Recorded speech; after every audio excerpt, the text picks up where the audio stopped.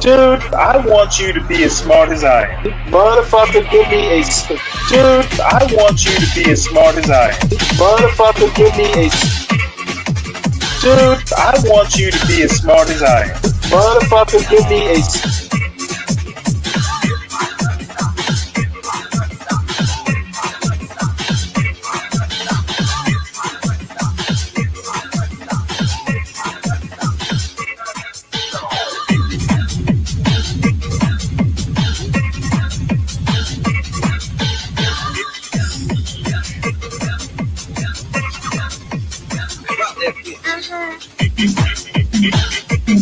Dude, I want you to be as smart as I am. Motherfucker, give me a specific...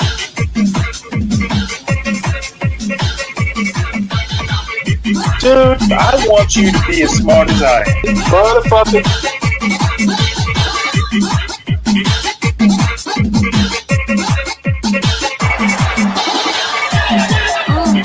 Come on out, you rapist!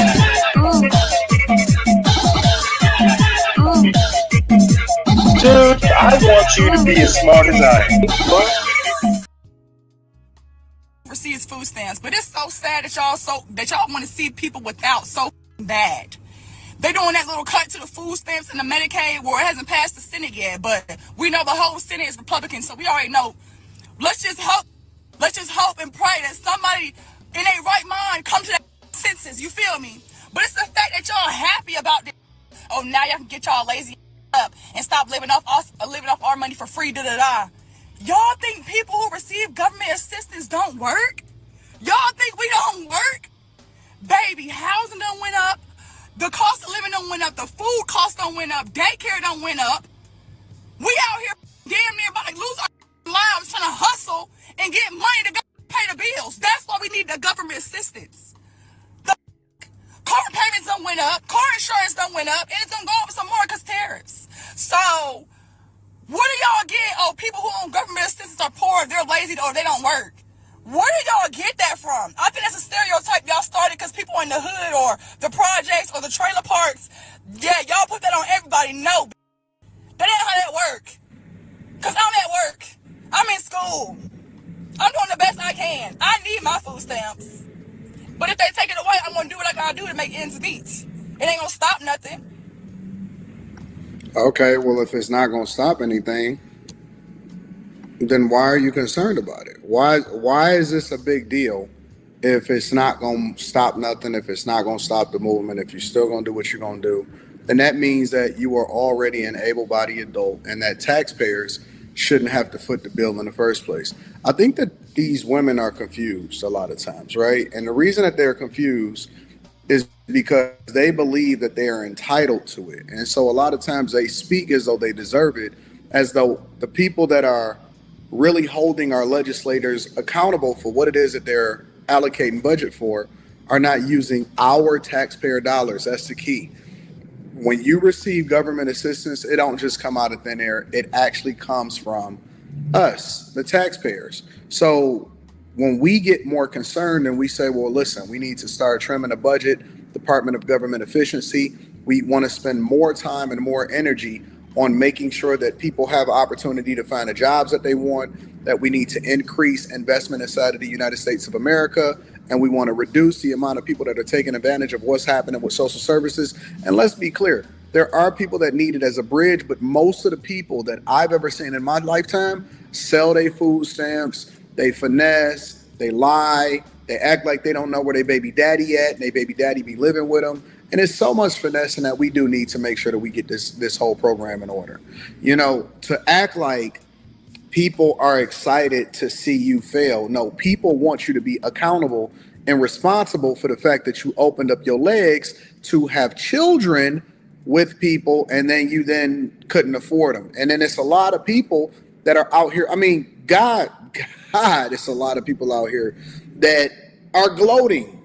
They are telling on themselves. They saying that they are lying to the federal government so that they can continue to get food stamps, and they still opening up their legs and they having kids. So what gives? It's got to be a balance, because there's a lot of people that are very careful about the fact that they are only having one kid, or they're choosing to wait to have children until they can, you know what I'm saying, get their money up, or they sufficient, or they got their bag and everything is good and all of that stuff. So what about them? Who helps them? I think that our government is now saying that we are going to help people that help themselves. This is a bridge. We are going to reduce it. In order for you to really even be able to qualify, you either need to be doing some community service, going to school, or you need to be working on your way and getting something that you can then sustain yourself. But I've seen people pass social services, welfare, Section 8, food stamps. I've seen them basically give the game and then pass it on to people that come after them. It almost becomes a generational curse. It almost becomes a generational curse. That's not good. That don't make sense to me. And it shouldn't make sense to you either. And just because you curse a lot, and just because you get angry, and just because you got a bonnet on, and you fit the narrative in the description, why are these women coming out here embarrassing themselves? You look like a food stamp welfare queen. You literally fit the description. You literally are proving a stereotype to be true. Y'all jump in y'all cars. Y'all make sure that y'all put y'all bonnets on. Y'all out here looking dusty as hell, and y'all don't even care about your appearance or yourself. You look like that's the way that you walk around every day. You have to go outside looking like that. And then you come on here talking like you deserve something, or talking like you actually contributed into society, when in reality you taking more than you give it into it. You use up all of the services, you use up the police service, you use up everything that we use our taxpayer dollars for, that we pay our property tax for, and then you sit here and you complain like you were entitled to it. You should be thankful that you're getting anything that you get. You should be thankful for. Ain't nobody trying to humble y'all. And yes, we do want a Republican that was voted on by the people, the same way that we had to suffer through the Biden administration over the last 4 years, and God knows who the hell was in there running that. And they think that, I can already tell that she's programmed to be on a Democrat plantation. I can already tell. Yes, the difference between Democrats and Republicans, and I explained this on the Millionaire Morning Show, and y'all need to tap in. The difference in general between people that understand politics and understand policy, the difference between Republicans and Democrats is largely this. Democrats think that the government exists so that they can continue to take more from other people that are productive in society to serve them. They believe that they need to take these diversity, equity, and inclusion programs and make it law. They believe in the Victim Olympics. They believe in giving away our money and not putting America first. The Republicans really only believe in removing and making the government smaller so that you can do whatever it is that you want to do with your money. That's it. The Democrats believe in spending other people's money more egregiously. The Republicans believe in being able to do what we want to do with our own money. We believe in no censorship. We believe in communicating effectively. We believe in smaller government, and we believe in choice. The choice to be able to choose what you want to do. You can choose to buy an electric vehicle, or you can choose to buy a gas-powered vehicle. But ultimately, we're going to put Americans first.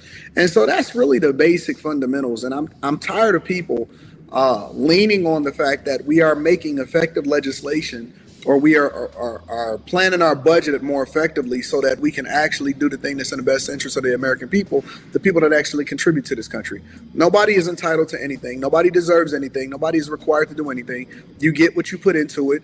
And it's not up to you to determine what's best for you if you are then dependent on somebody else to feed yourself and feed your children. It's really that simple. You can't have it both ways. Either you want it or you don't. And if you want it, these are the stipulations and the qualifications for it. And you should be appreciative for anything that you get. And the only thing that you deserve is what you work for. And so that bad attitude and all of that flip neck and all of that stuff, ain't nobody going for that shit no more. Don't nobody care. You don't even have the power to go out and feed yourself. Oh, I'm doing the best I can. How is that our problem? God bless you. You're welcome for us contributing into what you got going on. But that is not our problem. It's as simple as that. Always like to link back to the content creator. Make sure y'all tap into the Patreon. Link is in the description. Teach Hanley 40% off your... Morning, everybody. This is a pop-up show, hence the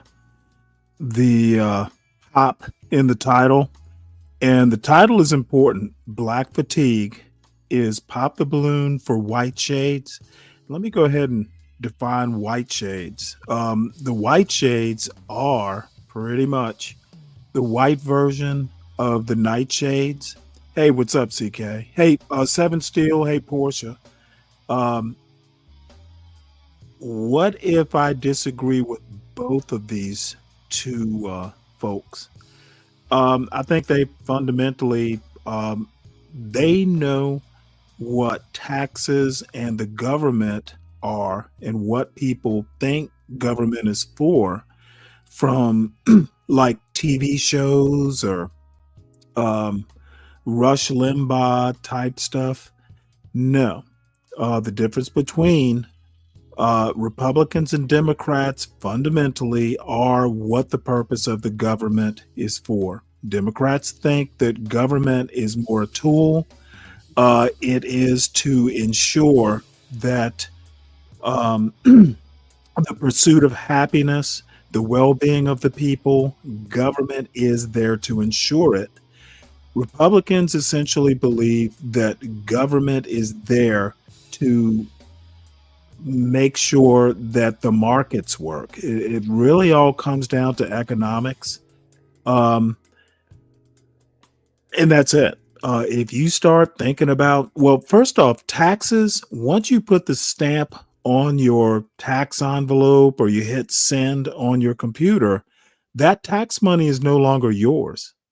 The money is yours until you pay what the law requires you to pay to the government.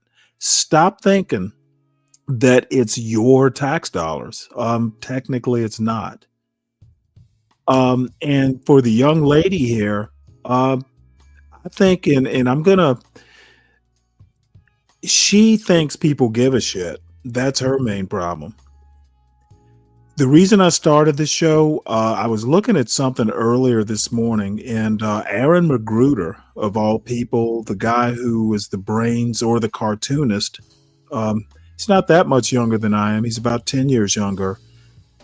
Something a little 15 or 20-minute speech he gave back in 2003 has suddenly surfaced in the black fatigue nightshades or white shades are starting. They're using his speech as some sort of fundament for this black fatigue argument, which I think is just basically black fatigue.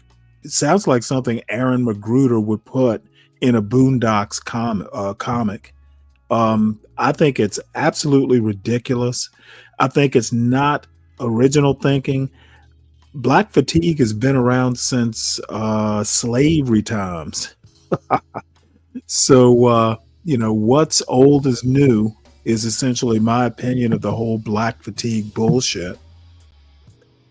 So, we have heard Anton Daniels. And by the way, Anton Daniels is kind of my new fascination with, you know what? He's well reasoned. I think he's very articulate.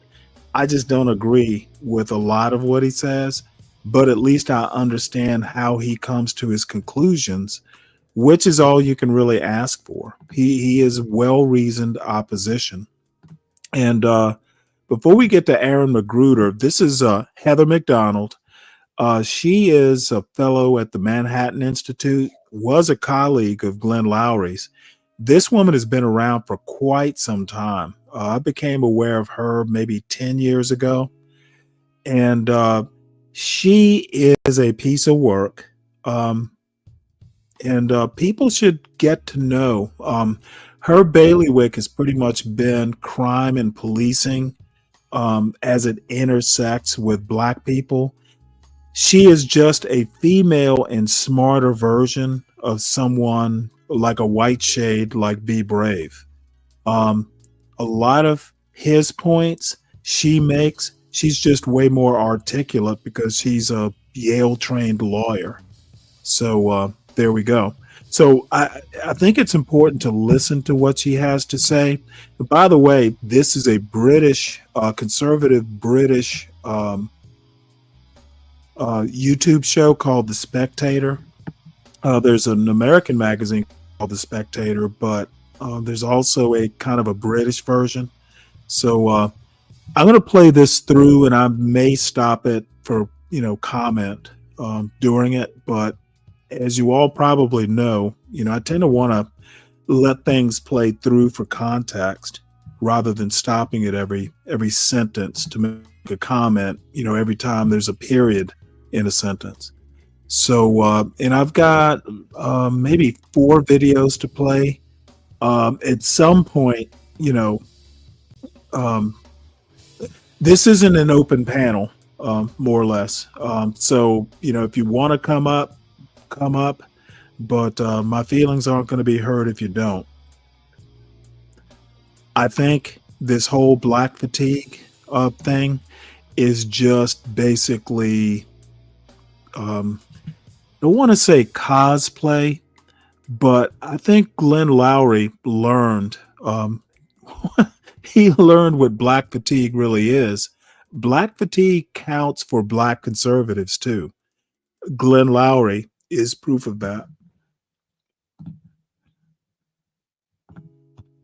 If they're not getting hired or promoted, it's not because they're Jewish, it's because they're white and they're male and they don't fit into the intersectional categories. Hello and welcome back to the Americano Show. Today we are going to be talking about Black Lives Matter, the second in our series about Black Lives Matter, because we are approaching the 5th anniversary of that summer, that extraordinary summer of 2020, when the world seemed to be going madder than ever. And I'm delighted to be joined to discuss this subject by Heather McDonald, who is a fellow at the Manhattan Institute and the author of When Race Trumps Merit. Heather, you're joining us from California. Thank you for coming on. 5 years on from Black Lives Matter, how do you look back at that summer? It was a summer of absolute anarchy and the near collapse of civilization, whose effects continue to be felt today every time an American goes to a drugstore and finds that the toothpaste is locked up and the criminals who are at risk of stealing it are not. That's what John Galt was doing the other night.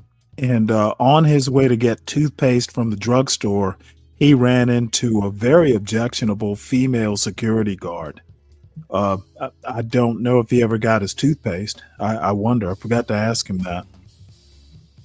We have ratcheted down our expectations for civilized behavior.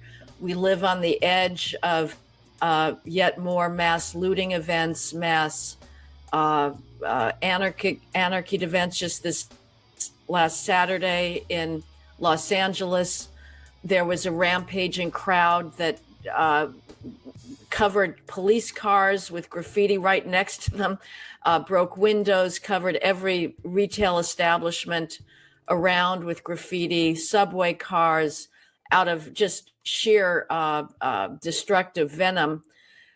So the perpetrators of the violence of that summer that we've put out of our mind, it's kind of like our response to the COVID insanity. We've just decided, let's not look back at that. The perpetrators were barely punished. We hear constantly about the January 6th Capitol rioters and their punishments, and anybody that was engaged in violence and attacks on officers on January 6th, of course, should be punished to the full extent of the law. But the people who spent days ransacking businesses, stealing from pharmacies, that have resulted in permanent closures and decimation of business districts in Minneapolis and elsewhere, we never hear about them. And the message was sent that this type of behavior will be justified in the name of, and I put this in about 3 levels of scare quotes, racial justice. If that summer of 2020 was the sort of peak of near anarchy in the US, it's often said or thought today that the Trump administration is a kind of corrective to that. But from your description of America today, you don't think the correction has really happened yet? Well, it's a question, what happens to a civilization when there's that degree of anarchy with no consequences? And we've had outbreaks since then of similar contempt for the law, whether it's the celebration of the cold-blooded assassination of a healthcare executive by Luigi Mangione, who became a folk hero, whether it's the attack, the terroristic attack on two workers for the Israeli embassy several weekends ago, these and the attacks on Tesla dealerships, Tesla cars, the idea that you get to engage in violence for causes that you believe in, I think has been normalized to a certain extent. Now, what the significance of the Trump election was is up for grabs, and everybody wants to read into any event his own favorite causes. So, of course, yes, I, as somebody who has opposed racial victimology, who opposes disparate impact analysis, who completely disagrees with the analysis that America is today systemically racist, would like to believe that the reason Trump was elected was because Americans have finally said enough with the race grift. We're not going to, the heterosexual white male is no longer going to accept being demonized on zero grounds. But I'm not sure. It may be that Trump was elected because the economy was bad or because he promised to close the borders. That having been said, he certainly has been very busy in rolling out executive orders that do take head on the lies that the Black Lives Matter movement embodied, above all with regards to white Americans' inherited collective guilt and their ongoing alleged activities of white supremacy. Well, a lot of those ideas, neo-Marxist ideas, they're often called, come from academia and universities. And some of Trump's executive orders and some of his actions since he's been back in the White House have been to directly take on that sort of thinking in American universities, most notably Harvard. Do you think he's had any success there? Do you think those executive orders will bear fruit? Oh boy, is that a tough question. He's had success to the extent that there are a considerable number of universities who have actually disbanded their diversity bureaucracies. Of course, many of them have merely rebranded them. You have the same Diversicrat that was in 2023 promoting books like Against Assimilation, Why You Should Not Try to Act Like White People.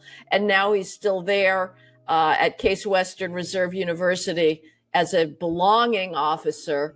So there's a lot of fast business going on, but there are some schools that seem to have truly made some difference in their, at least in their bureaucracy. But he's also created quite a backlash because his means have been arguably beyond the legal authority that he has. He has not followed some arcane statutory and regulatory procedures for defunding universities, for punishing them under our civil rights laws, for discriminating against whites and Asians and Jews.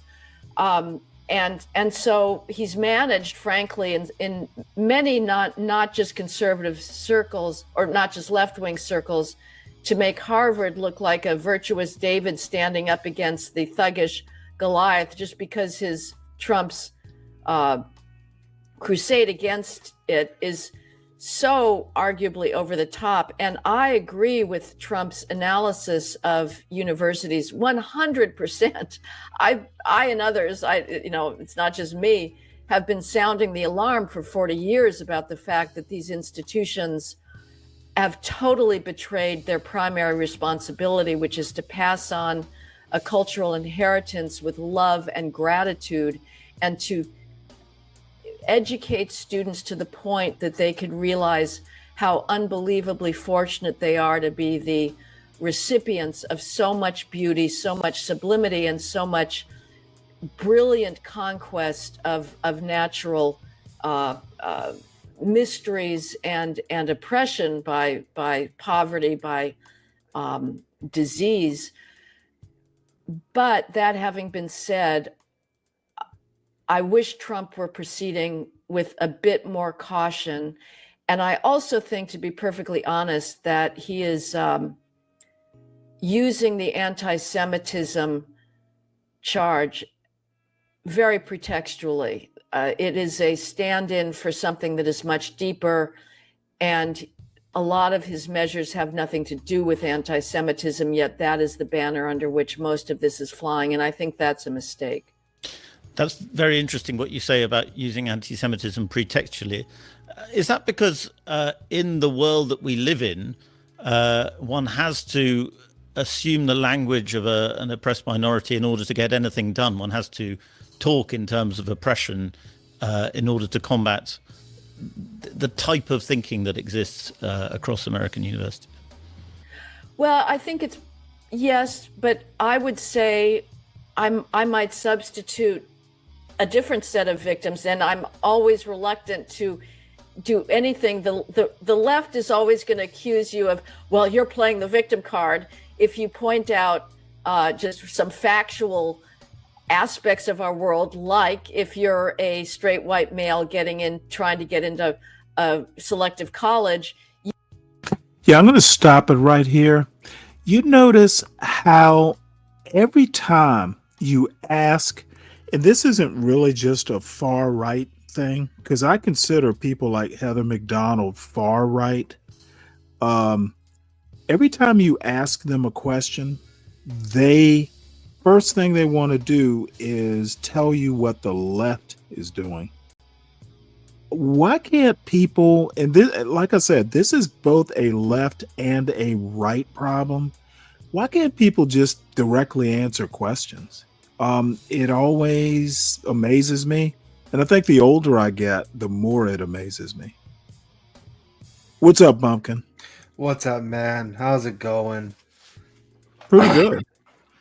Well, going. welcome to this pop-up show. I had no intention of doing a show until something hopped into my algorithm, an old speech that Aaron McGruder did back in 2003, which will happen hopefully after Heather McDonald speaks. I'm just trying to figure out why people, first off, can't just answer direct questions.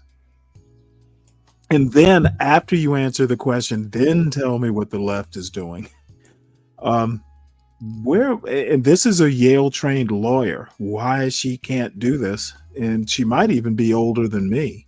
So anyway, Bumpkin, I'm sorry. I wouldn't have started this show had I been like, what the fuck are these fools talking about?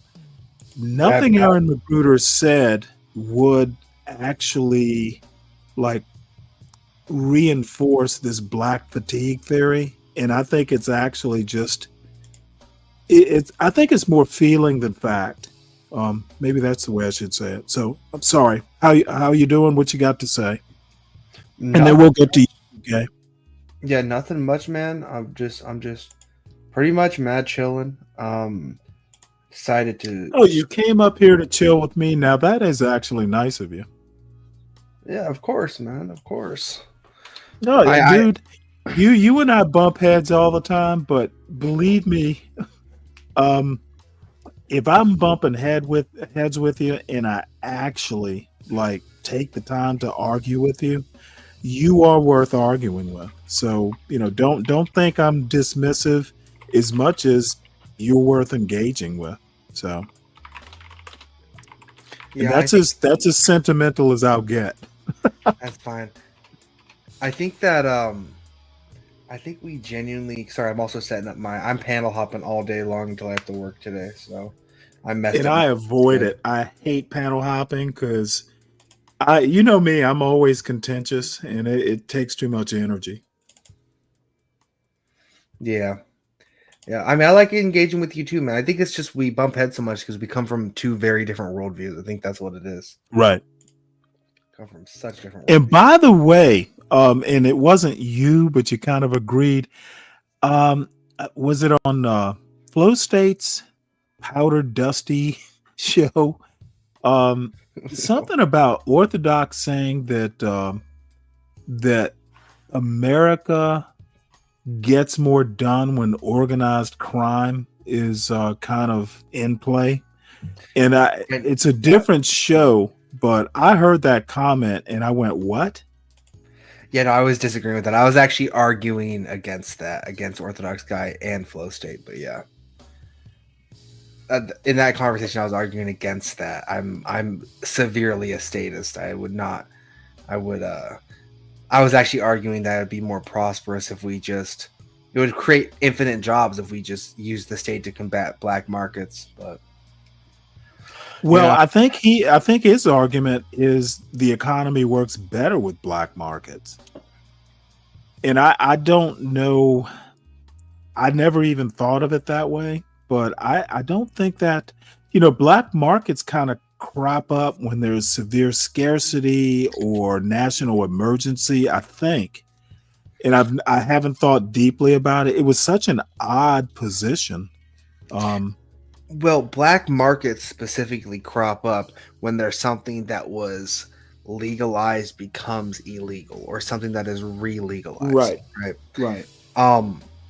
Now, like, for instance, if for some reason, I don't know, let's take a drug like methamphetamines, right? We have a black market for methamphetamines because prior to the 1960s, methamphetamines was something you can get over the counter. No one knew the real proper effects that methamphetamines had on the human body,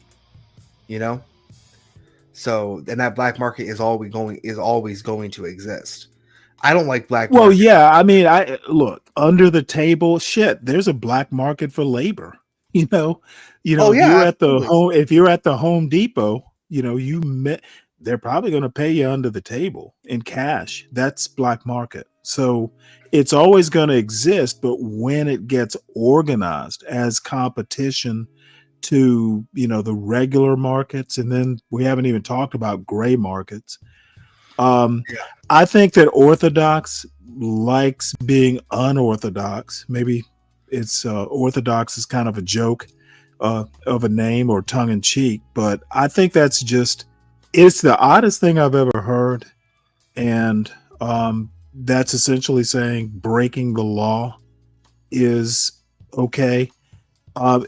In a way, it's very MAGA, because I think Trump is, pushing some boundaries. So anyway, I'm going to get into that rabbit hole, but I'm going to think about it. It might be worth a show.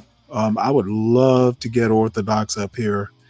I won't beat him up because I need to know more about his argument.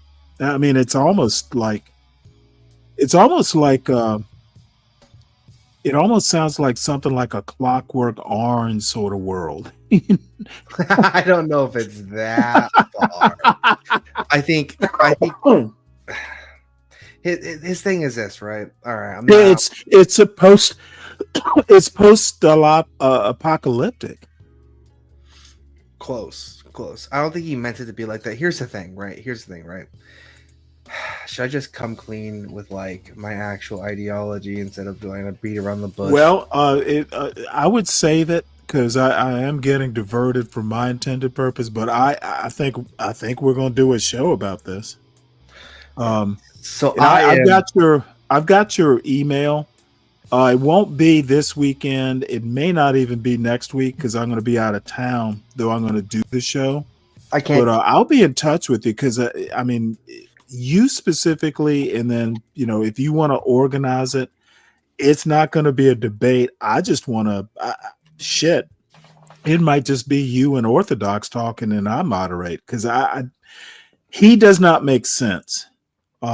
He makes sense when you think about, okay, so right, me and him share a very similar ideology, all right? Right? I'm not gonna lie to you, Stanley, okay? What is it, anarchy? Like a right anarchy? Fascist. I'm a fascist. Oh, okay. Yeah, okay. Well, that's easy to deal with. Yeah. That's my ideology, right? He is also a said fascist, but he has very libertarian leanings. Because he's more Americana. Well, then how can you be a fascist libertarian? Well, because he's a lot more Americana with it, because there's a lot of like libertarian leanings when it comes to living in America, right? Because a lot of our basis of freedom is off of like Well, the libertarian. way I understand fascism is it's actually, capitalism needs to be its economy. Anarchists or even libertarian, to me, libertarians are like very local. They basically wouldn't even want, and there's so many types of libertarian, so many types of anarchist. Um, so If we want to talk about the fascist economy, I can do that all day long, buddy. That's my actual forte. I'm just dropping. okay, well, completely. let's table it, and I'll get in contact with you because it's totally fascinating. So let me move on to CK. I will be in touch because this is a whole show, dude. I am fascinated. I don't like dropping the veil that much because a lot of my subscribers have libertarian leanings, or they're Well, we can do it on your show. We whatever format you want to do it. It doesn't have to be on Stanley versus the World. It can be, it can be on Orthodox's show. But I must know more, and not that I'm a fan. I'm just like, what the fuck are y'all talking about? It is literally, and I could just be old and ignorant, but it literally sounds like something that would exist in a Mad Max movie.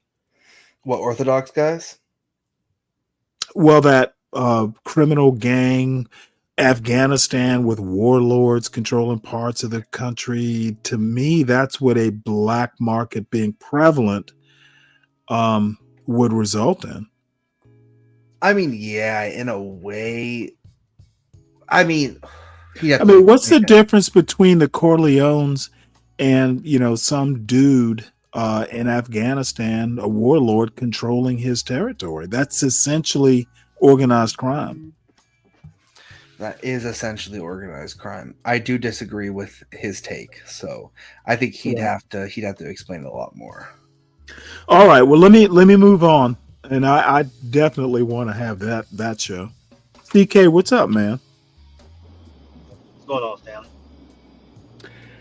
Oh, nothing much. Let me set the stage. Black Fatigue is the show today because I've had problems ever since it's reared its ugly head. And I think the patron saint of Black Fatigue, and I have to say he was ahead of the curve on this, is Be Brave. He has had white fatigue for who knows how many decades. And like I think I made the comment, maybe I didn't. I was just thinking about it. Is Heather McDonald is a better educated and female Be Brave. She's saying a lot of things that Be Brave does, and she's a Yale law graduate. So, but I still think she is fringe. I think Be Brave is fringe, and so. She's wearing blue glasses. Maybe if she wore a blue mask and wore shades, that would be. CK dropped out. He must. Yeah, he might be on his way to work or something. He must be driving. But he'll be back. So anyway, let me go ahead and play this. Mayo Monkey, good morning. And I know you have white fatigue. I'm sorry, black fatigue. Completely penalized. That's just fact. That's not playing a victim. The reality in our world today is black privilege, not white privilege. There's not a single mainstream institution, whether in academia or in the business world, that is not tying itself into knots to try and hire and promote as many remotely qualified blacks as it can. But white males have a very hard time getting into medical school, into law schools today. By the way, that white males getting into med school goes back to the Bakke case back, I think it was 1978. There was a whole kerfuffle about the Bakke case, Bakke. So look up that case. It's a Supreme Court case. And that was actually kind of the beginning of the dismantling of affirmative action. So if y'all are right of center and you want to talk about, white males being oppressed, now I'm not that kind of smart, but I was a kid in 78. What was I? Probably 12 or something. I remember the Baki case, and that was the beginning of the end for affirmative action. Now, maybe at least that I noticed.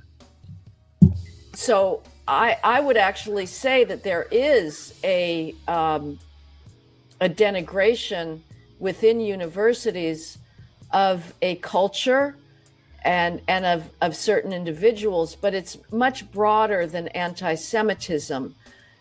It's as you know very well, Freddie, because you've been articulating this, it's a hatred for the entirety of Western civilization. The primary attitude of academia today is what the philosopher Paul Ricoeur called the hermeneutics of suspicion. Anything it takes up from the West will be done in order to deconstruct it, to show that it's a power play. And so that's the key fact of universities today. The idea that their primary characteristic is anti-Semitism, I just think that's a bit facile. Yes, there are totally ignorant students that are involved in this group mania of conformity to feel like they are united against a enemy, which is Israeli Zionism, and that they are defending this underdog, which is the Palestinians. These students know nothing about the history. It is completely an ignorant reaction. But that, I think... And this is where I will actually kind of agree with Heather McDonald. The students are ignorant.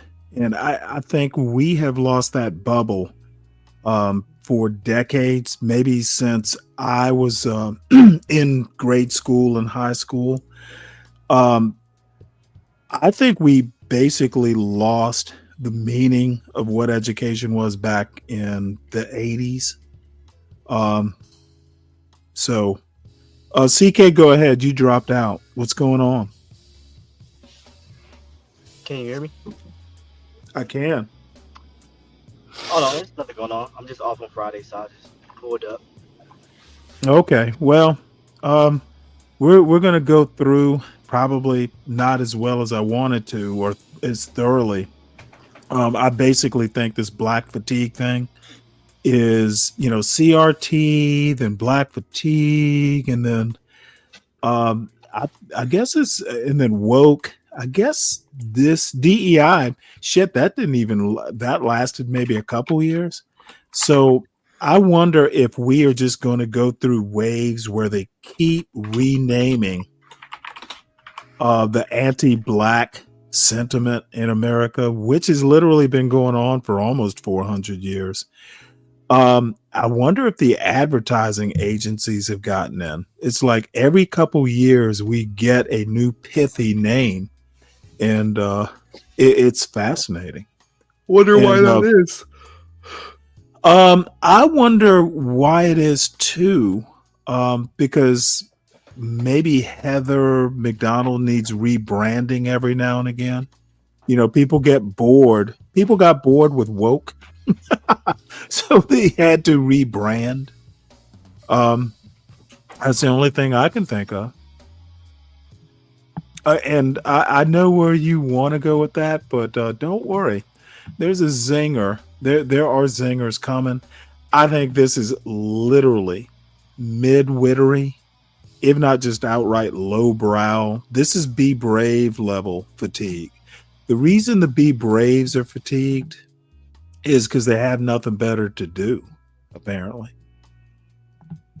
That is going on. There are professors who encourage it. There is certainly a circumambient ideology against so-called, colonialism. We are in a post-colonial world, but let's be honest, Jews per se, in hiring, they're not discriminated against the way they were 70 years ago. It's not that they're not being promoted because they're not seen as clubbable in the WASP Country Club in Greenwich, Connecticut. If they're not getting hired or promoted, it's not because they're Jewish, it's because they're white and they're male and they don't fit into the intersectional categories. So, I don't believe that Alan Garber, the acting president of Harvard, is anti-Semitic and he is Jewish, but or his bureaucrats are. Now, some people in the diversity bureaucracies, those intersectional individuals, there's probably quite a few who are more conventionally anti-Semitic, and that correlates with being Black. Let's face it, there has been historically anti-Semitism in the Black community, and you see that now in the anti-Israel movement. What is this chick's But deal generally, with Israel? What is I going think on? that what ails the university. Well, she is literally like a very pro. You could probably even call her a Western chauvinist, Western culture chauvinist. She is like so just pro-West. It essentially what it winds up being is a lot like Be Brave, and he is very like white culture is like the end all and be all of humanity. She is literally in that same vein, except she just has more education and is way more articulate. She's a Western chauvinist. She just knows what Western culture is, where I'm never sure, Be Brave and that ilk even understand what Western culture is. Israel is not Western culture, though. It has so many emigres, at least way back in the day, that were Eastern European. That I've been to Israel. It is very cultured. Yeah, it's cultured. It is literally very Western. Like I said, I literally, like, one of the first, it wasn't the first symphony. I literally had a front row seat. Now I was in the Navy and it was like a USO thing, but I literally had a front row seat to the, I think it was the Israeli Philharmonic, and I met Zubin Mehta backstage. They took me backstage to meet the conductor and everything. I had no idea who Zubin Mehta was until about 10, 20 years later. That motherfucker was super world famous as a conductor. They are very Western. Now, maybe you can make the argument that they're kind of a fusion, but believe me, Israel is not like Saudi Arabia, and I've been to Saudi Arabia too. So yes, they are very Western. Yeah, I get that. But I don't know. She seems like a very Zionisty type, which I'm not. No. She's very. I mean, look, Israel has an intersection with the religious right in the United States. There's so many dual citizens, etc. She is pro-Israel. She is anti non-Western. Israel is the little Western desert in the middle of the desert. I'm sorry, a Western oasis in the middle of the desert. So just maybe somewhere like Syria might have been, or even Iran way back in the day. But Israel is a little Western oasis in the Middle East. I mean, I'll be real with you, just off that basis alone, the fact that she's throwing and being pro-Israel, and she already gets, I'm already knocking her off the totem pole. I'm not gonna lie. Oh well, I'm sure her feelings will be hurt. Her feelings better be hurt. Universities is not anti-Semitism. It's anti-Westernism. It's a complete just violation of their entire reason for being. To what extent does that anti-Westernism overlap with anti-whiteism? Because I mean, if a government were to try and take up, the sort of the whites of rights, it would quickly be accused of being white supremacist and so on. So, to what extent can Americans really talk about the hatred of white people in a fair-minded way? It's absolutely tantamount. They are the same thing. Anti-Westernism and anti-whiteism are identical. And yes, it is very interesting to see what's happening in the Trump administration. One of his main aides is Stephen Miller, who was... by the way, let me stop and thank Lupin for sponsoring the show. Y'all have really been nice to me over the week and over the months, and I certainly appreciate it. I know I'm a little bit of a little bit of an annoying character, but those that rock with me, I do appreciate it. Involved in the first Trump administration. He started out working for Jeff Sessions, who was our strongest immigration hawk in the Senate. Sessions was Trump's first attorney general in his first administration, and then Trump, in one of his typical adolescent tantrum fits, fired him. Sessions put in many of the pro-border policies that are now being reinstated in the second Trump administration, and he also put a real limitation on police consent decrees, which again has also been recently done by the current head of civil rights in the Justice Department, Harmeet Dillon. Stephen Miller was a border hawk during Trump 1. Then in the interim period, he founded a private law firm, a nonprofit law firm that did litigate on behalf of and try to tear down anti-white policies in government.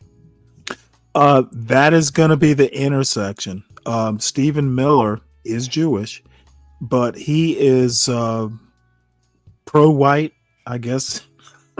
He's not anti-white. So hopefully you will start seeing this is the wonderful thing. Just about politics in general. When they say politics makes strange bedfellows, there's a reason that little aphorism exists. Stephen Miller is about as pro-white as a Jewish man can be. And in private sector. And I suspect so is Netanyahu. There's a whole Ashkenazi strain that runs through Israeli politics. Yeah, but and now he's back in the administration, and you. Oh, I'm sorry. What? It's separate though. It's kind of like they're. Oh wait, hold it. Hold. How is that strain separate? You mean in Israeli politics? Yeah, they pretty much run the government. yeah. Well, the United States government, absolutely. No. Israel. Yeah, the Ashkenazis pretty much run Israel. Yeah, and they're Zionists, which they separate themselves as a group of. You know what? I'll have to take your word for it. Because to be honest, I don't give a shit. Zionist or not, I don't get that wrapped around the axle. That's their problem. Now, if Zionism is running the United States government, I might take a little bit more notice. But I think that Trump has Stephen Miller as a special advisor. Maybe you could call him a Zionist, maybe not, but he's also, got MBS. Is that his initials? Let me put it to you this way, and at some point I'll get around to this. The West runs on capitalism. It is why slavery in America happened. It was an economic fuel for the capitalist engine. Zionism, et cetera, et cetera. Yeah, there's religion involved. There are just offshoots, but in the end, it's all going to be about the money. That is the one thing that's the most dependable thing in Western culture, at least modern Western culture. It's always going to be for profit. And if you start hurting bottom lines, that's why Elon Musk, he's contending, over tariffs with Trump. Dude, he would be going strong had Tesla not got its ass kicked as far as profit and all that. In my opinion, it's literally going to be Western culture's demise. And I'm not a Marxist or anything like that, because Marxism, while a good critique for capitalism, it's all going to be about the money. Even if we were a strict Marxist, planned economies and all that, it's still about the money. Yeah, it's a good critique. It's not very good solutions. But okay, well, Marx, see, people, much like CRT and all these things, they want solutions in critiques. They want to build off the critique to make solutions. Marx wasn't a solutions guy. He was a critic. He did. Derek Bell with CRT was not a solutions guy. He was a critic.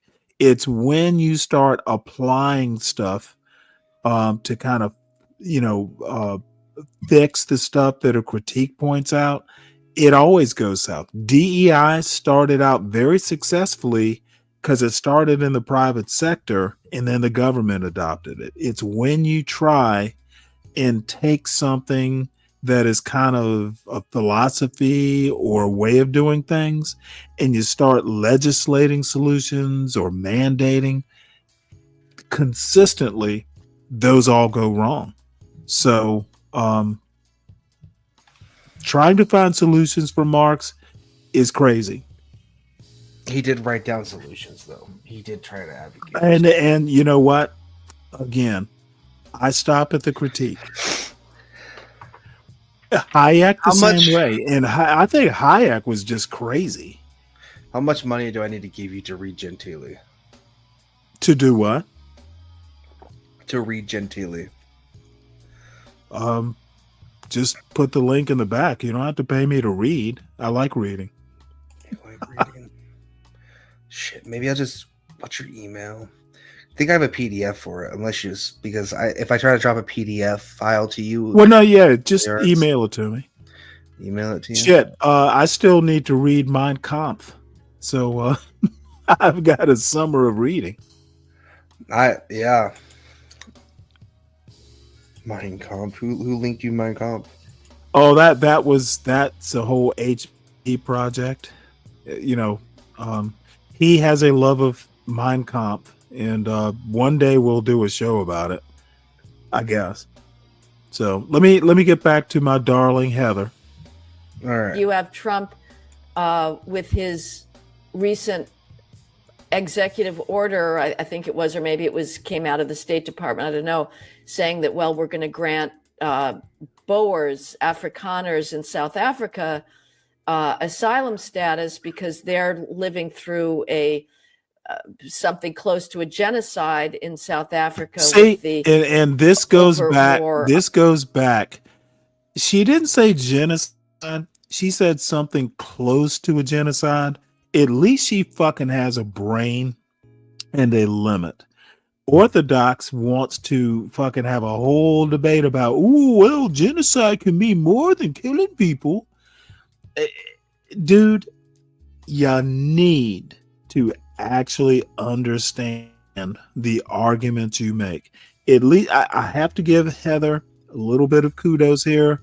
Close to genocide is not genocide. Thank God there is someone with a brain on the right. I mean, I'm the one that was on their land holding and genocide. I'm sorry. No, it wasn't you. Was it you I talked to? It was Orthodox. Because I challenged him on that, and he started going into, well, genocide can mean something like taking away, the means to make a living, that sort of thing. He started. It was something about the UN. Yeah, the UN gives a definition of genocide, and that's the utter. Well, I actually went up and looked at the UN definition. Didn't support Orthodox's argument. Now, I didn't read the whole thing. I just kind of did the AI thing. So I didn't get deep in detail, and I could have missed something, but nothing the down and dirty Google did sounded like anything that's happening in South Africa. I believe it's genocide when there are a bunch of white people in a refugee camp. And murders. And this has created just an absolute level of hysteria in the American media. He's playing white politics. How dare he say that whites could ever be the victims of discrimination? This was foreseen. This moment was foreseen years ago by the race hustlers in academia, who came out with this formula saying that there can never be, by definition, there can never be discrimination against whites because. Yeah, they're doing the same thing. Heather McDonald is doing the same thing that a lot of people say who are race hustlers. In my opinion, she's a race hustler. Okay, you want to take every little like minor person who writes something and make a big deal out of it. This is the other thing. Heather McDonald is as big a race hustler as anyone she criticizes as being a race hustler. These people just do not understand the nature. And this is why Heather McDonald will never go on a podcast or a YouTube show that is oppositional. That's the other thing. Echo chambers are like, the little feathered warm nest. These people, and I have to give Glenn Lowry a little bit of credit. He will go on in his older years. He never did it when he was younger. You will never get Heather McDonald on, say, a Brianna Joy Gray show or anything like that. It's always got to be someone who gives her softball questions and kind of let her spout that she's a little too sophisticated to be called a Karen. But I'll have to think of a higher, a more classy name to call her. But she is really a race hustler too. This white grievance, the people that are pushing, America's white guilt hangover. I assume she's talking about black fatigue. How is that not race hustling? Discrimination is a combination of power and privilege. And because whites have power and privilege, they can never be discriminated against. It's only blacks who can ever be discriminated against. And so that would, come into play again here with the left saying that by definition, no white can ever be the victim of discrimination. Who the fuck on the left says by definition no white can be discriminated against? Again, this hyperbolic bullshit that race hustlers like Heather McDonald wants to push. She is essentially the white version of what's his name, Tariq Nasheed. Now that's a little hyperbolic too, but whoever said that white people can't be discriminated against? They kind of, at least in the United States, they kind of invented discrimination. So there was no non-white input in the Constitution or anything like that. So they're making it up.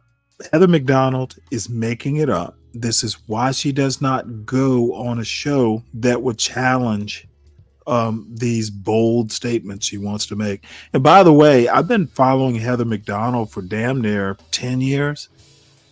She is at the Manhattan Institute, and I just don't see her as any different than a race hustler. Orthodox, you're here. Yeah. I was watching somewhere else and I heard you mention my name in the genocide. And you know what? I'm not particularly interested in, taking that up farther than I disagree with you. That's a whole nother story too. We don't have to debate it. Oh, good. I'm glad we don't have to, because we're not. I'm just here to say you're wrong, and the definitions of genocide is clearly posted. By better people than you or I. I looked it up, and I disagree. And there are no better people than you or I. Fair enough. We are pretty great, aren't we? We are the champions. That is true. I will agree with you there. Oh, how you doing today, Mr. Don't Stanley? be acting all fake humble. No, I'm doing pretty good. How are you doing? I'm doing well. It was a while. I was like, I guess I'll hop on and say hey to Stanley. And Bumpkins. Well, that's nice Bumpkin wouldn't drop the link like a hoe. Not linked here, but linked to his. I was like, damn, Bumpkin. Yeah, well, let me tell you something. Having you and Bumpkin up here is actually kind of a privilege. So, well, I do enjoy talking to you. Believe it or not, it's worth it. I believe challenge. It is a challenge. It is a challenge. You are educated. Plus, like me, you are a Georgia boy, and that is the greatest. Us Georgia boys have to tell people. Hey, how you know great what? Georgia That's why I say you're the best. Thank you. You too, Stanley. You are the best adversary comes from your home state. The best friend comes from your home state. It does not matter. Georgia is the greatest place on the face of the earth. You know what, though? The funny thing is, it is very provable. I didn't even realize how, people keep telling me that Georgia's a purple state. And I keep going, no, it is a red state. But it's a little less red than somewhere like Texas. But let me tell you how great Georgia is. And I would actually vote for Brian Kemp if he ran for president. I think he's a great guy. He did some things during that Ahmaud Arbery case that I'm like, damn, you know what? That dude, we will not agree, about 95% of the time, but I will never say he's a racist of any sort. That motherfucker stood up and, made Pete. You notice a lot. You don't get a whole lot of pushback from the black community in Georgia against Brian Kemp because Brian Kemp's a good guy. Well, the thing about it is, like, specifically with the Ahmaud Arbery thing, right? Mm-hmm. The people who perpetrated that, even though technically speaking, citizen arrest, that sort of stuff is legal, they went too far. And what did Kemp do? Because that law was like from 1856 or something. He fucking got it abolished. Well, they should have just minded their own fucking business. I don't get that. You know what? And the thing is, because I watched the trial. I watched almost like pretty much the whole trial. And I was just amazed. And the funny thing is, years ago when I was a kid, um, my parents did an addition to our house rather than move. And it's a different show. There's a reason why they didn't move. And one day, I'll probably talk with John Galt about it one day.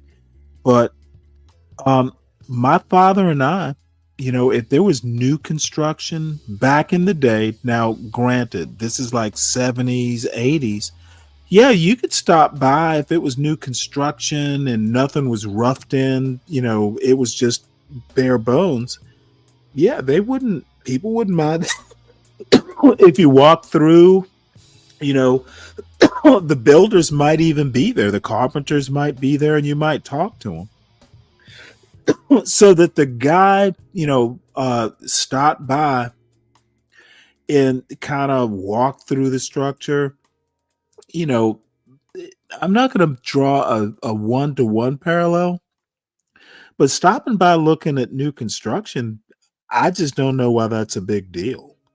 I don't either. I know that people try to say, "Oh, he was scoping it out," but there was no proof for that, and it's just. Well, yeah, but the thing is, I'm gonna lose my racism card if we keep on here, Stanley. Well, no. You know what? Fuck all that. What I'm saying is, I don't know. To me, and again, I'm older than y'all, so times have changed. I get accused of Stanley, you're out of touch, and I can't fight that argument. But I honestly think that how much are you going to steal wearing running shorts? You're not going to be able to put a bunch of shit like power tools in your running shorts. And I've seen the video where the guy Arbery ran away and they fucking hunted him down in trucks. I mean, that was just vicious. It did not have to be. And I'm actually proud of Governor Kemp for like, no. This is a little bit too antebellum for the 21st century. These wasn't no night rides now. They did this in the broad daylight. Oh man. And then the defense, and I know I'm going too far. I'm going to have to come back to Heather here. But the deal is you know what? If you got a shotgun pointed at you, hell yeah, you're going to go for it and try and put it up so it doesn't shoot you. I just think, and I'm not sure that Ahmad, and I don't remember a lot of the details, but he wasn't 100% all there. Whatever it was, he wasn't all there. That Southern term. Mm-hmm. There might have been a marble or two, that weren't well placed. He might have lost them. On, but nobody's home type deal. Well, I don't know the case, don't remember the case that well, but he was not a threat. He was not an imminent danger to the good old boys who chased him down. He was not an imminent threat. That's what I don't understand. He had no weapon. He was wearing running shoes and fucking running gear. How was he a threat? Beats me, Stanley. Beats me. Well, that's why. And this is the black fatigue. Those three boys, those good old boys had black fatigue. Black fatigue. Hey, stop coming by this new construction and making us uncomfortable. We're gonna hunt you down and show you our fatigue. So, it's a dangerous precedent. This black fatigue stuff can do.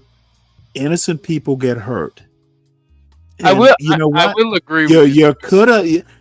I can't remember if they put up a no trespassing sign. I don't recall it coming up. If you don't want people on your property, put signage up. They might have, but I don't recall that coming up during the trial.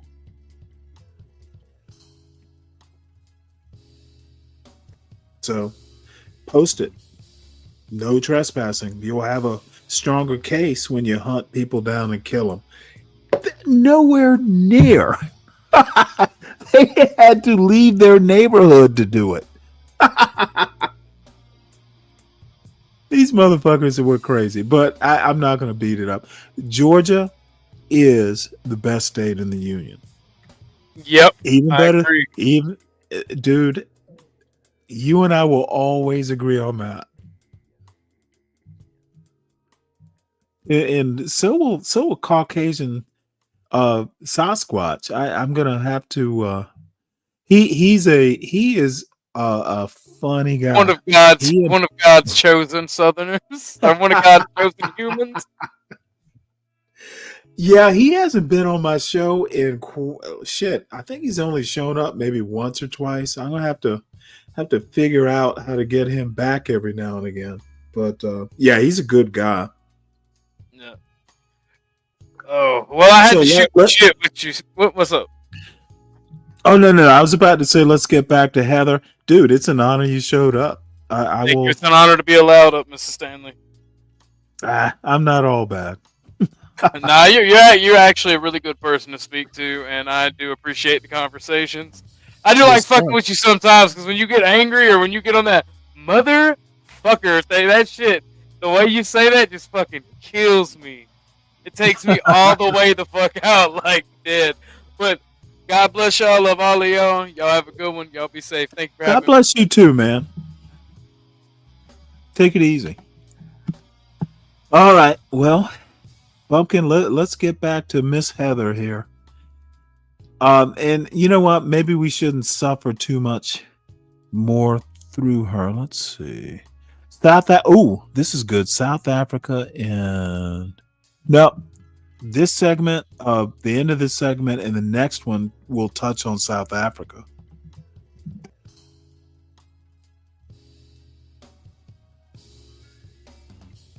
Discrimination. So Trump is coming very close, and may have in passing at various moments to saying, yes, in fact, it's white people who are the targets of discrimination today.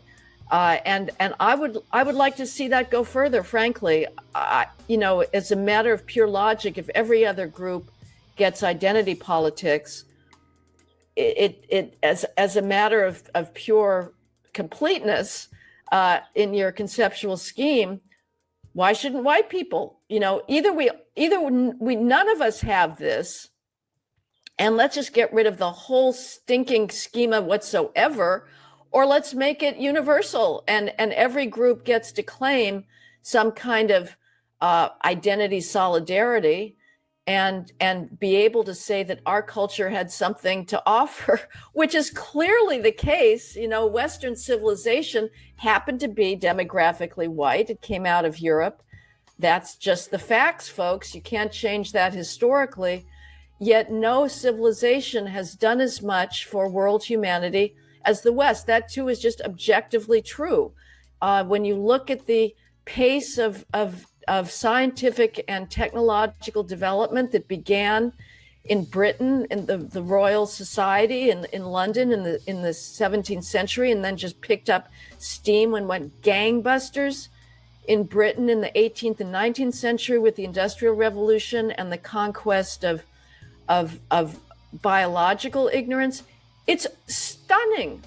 Everything we look at in our world today is a product of Western innovation, and our political theories are also a product of Western civilization.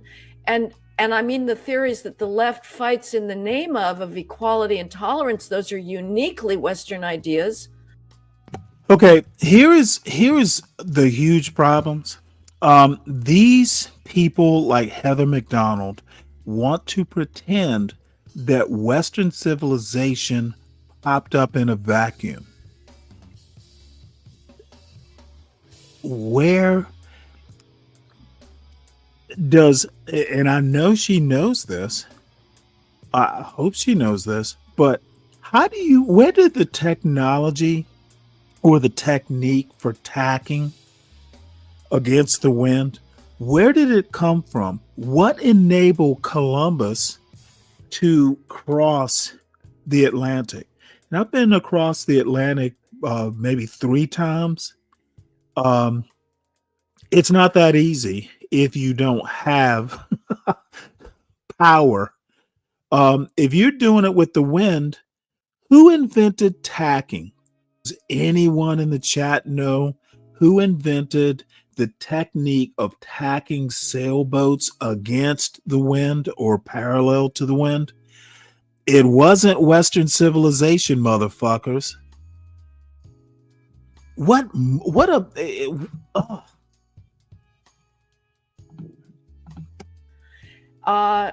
And yet we're only allowed to say that we're the source of oppression. And again, like, you've got some great thinkers there, Nigel. Yes, Whitler, you're the source of oppression. Exploded that myth, and we should know that. Does she not know that literally oppression was put into law? What the fuck is this? How do you get a Yale degree and make these kind of egregiously flamboyant statements with no pushback? You don't come on a podcast or a show that asks you hard questions. That every other civilization has been as imperialistic, as ruthless, as cruel, as slavery perpetrating as the West, but they all get a free pass. Well, I suppose another thing that Western civilization has created. Okay, you know what? I said that Heather McDonald was a version of Be Brave, a female, somewhat prettier version of Be Brave. I've changed my mind. She is Ryan's doppelganger. No. Again, Western civilization did not pop up in a vacuum. It didn't miraculously appear.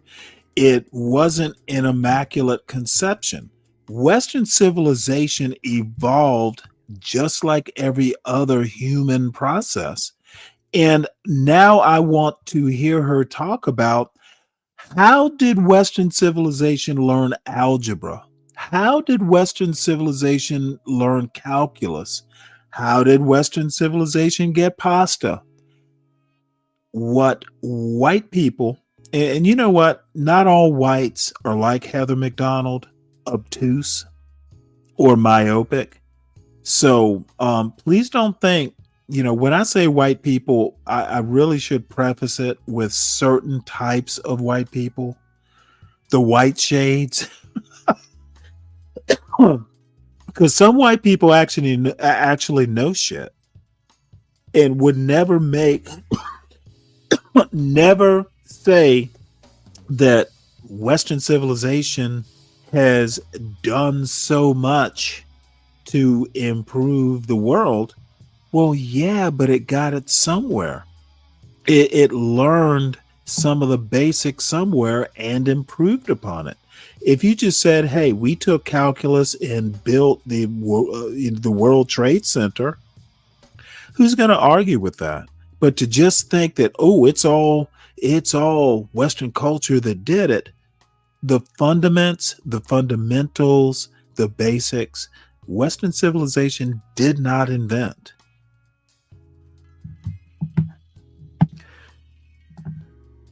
It was the Greeks who invented the concept of hubris and gave it a word. Is this self-criticism that sometimes pushes it towards self-destruction? To me, this is the big question of our time. What is it about the West that has led to this suicide, that has led to this obsessive focus on its largely phantom sin? I would actually say it's the notion of karma that is basically fucking up Western civilization. You got too many Heather McDonalds. You got too many John Galts. Motherfuckers who don't know shit. They know that white people invented shit, but they don't know how white people invented shit. White people did not hatch. They evolved. ends. Oh, and by the way, the concept of white was hatched more or less, but it did evolve as well. White people, y'all, I don't even know what to think other than white people didn't invent shit because of their genetics. Where did it begin? Does it begin with Plato? Does it begin with the idea of philosophy as a critique of received concepts, that you cannot take any authority for? Now look at this silly bitch. What she doesn't understand is that Greek philosophy wasn't hatched. She thinks Plato just kind of hatched from an egg and he was Plato. Greeks learned stuff from Persians and Egyptians. That Mediterranean is a very interesting mixing bowl. Whites did not just learn shit because they were that smart. For granted. Now, obviously, authority had a very strong hold on Western societies, on nations, on thought throughout the next 2,000 years. It wasn't as if Plato turned everybody into knee-jerk deconstructionists. And once again, Ryan, I did not say Western civilization invented oppression. They perfected it.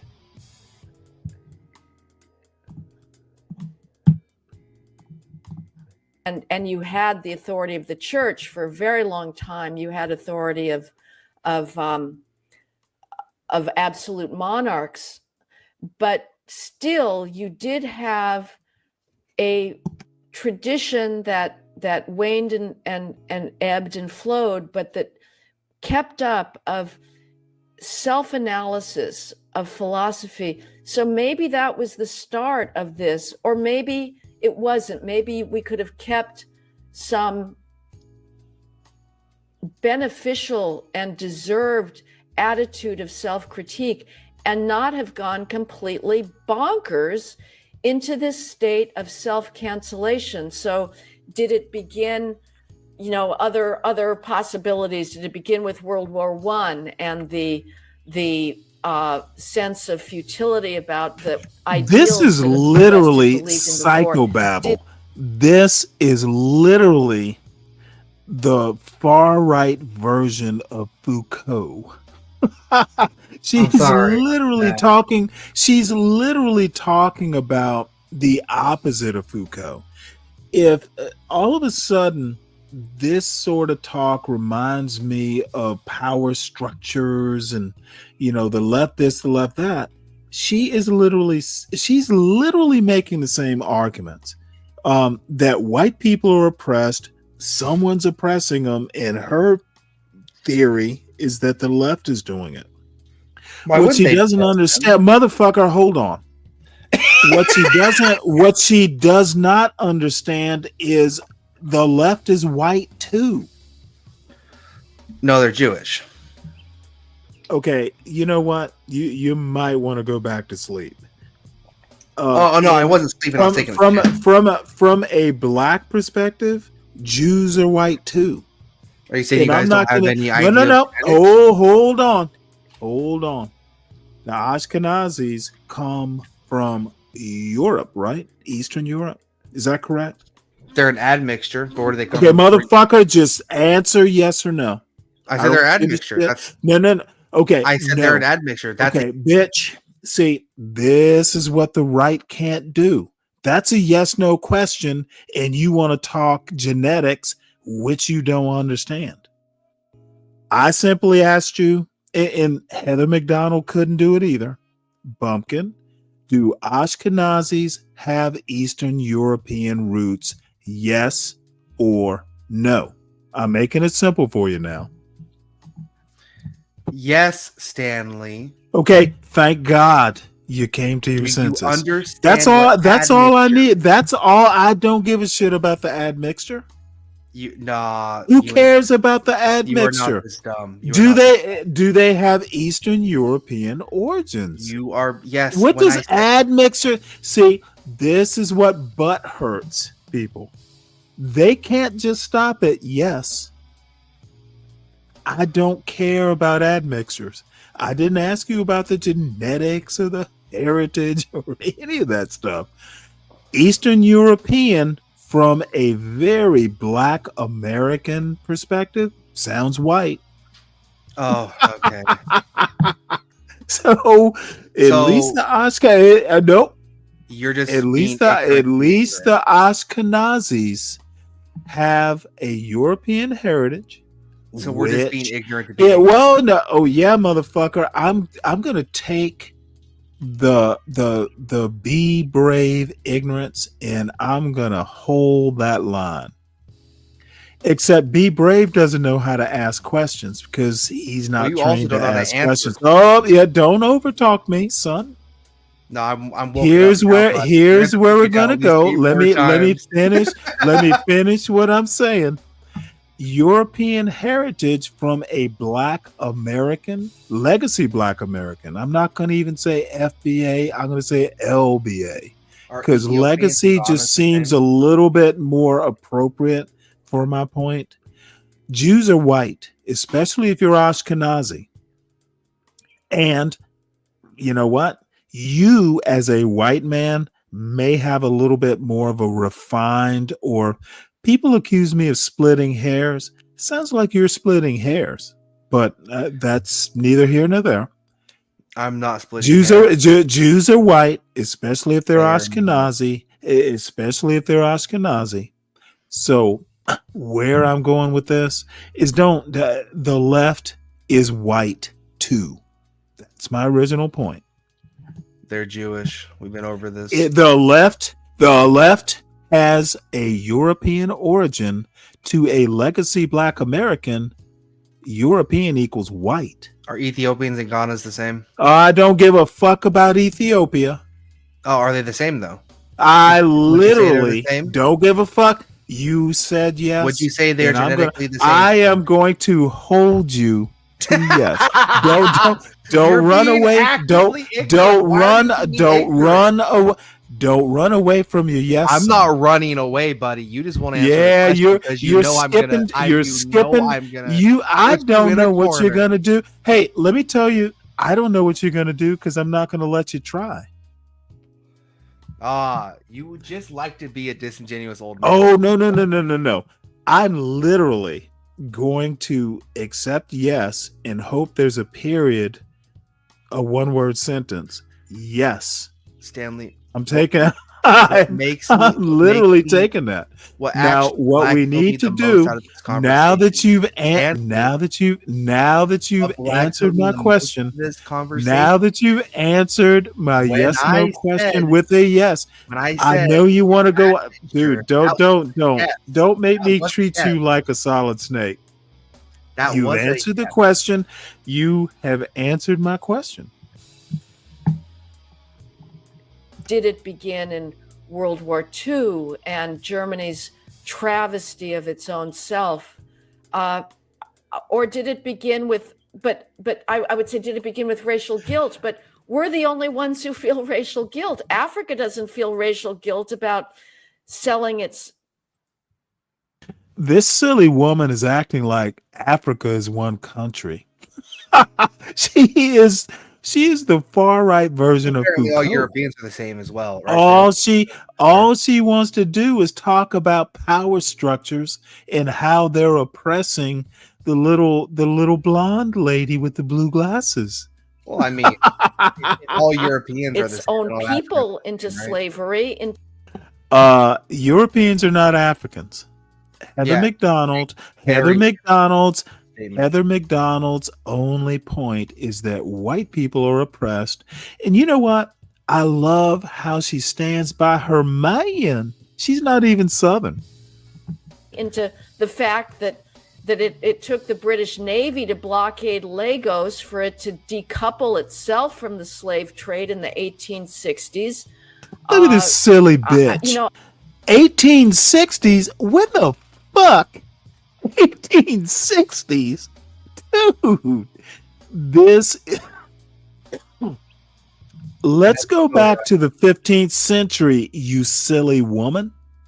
1860s in slavery, really, that's kind of like, well, let me put it to you this way. Britain at least got rid of slavery on its home soil in 1772. So yeah, maybe they're gonna go against Legos. Well, what does that have to do with American slavery? Nothing. She's doing the same thing that people like a Glenn Lowry or Thomas Sowell. They want to talk about Britain and Nigeria, and I'm not even sure it was Nigeria in 1860, and try to draw parallels back to American history and culture, and she fails. That's why she's wearing blue glass. That's why it's a monologue. She fails. Who gives a fuck about Britain and Lagos when she's an American talking about American culture?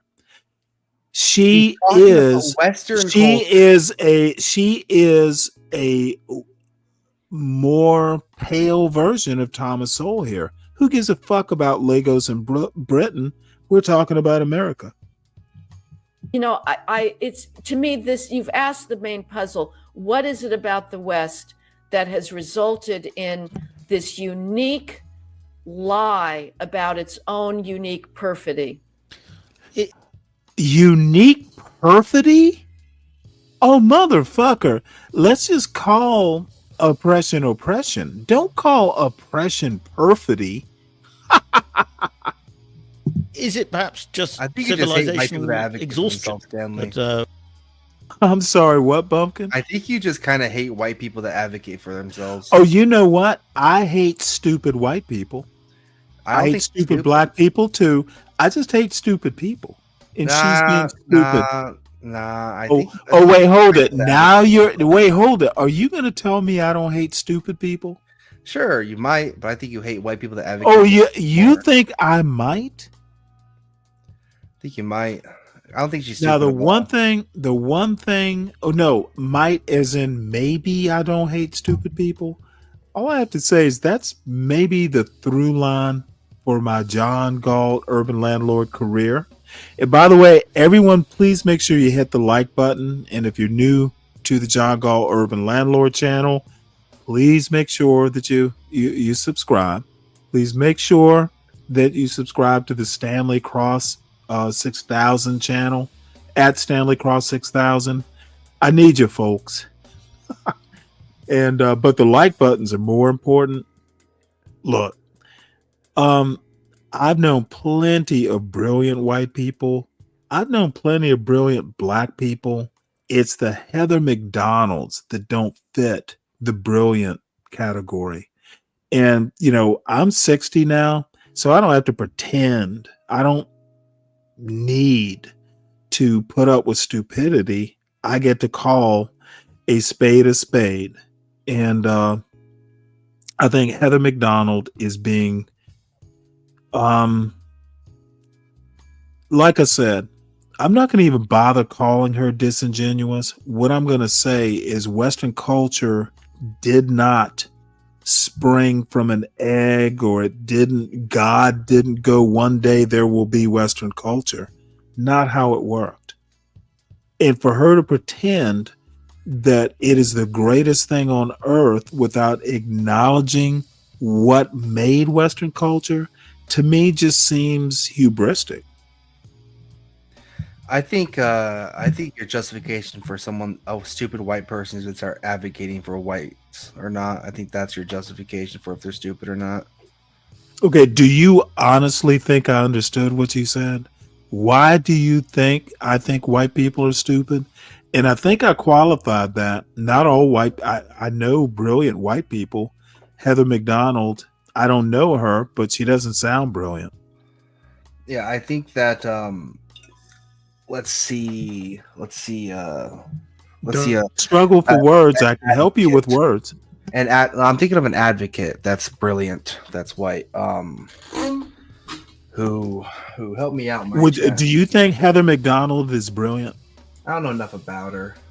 Well, then you do just take this little snippet about how she is praising Western culture is the greatest thing. Like, did Western culture invent sliced bread?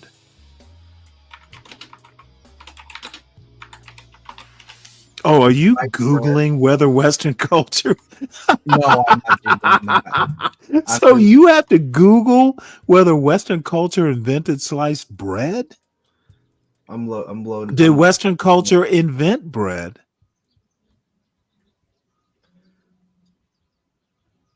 Really? You don't know if Western culture? No. You think Western culture invented bread, don't you? I'm looking up specifically. Did they invent pasta? Certain No. Let's take a step easier. Pasta is literally made from wheat. Did Western culture invent pasta? I have no idea, Stanley. Motherfucker, this is my point. The white people who want to advocate for Western culture often know nothing about Western culture. Heather McDonald might know more than most. And I think because she's actually like 68 or something like that. She's older. And she's like literally like a Yale English graduate or something like that. So she must know something about Western culture. That's why I'm finding problems with her. She knows what she's excluding. She is being very political, very ideological. She's not wide spectrum because it's complicated. But I'll tell you right now, Europe did not invent bread. Probably didn't invent sliced bread either. They might have perfected the process. They might have built taller loaves and had the right contraptions to make uniformly sliced bread, but they didn't invent bread. That's my point. Europe has done, or Western civilization has taken some basics and made more complicated structures and things. They didn't invent buildings. They perfected buildings. And this is what a moron like feathery haired false Farrah Fawcett is doing. And this is the other thing that white people don't seem to figure out, mainly because they are, tend to be badly educated these days. And I don't want to beat this point, but I'd say probably 90% of the motherfuckers on this John Galt Urban Landlord channel, black or white, doesn't really matter, literally don't understand their arguments and generally don't know what the fuck they're talking about. They hear a Heather McDonald talk about Western Civ and the greatness, and they're just repeating her points. They're not investigating. They're not questioning. They're not interrogating. They're taking it lock, stock, and barrel. Therefore, there is a Stanley versus the world. Y'all, most of y'all don't know what. Most of y'all don't know what the fuck you're talking about. Keep talking. You're proving my point. You know what? You never had a point. So I'm not going to waste my time. I'm not going to waste my time following it up. Right. Don't bring up bread, son. If you don't know who invented bread. No. Yeah. See, this does not work. This is not Orthodox's show. Yeah, you want to do that same bullshit. So disingenuous. Why do all of our conversations end like this? You know why? Do you know why no one can have an actual conversation with you, Stanley? Because they don't know it. Whoa. Let me answer the question. Whoa.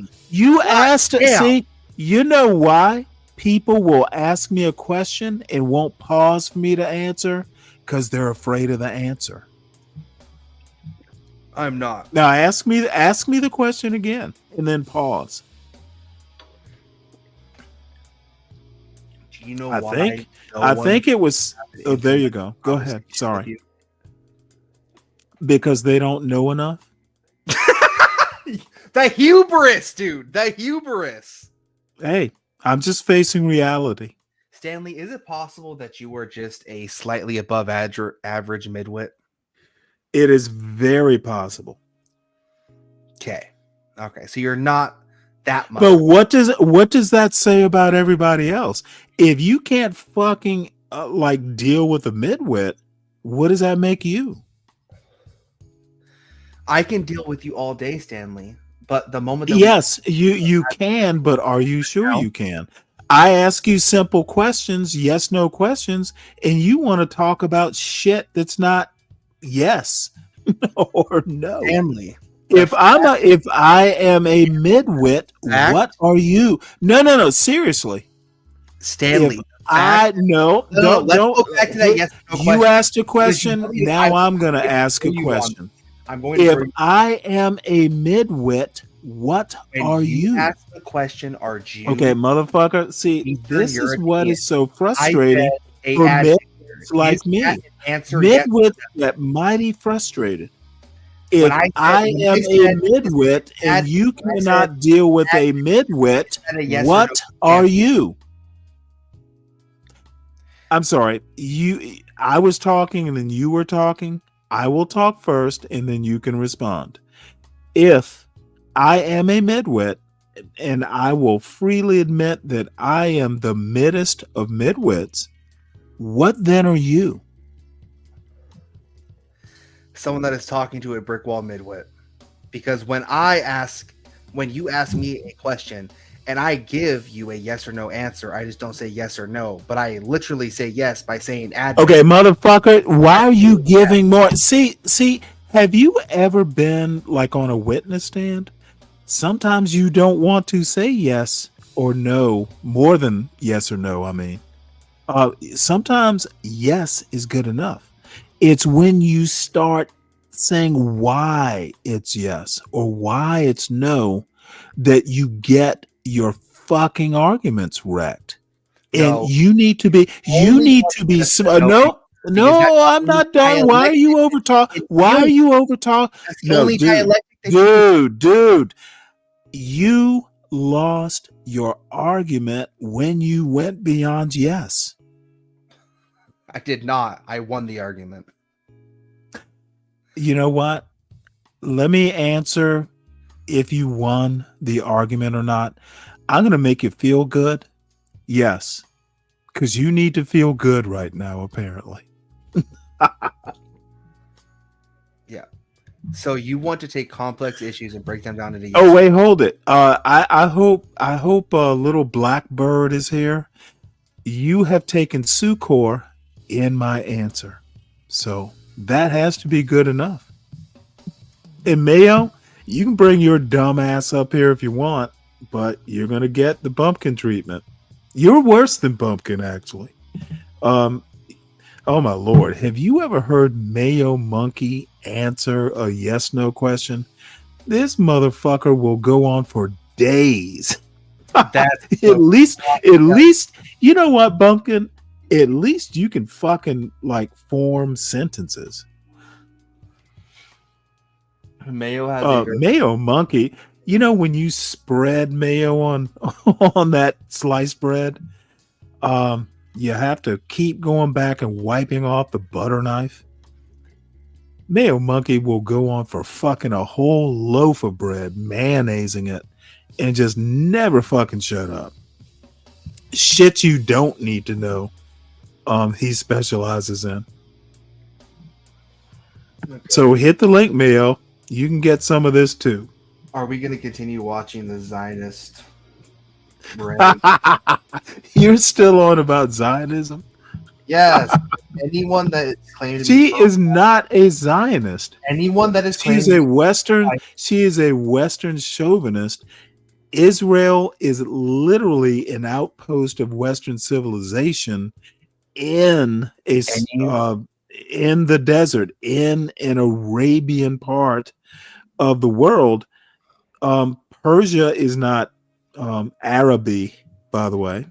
Anyone that So advocates pro whiteness, right, and doesn't immediately see the fact that Zionism has brought down literally pro whiteness, I do not take them seriously. Because anyone that has picked up a well, history, then don't take me seriously, because I think both pro-white and Zionism are jokes.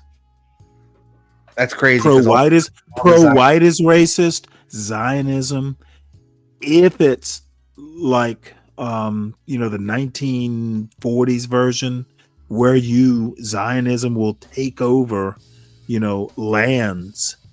It is racist. Zionism, pro-white, pro-black. It's all racist. So you're just a pro-black racist. Is that what you're getting at? Okay, I literally just said being pro-black to okay, look, I don't have a problem with you being proud of your heritage, but white is not a heritage. Black is not a heritage. Heritage is a lot more ethnicity than race. Race is literally not the same thing as ethnicity. Race is an extension of ethnicity. Okay, motherfucker, you need to deal with what I just said, and I'm not wrong on this. Race is not the same thing as ethnicity. I said race is an extension of ethnicity. I'm combating. No, I don't agree with that. Race is literally something that's almost like a legal concept. When they say it is a social construct, it is a social construct where ethnicity, you can make the argument that it's a social construct, but it is deeper than race. If you think race is an extension of ethnicity, then I'm just going to have to be blunt. You're a moron. Yeah, you are literally uneducated. Categories work. I suggest you might want to rethink that thought. I think you don't understand how categories work. Okay, motherfucker, I think you don't know shit. That's crazy. I see. I know what I'm talking about. I don't think you do. And I encourage you to go research that point. Oh, I've researched it. Ethnicity? No, you probably did it on 4chan or something. Yeah, ethnicity and race are two distinct things. I will grant that they're related, but when you start saying race is an extension, it's an extension because people extended it. It's not the same concept. Race is more a legal thing. Ethnicity isn't even biological. It's more cultural. Crazy. Race is not cultural. Ethnicity is not cultural, sir. Okay, motherfucker, then you better take a sociology class. You better take a genetics class. Hey, no. You are used to dealing with powdered dusties or black crows, raven, whatever the fuck his name is. No. You're interrupting when you don't need to, son. Yeah. I actually know. I actually know what I'm talking about. I don't think you know what happened. And y'all get up on these fucking powdered dusty fucking truism, like y'all are just hitting and missing. Because I listen to y'all. And the reason I don't come on panels like Truism or even Q Butter or Quay Butter, whatever the fuck, because you can't bounce. Y'all, it is literally Sharon Bracey, all those. It is literally a confederacy of dunces. Well, you can't bounce them like, down. I can't. It's like I cannot believe how many ways y'all figure out, and this is black panels, this is white panels. It's amazing how many ways y'all can be wrong. It's truly amazing. That's why I don't go on these panels. Maybe you should come up on the panel and actually. No, maybe I should continue reading books and talking to people who know shit, because y'all don't. Well, if you're so intelligent, you should be able to easily combat. Motherfucker, it has nothing. Dude, reading a book doesn't knowing stuff does not take intelligence. Where the fuck did you ever get the idea that reading a book takes intelligence? You have to have reading comprehension, but any old 100 IQ dude can read a book and understand it. Yeah, Stanley, I never said that the ability to read a book takes intelligence. I said, okay, motherfucker, don't equate me reading a book with intelligence. Yeah, you were on the verge of doing that, and I cut you off. I cut you off. Just because I read a book to know something doesn't mean I'm intelligent. It means I have sense enough not to go on a YouTube panel and learn shit, or at least not interrogate it.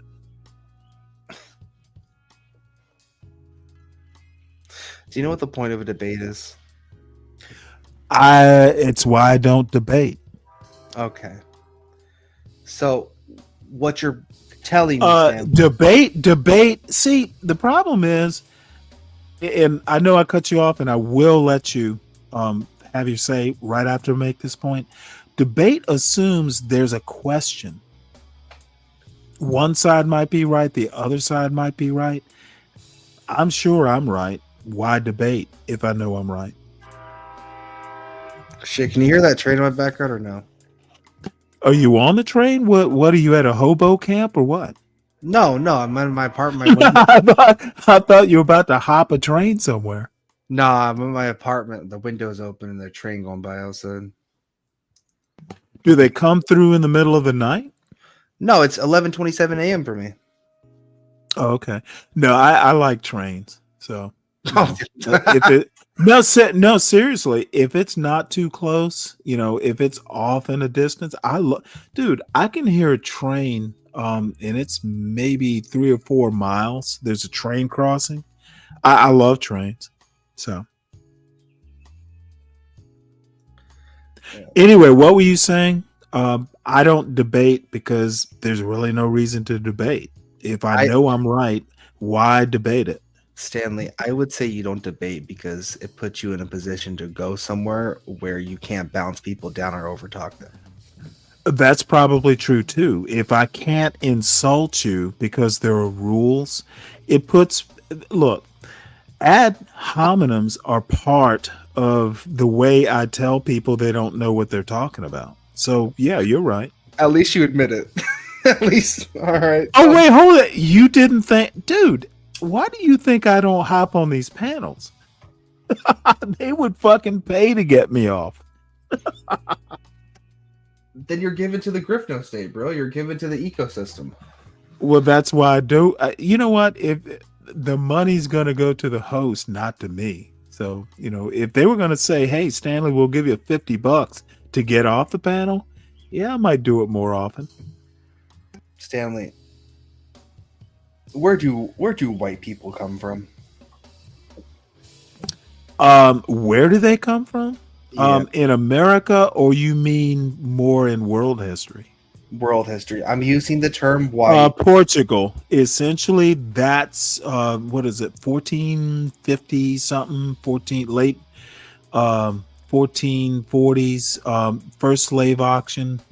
In my opinion, that's where it came from. Now, you can hop towards American history or pre-American history, which I'm more conversant in. But there's a book called Born in Blackness, which pretty much gives a good synopsis of West African slavery, talking about Portugal, which was, kind of the spearhead of developing slavery. First slave auction that, like, European slave auction, Lisbon, 14 something or another. Okay. Now, slavery existed. We all know that. That's not even a debate. Slavery existed in Africa and in the Islamic world, pre-existed. Um, I should and refine. really, the reason Portugal got interested in all this stuff was gold. They couldn't afford to fight Spain. You know, you needed gold to fight wars. So I would say white, as a, like white selling. Um, let's just say in Western civilization, I would say the 15th century. And then it got perfected from there. Okay, Stanley, this has been fun. Thank you for having me up. I figured I would whittle you down. That 15th century stuff kind of gave you a headache, huh? No, it didn't give me a headache. You don't give me a headache, Stanley. Well, you didn't. When do you think white was invented? I said, where do you think white people came from? That's what I Came said. from? Yes, genetically. Oh, I'm sorry. I misheard it. The origin of white. Because see, I don't think people didn't think of themselves as white before the 15th century. Well, they're And maybe before then. I mean, there was phenotypical, but the white, as in I am a white person, as far as I know, 15th century. It was even before that, because you had a term before white, but we don't like to use that term, but it is historically accurate. Okay, when was it legally encoded? Because I mean, people understand differences in phenotype. What I'm saying is white didn't come into being until it was encoded in law. And you and I will, I mean, it's a genuine difference. I don't think white as a concept as enforceable, like, hey, I'm white by law. I'm maybe more into the legal stuff. Okay. So you and I may, and I'm not saying you're wrong. I'm just saying we kind of think of white differently. Yeah. So I view white as just a rephrasing of what they call the Indo-Europeans, right? Okay. Well, that, you know what? You will get plenty of people of Indian origin, especially who want to talk about Indo-European languages and stuff. I'm not into that. I don't think that Indo-European stuff, I think is just, some people are into it. I'm just not one of them. I'm thinking much more civilizational, not so much biology. Because biology is just so gray. It's not really gray, right? Because here, I'll explain it, okay? So Indo-Europeans, or otherwise called Aryans, that's what they called themselves. I can't jump around that fact. They did call themselves that, right? They were a tribe from the Caucasus Mountains, from Asia. Well, yeah, explain it for the chat. Literally, I know people from India and of our Indian origin who will tell the same story, because there's a lot of people from India, especially ones who live in Britain, want to draw these connections, and I just fucking chuckle. I think it's just so sketchy, dodgy.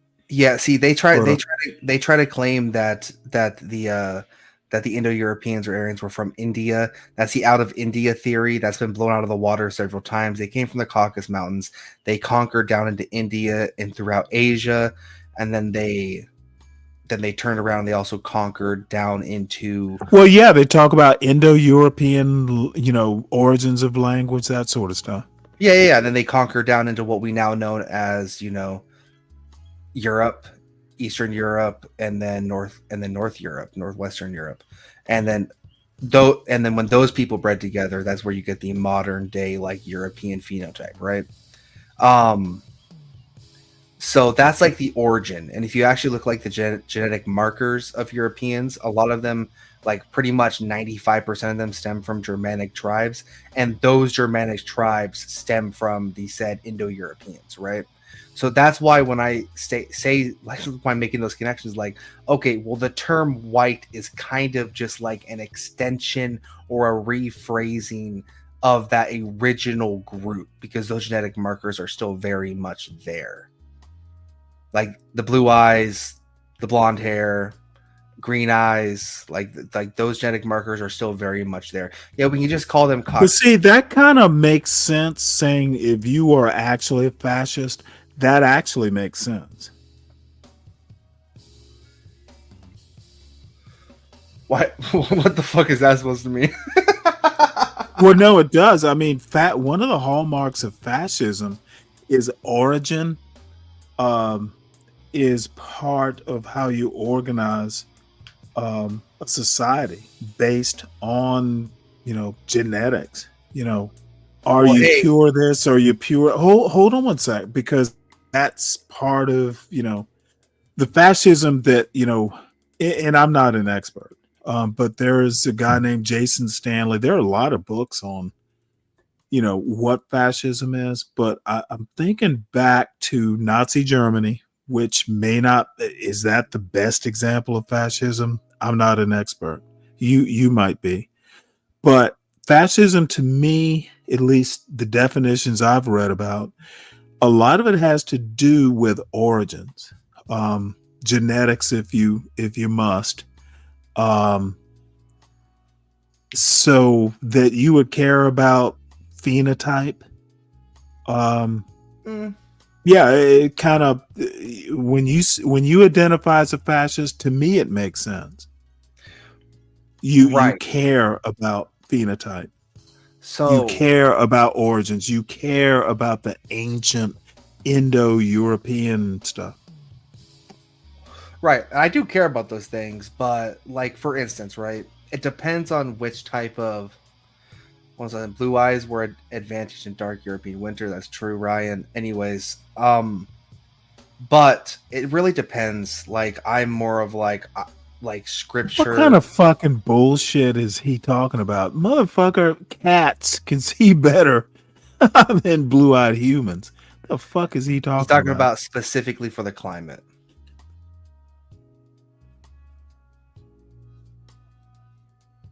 Like, blue eyes are specifically. I need Ryan to come up here and like experience some scorn. He's genetically what not the wrong, fuck? It doesn't get any darker in Europe than it does anywhere else on Earth at night. What kind of moronic bullshit? Oh, bullshit. Okay. It gets. Are you gonna say that snow on the ground makes the night brighter? Snow on the ground. I'm sorry. Have you ever been at sea in the middle of the night? Have you ever been in the desert in the middle of the night? I've been on a snowy night, snowy calm after it snowed. I've been at sea and I've been in the desert. If it's a clear enough night, snow only becomes a thing if there's a moon shining.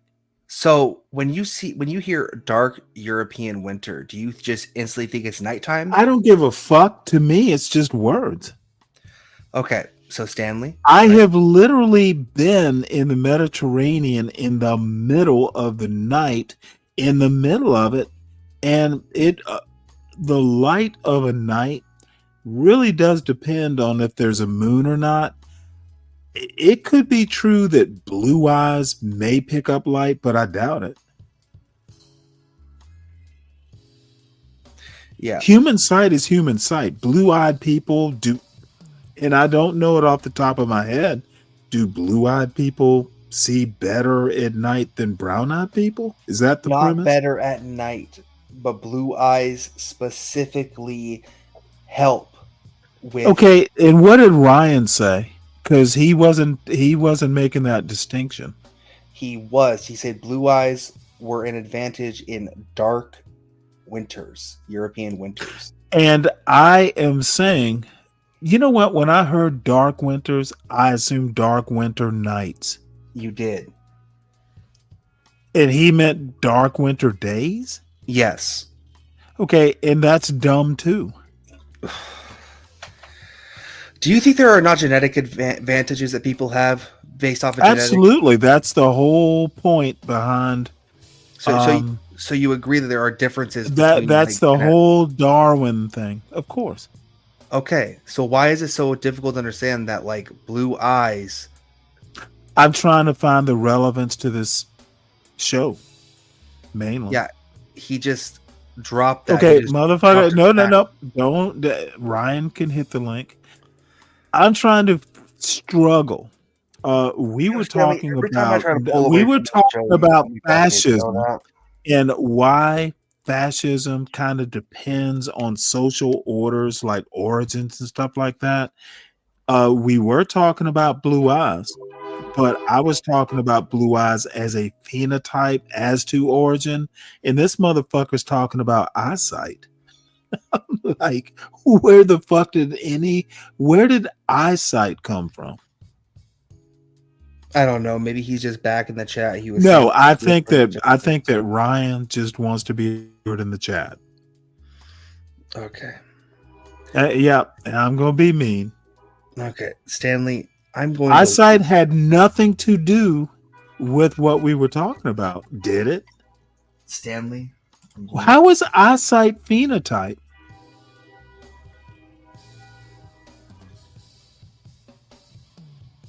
Stanley. This is why I get so annoyed at motherfuckers who have no clue. They just spout out shit. Eyesight and fascism. I love the connection. Holy fuck. I hate this. I hate you sometimes. You should. you it's like talking to a brick wall. I'm going what it's like talking to is someone who actually hears what you say or reads what you says and tries to connect the dots, and if they don't connect, I'm going to roast you. I'm literally going to mock you if you spout out some bullshit about eyesight when we're talking Indo-European and fascism. Yeah, I'm going to challenge that. Stanley. Sorry. Goodbye, buddy. I've been trying to leave for the past 20 minutes. Well, I enjoyed talking to you. All right. You too, man.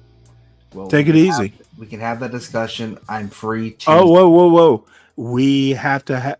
You really want to have this discussion again? No, you're talking about earlier. Really? Are you a sucker? Are you a glutton for punishment? Stanley, you didn't win this engagement for starters, but you were saying, right? You were saying that you wanted me and Orthodox Guy to have that discussion, right? And you said you wanted to email me, correct? You said that in the beginning of the stream. Yeah. Oh, yeah. Absolutely. Yeah. I remember. Okay. So I'm saying, like, I'm free Tuesday, and I'm sure Orthodox Guy's free Tuesday. Not going to happen today. Probably won't happen till next week at the earliest. Next week yeah. I'm talking about Tuesday of next week.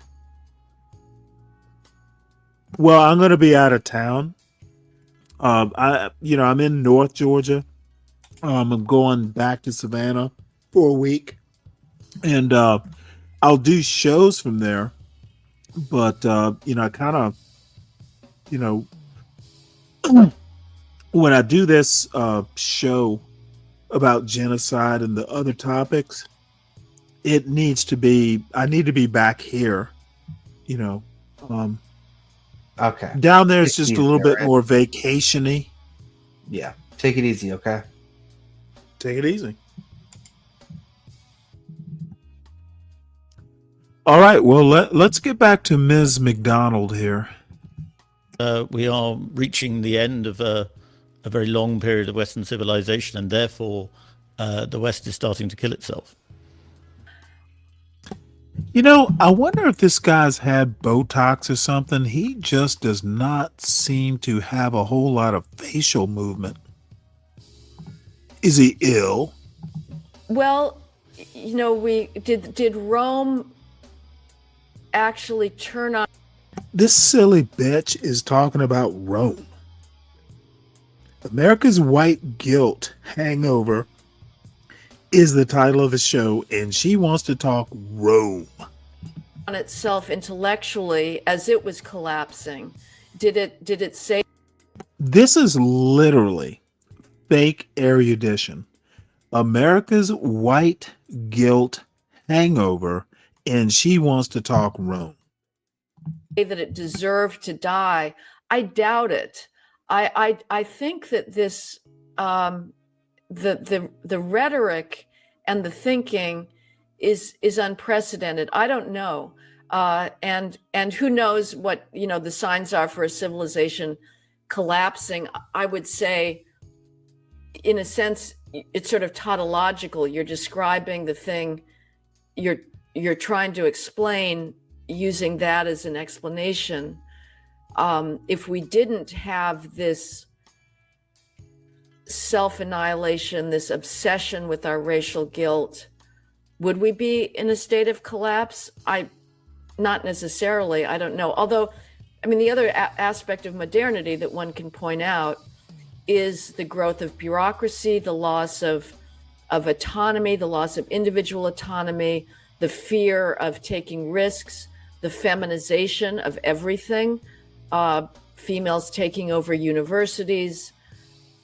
And that's a very worrisome thing, because females on average are less rational thinkers. They are more prone to one of the 5 big psychological traits, which is neuroses.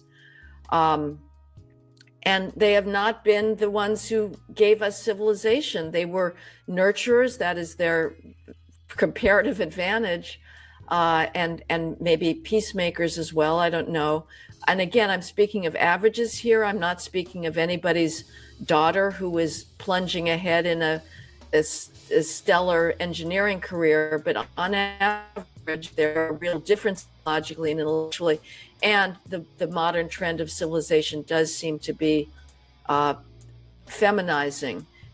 So these are very, very big topics, and I do think about them all the time, but I don't have the knowledge myself to come up with a single answer.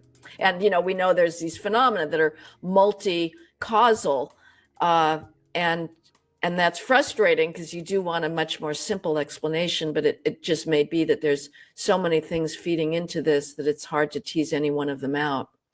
Going back to the Trump administration, you mentioned that amazing press conference in the Oval Office last week with South African President Cyril Ramaphosa.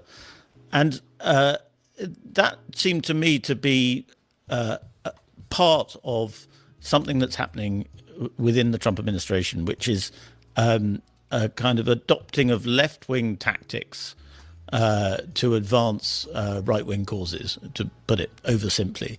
But this is something Christopher Rufo, who I think has some influence over the administration, is quite keen on. And when you hear Trump didn't actually use the term white genocide, but the people around him have done. When you hear people talking about white genocide, genocide is a very politicized word, and it's one that the left traditionally has used to advance its own agendas and its own race politics. So is that what's happening here? Is that the Trump administration is inverting DEI to its advantage? And is that necessarily a good thing to do? Well, I don't know if this is some deliberate plan. I think he's using the terms that are ready to hand. And it's just, I would say it's more of an empirical description. Now, genocide, again, as you say, is very loaded. And obviously the right is upset about that as a description of what Israel is doing. And so I suppose one could quibble on good grounds with, is that really what's going on in South Africa? Trump is so impulsive in his language. I don't know whether it represents a strategy that his speechwriters told him, get that phrase out here. So I think one can. You know, that's an interesting point she makes. I think both the farther left progressives and the farther right people like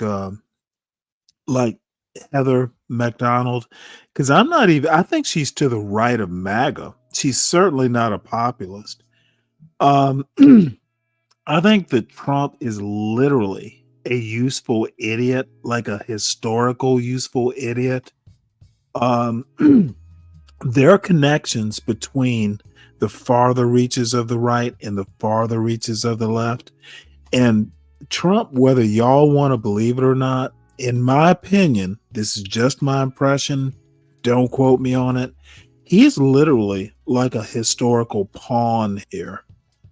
I honestly think that Trump will be remembered as a useful idiot.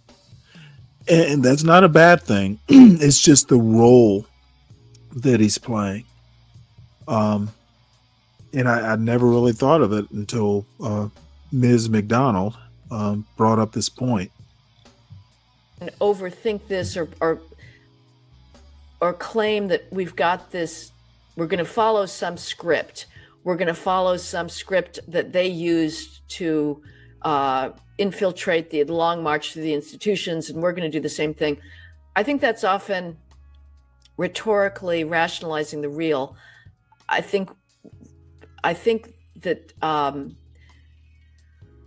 political actions are often taken at the moment, and they don't represent some long-term plan. I also don't believe that there was a long-term plan on the left. I think this evolved spontaneously and organically, the left-wing takeover. Nobody set their sights on the universities. So I disagree with that narrative, and I disagree with the narrative that we're going to have some plan to take it all back. I think you fight the battles one by one, and you point out the facts of the world, which is that there is Black privilege, not white privilege. There's female privilege, not male privilege. And you point that out, and you hope that people agree with you.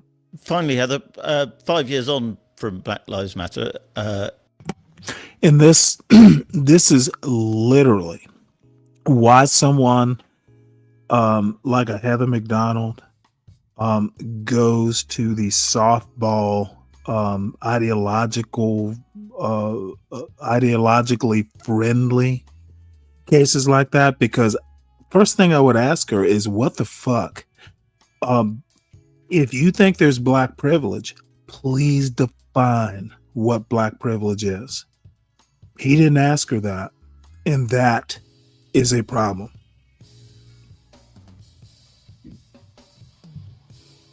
It seems to me in that summer where you had politicians winking or even actively encouraging violence, you had a kind of mania take hold that a lot of clear-thinking people found very disturbing. It hasn't got a lot worse from there, I think it's fair to say. Perhaps it did after defund the police, the violence in cities carried on, and as you said at the beginning, criminality has now become accepted to a large extent. But we're not quite at the sort of point of crisis that we seemed to be 5 years ago. That's true, but there's still, as I say, there's still yeah. So yes, we're See, not. Once again, he literally says we're not at the point of crisis, and now she's trying to invent a crisis. Cities are not burning at the moment, and frankly, I'm enough of a pessimist that I thought if Trump were elected, that cities would burn again. So did John I was Galt. glad to be in California for the election and not in New York, because and cities were boarding up, and that didn't happen. And now, see, this silly bitch can't just say, I was wrong, I overthought it. What she wants to do is the version of Bumpkin not being able to answer a yes/no question. You were wrong. Just say, hey, I was wrong. She needs to do the white splaining. And that was curious to me. So, yeah, we're not in flames. I guess we could celebrate that. But we still have police forces that are decimated, that are way, way down. I guess we could celebrate that. That answer is just amazing. This is Be Brave level. I was hoping for the worst, but I was praying for the best. Ugh. Down in numbers because morale is so low. We still have rules saying that police can't make traffic stops because that would be racially discriminatory, which is, again, BS. We still have colorblind neutral technologies being disbanded, like shooting acoustical sensors called ShotSpotter. They can't be used because they're racist, because they show that most shootings occur in black neighborhoods. And so the acoustical audio sensors are racist. We're getting rid of red light cameras because they show that black speed more. Those must be I'm just going to let cameras. the silly blue. So I guess I tend to look on the dark side of things. I still see a lot that is based on the phony premise of that racial disparities per se reveal the existence of deliberate racial discrimination. But let's see. Samuel says, Stanley, Bumpkin asked you a question about where, and you answered with a year. I also brought up Portugal. Thank you, Samuel Guru. Start listening more closely. Let's see. That's like asking a stoner. Samuel, you have always been an interesting character to me. You literally think that when did whiteness begin is a yes/no question. You need to do better, son. And then let's see. White John Galt, I assume that's Chenard. I will never understand those who read books and listen to podcasts to study and understand whites. Are whites not someone to be studied? The fuck are you talking about, Chenard? Maybe you should have just said something like tap dancing. Okay, again, Samuel, you don't seem to actually be able to understand what questions and answers are. I'm sorry I didn't get to it as quickly as you could. And maybe Bumpkin should have asked you. Key word is I told you where. Portugal. So you know where now. I told him where. That I didn't answer it quick enough for you is not my concern. there is pushback happening. There are cities that have said, we want the cops to be proactive again. In the last election in California, one of the worst of the racializing district attorneys, Pamela Price in Alameda County, which is the county seat is Oakland. This is on the East Bay, east of San Francisco. She was recalled. The LA County District Attorney, George Gascon, and district attorneys are sort of the lead prosecutors. They're the ones that bring criminal cases. George Gascon was also one that said, I'm not prosecuting a whole bunch of crimes because if I do so, I will prosecute Black criminals, and therefore my prosecutors must be racist and the laws will be racist. So we're just not going to prosecute. We're going to decriminalize everything. He was lost in an election. That was good. Californians passed a voter initiative that was pushing back against a an initiative that had decriminalized shoplifting. So there has been movement back towards sanity. I would definitely agree with that. And you have Trump saying we're not going to have disparate impact standards any longer. That is the best thing that he's done so far, the most far-reaching, if he can get that to stick. So yes, there's been progress, and my hope is that the next time a would-be race grifter stands up and says all you white people are to blame and you're guilty, and the reason that there's racial disparities at Google AI department is you're discriminating against Black computer scientists. I would hope people just shout that or laugh that person down. We'll see if the spell of racial victimology has truly ended. Well, on that almost optimistic note, we will end it there. Thank you very much, Heather, for coming on to Americano. Thank you so much.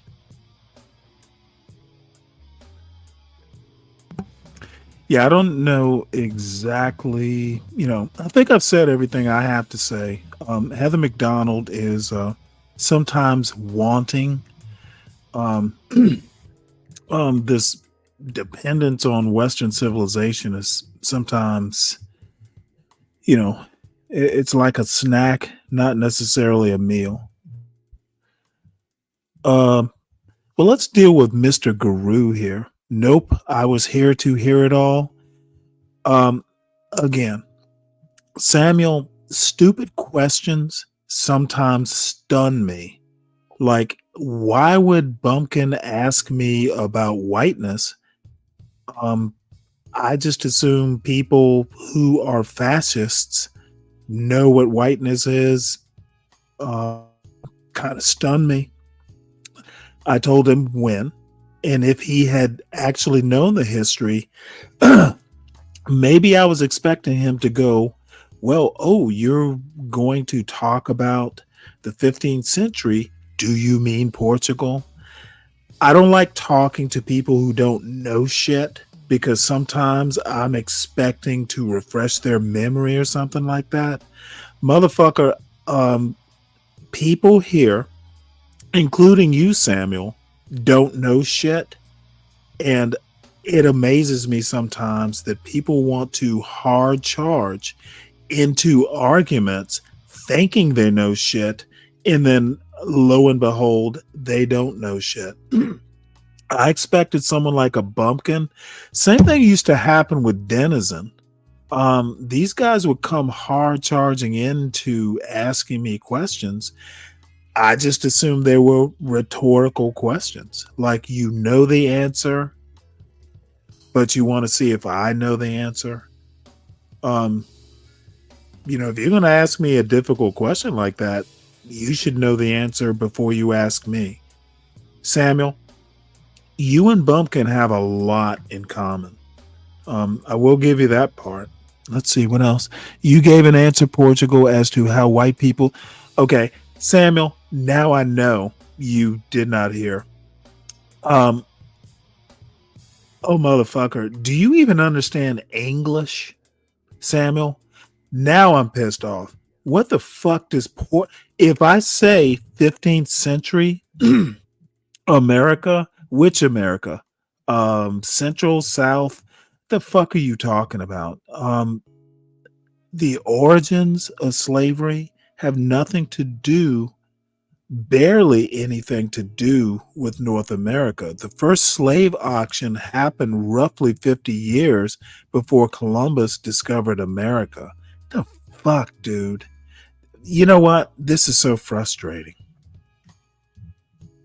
God damn. Do better, y'all.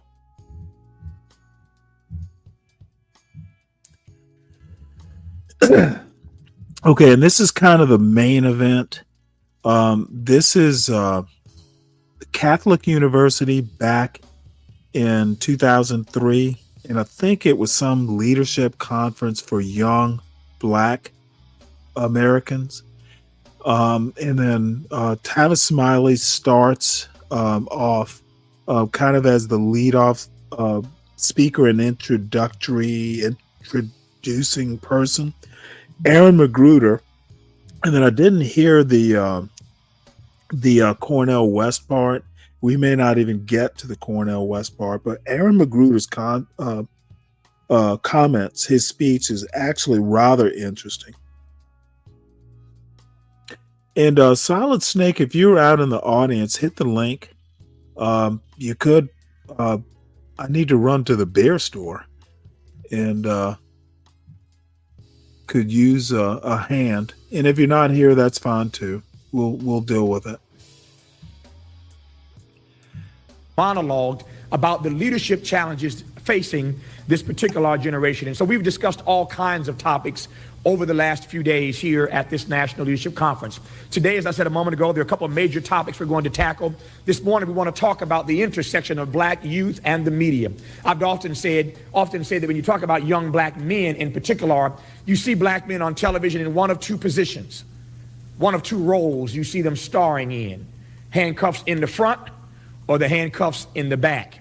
What is it about this particular generation that has made their presence in the media so contrary to what this generation really represents? What is it about the intersection between black folk and the media that presents an image that is antithetical to what they are all about, what they are attempting to do, and what is against, obviously, again, their best interest? And so we're here today to talk about the intersection of black youth and the media, but that raises all sorts of questions: social questions, economic questions, political questions. And so we are pleased today to have a conversation that features two wonderful presenters.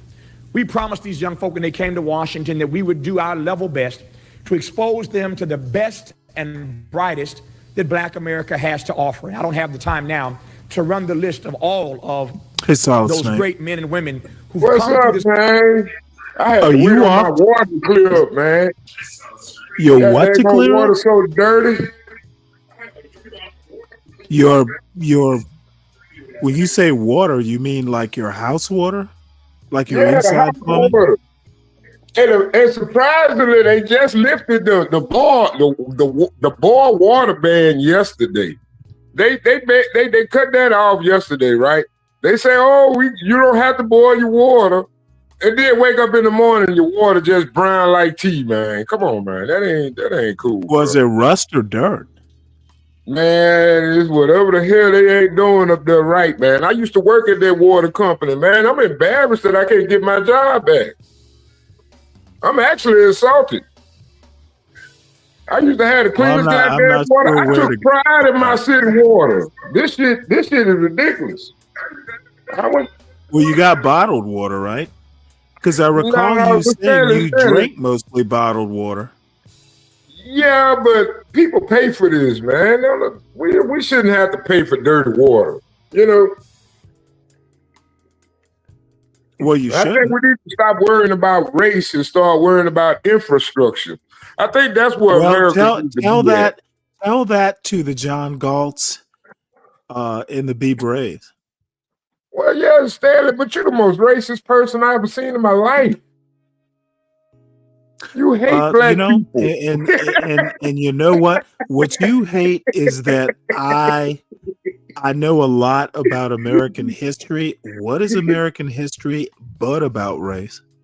But I tell you what, though, I like the way you said that earlier, legacy Black America. I think that's the better phrase. I think well, you know, I'm gonna go ahead.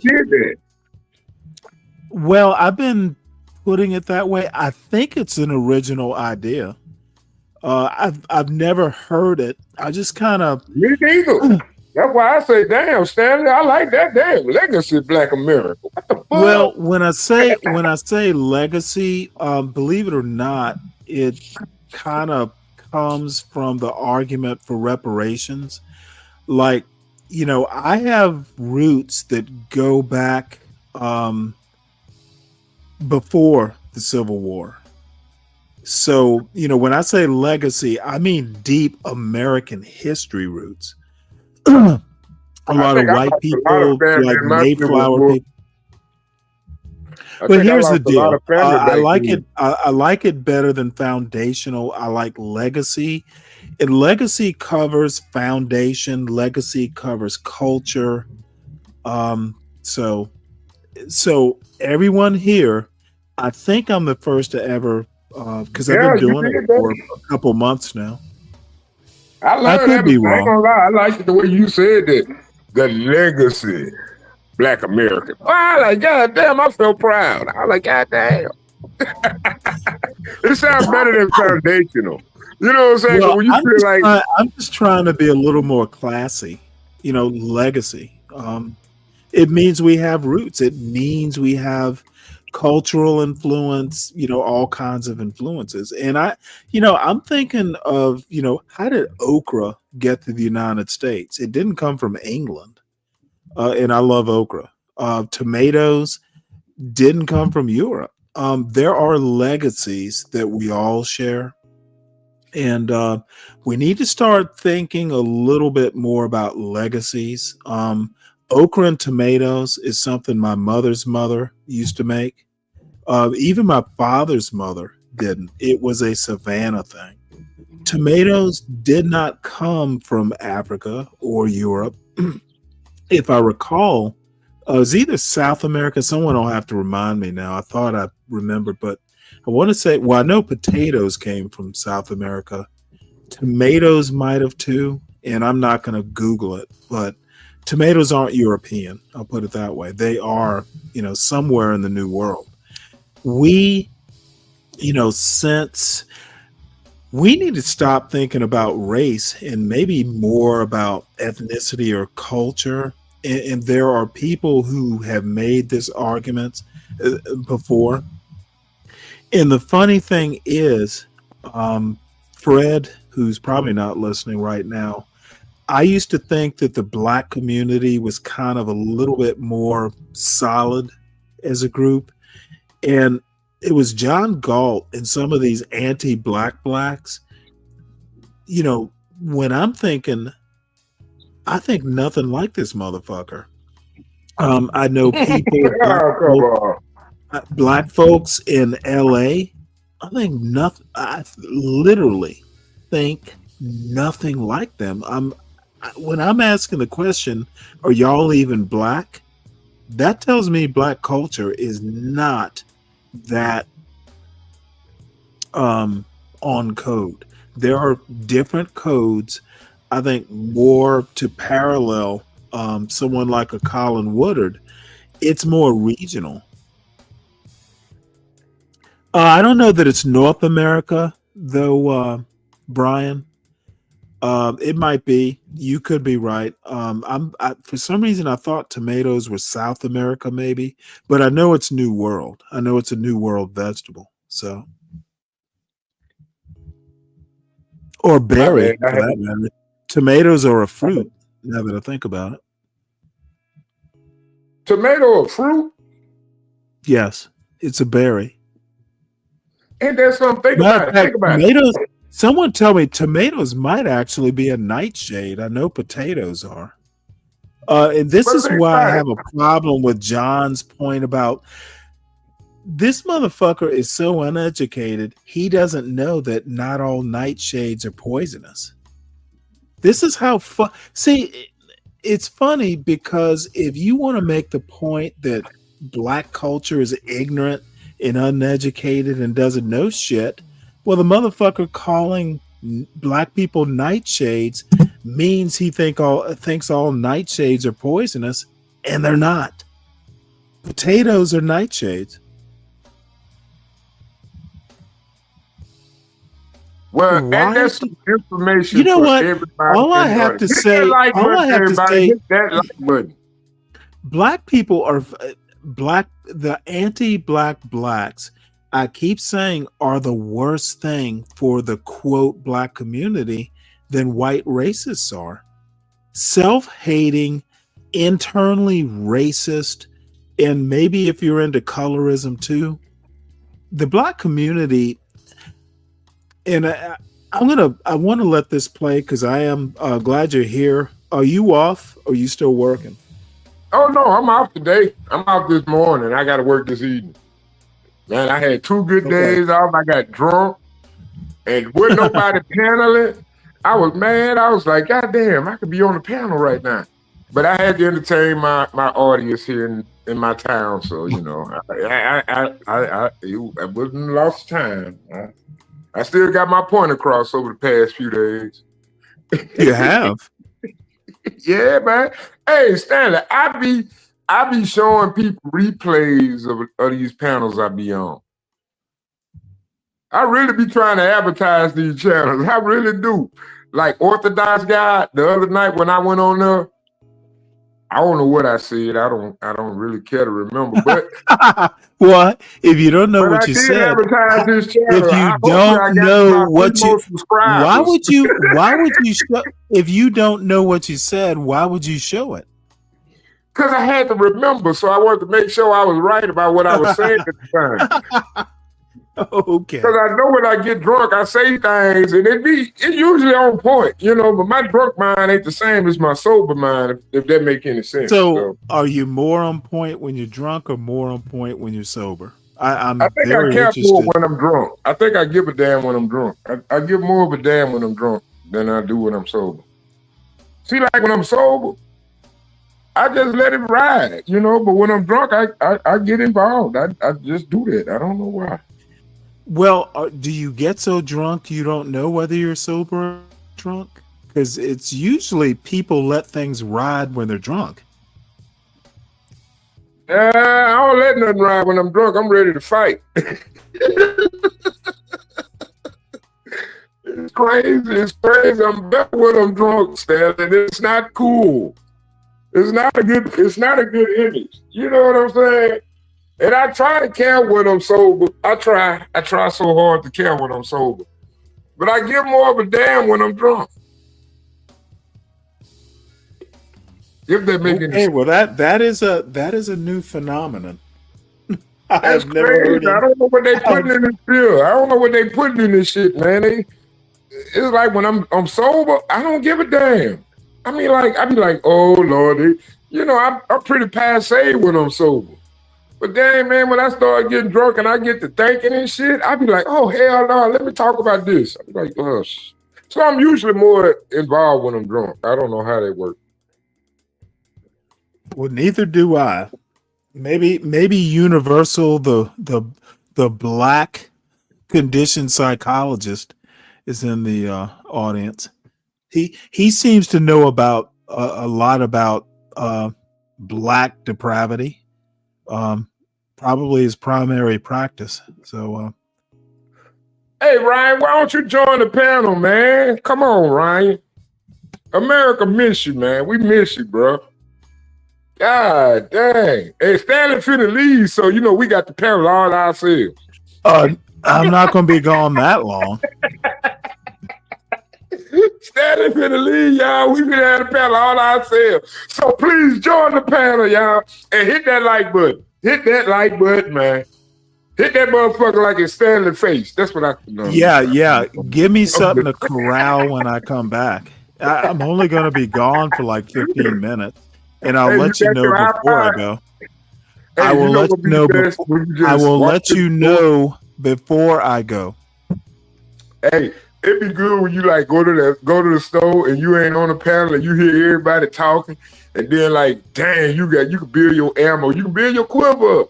Oh wait, when I leave, I don't listen to y'all when I leave the house. Why would I do that? Oh man, I don't think I ever stop listening. Soon as that motherfucking notification pop up, man, I'm on it, man. I don't know why. And we need to fix that. We need to start notifying people because, look, man, I'm telling you, we got a big audience, man. But if we're going to compete with these big fish out here, man, we got to get on it, man. I ain't lying. I'm about to quit my job. Why do we dedicate myself need to the John Galt channel. I really want to do that. Why do we Just need to dedicate compete? myself. This is interesting. I'm sorry, why do we need to compete? Oh, damn, Ryan ain't even in the United States. Oh, this motherfucker done went somewhere. Oh, passport, motherfucker. Ooh. Hey, Ryan is overseas, everybody. I'm not in the U.S. Oh, shit. Where you at, Ryan? Where you at, man? God dang it, man. Ryan on left the country. Oh shit. Come on back, man. Come on back, man. Come on back. Don't run from America.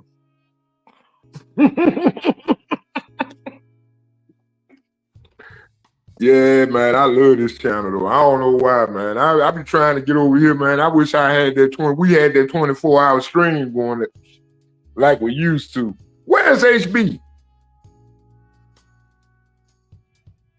Stanley? Well, I don't know. Portia would be the right person to ask. Oh, I ain't been saying that. I mean, I literally, he was on not last weekend, but the weekend before. He popped into the chat. I mean, he's changed jobs. That's about all I know. Oh, and by the way, I was gonna make a joke about Ryan being the January 6th of Greenland.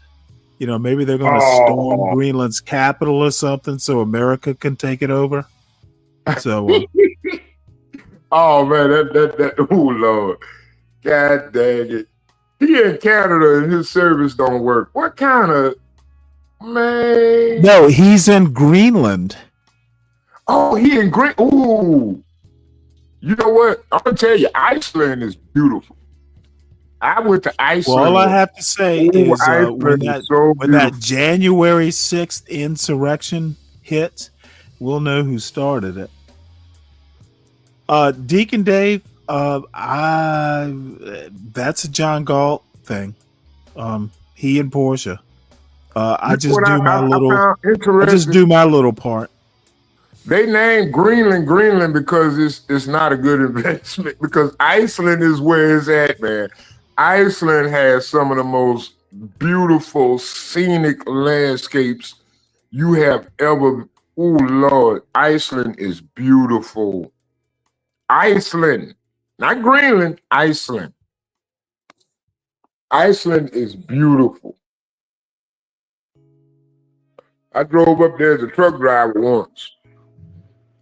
Okay, how do you get to Iceland on a truck? You'll have to explain that trip. You drive to Iceland? Yeah, it's like ice roads. But that was like early 2000s when I was doing that. Okay, you do realize Iceland is oh wait, hold it. It's not an island. Go look it up on the map. Would you go over like ice roads to the Arctic? Yeah. Yeah. I didn't know you could do that. Yeah, man. Look, man, they get so icy, you can drive on those roads. Wow. When I was young and rambunctious, I needed that money, man. I needed that money. Man, I was driving trucks for this shady character here locally, but we were delivering products, from Baton Rouge all the way up there towards Iceland.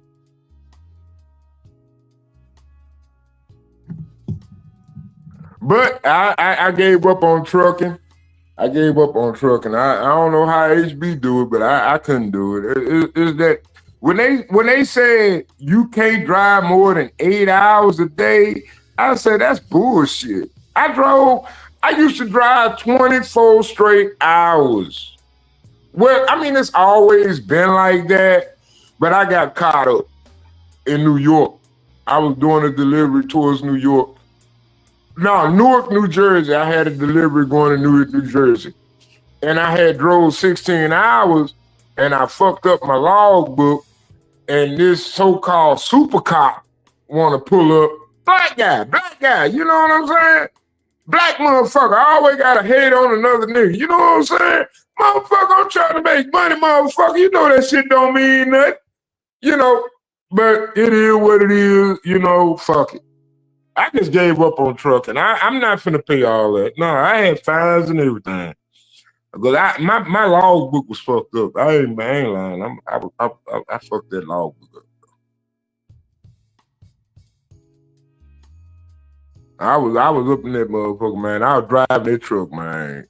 Stanley ain't nothing like driving trucks. That's the most peacefulest. I don't understand how truck drivers have families. And the only reason I became a truck driver was because my daddy was a truck driver. And there was a mate. Oh no, who called me? Oh, hold on, everybody. Hold on. What up, man? What's up? Well, you at work? Nah, I'm at well, yeah, I'm at work. I'm on the panel. All right, then I'll get back with you. All right.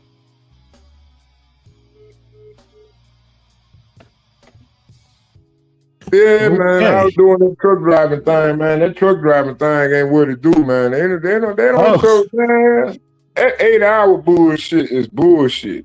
Cause you gonna drive. If you're a truck driver, man, you supposed to drive. Now, I would love to have like a double, whereas we can drive like 12, 15 hours each, you know what I'm saying? 12 hours each or whatever.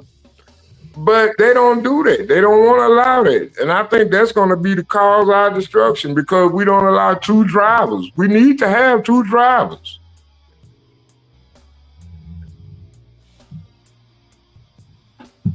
But that's what I okay. I honestly don't know where to go from.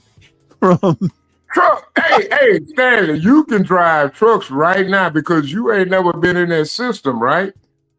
Okay, well, hold on. You go. I'm thinking Iceland, as in like Reykjavik. No. You can drive there. You can drive there. It's ice roads. They got ice roads. Okay. Well, you know what? I might have had a couple too many beers. My mind is blown. Go put it up. You can put it up right now on the stream. I'm literally looking at it. How to visit Iceland from the U.S. Yeah, how to drive from Iceland. How to drive to Iceland from the U.S. I'm pretty sure it's a video on it. I'm pretty sure I'm just gonna kind of listen to a little bit more of this Aaron McGruder thing, and then run and get some beer. My mind needs to. I think my mind needs to just kind of get a grip on actual current temporal dimensions. Let me just listen to this. This is from 2003. Tavis Smiley introducing Aaron McGruder eventually. And this is kind of the crux of the show. There are people who want backing or intellectual underpinning for this black fatigue argument that the anti-black blacks and the white shades are making. And I listened to the whole McGruder speech because I'd never heard it before a few hours ago, and I don't see where they are making a point. I don't think Aaron McGruder makes their point. You know, there are always intersections, but you know he doesn't make the argument, at least as far as I can think, that they want to make. This conference to speak to these young people, to engage them in dialogue and discourse about the issues that matter to them. But trust me when I tell you that everybody who's anybody making a contribution to Black America has come through this conference, and we've been delighted to have them. This morning is no different. We're going to bring two speakers to the podium, one for a presentation first, the second for his presentation, and then they will be joined on this panel that we're going to have engaging these young people by a young person from this group. Will join these two speakers on a panel here so that we can have some dialogue directly with the audience of young people who you see sitting before me. It is my pleasure to expose these young people to one who they may have heard of, one who I know they read, but have never had a chance to meet or to dialogue with. His impact on the social discourse, the political discourse, the economic discourse in this country is growing every single day. He is a syndicated cartoonist. His strip is read in 300, 400. The number keeps growing so fast, I've lost count. But hundreds of newspapers across this country every single day. I read a strip this morning in the Washington Post, and it's funny. It's a J-Lo thing. You got to read the Boondocks, today's cartoon strip in the Boondocks, and see the conversation between Huey and Riley. It's much funnier when you read it than when I tell you, so I'll stop there. But it's funny. Huey and Riley have a fascinating conversation and somehow intersect gay marriage and J-Lo. You got to read this to understand. I know I've confused you now, but anyway, read the Boondocks today to see what Huey and Riley are saying about the intersection of those issues. But every day, with two young male African-American characters, namely Huey and Riley, this particular syndicated cartoonist has a lot to say about the issues that this generation is being forced to grapple with. He's a graduate of the University of Maryland, and as I said earlier, has a voice every day that's being heard and offering a perspective on the pages of our newspapers that has never been there before. He's done something historic. I mentioned to these young people, mentioned to you, I guess yesterday or day before, that there are two kinds of folk in the world: originals and repeaters. You don't want to be a repeater. Folk who don't have an original thought of their own. All they do is go through life repeating stuff they've read, repeating stuff they've heard. But you have to be an original thinker, and you have to be a person. And I am going to talk about the anti-black blacks on or in this John Galt space being repeaters, not original thinkers. And you know who you are. I won't name names. Person who thinks critically. He does this every day, and he makes us laugh in the process. I've always believed if you can get folk to laugh, then you can get folk to listen. And there's no better example that I am aware of a person who gets us to laugh and to listen every single day in newspapers all around this country and indeed around the world. And he is part of the best and brightest that Black America has ever produced. Please welcome the creator of the Boondocks, Aaron McGruder.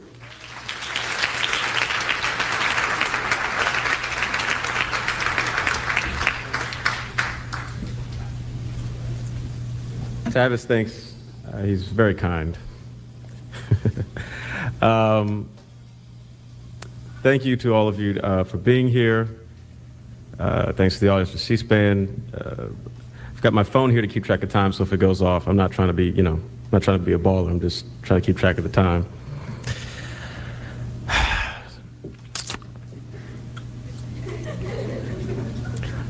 So today we're talking about redefining the image, which, is comforting to me because I think oftentimes when we start to examine politics, in particular, public policy, what's going on in the world, sometimes those of us who lean towards the political left fail to understand the importance of image.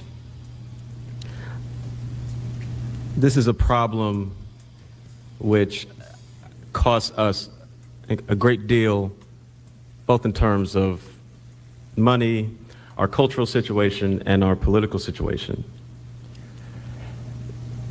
I don't know how important it was decades past, before my time and before your time. But what people consistently underestimate today is how the nature of mass media has transformed society.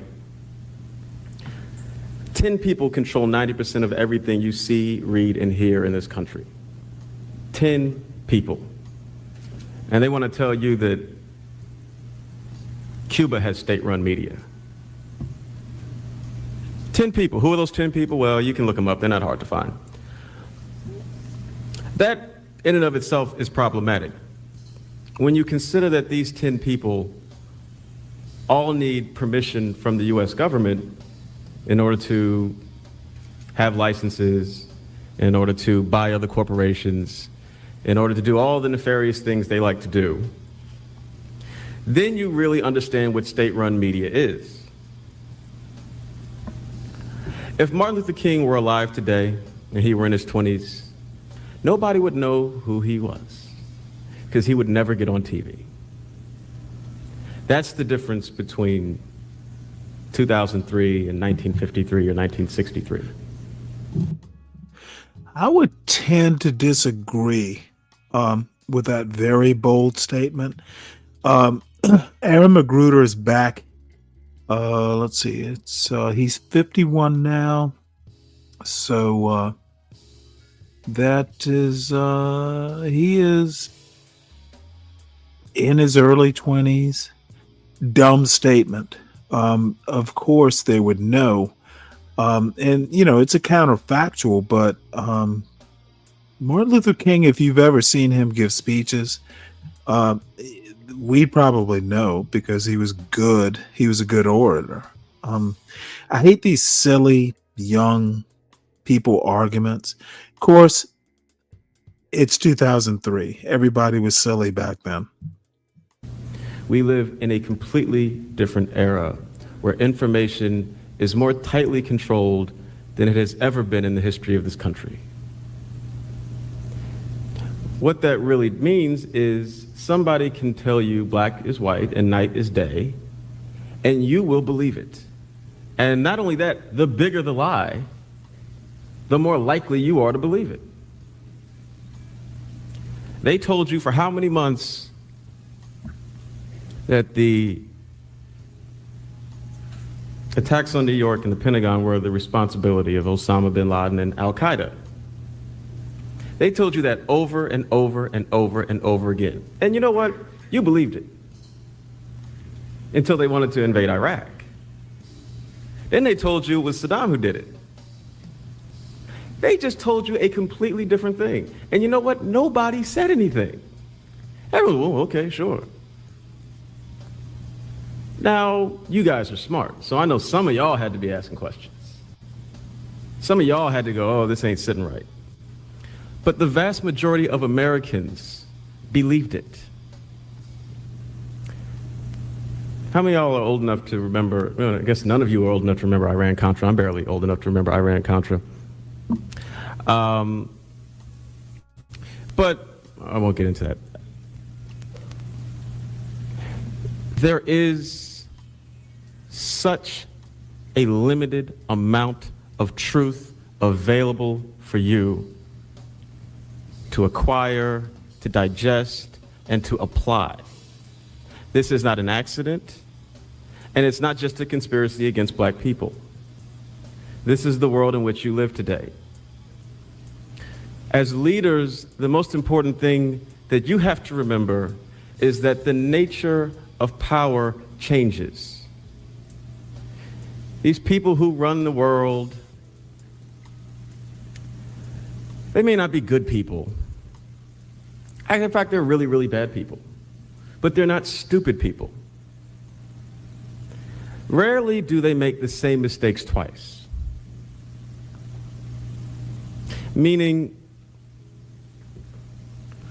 whatever worked before, whatever strategies, whatever tactics, whatever plans were really successful 30, 40 years ago, they're not going to work anymore. They've learned those lessons. We're coming up on the anniversary of the March on Washington. One of the most memorable moments in American history, something that has ingrained itself in all of American culture, because we can look, we can remember all of us seeing the footage of all those people, Martin Luther King, the speech, the singing, all that stuff. It was a big deal. Then we had the Million Man March, 1995. We've seen that. That was the response. It wasn't that big a deal. It was a big deal for like a week. Y'all are probably too young to remember that, but you know, we all went, we felt good. It was like a moment. But there was something that felt a little old. And then there was a Million Mom March and a Million Black Women. There's been like 500,000 people marches since then. To the point that when we're on the verge of the Iraq War, no, actually after the Iraq War started, some 400,000 people march in New York City. And they don't even get on the news.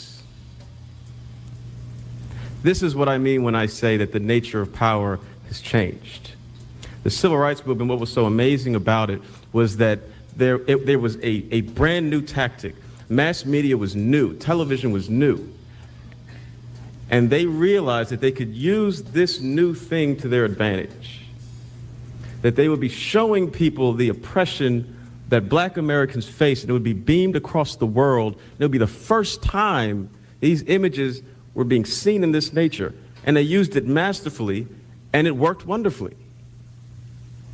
But in 2003, nobody cares about your march and your picket sign. And even if they did, they'll never know what happened. Because you won't get on the news.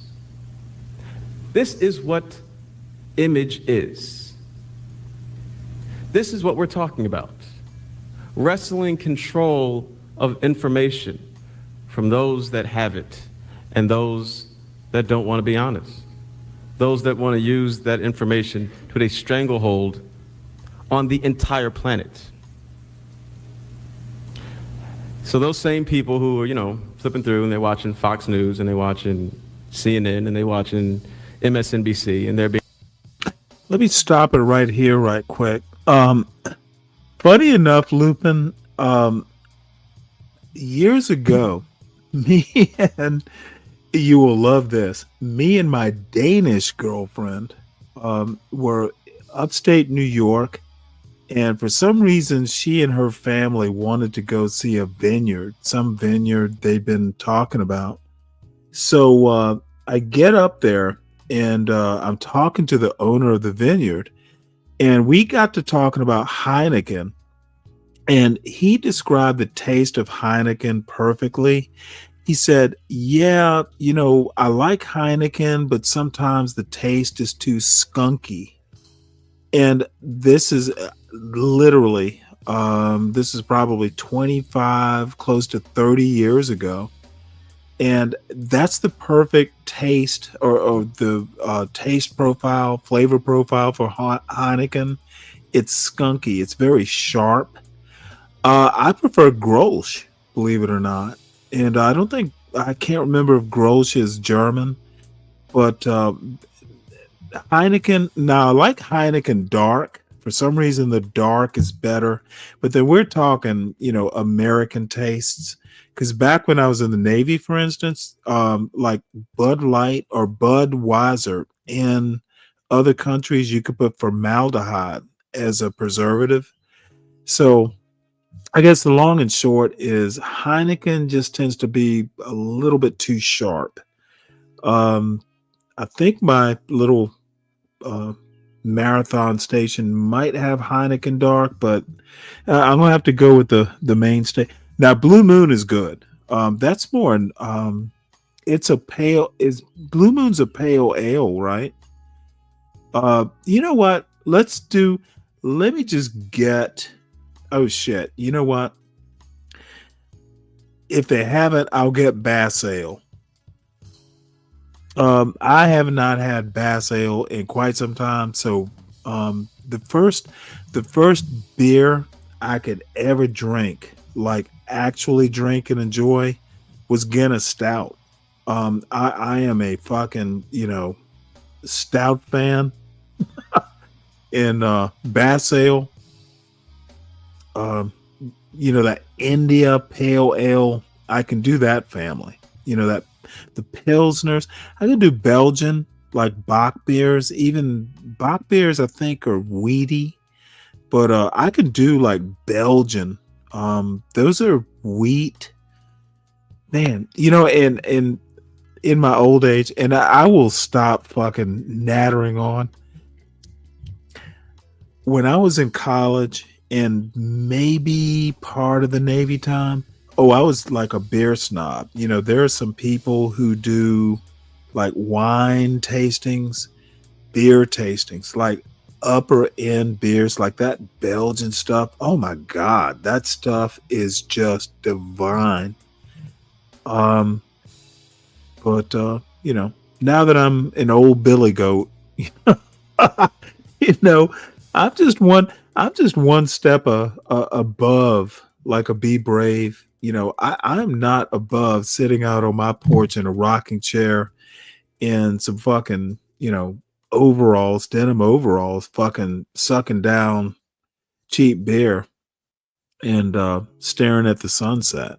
So, but yep, I'm gonna go see if I can't find some bass. Solid Snake, are you still there?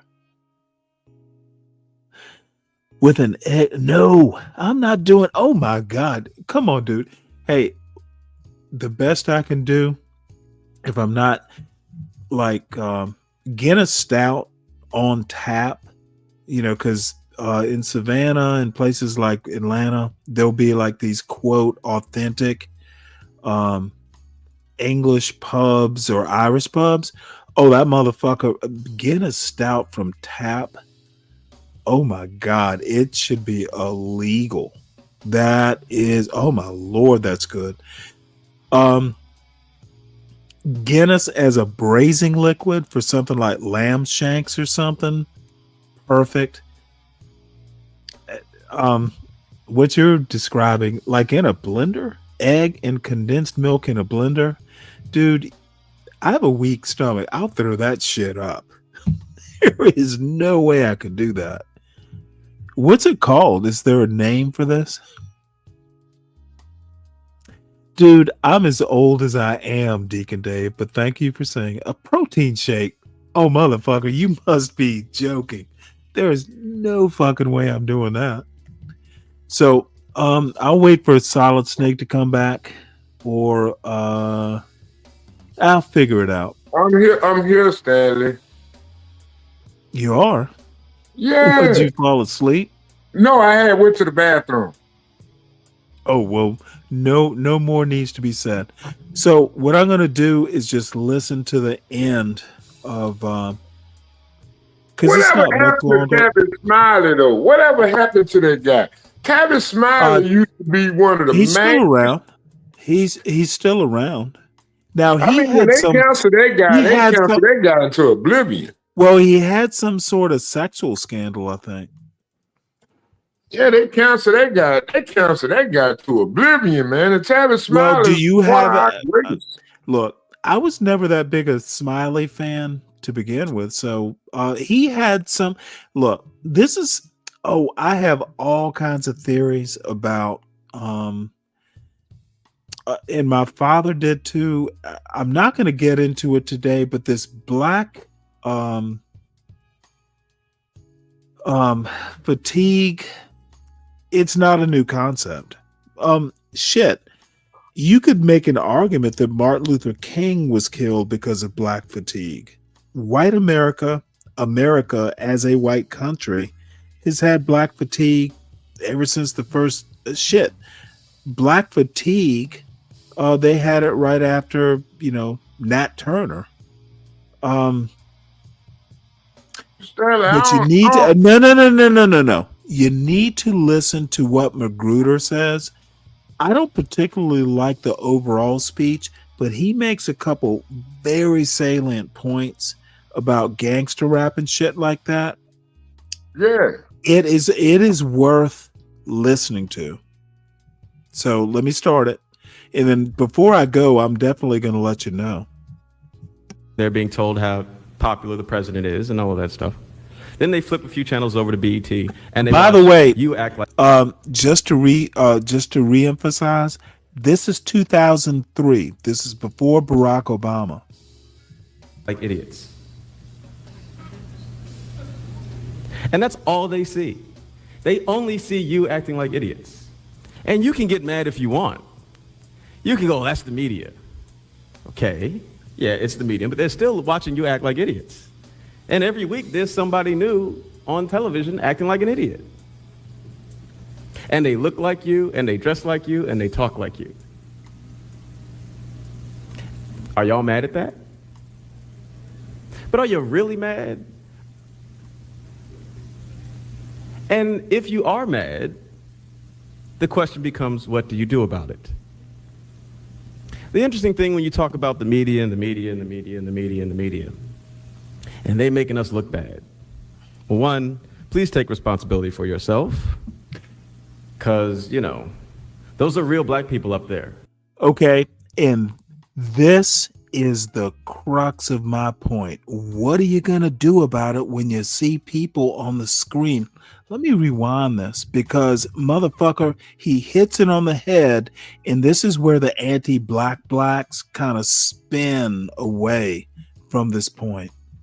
And if you are mad, the question becomes, what do you do about it? Hold on one sec, Dave. I'm glad you were here, Dave. I ain't gonna lie, Stanley. I think it's very important that we advertise this channel locally, and I think we need to grow Locally this channel where? locally. How is this channel? How is this channel? I mean, like get out of your neighborhood and advertise the channel sometimes. Like, bring some people in like John be doing. Get out there and do street interviews. That's what I want to do. Wait, hold it. Then you know what? Then you do street interviews, and John will show them. Why the fuck would I want to do that? Now I might. If I go to this ladies' restaurant in Savannah, I might not. If I go fishing, I might or might not. Georgia, I'm not. What? I'm not a street interview person. I don't care. But Stanley, it'll be great to see people interact with you for the audience. That I ain't gonna lie, man. I'm sorry. You is the boom coon, motherfucker. Cause dude, well, dude, if you was in Savannah, Georgia right now, let me be a boom. You the boom? Look, not I boom. literally am. B-O-O-M. I literally am from Savannah. Being in Savannah is not that special. It's where I grew up. Yes, it is. That's part of America. And it'd be great for you to go around and talk to the people and get everybody's opinion in your community. That's what we want. I'm telling you, Stanley. You going to the liquor store, cut your phone on. Cut your phone on. John Galt is interested in their opinions to present to an audience. I value people's privacy. Why the fuck? Why the fuck would I have a conversation about their opinions and broadcast it? That's a far right motherfucking. No. Yes, we could check the temperature of the community, motherfucker. You lost me at we could check the temperature. Why would we care what people think? It's their personal business. I think, in my personal opinion, I believe that you being out there on the streets in Savannah, Georgia, interviewing people would be not going to happen. I'm telling you, it'd be great. I'm serious. Or Snake, Stanley versus the world at a table in the mall. That would be. That's definitely not going to happen.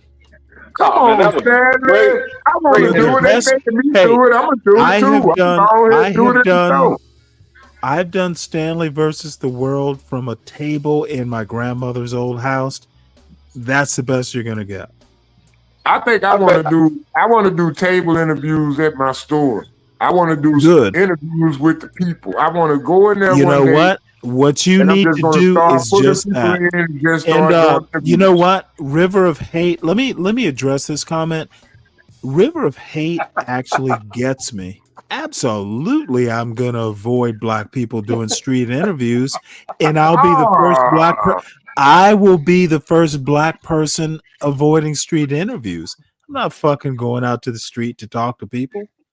He said you avoid the black ones, not black. Well, wait, I'm black, and I'm going to avoid doing street interviews. I'm not motherfucking going to do a street interview. I'm not gonna conduct a street interview.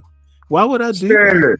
Stanley, it'll be great. It'll be awesome. I'm serious, Stanley. Hey, I'm honest in saying this. It would probably be pretty cool, except I could live without doing one.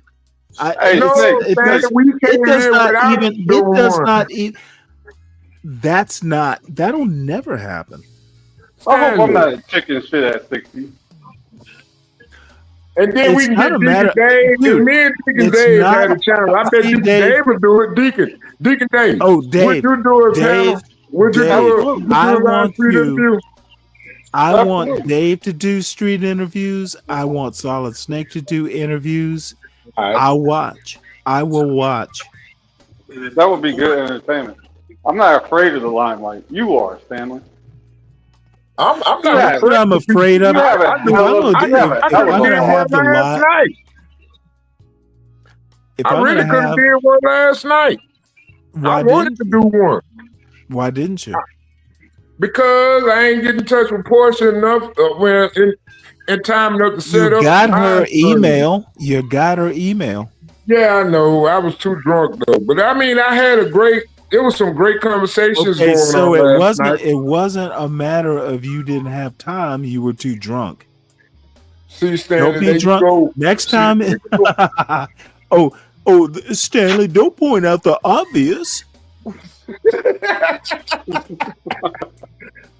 Man, we had some great conversations going on last night, but I think my girl did it on Facebook because she got her little Facebook channel. She be trying to gravitate off of me. She You know really be what, gravitating off of me. Brian Nichols? You know what? See, you don't, and I understand why.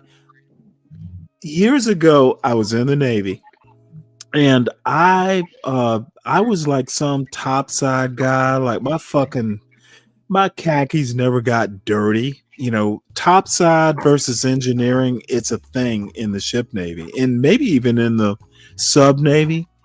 So, you know, I'm all glitzy. You know, I deal with top secret shit. I deal with admirals and captains.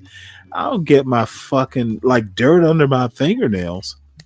Well, I was also a very mission oriented, like, motherfucker, I'll get in your face and I will break your will because you're going to do what the fuck I want you to do, period. You know, if it's me and you, I'm always going to win. I was that kind of officer. Is that So where you learn how to respond with 50 comments from the Navy? no, from my mother. Oh yeah, my bad. Oh, you Nah, didn't know? most Navy guys I meet, Hurricane they're pretty sharp. Hurricane Dolores? Oh, she trained me for the Navy. Oh man. See, this is the first time We we literally have used to call her Hurricane Dolores. It's like, motherfucker, you don't stir her up. And she's the sweetest woman, but god damn it, you know, she had boundaries. I understand it, but see, you don't understand. See, the way I look at it, it's like a lot of African Americans, we love that TV series In the Heat of the Night, right? That was based in Savannah, Georgia, Well, right? have you ever seen the actual movie? Yeah. I did. Good. Well, then you know it's nothing like the fucking TV series. Hey, Okay, Other but than what I'm saying, other than you can other bridge than the that song. gap. That theme song was the shit. I used to hear that right at bedtime. Wait, well, let me just put it to you this way. One day, my captain said, "Hey, we're going to send the 3 most experienced division officers because we were coming up for an engineering inspection." So it's like, Stanley, this is the worst division on the ship. We need you to fix it. And you know, I was like, well, goddamn. I don't want to do this. You know, I like hanging out in my air conditioned space, you know, being all James Bond and shit. So anyway, I happened to be down like the leading petty officer for the division I was going to, which was tore up from the floor up. And everybody was like, oh shit, this is gonna be like a nuclear war down there. So the leading petty officer runs into me before I'd taken over the division. This motherfucker who reminded me of, and I kid you not, he was a Be Brave. Uh-oh. I kid you not. This is why I'm so fucking like shitting on Be Brave. I've dealt with that motherfucker before. Yeah, it's familiar. So one there is an advantage of being 60. History rhymes and sometimes repeats. I've met Be Brave before, and I tamed him. So this motherfucker down on the mess decks, I'm going somewhere or another. So he fucking in front of all these enlisted guys. Well, Mr. Cross, are you ready for A gang? And I look that motherfucker in his eye and I go, the better question is A gang ready for me? And everybody's like, oh, it got mighty silent. I broke those motherfuckers. I broke them because they did not know what was gonna. Motherfucker, I break people for fun. You weak-minded motherfucker. I'm the goddamn officer. You don't run me, motherfucker. I run you. Oh, dude, I've had people cry. Motherfucker, when I was an ensign, this was before my first deployment, and I was always classing, and this guy was an E7. He was my first chief. Oh my God.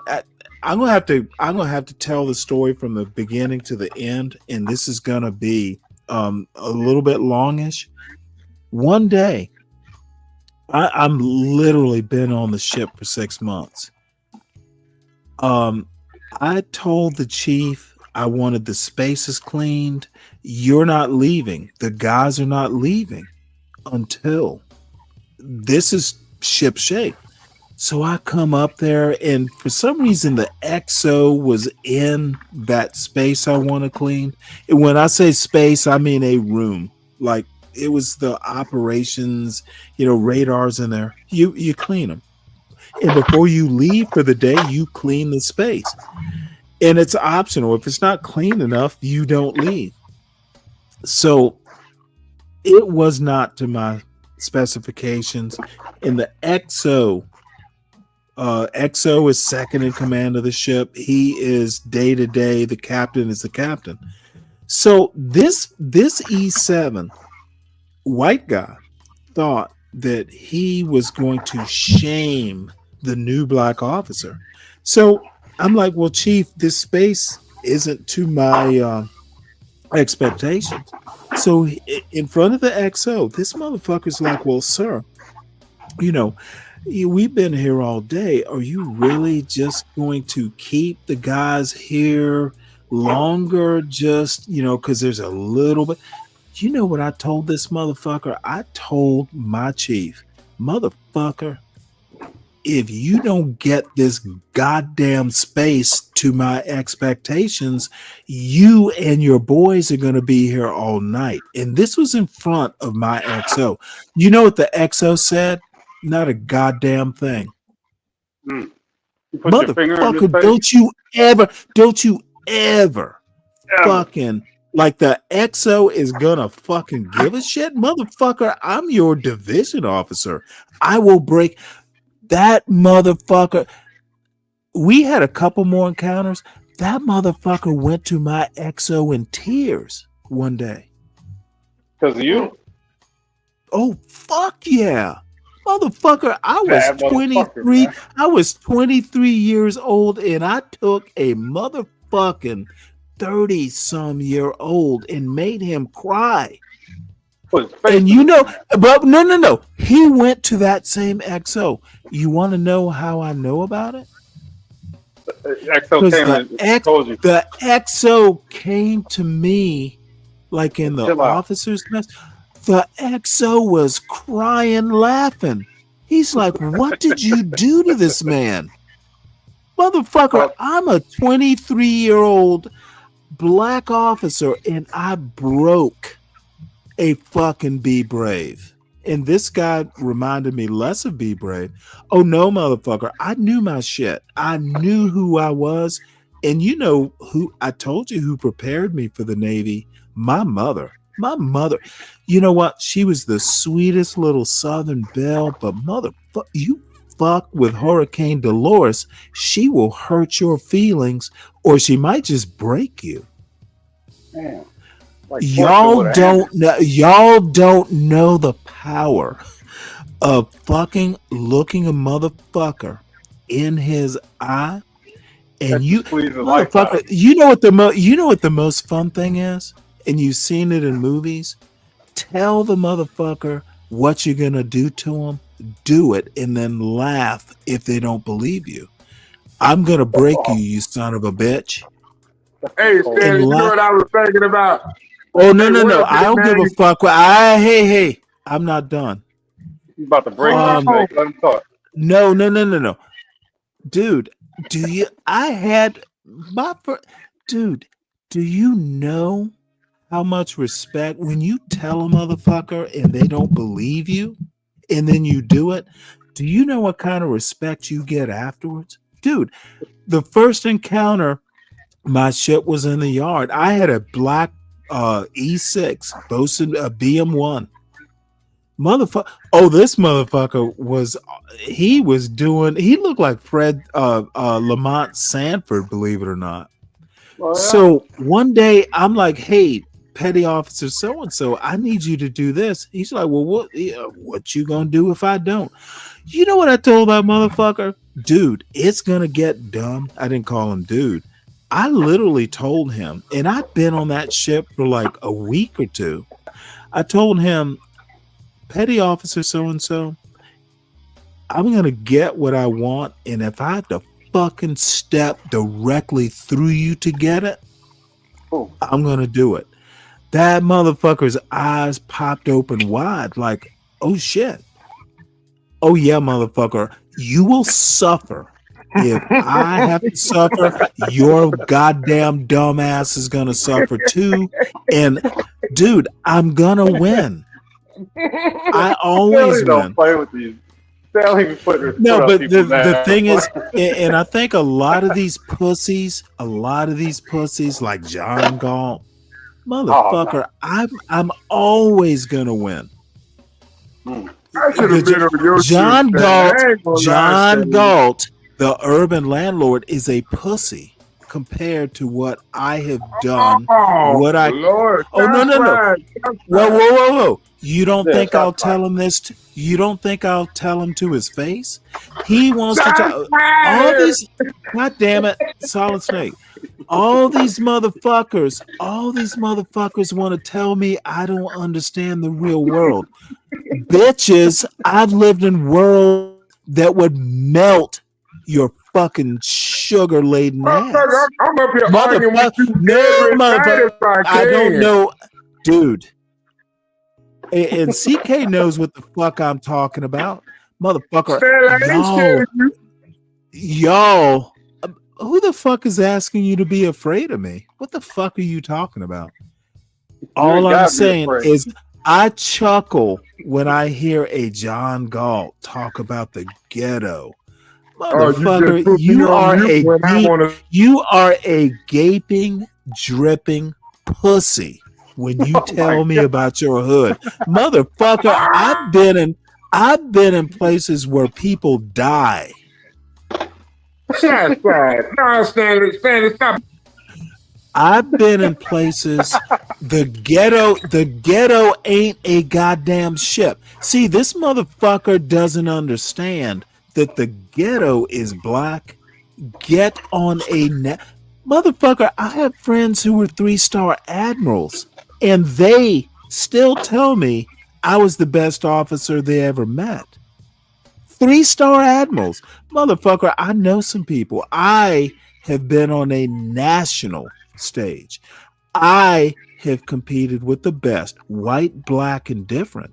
Motherfucker, you just need to be smart. I don't give a fuck whether you're black or white or orange. Motherfucker, are you smarter than me? Are you a better leader than me?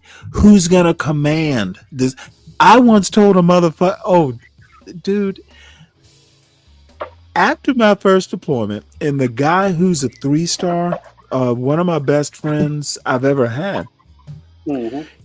First time we ever met, we were turning over a CMS account, like some top secret account. In this, I was an 01 ensign, boot ensign. but I'd had a deployment under my belt. So this fucking supply lieutenant, he outranked me by 2 promotions. This motherfucker came up to me and he was telling me something about how he wanted to turn over account. Motherfucker, I just got back from the goddamn Persian Gulf. I don't give a fuck if you're a lieutenant. Motherfucker, I'm a line officer and you're a supply officer, sir. Motherfucker, this is how we're going to do it. And if you don't like it, go get your goddamn captain to tell me not to do it. That little white lieutenant's eyes, poof, they were open. And the guy who's the 3-star admiral, he's like, I have never heard someone disrespect his superior like that. Fuck you. You're either right. You got, hey, and back in the day, now this was black privilege. Back in the early 90s. Oh yeah, motherfucker. I'm not only black, I'm smarter than you. I'm smarter than you too. Fuck where's yeah. Snake at? Where's Snake at? Oh, he's in the back because I didn't want him over talking. Dude, John Galt is fucking chump change. Your little urban landlord. Hey, all good for you. All respect, but motherfucker, you ain't shit. And that if you fucking come, these motherfuckers come to me and want to talk about Stanley doesn't know the real world. Motherfucker, I know more than y'all will ever know just because I was in the Navy. People like CKJ3, those are the real niggas, if we have to use that word. CKJ3, that motherfucker knows what's going on. J-Dub knows what's going on. Y'all y'all civilian motherfuckers want to tell me about the hood. Fuck the hood. Why would I be afraid to go into a hood? You know what the better thing? Why the fuck would I go to a dangerous place? Motherfucker, if you know danger, why would you go there? To look good? To tell a joke? To fucking act like you're a man? Motherfucker, men don't go to dangerous places. They don't move into dangerous places. Motherfucker, you head to safety. You don't why the fuck would I care about the hood? It's dangerous, motherfucker. You sail your ship away from danger. When there's a hurricane, you sail your ship away from the hurricane, motherfuckers. Y'all crazy motherfuckers who want to talk about all the bravado and Stanley doesn't know the real world. I know the real world better enough. You only deal with danger when you have to. You don't seek that shit out. I agree. You don't seek it out. CKJ3 might be the smartest motherfucker here. J-Dub might be the smartest motherfucker here because they know danger. They know it's to be avoided. Sure. The rest of these dumb fucking nightshades and white fucking Be Brave doesn't know shit about America, let alone white culture, black culture. The motherfucker's just a fucking shit kicker. And so is John Galt, for that matter. They're just a bunch of shit kickers who think they know some shit. They don't. Motherfucker, have you ever been afraid for your life? That's the reason someone like a John Galt will fucking do the dangerous shit with the cops. That motherfucker's a thrill seeker. Motherfucker, I know better than to fucking F with a woman or man or kid. Motherfucker, this woman has a sidearm. Why the fuck would you fuck with her? Because you're dumb? Because you're dumb? I didn't know she had a gun in the Why the fuck Would you mess with an armed security guard? I thought she was armed. Maybe she wasn't. But why the fuck? Why? Where is the thrill with going to a woman who does not know you in a place you shouldn't even be in the first place? Why? Why is it impressive? Why do you do a whole show? Motherfucker, you got arrested for a tricycle accident. You put your fucking three-wheeler, your tricycle, on a sidewalk. Who the fuck cares if you got arrested? Why are you a tricycle hero? That's not being that nigga, it's being a dumb nigga. I'm unimpressed. And motherfucker, you better do better than, ooh, Stanley, you in the chat? Georgia Tech, there was a killing at Georgia Tech. Motherfucker, you couldn't even get that right. This all of a sudden it's off campus. Well, I never said it was on campus. Y'all niggas are failures. I don't give a shit if you're an urban landlord. Motherfucker, you haven't done what I've done. Stop pretending that you know what I know. I don't know what you know. And that I don't know what you know, not hurt my feelings. I don't want to be like you. The fuck are you talking about, you moron? Y'all anti-black blacks need to get your shit together, because you're not scoring, you're not landing.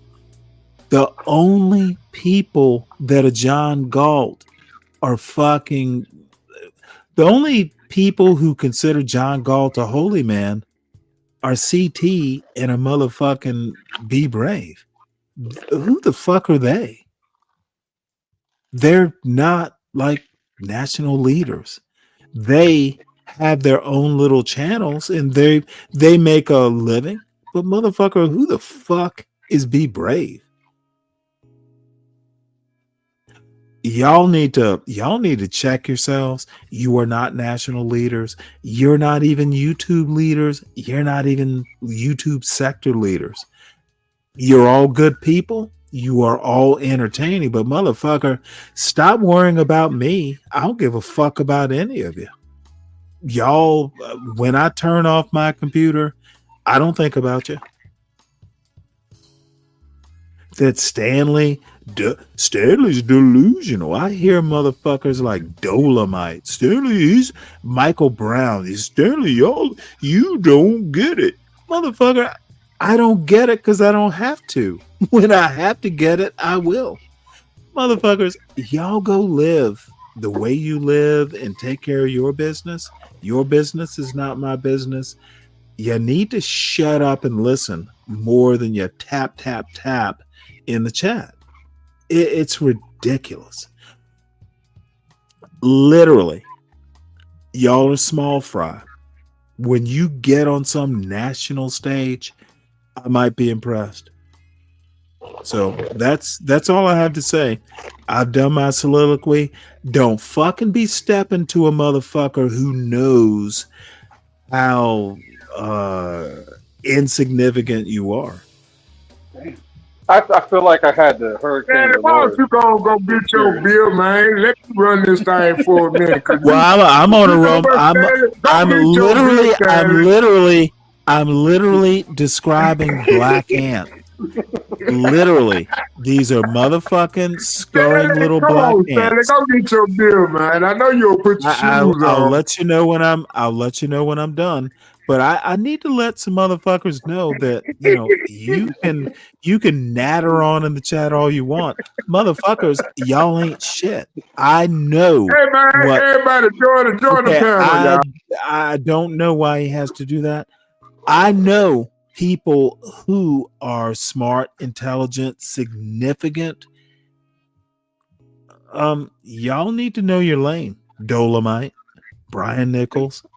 I ain't never y'all like that, y'all need to understand. Y'all need to understand. CT ain't shit. John Galt ain't shit. Where the fuck?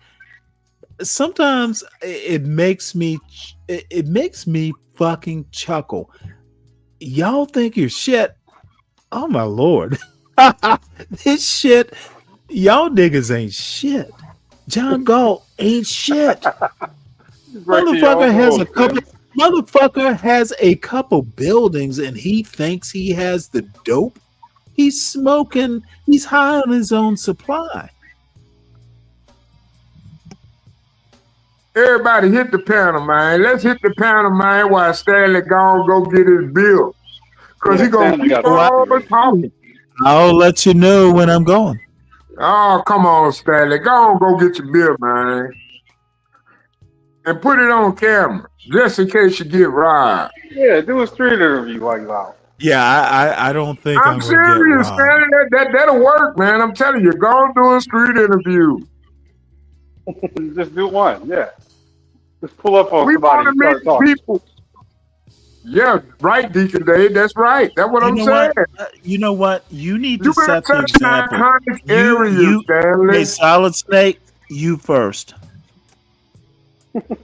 What, you want me to do a street interview first?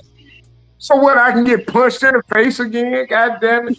So why everybody want to fight me when I go do a street interview?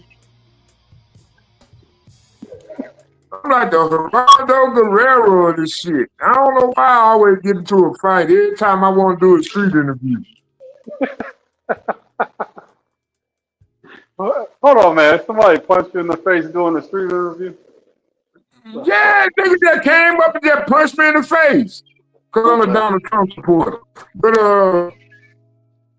they ain't know he had started sending motherfuckers to Guantanamo Bay over drug charges. So, yeah, it's pretty, yeah. Like you a wild man, he considered dope dealers, Donald Trump considered dope dealers pretty much terrorists at this point. That's what the DOJ is starting to consider us. So, hey, and I'm CK in the chat. So yeah, this has a lot to do with street interviews. Donald Trump and terrorists. Dude, motherfucker, you cannot even keep it between the guardrails. Really, Stanley, that's the risk we take. Yes, though, you know really, Solid Snake.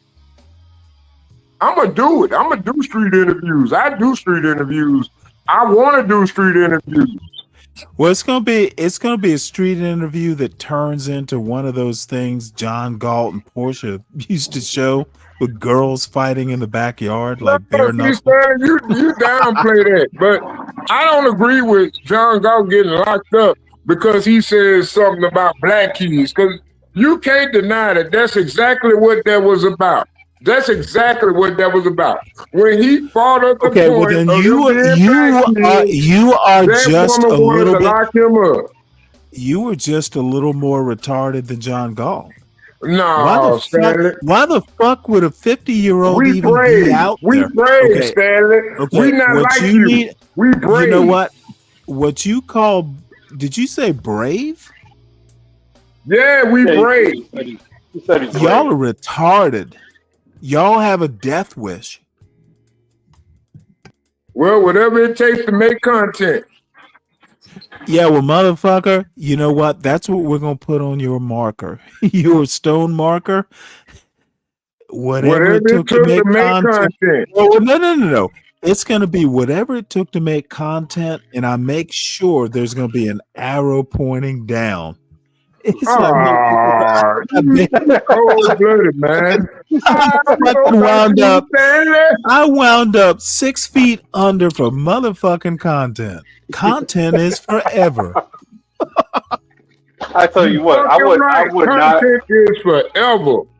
I would not mess with a black woman with authority. That's just me. Man, look, dude, I be wanting to do some interviews, man, with these black women around here. Y'all don't know, man. I be wanting to do them, and I want to put it up on YouTube. I want to put it on this channel because I want Portia. Man, I'm telling you, man, we can make this channel great again. Hey, Snake, why don't you try to get the Gone Trucking Hour? And they could go back to Nah, 'cause 24 I ain't no hours. trucker. I ain't no trucker. I gave up. Okay, They I'm got a trying to ride. figure this out. Why the fuck is the hood waiting for me, Brian Nichols? Why the hood waiting on you? Do you know? Goddammit, Do 'cause you you the know? smartest Do you motherfucker in know? the motherfucking. Hey, smart has nothing to do with it. If I'm smart, Damn lie, if Stanley. Damn I'm lie. smart, if I'm smart, Stanley, you tell the are the Stanley. okay. I don't know why you need to. All I'm saying, let the hood wait. I'll be there. Come on, And, cuz. as a matter of fact, let me tell the hood I'll be there about next Thursday.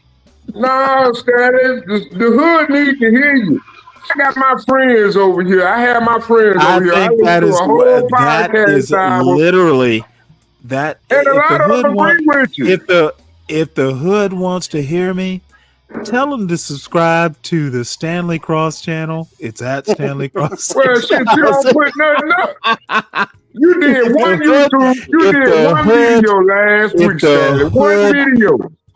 If the hood wants to hear me, subscribe to the John Gall Urban Landlord channel. They need to be hitting the like. If I get 1,000 likes from the hood and 1,000 likes on my channel from the hood, I'll consider it. What I need is all kinds of cash apps. You know Stanley. what? Here for Stanley, the I want tea. CKJ3 Here for up the here tea. on the Here for the channel, here and I for the need you to go get your bill. here for I the want tea. CKJ3 up here so I can eviscerate his ass. You don't. I You want him there to you go. stand. There we go. You. Hey, let me put I'm it ready to to Solid eviscerate Snake. you, CK. Solid Snake. You Let's make don't a know. this moment. Okay, this motherfucker does not understand people like CKJ3. Oh, shit, CKJ3, no. no motherfucker. That motherfucker is Navy, dude. I don't Dude. care.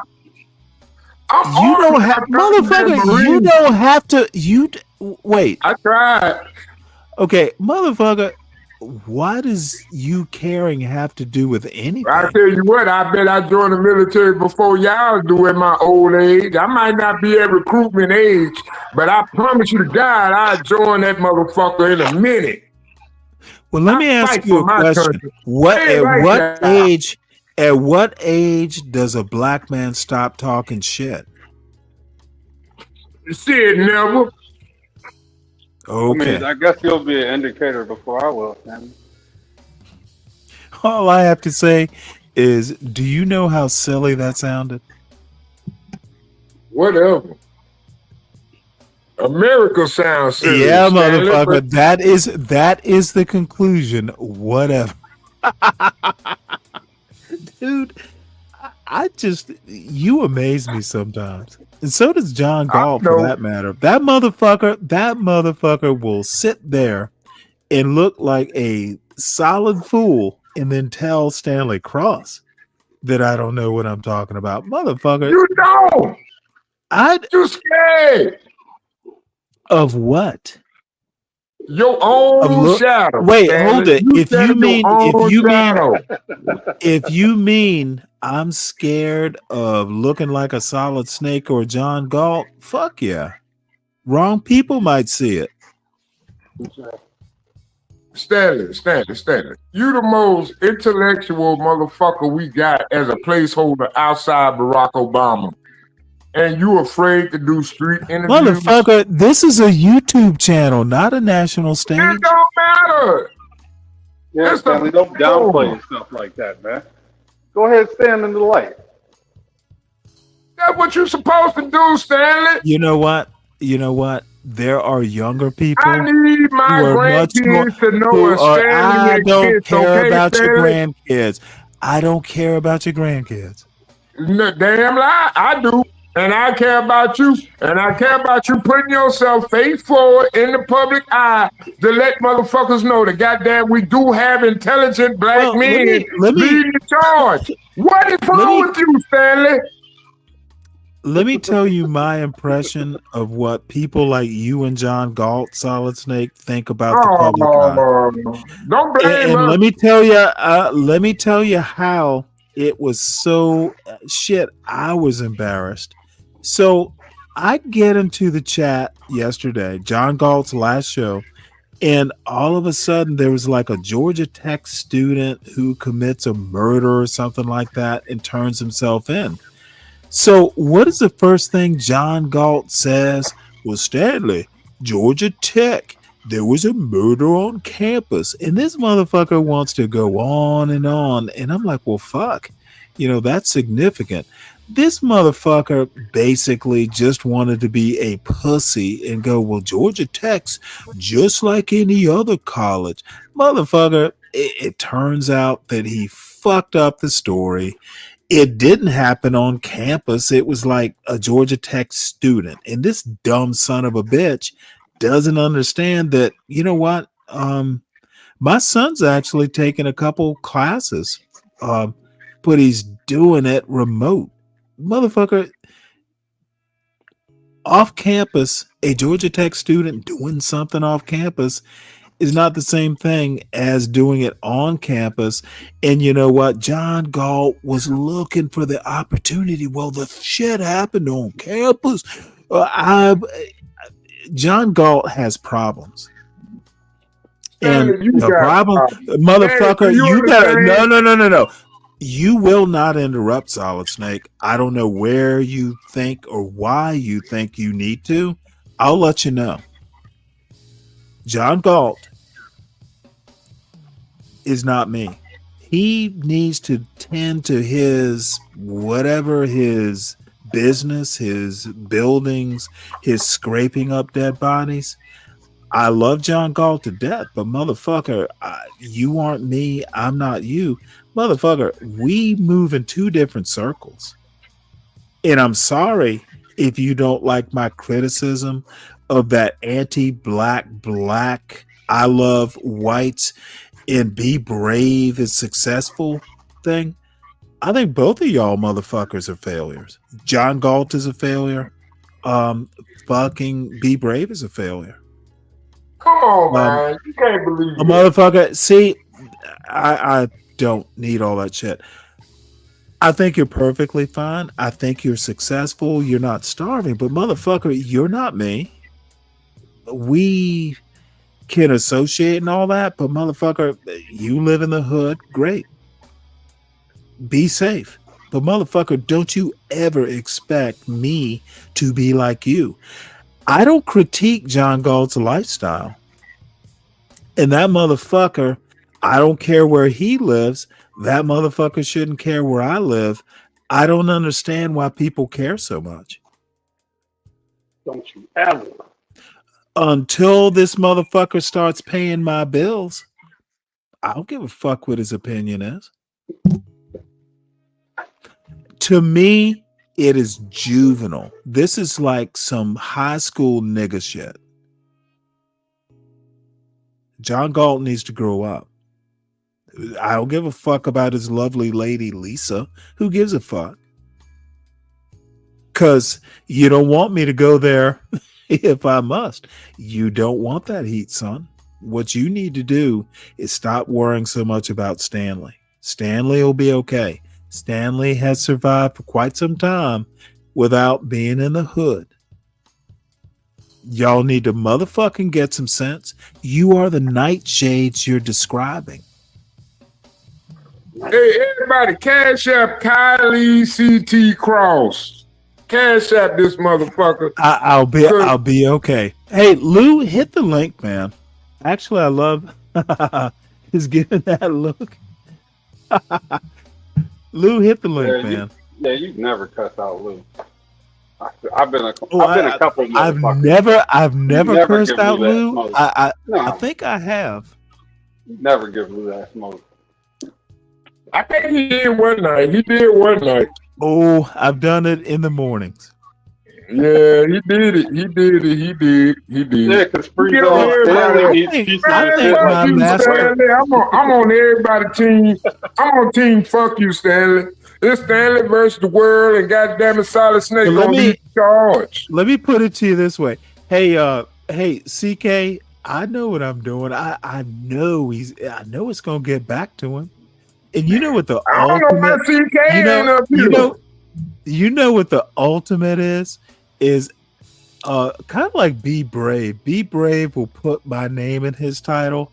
You know what the best get back? Just don't listen to it.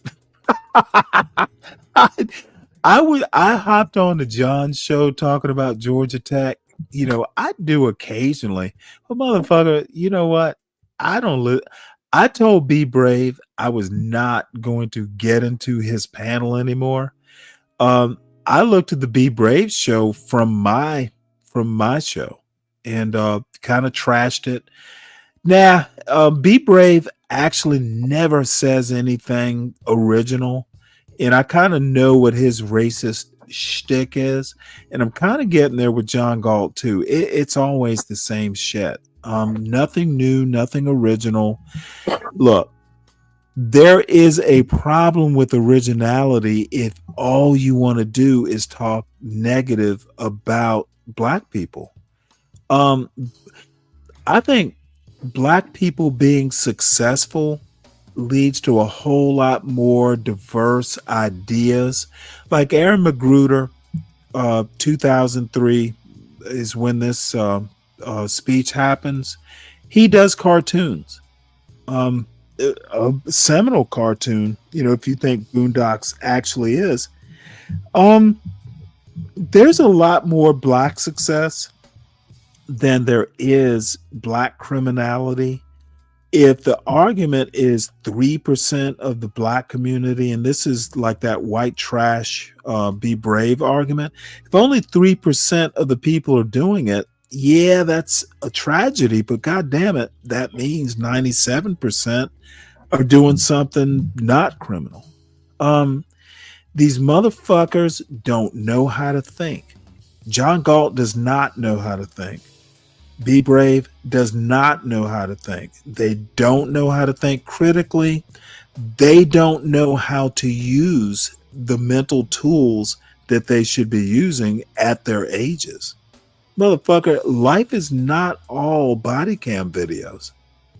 If you think that all the black community is doing these days is either being in a body cam video or not being in a body cam video, motherfucker, black people are diverse. Black people are smart, no more smart than white people, or privileged, no less privileged than white people. The motherfuckers who want to complain about nightshades and all that shit, how about get drunk? How about get drunk and do something positive? Talk about people positive when you get drunk. Motherfucker, if you got young kids,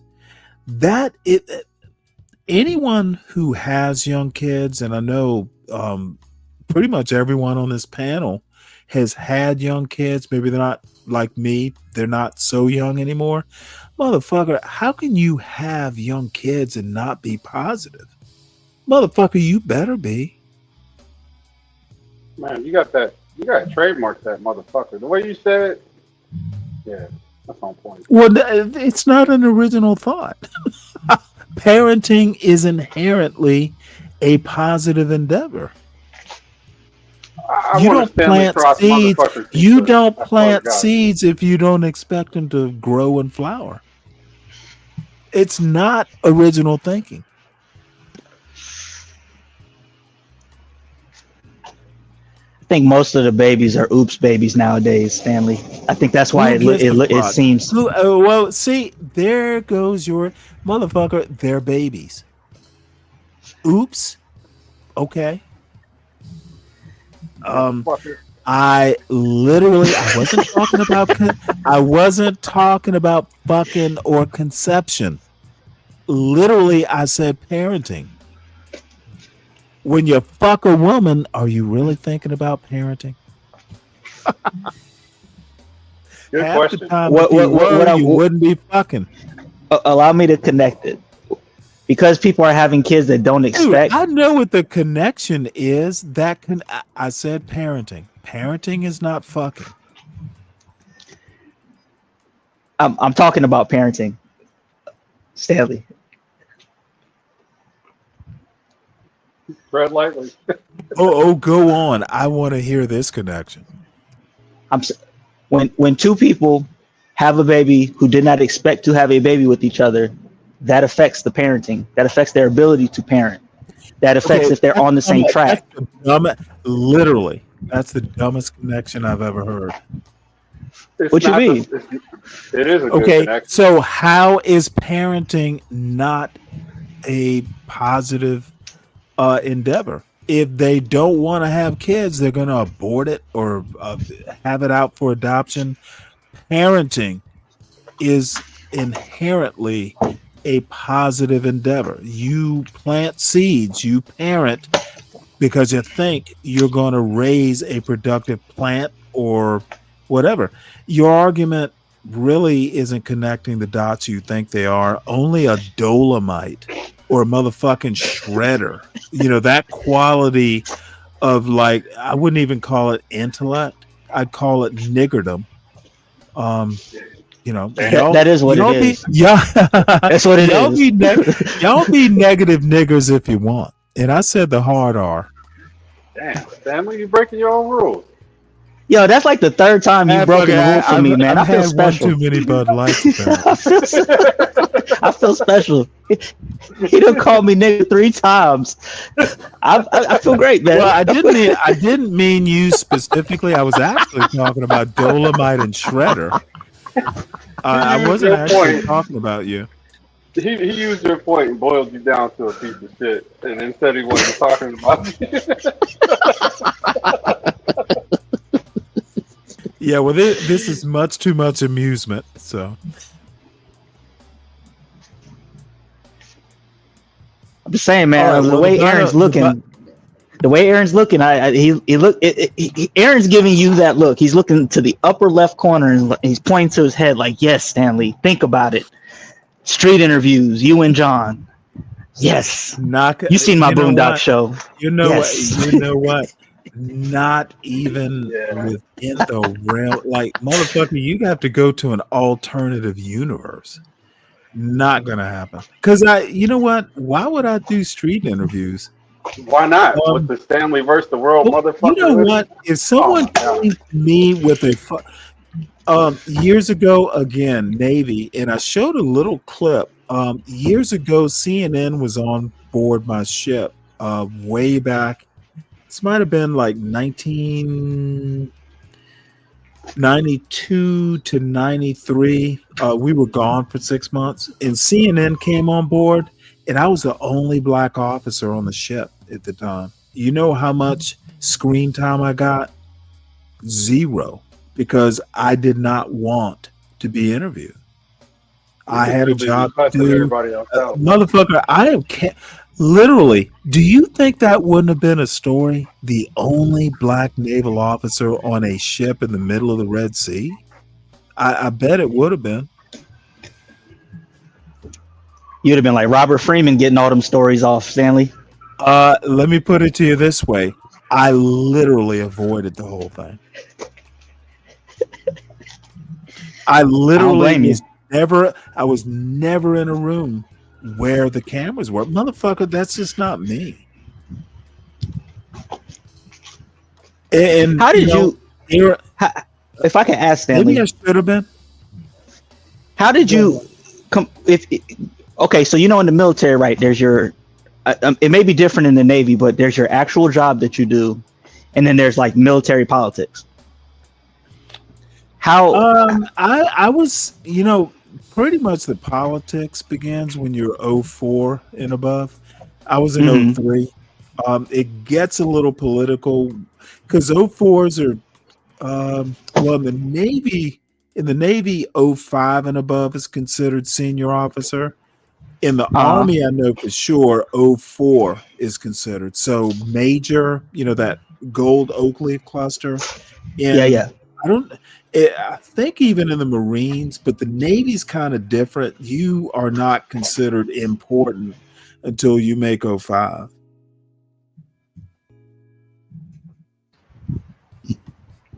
So, I mean, you got out I got out 03. I was only in for 5 years. Okay. So, did you get more enjoyment from the actual job or playing military politics, or was it kind of all one and the You same at don't your level? really look. There's very little military politics. Um, and that's an actual good question because now that I think about it, I did play politics. Yeah, because I was like the However, best at my it job, but doesn't. I hated military It politics. it does not. No. Well, see, the funny thing about military politics, it's really a pissing contest. Exactly. And now the thing is back in the day, like I had when I first got to my second ship, there was an O2, a Lieutenant JG, first lieutenant in the other branches. And I was now the difference is I was an O1 when I got to my second ship, but I was warfare qualified. I was shed hot. I got my warfare qualification as an O1. That's like having a combat infantry badge. If you're an O1, like you are above the other O1s. And if you're not warfare qualified, the Navy's kind of strange. Like if me and my technical boss were in like a motor whaleboat, like, say the ship sank and there are 20 people in my boat, the O2 might outrank me by what's on your bar, what's on your collar, but I'm a motherfucking, I got my warfare qualification. So technically, I am in command of that boat. Fuck you if you outrank me. I have my warfare qualification. It's kind of that way. The military is weird. You can have the same rank and outrank someone based on year group or warfare qualification, or just I've had command and you haven't. And I think all the branches are like that, but the Navy is very weird that way. So anyway, this motherfucking O2, I can't even remember why we fucking locked horns, but I was warfare qualified. This motherfucker was a Naval Academy graduate, but he was kind of a shitbird. And I was a motherfucking O1, black naval officer. And back then, I was trim. I was fighting trim. I cut a fine figure in my goddamn unit. So I'm warfare qualified. I'm new to the ship, and I fucking look people in their eye. So this motherfucker wanted to go who was in charge of what. So I went to my boss and said, you know what?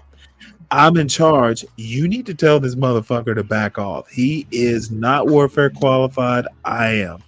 And you know what? That is probably maybe one of a few times.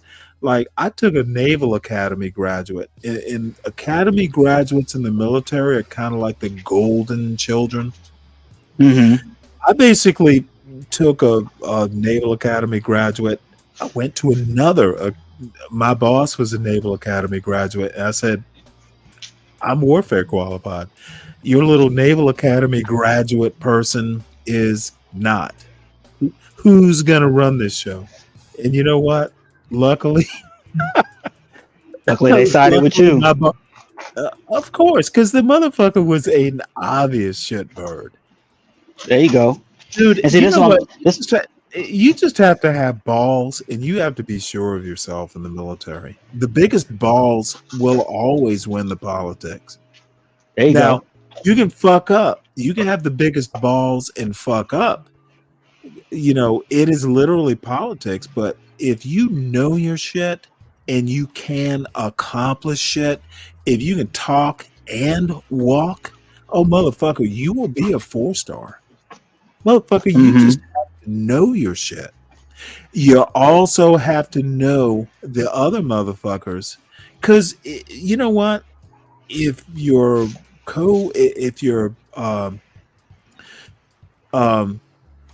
your equal knows his shit too, then you form alliances. you know what, motherfucker, you know shit, I know shit. Let's you might know some shit I don't know. It's literally politics. You're right about that. But motherfucker, you better be shit hot. Motherfucker, dude, I was on the bridge once, and this was off Vieques, back off of Vieques Island, Puerto Rico. Mm-hmm. The island across where it used to be just like this huge island that planes used to bomb the shit out of. It was a range, a firing range, basically. So I was on the bridge, and thank God I was not the gunnery officer. So I'm officer of the deck, and we're just going up the coast, firing, just bombing the shit. Planes are coming in, and this poor island. There's so much ordnance on that island. I'm surprised it just doesn't sink.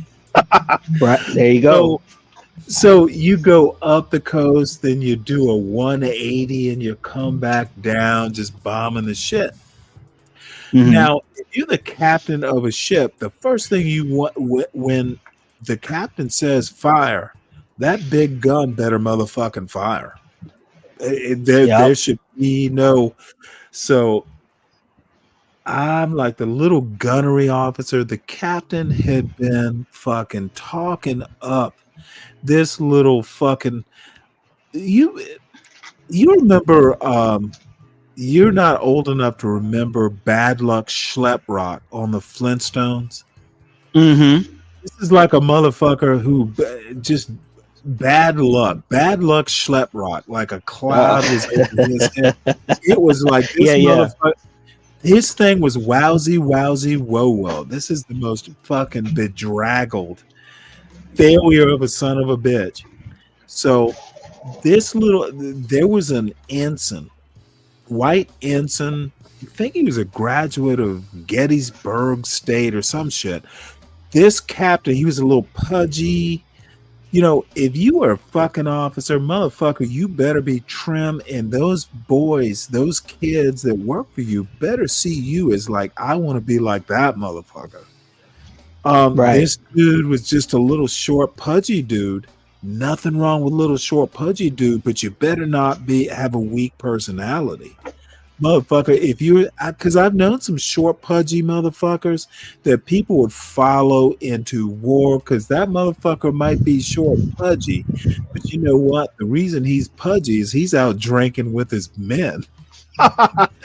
Right. Okay, well, this motherfucker wasn't one of those. And dude, I had been telling this kid because I was senior to him. I'm like, dude, don't let your E7 run you. You gotta, they will respond. You gotta show some spine.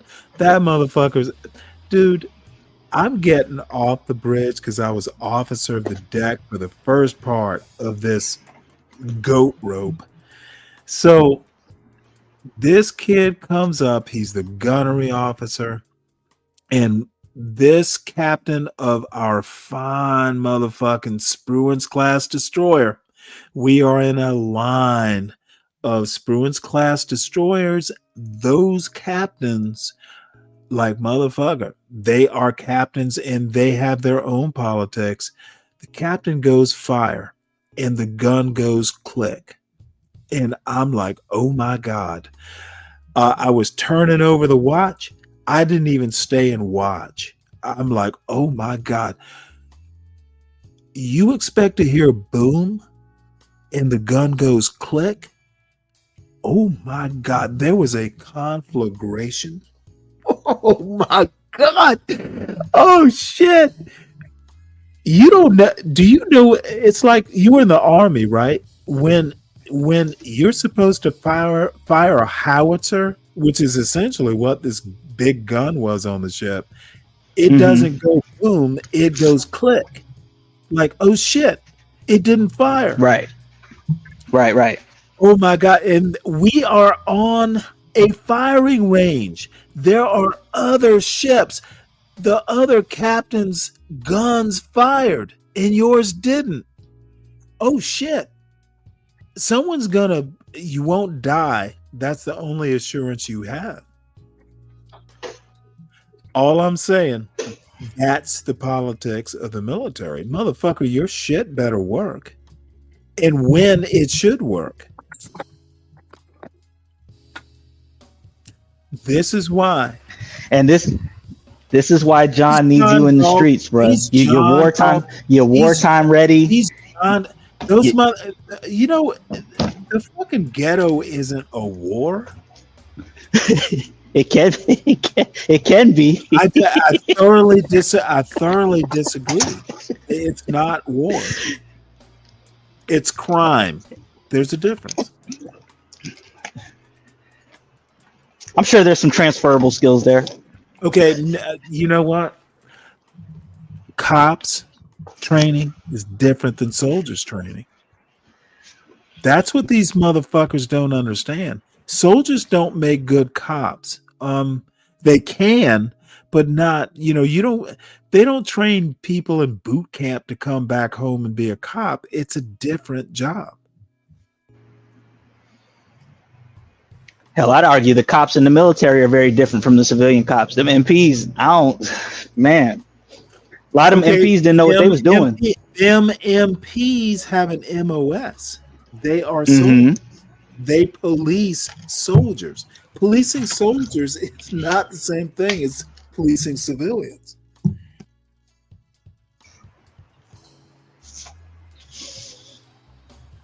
I don't know about that, Stanley. All I have to say, this is one of those things. Like I have to tell Bumpkin, I know I'm right. Okay, would you consider them? Dude, would you consider it more of a simile? They do not send. They don't have boot camp for cops. It's an academy. Mm-hmm. Dude, I'm not going to even debate this. I'm right. There's no boot camp to city cop pipeline.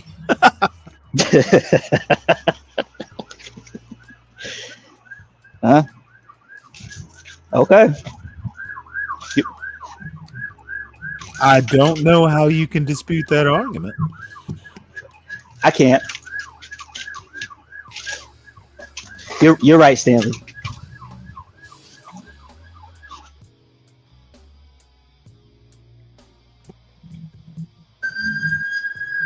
And be brave. So tired of blacks. Speaking of which, let me go ahead and play Mr. McGruder, who is 51 by now. The interesting thing when you talk about the media and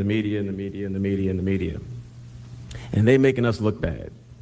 Well, one, please take responsibility for yourself, because, those are real black people up there looking bad. But two, it's really good to have these discussions with the media's doing this, the media's doing that. Well, guess what? Media's been doing the same thing for a minute, and they're going to keep doing it. So now that we've established that, we actually have to get into the very tough and unpleasant discussion of how to actually change the media. To that, you have to understand how the media works. You have to understand who these companies are that control everything you see and hear and read. You got to know about Viacom. You got to know about Sony. You got to know about News Corp, Disney, Bob Johnson. You have to understand the system that produces the images that you see. Many of us like to think it's a bunch of white people sitting around in a smoky room going, I wonder how to make black people look bad. I moved out to Hollywood about 4 years ago. And let me tell you, I wish it were that simple. But it is nowhere near that simple. The first thing to remember is that what drives this country is money and profit. Generally, most things that are going down today are going down because of money and profit. Absolutely. The wars, the peace, stocks, and every single TV show you watch. Believe me, what you see on television when you turn on CNN and you turn on MSNBC, that's entertainment. News is what people try to suppress. News is what they do not want you to know. What you're seeing is fun and games. What you're seeing is what's put out there to keep you stupid. Now, I know that sounds really conspiratorial and all of that stuff, but let me tell you, I've been in Hollywood for 4 years now. I've been working in the newspaper industry for a bit longer. Information is controlled, absolutely on every level. And then I have these discussions and people go, oh, right. Like the White House is really calling people, telling newspapers, don't run this story. They are.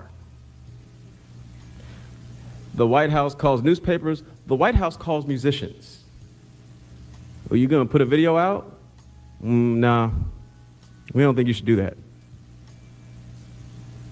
Don't get it twisted. It's that controlled. Everything you see is there because someone wants you to see it. So you figure out how the system works, and then you figure out, well, what's motivating the people behind the system? Why do they want you to see certain things? Why do they want black people looking silly? Well, it's simple. I mean, how many people have seen The Matrix? How many people have seen the second Matrix? Well, you got to see the second Matrix. Dr. West is in the second Matrix. The point is that struggles used to be organized and planned a bit differently. You used to be able to go, and there were communities, there were institutions in the community. People would go to a church, or they would go someplace, they would organize, they would meet, the movement would build, the ideology would spread, and action would take place. Why doesn't that happen now? Because everyone's getting their information from mass media. 90%. It's coming from there. So if it's not on TV, it doesn't exist. It's irrelevant. I can't knock on your door and say, brother, sister, join the revolution. You will laugh at me. You're like, what the hell are you thinking? I'm not joining anything. Who are you? I'm calling the police. I was having an argument with some young people in Cuba about this very thing. Why is there no revolution in the United States? Why is there no armed revolution like we had in Cuba? Simple. Americans have television and drugs. We're a little comfortable. Actually, you know what? We're really comfortable.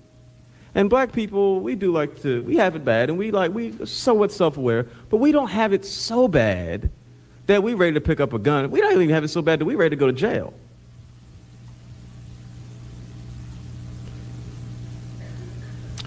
I only have 15 minutes. There's a lot to talk about here.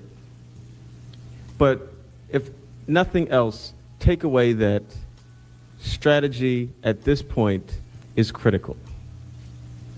The eyes on the prize routine. Let me stop it right here. Portia, the reason I even started the show, apparently there's some black fatigue folks who have taken this Aaron McGruder thing and used it as some argument underpinning for the black fatigue argument. So I got curious and listened to it, and I can see where if you don't listen carefully, you might think that he's caring that much about, what white people care or might be tired of. To me, it's much more of an individualistic argument. Like, if you're seeing a bunch of black people acting the fool, that basically means you shouldn't do it or you don't have to do it. But anyway, I'll go ahead and start it. I'll start it back up, and we'll see what other people think. I didn't see it as reinforcing a black fatigue argument, which I will add or re-say is just a dumb argument. Only anti-black blacks and white shades would think that's a thing. It's not original thinking, this black fatigue thing. Only Ock Nation or CT or John Galt. It's just so like low hanging fruit. Why people like indulge in this? It's very Ock Nation and just fucking just not up to intellectual rigor. So it could be that the Ock Nations and the CTs and the John Galts are not up to speed as far as intellectual rigor. They'll fucking, these emotional people are tired things. Yeah. Kind of pedestrian. Ain't gonna work. Times have changed. One must move on. There is a very close similarity between Hollywood and politics. The right wing knows it, the left wing does not. That's why we run people like Al Gore and Ralph Nader for president. And I voted for Ralph Nader. Because we don't understand that you got to be a movie star in order to be elected president. Literally. And now you got to be a movie star to be elected governor of California.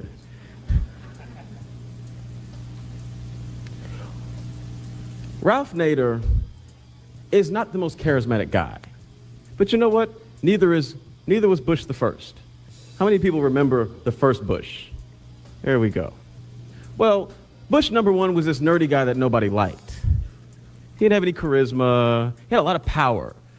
But he really wasn't very photogenic. He just wasn't that guy. So they said, okay, we're going to stick you with Reagan. Reagan was a movie star. Everybody liked Reagan, at least everybody white. Reagan made white people feel good. Bush, nobody really cared about him. But he knew that the only way he was going to get to the White House was behind Reagan. Maybe it's a coincidence that right after he got in office, somebody tried to kill Reagan. I don't know. That would be a conspiracy. I don't get into conspiracy theories. But the point is that Ralph Nader does not need to be running for president. And thankfully, he's not. Why? Yes, sir. Be smart enough to understand that it's... Do you think that you ever suffered from black fatigue? No. In any sort of way, shape, or form? Not really. So the anti-black blacks don't give you black fatigue at all? No, I just think they're stupid. I get stupid fatigue. You mind if I ask Stupidity transcends race, ethnicity. Stupid people are just stupid. Now, I get tired of bad arguments. I get tired of irrelevant arguments. But do you think stupidity is like has a color? No. I think that the anti-black blacks are stupid, I don't blame it on their race. No, I look at it like this. I have had to check members of my family because they represent me, and that's as far as my ideal goes as far as representation. That's okay. Why? Okay. Well, let me finish. In the spirit of us, those who use the two terms us and we and our, well, three terms our sisters, our brothers, us as a race, we're this way. they sort of look at things from a family or bonded by a certain phenomena called skin color or race. They look at things as though they're Who's responsible for they? those out. Well, Well, I'm sorry. not. Who is I'm not they? a. I'm not Your a. family? Our sapiens. Our sapiens. People who put ownership to other people. They say us. They say we. They say our women. Those type of people. That to me, that indicates to me that they're looking at this as more of a family or some kind of bond, and it's not. It's nothing more than a skin color.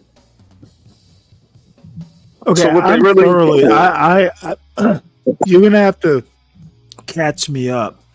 Our sapien? Okay, so let's say those people or any person who thinks that you as a black man represent something that they belong to, our race. Okay, they think I do or know I do. I'm who? Give me an example. Is there a real life example of like I thought everybody had accepted by this time that black people are Homo sapiens, white people are Homo sapiens. Well, look, if you need me to put a name on it, I'll just use Pan Africans. They say Okay, our well, diaspora. Pan Africans are stupid. And pro blacks. They always use ownership. Okay, well, I've heard people think I'm pro black. I think if you're not anti black, that's pro black. I mean, to me, when you say pro black, it's like being pro white. You're basically saying that you're a white supremacist. There are black supremacists. So pro black is not a problem to me, but the way the anti-black blacks use pro black, it's like, the way a Be Brave would use it. Like John Galt, when he says pro black, he pretty much means the same thing as a Be Brave. I just think if you're not anti-black, you're pro black. Well, it's a way to sum up a certain group of people who think that a certain kind of way. My point is, from a child, or as long as I can remember, I was taught to take pride in this race, and this is probably why I don't anymore. Because of the misrepresentation, I get lumped into a group for anybody else who looks at things as groups. People do that. I'm more individualistic. This is the point. You don't even bother. If you think that way, I think it's kind of anachronistic. It is. I literally just talked about this. Why do you give a fuck what other people think? I don't. That would be my first question. Okay, well then stop it. That doesn't mean that at one point. Well, wait, Stanley. That doesn't mean that at one point I didn't. I did. I no longer do. Okay, then why are you reminiscing? No, I believe that more people suffer from that than those who are like me. There's more people who think of it as a group that they belong to than people like me who can take or think of themselves as an individual. And I represent myself and only care about my immediate family. That's why I use the family example. I see. Well, then, feel sorry for Lou's talking about Michael Brown. I wish Michael Brown would actually hit the link, but you know what? All you can, he was. I haven't seen him in a while, but here's what I think. Just they'll see the light eventually, or they won't. You cannot, dude. You have to take the oxygen mask and put it on yourself before you help the kids or other people. You got to help yourself, and then you go help other people. And the problem is the Michael Browns and the John Galts and the CTs. These motherfuckers get so lost in their own, like, whatever it is they think they're doing. They're not helping other people. I don't think John Galt is literally making any difference in the world other than his I gotta give audience. you my. I don't think That's CT. I don't think CT. Now he's gathering more people, but you know what? CT's not changing America. It's entertainment. Yeah. Dude, Sammy Davis Jr. fucking half the rappers y'all talk about I've never even heard of, but I'm telling you right now, Haktua Girl, Shiloh, these motherfucking like Haktua Girl has had more influence on America than a CT has. Sure. Okay, well then what the fuck is he acting like he's all that about? You're changing the topic. Haktua, well, no, it's related if you'll keep up. Haktua Girl is that nigga, not John Galt. Okay. Shiloh is that nigga. Shiloh is that nigga. I agree with that. Not John Galt. Because there's a bag. CT. It came with a bag. I get it. I talked about, dude, the only reason slavery in America became this thing, it was economics. Right, a bag. Okay, so, well, I say economics, you say bag. Well, I'm trying to speak so that way the children can understand. Even me, sometimes I lose sight. Race is literally started as an economic thing, and then the economic stuff that was so cruel needed justification, so they found religion, philosophy, and science. The economics came before the justification. But isn't that a value judgment? You're saying he's not that nigga because he didn't get the economic part right. Economics has no values. Pure capitalism is amoral. Right. Okay, so what are you talking about? Okay, back to my original point. Can I? Dude, okay, go ahead if you need a reset. Yeah, please. I wanted to ask Free Zone Luna if he ever experienced black fatigue. Because I think I could explain to you why I became individualist because of my black fatigue. Well, yeah, maybe I told you that maybe Lou will entertain this argument. Well, I told you that I once thought I once had more of a group thought, and I became individualist because of the poor representation of the group, and I decided not to let that be something that I would be concerned with, because I can only be concerned with things I can control.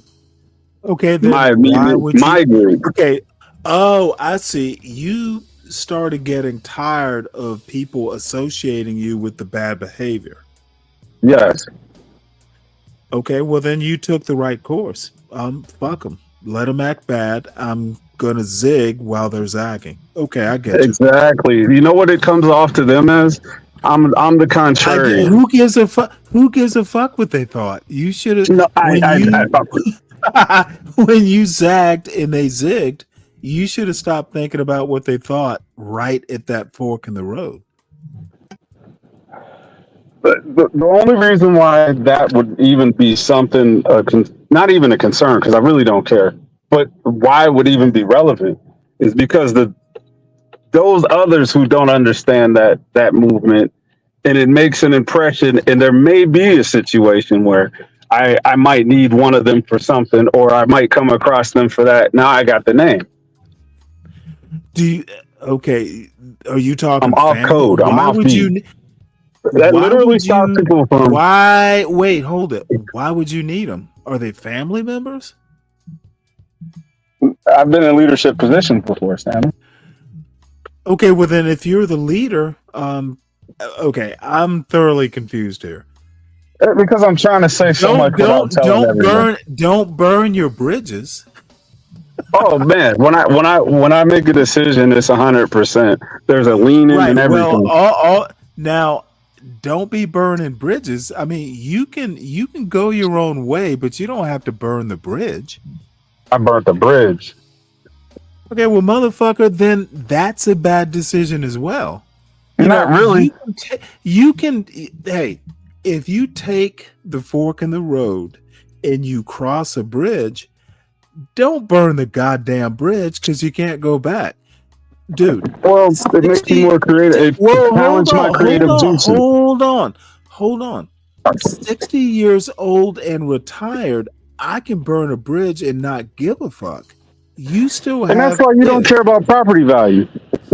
I was thinking that yesterday too. Is that why? Dude, because you are 60. But see, this is the other motherfucker y'all don't understand. I live in this house, but not me personally, but dude, when I go to Savannah, I'm staying in my grandmother's old house. That's bought and paid for decades ago.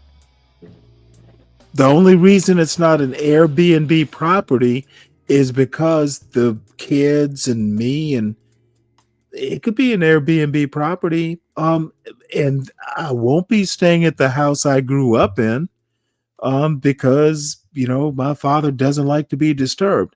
And then we go to the farm way south of Savannah. We're thinking of putting a tiny house there because every now and again, someone might go there, want to stay on the land. Y'all motherfuckers, the ghetto properties, well, good. There's ghetto property. Motherfucker, John Galt is not the only property owner in the John Galt landlord universe, and we don't all have property in the motherfucking hood. I get amused by some of the bullshit that gets propagated here. And then we're not even talking about South Carolina. John Galt is not the only property owner. And sometimes motherfuckers telling me I don't understand the world. If I don't understand the world, it's because I don't have to. I either have people who can do it for me, or it's not like important enough for me to pay attention to. Y'all better fucking start thinking for yourself. John Galt is a nigger. He's not the nigger. He needs to understand that. So let me start this again. Hopefully Dave will be back. It's image. Where's Solid Snake for president? Ralph Nader's the nerdy guy from high school you wouldn't hang out with. That's who Ralph Nader is. If you're Ralph Nader, you find a really good-looking guy who's articulate and handsome, and you tell him what to say. And he gets elected president. That's strategy. That's just taking that extra step. Like, you know what? Is it superficial? Yes. Is it silly? Yes. But it matters. I'm going to say this here because it's so important. Al Sharpton's haircut matters. It matters. Because he's running for president. It matters. Should it matter? No. But you know what? It does. That's image. Don't be naive about the power of mass media and the power of image. It controls more than you think. I sell angry black politics to 20 million white people a day. How do I do it? Because they're cute. That's it. That's the long and the short of it. If I drew characters that actually look like Huey P. Newton and Louis Farrakhan, I would be drawing this strip in my basement. Nobody would have ever seen it. I said, wow, I wonder what happens if you just take the politics that mainstream America hates and put it in a really cute package. How do they handle it? Hey, I'm seen by 30 million people on Sunday alone. Image. We often complain about black culture, how negative it is.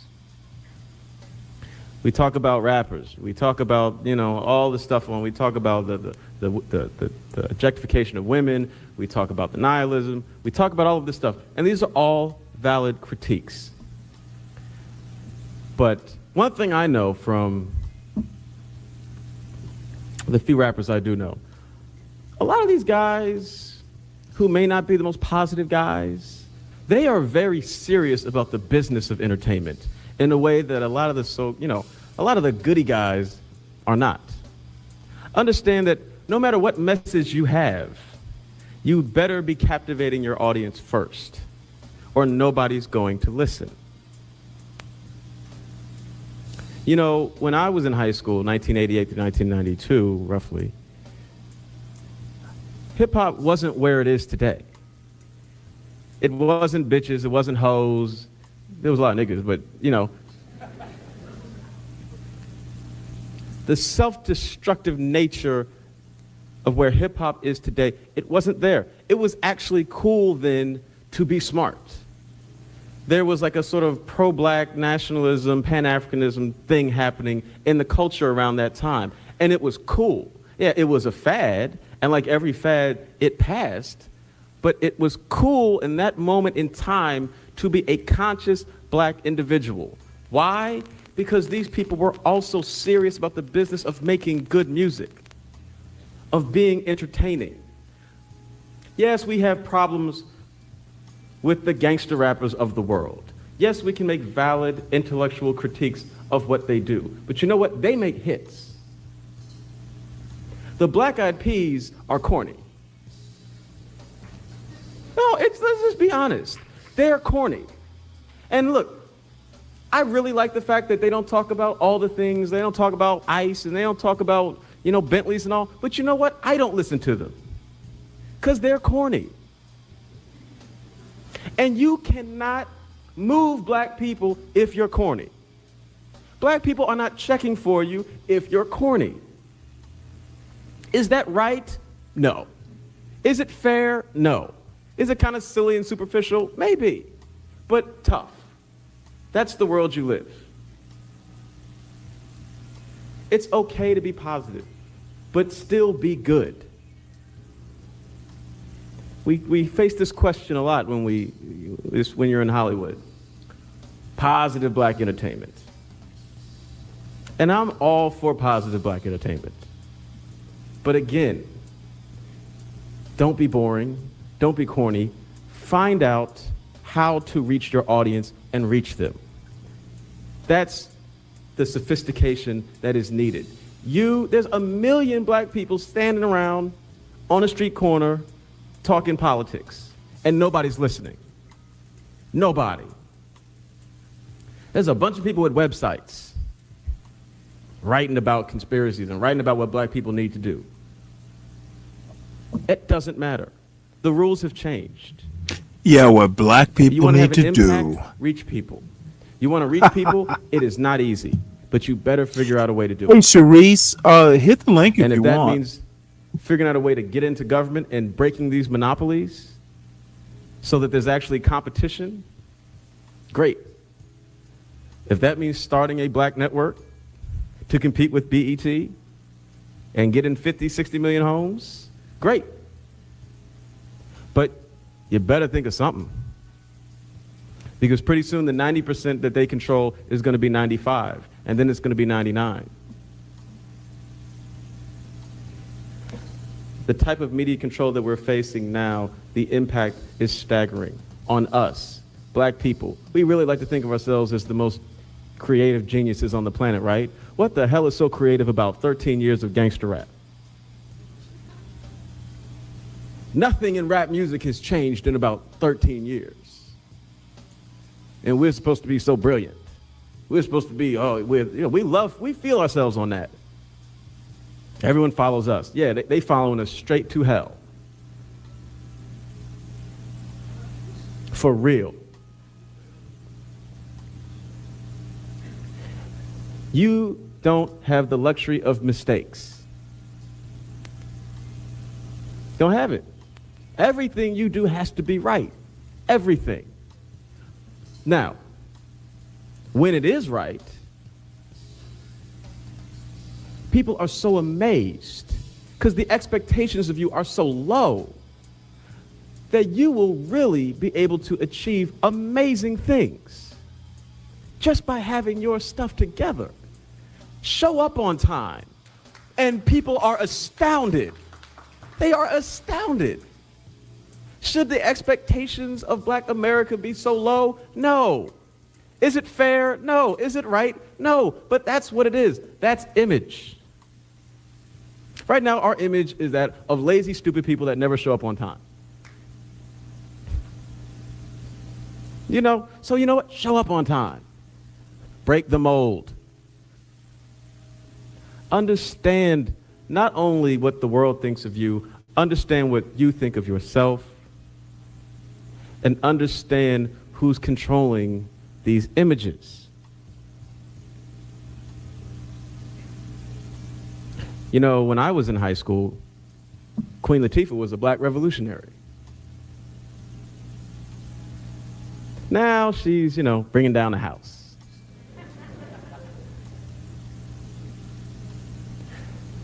That's a big difference. Now, the Queen Latifah, who was a Black revolutionary, was broke. Bringing down the house, Queen Latifah's rich. They call her Dana now.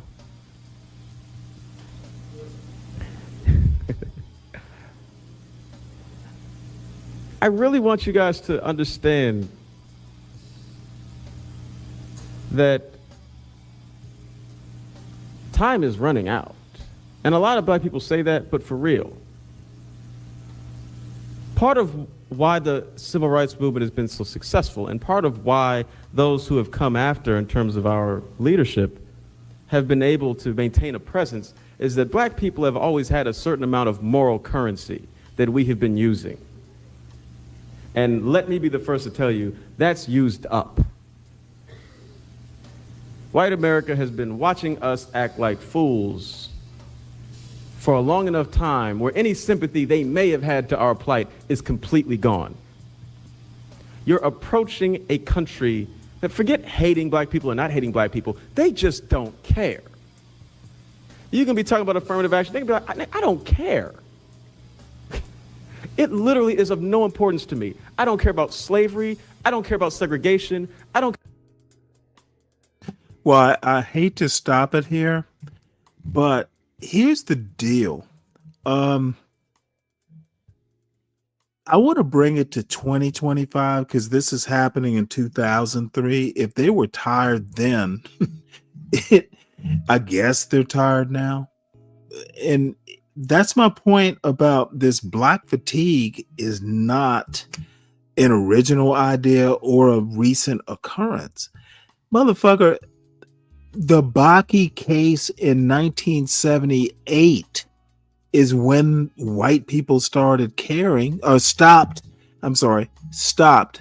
caring, when affirmative action started crumbling.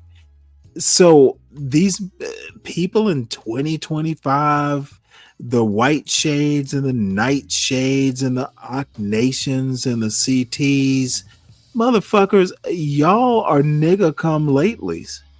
And yeah, I'm breaking my own rule with the N word, but hey, Sharice, please forgive me. Because see, Sharice, you rarely come around here, and I'm kind of doing bad behavior here, but fuck it. You know, it's Friday, and I'm feeling a little randy. Bottom line is, y'all just noticed white people stopped caring and had fatigue? Motherfucker, it's been happening since 1978. Affirmative action started being dismantled in 1978, like 50 years ago. What the fuck are y'all talking about? And, you know, it's so nice that y'all think it's new. This is why people need to know history better than they do. This is also why, and now this is my own conspiracy theory, folks like a Ron DeSantis don't want you to know history because they want you to think this is some new shit. Y'all better do better. And this isn't just black people do better, white people need to do better, like Americans need to do better. Y'all better fucking wake up and start reading a book or listening to like a podcast or something. Start knowing shit. That way you won't look like fools when old man Stan starts showing you shit from 2003 and the people like an Ock Nation or a CT or a John Galt start acting like this is some new shit. Y'all sound like fools to people. Maybe it's an OG thing. Y'all need to do better. Fucking do goddamn better. And train your kids to do better too. Because they're going to be like you if you're not careful. There's going to be a whole lot of I am that little niggas bullshit in about 10 or 20 years. Y'all better start raising some kids that actually know stuff. This this nightshade, I sound cool and bob my head on a YouTube show. Y'all are the nightshades you're criticizing. And for some reason, it doesn't seem to come through. I don't even know what to say other than to just point it out. I don't care about you. I don't care how many of you all go to jail. I don't care at all because I'm broke. Funny you should say that, Dolomite. I think back in when Boondocks was really that popular, I don't know, maybe I was too busy working. I actually have been watching old episodes over the last year or so. It doesn't hold up, to be honest. Boondocks does not hold up. You know, the Ruckus characters, but fuck. I made it through like maybe all of the first season, half to all of it. It gets old real fast. Only people like Dolomite and Shredder would think this shit is funny. Y'all are probably younger than the cartoon. Huey Newton, Soul on Ice. There's some books that are actually will give you better. Cedric Robinson. There's some things that if you are getting your black revolutionary, like, hey, this is what it was like from the Boondocks, then y'all are just kind of sad. Y'all need to be much more grounded in this American culture. If you want to segregate it to black American culture, I hear people in this chat or see people, read people in this chat like acting like this shit is new. Motherfucker, the ghetto is not new. The ghettos, I just fucking shake my head sometimes when I hear, and I know John Galt's lurking in the audience there. This shit is not new. Yeah, man, y'all are behind the times. History rhymes. It's just not new. So I'm sorry, I'm kind of rambling on here. And Snake, I'm glad you're back. So at some point, I am going to be heading off to the beer store. Any comments, Lou? You've been silent for a while. That scares me. Oh man, Can you hear? No. Real quick, so can you hear me now? Because I have been trying to talk. I guess my mic just wasn't on. So go ahead, Solid Steak. Your mic is probably smarter than you are. Oh, come on, Stanley. Stanley, come on, Stanley. Come on, it's a joke. It's a joke.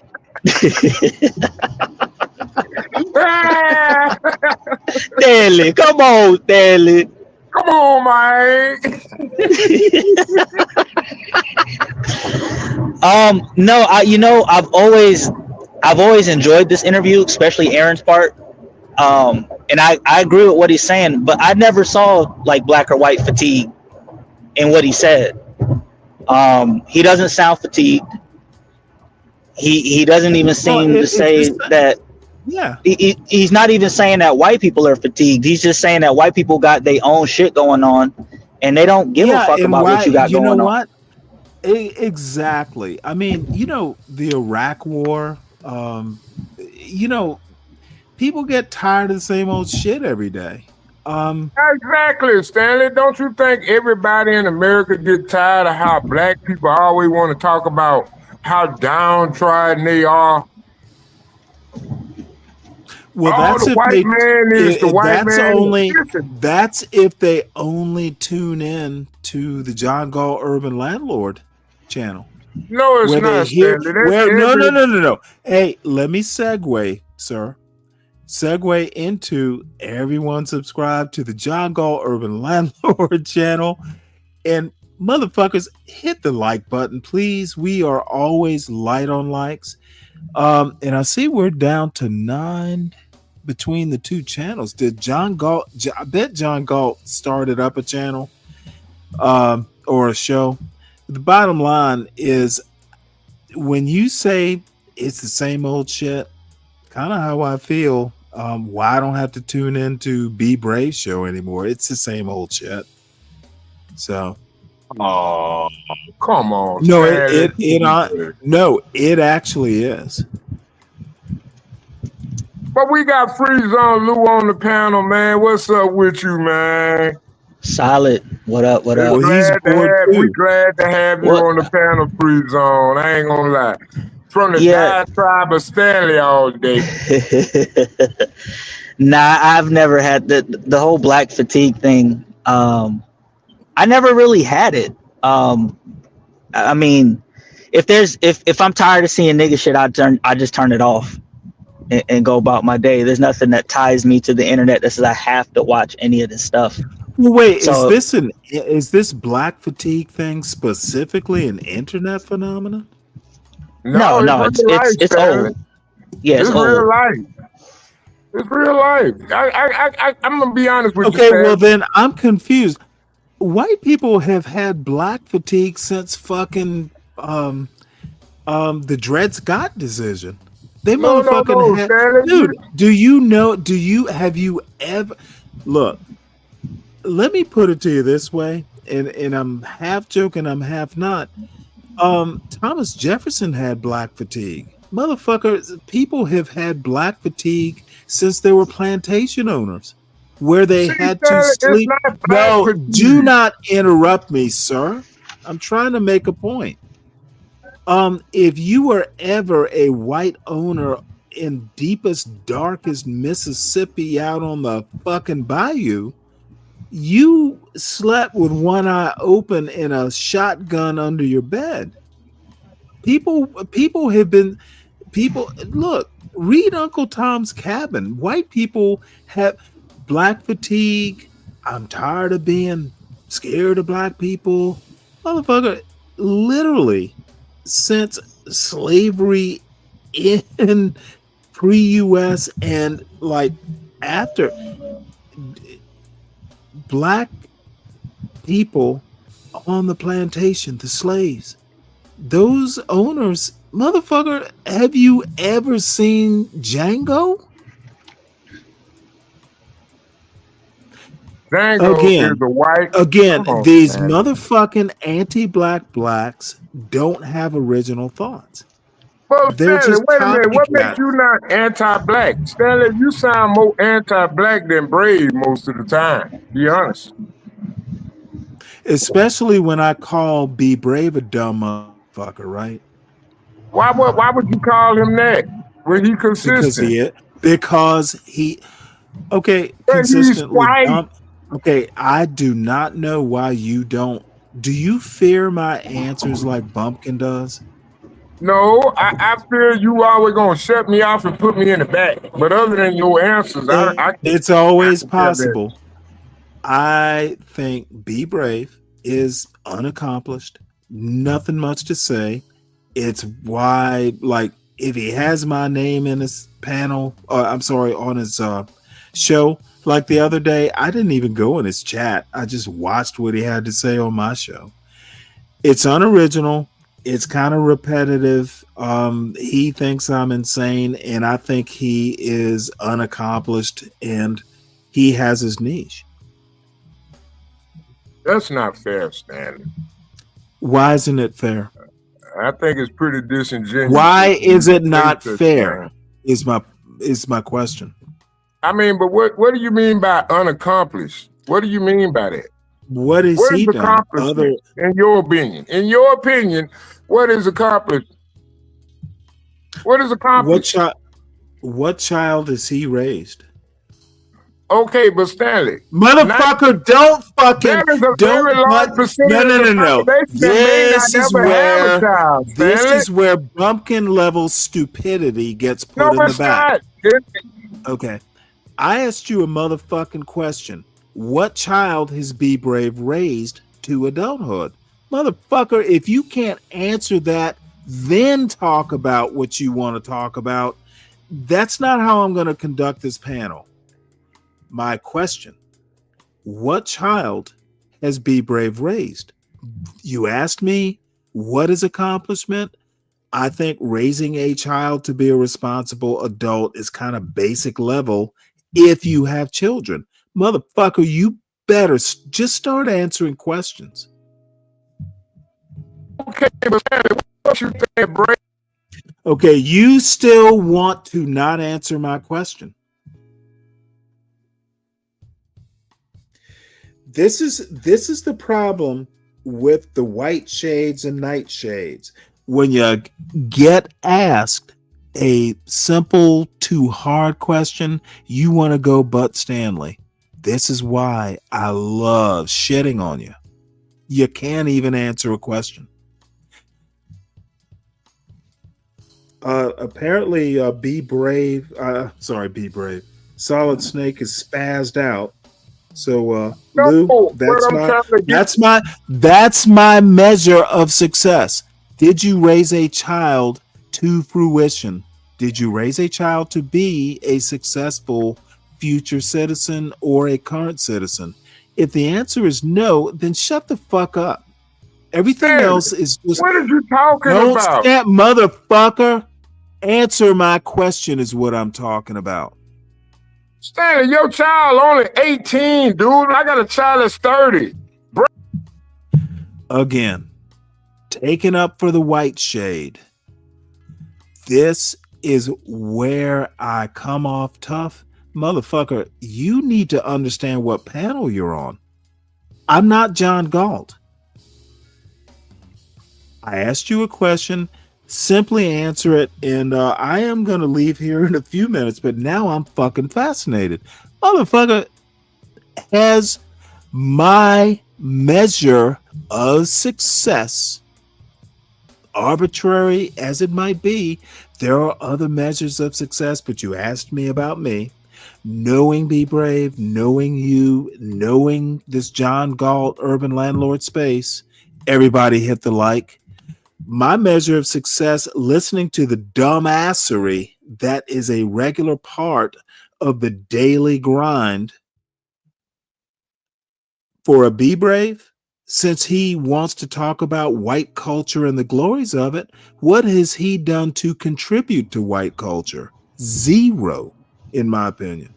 He wants to be a white supremacist, but he's not contributing to the supremeness.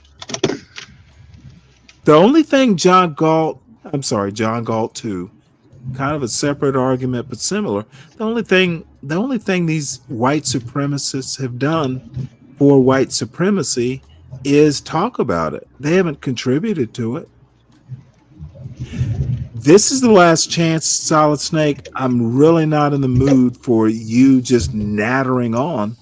Yes, no. What has my measure of excellence is, has Be Brave contributed, raised a child successfully to contribute to the culture he has not participated in my opinion. Hold on. Motherfucker, I'm not holding on. Just answer the goddamn question. What the fuck do you think this is? Hold on to what?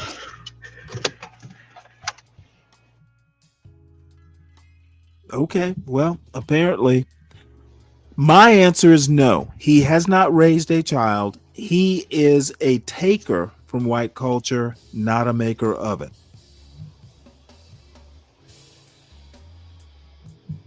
And Mike, who is a black, not an anti-black, but just a plain old black. Me? I just come and roast dumb fucks. At least I can say there might be a black man who fucking has a Georgia Tech degree. And that's not chopped liver. Now, what the fuck else has B Brave done? He hasn't raised a family. And I don't give a fuck if it sounds cruel.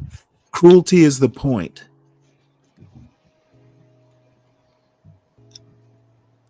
Well, Lou, any thoughts?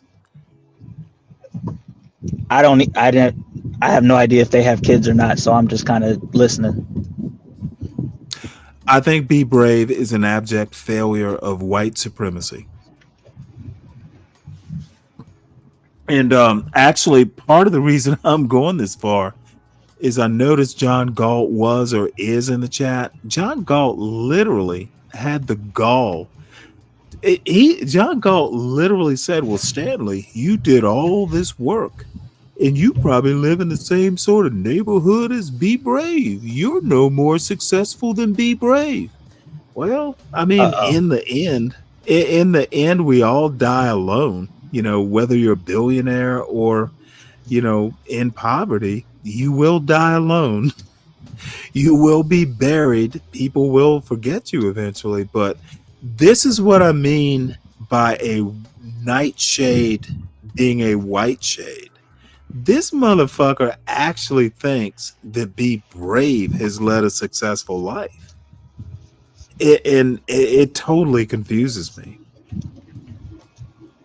And you know what? Be Brave isn't starving, but motherfucker, why would you even make the comparison?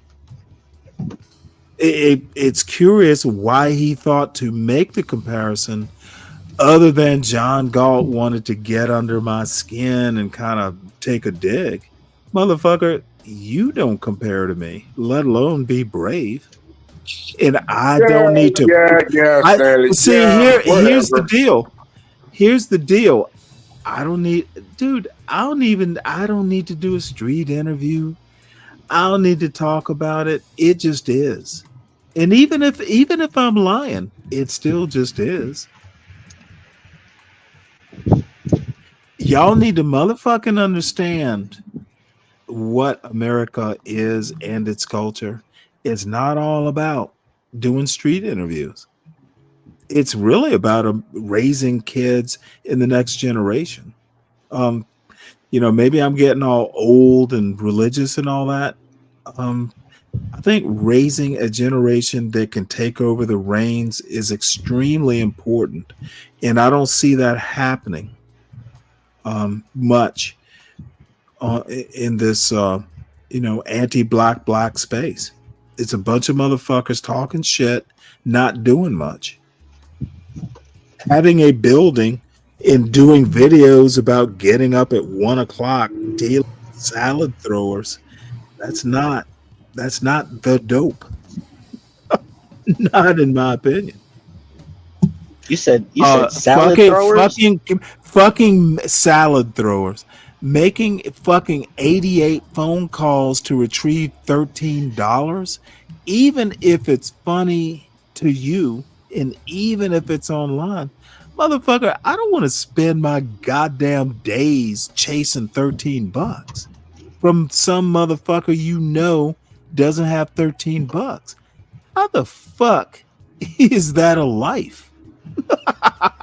And then this motherfucker will bring up someone like Master Kim, like, Ma Kim, you motherfucker got business, motherfucker.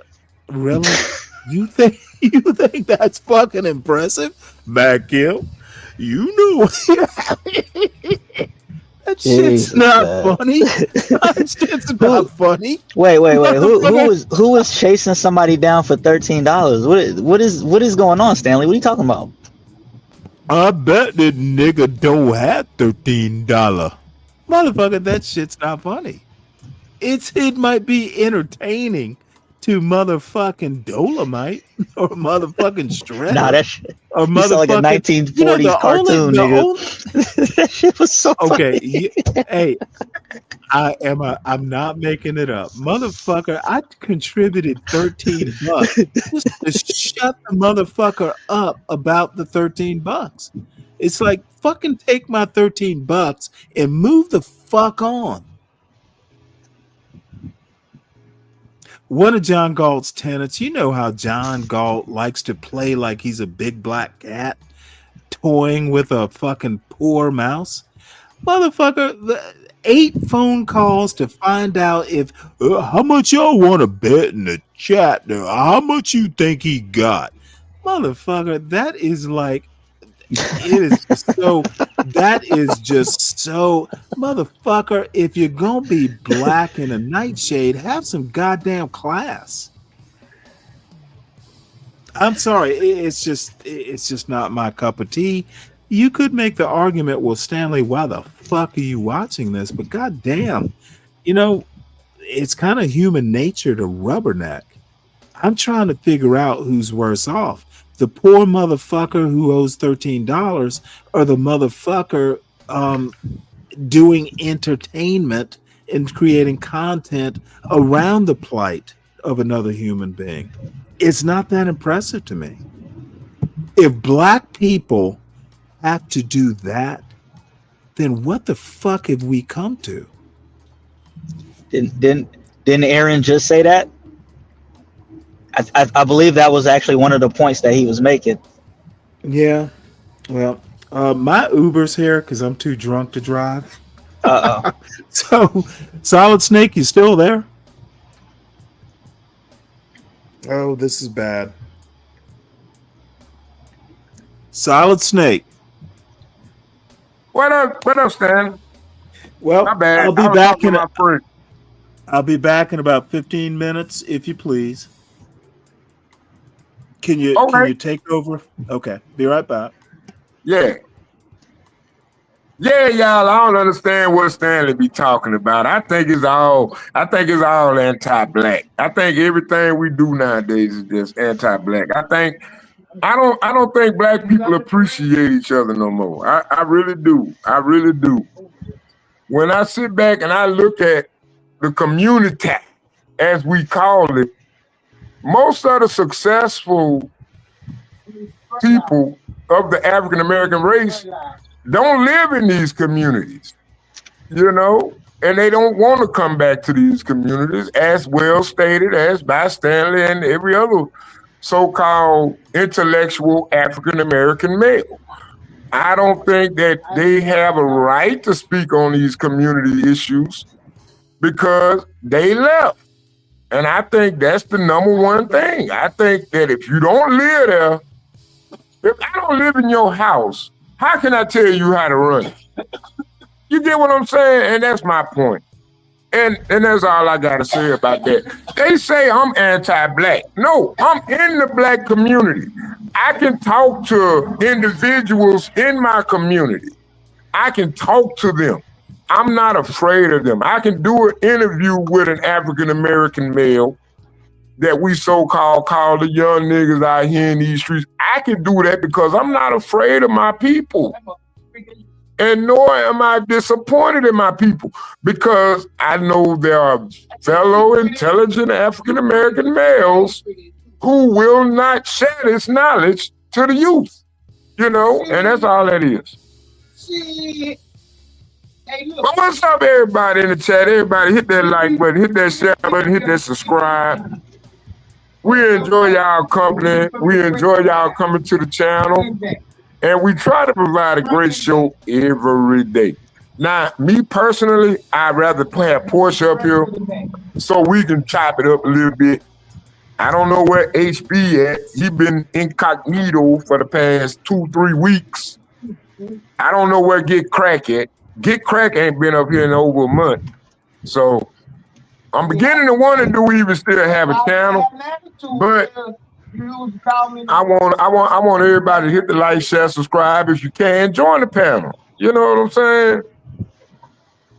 Because we need y'all input. We love our audience members. I love my audience members because I think we have some of the most insightful views on certain topics. I mean, yeah, we not ground to do everything for everybody, but your opinion does matter on this channel. And I think that's the main thing. You know, entertainment is one thing, but information is another one. So I get on Stanley case a lot, but I love Stanley. I hate to say it, I do, because he do come up with some good theories sometimes, you know, but I don't think he's better than me, y'all. I don't think he's better than me. What you got going on, I'm just heading home, man. We got to bring back Solid Snake reading hour, man. That's what needs to come back. Listening to you read the text on the screen, absolutely. Instead of that fucking AI voice. I do be throwing them ad libs in, don't I? yeah, man. We need that. We need that. Hell yeah, we need it, man. You know, and that's what I like about this channel. Oh, Lord, my bad. Ooh, this weed good. Uh-oh. Wait a minute. Oh, God damn. Oh. Inhale. Okay. Yeah, this ain't good Exhale. weed. I'm smoking on that John Galt dope, y'all. Don't judge me, y'all. Don't judge me. God damn. That's woo. But yeah, man, I just feel like we got a great channel. We got a great audience. I think that I believe we could basically take over the internet if we wanted to. But I think it takes a level of dedication. And I think it's necessary at this point. You know, I'm gonna be honest with you. We need that information out here. Like what Stanley said earlier, it's not foundational Black American, it's legacy Black American. I never heard it phrased that way, and I think it's a bit more powerful than foundational. I think because a lot of people ain't foundation anyway, but I think legacy speaks to the entire race of our people because that's what we are. We are a legacy. We are the American legacy. I think Black people are more important to the American fabric than white people. Be honest with you. I'm just being honest. You know what I'm saying? I think if it wasn't for Black people, we wouldn't have America. And that goes all the way back to Crispus Attucks.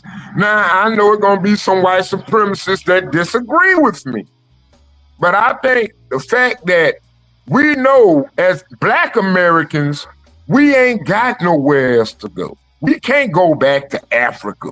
But the white guys welcomed everywhere. You know, and I think that speaks to us. I think that's what it is. You know, and I think when I look at a Black American, I kind of frown on them when they start accepting other races like that. I'm not like I say, I do my thing, but you know what I'm saying, that's for financial benefit. But I think we as Black Americans, we need to get back to trying to make America great again, because I think that's really what it is. I think Black people are the only ones that can make America great again. And if it ain't us, who it's going to be? You know? It's not going to be the white people, because the white people, they too empathetic. You know, I think it's the Black man. I think the Black man can make America great again. But we got to stop all this victimhood and blaming the whitey. How whitey gonna stop you when everything labeled in black and white paperwork? You know what I'm saying? How whitey gonna stop you when you got money in your bank account? You know what I'm saying? You got money in your bank account and you crying about slavery. Stop it. Stop it. Stop it. I promise you, I'm so sick and tired of black people bringing up the past, living in the future, talking about the past. That's ridiculous. I don't blame the white people for nothing. I don't blame the white man for nothing because I ain't never accepted defeat. I'm not defeated. You know? I try to be a staple of my community. I try to be an example of my community, which is what surprises me about characters like Stanley, the Tariq Nasheeds, and all these guys. They only want to come out when you got a publicist. Why not be important on your own? You know what I'm saying? Just be important. Just be an example. I don't need a fucking army of people to make somebody feel like I'm important. I need my audience to make me feel like I'm important. I need the people listening to make me feel like I'm important. Other than that, I don't care. I don't have to hire nobody to make me feel important. You know, it's ridiculous. You know, but I'm drunk, y'all. I'm just drunk. I'm just talking. But what is the solution, CKJ3? I tell you what the solution is. We need to put black men back in their home, mandatorily. I don't know how we're going to do it. Maybe we're going to start off from some kind of prison-like situation, move all these abandoned families. If you're a single woman, yeah, we're going to charge you with negligence of the child, and you will be locked up with your family, and we're gonna mate you with an inmate. And I think that's how we're gonna bring black families back together. We're gonna have to do that because I think the black family has deteriorated to the point where we think that it's okay to be a single. See, it's not just the black woman that's at fault. That's my problem with the red pill community. The black man gotta go ahead and accept accountability. First of all, nigga, you don't want to be, because the thing about it is, I cannot see a black woman raising a child by herself. I hate to see it. It's diabolical. And I think that the only person that can raise a child is a black man. I'm dead serious. I'm anti-feminist to that level. I believe that the black man is the father of civilization. And I think that the system is built around putting the black man out the house for a reason. And I don't agree with that at all. Because I'm going to be honest with you. I can take care of my whole goddamn family. And I'd be damned if a motherfucker tell me I can't.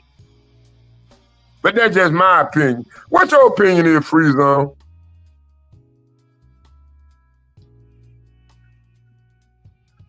Hello? Anybody there? Oh, well, I myself again. Oh, shit.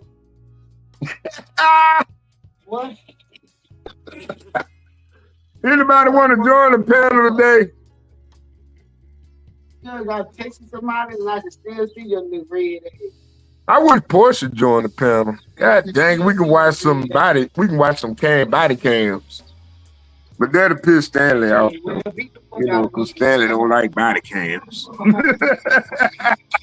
For some strange reason, reality shook. I don't know why. He always shook. But I'm surprised that they come with this story, everybody. Everybody hit the like button. Everybody hit the like button. I know, I don't care. I really don't care, but Brave ain't on live, and I really ain't got nothing else. Bumpkin, he on the panel. He will join the panel, but Bumpkin ain't live, and Orthodox ain't live. So normally that's who I be listening to right about now. I don't too much frequent CT channel anymore because I feel like I think we was the best crew there. I ain't gonna lie. I think we was the best, man. I think everybody that came from over here, because we like-minded individuals at the end of the day. And I just feel like we're a family. I do. I go to Here for the Tea. I was on Rod's channel the other night. I mean, I love when we have conversations. And sure, I might want to take over the argument. And I do. But I don't have much interesting things to say. And sometimes I just lay in the back just so everybody else can have their opinion. Because it feeds my argument. But anyway. It feeds my argument because it lets me know that we are a community and we are part of our community, you know, and I love for Stanley to just do a street interview one day. Just meet an old lady raking up her yard or doing her lawnmower and just have a conversation with her. Just record it, Stanley. You in Savannah, Georgia. That's like Black Mecca. Be honest with you, that's Black Mecca, man. Savannah, Georgia, Mobile, Alabama, Shreveport, Louisiana. They ain't just state capitals. They Black Meccas, you know.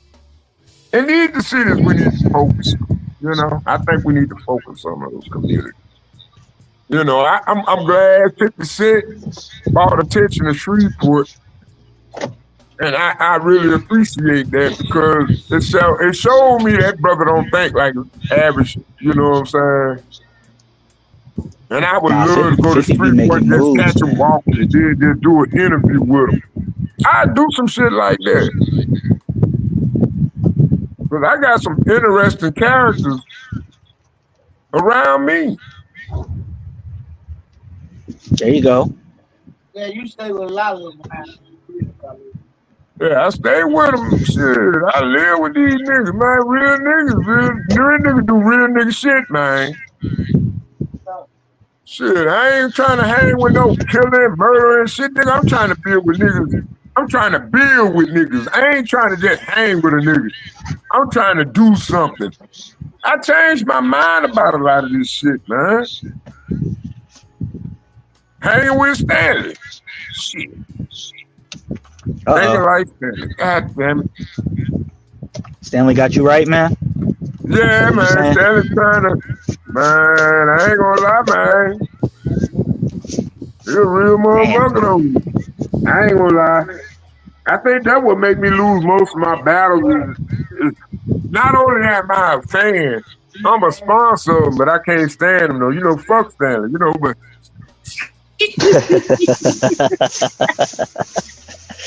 That motherfucker be right, man. He be right on a lot of things. You know, I don't downplay black people. I think Stanley is my anti-black fatigue. You know, he do build me back up a little bit, you know. He give me a little faith and hope in black spirit. Like you did with that dress on? You know, we gonna be black, we is black, you know, but a lot of us go too far with it. And I like that Stanley foundational Black America, being that he came up with the legacy quote, but he is what I think a lot of black men need to hear. I think like you free zone, like Blacks Who Defy, like I even fucking like old boy, what's his name? Linwood. Fuck Linwood, but Linwood too. Shit, man, I think, you know what I'm saying? We need to pay attention to these arguments. Everybody want to be the antithesis, but sometimes it's good to have a stable argument. But can't nobody fuck with Stanley, though. Well, as long as he's muting you and putting you in the back, no, you can't fuck with him. Nah, he ain't gonna let you do that. He gonna, Stanley gonna mute your ass. Mm-hmm. I think I'll have some of my greatest quotes in the back. Uh-oh. Backstage? That's where the magic happens, man. You throw a nigga in the back so quick. Man, I was like, come on, Stanley, man. Shit, Stanley always stay putting a nigga in the back, man. I be like, God damn. I'll be right back.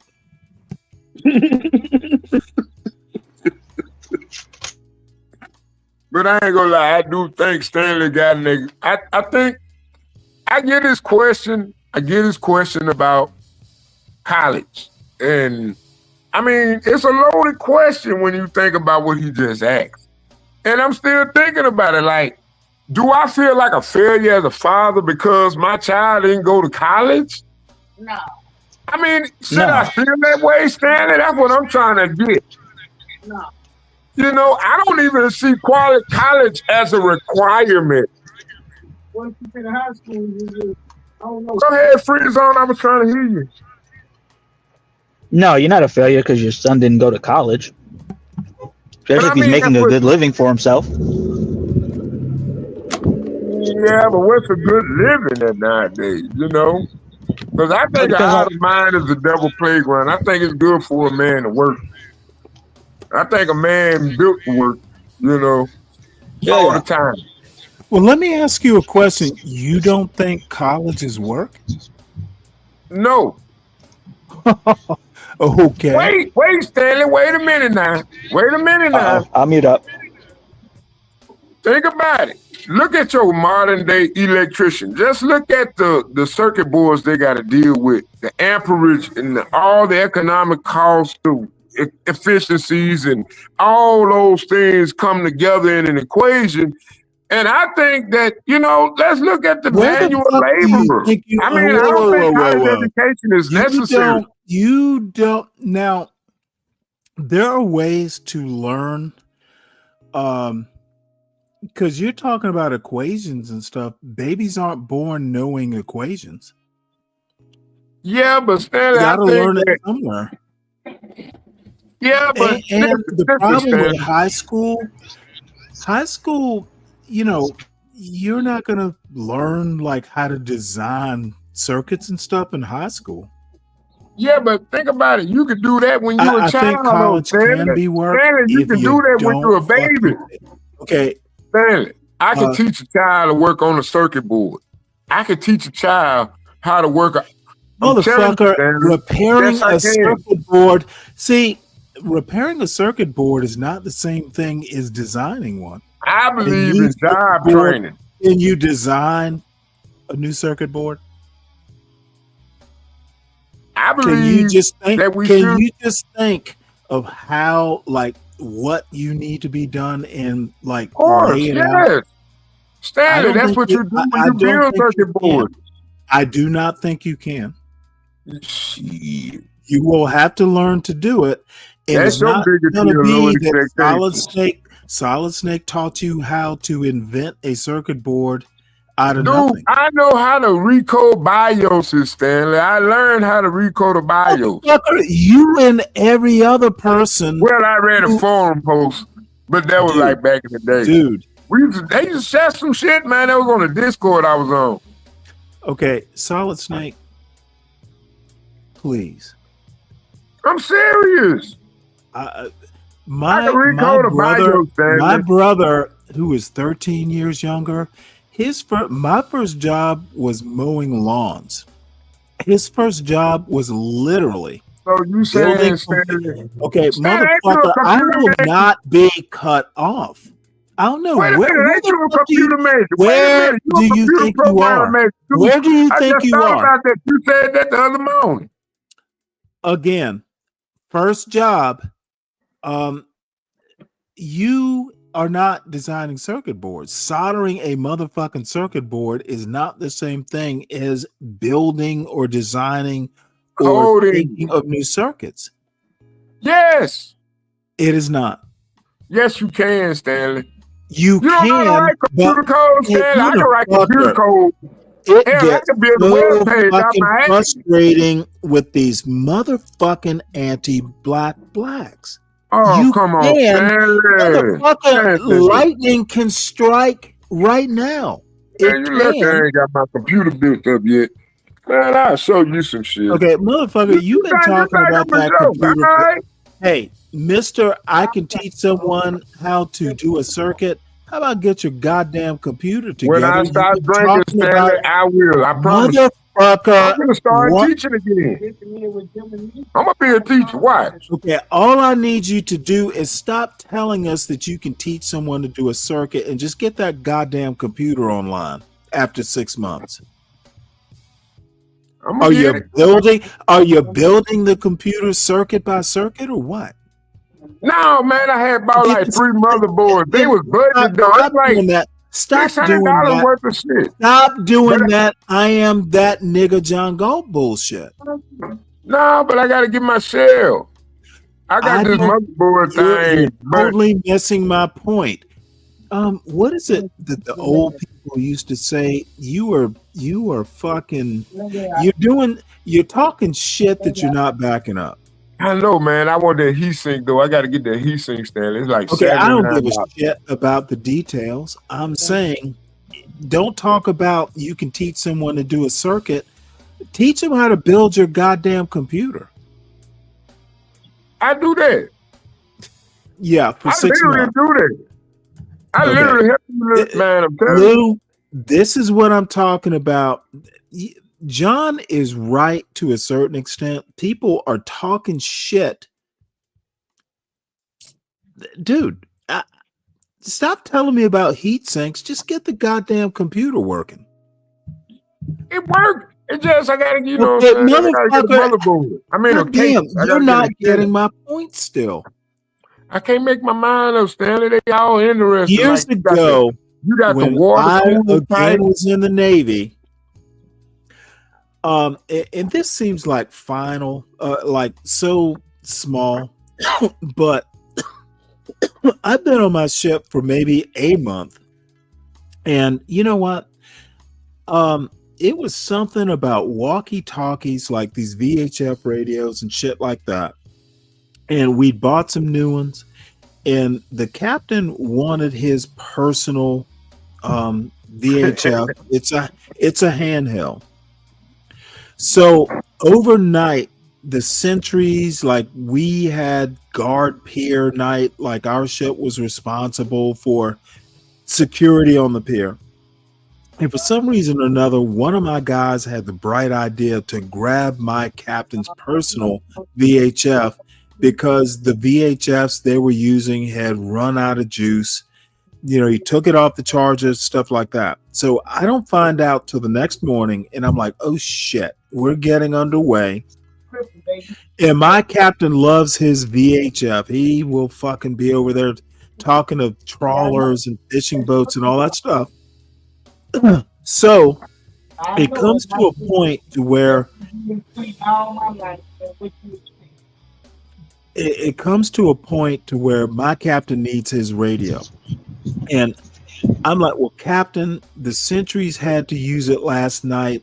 It's not fully charged.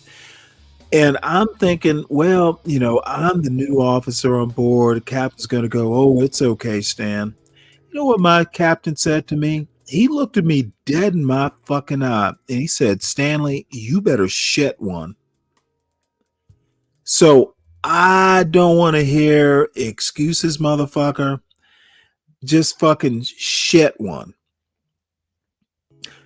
The anti-black blacks who want to talk about, you know, people who don't have $13 and will he have it? I put a one in the motherfucker. Stop the goddamn excuses and talk about something that's worth like actually knowing. Who gives a fuck if your tenant doesn't have $13? Why is that building? If you're going to be anti-black and criticize the black community for all its depravity, don't be depraved yourself. Shit's just, that's why I can get in the chat and fucking like roast your dumb ass. Because you're just being the nightshade you're describing. So let's get back to Aaron McGruder. Sorry, folks, I had to go and get beer. And I had to call an Uber because I'm not about. Kimmy. Hey, Kimmy, how you doing? That is what you call Snake Nightshade Happy Hour. Oh, CK. All right. Hey, Hella. So let's see. What's in the back here? Got to do a job. You must be changing diapers, Dave. So let's see. Let's get back to Aaron McGruder. This is actually maybe a couple more minutes than he's going to be done. By the way, I didn't see the next speaker, who is Cornell West. So we might listen to a few minutes of what Cornell West has to say as well. Depends.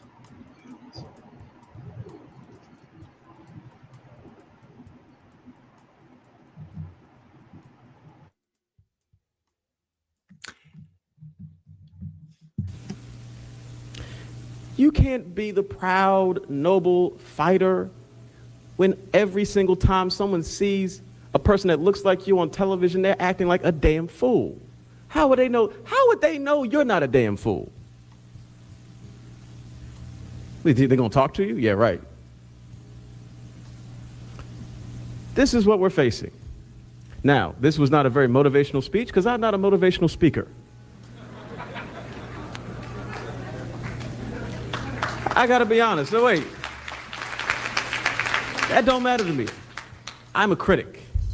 That's what I do for a living. I'm not here to tell you you can do it, because you know what? Maybe you just can't do it.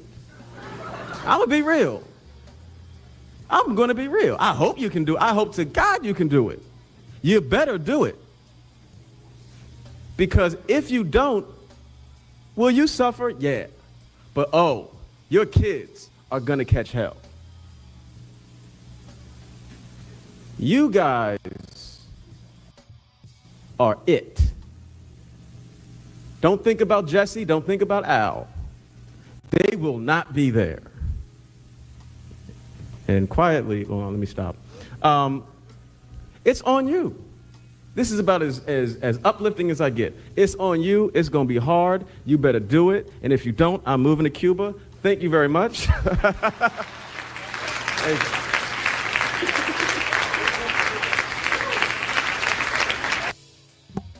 Now, I want to make the point. When McGruder says it's on you, it's on you. It is not on you to worry about, what the other people are doing. This community responsibility, time's over for that shit. And the racists like Be Brave need to learn this. And the racists like John Galt need to learn this. So, sorry if I'm pissing some people off, but I'm speaking my mind. Y'all give Aaron McGruder some love up in here. Now, for those, as I said earlier, what we've attempted to do in this conference before we bring out our next speaker, who you do not want to miss, you do not want to miss. As I said earlier, we have been trying, as you know. This is a good example of what I'm talking about here. Now, this motherfucker is telling me he rebuilt a carburetor and Stanley is still watching this video from 2003. Well, even in 2003, they had fuel injection. So if you want to build carburetors in 2003, or if you want to tell me you built a carburetor in 2003 in 2025, who gives a fuck, River of Hate? Float on. Sorrow floats. I've already told you, sorrow floats. Who gives a fuck if you built a carburetor? What's up, Alex? How you doing? Do better, River of Hate. Young people, over the course of this last week, to expose you to the best and brightest that Black America has to offer. And as I said a moment ago, Aaron is among the best and brightest. I have said many, many times that you, for me, are like Kodak film. All you need is a little exposure. And I'm sure that once you get the exposure, that the picture that's going to develop of your future is going to be a beautiful picture.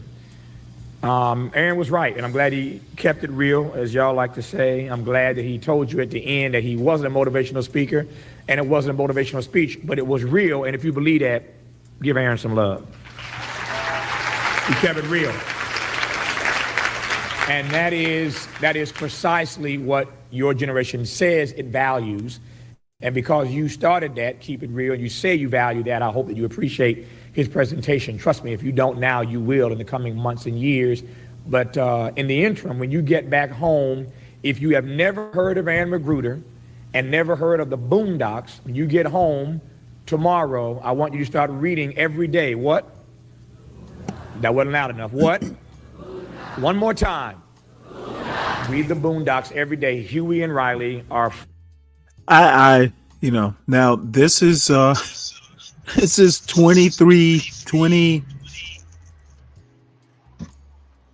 2 years later. Who's got that echo? Is that you, Lou? I don't know. Do I have an echo? Yes. Oh, okay. I'll fix it.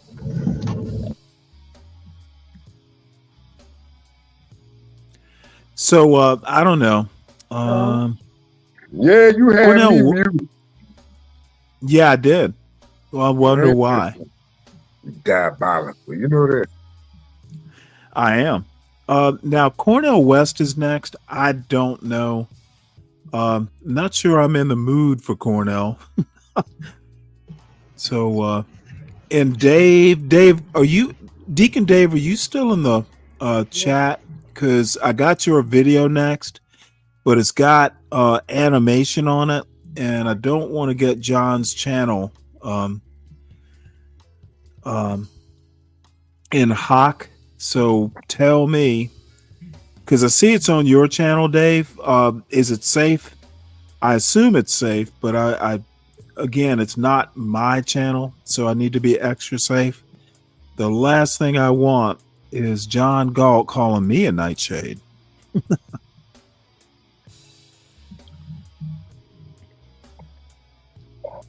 Well, until Dave comes back, I'll see what else I got.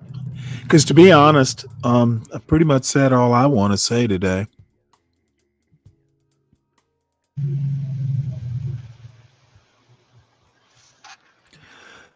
Let's see here. What else do I have? Oh, there actually is one other thing. This is an SKC thing.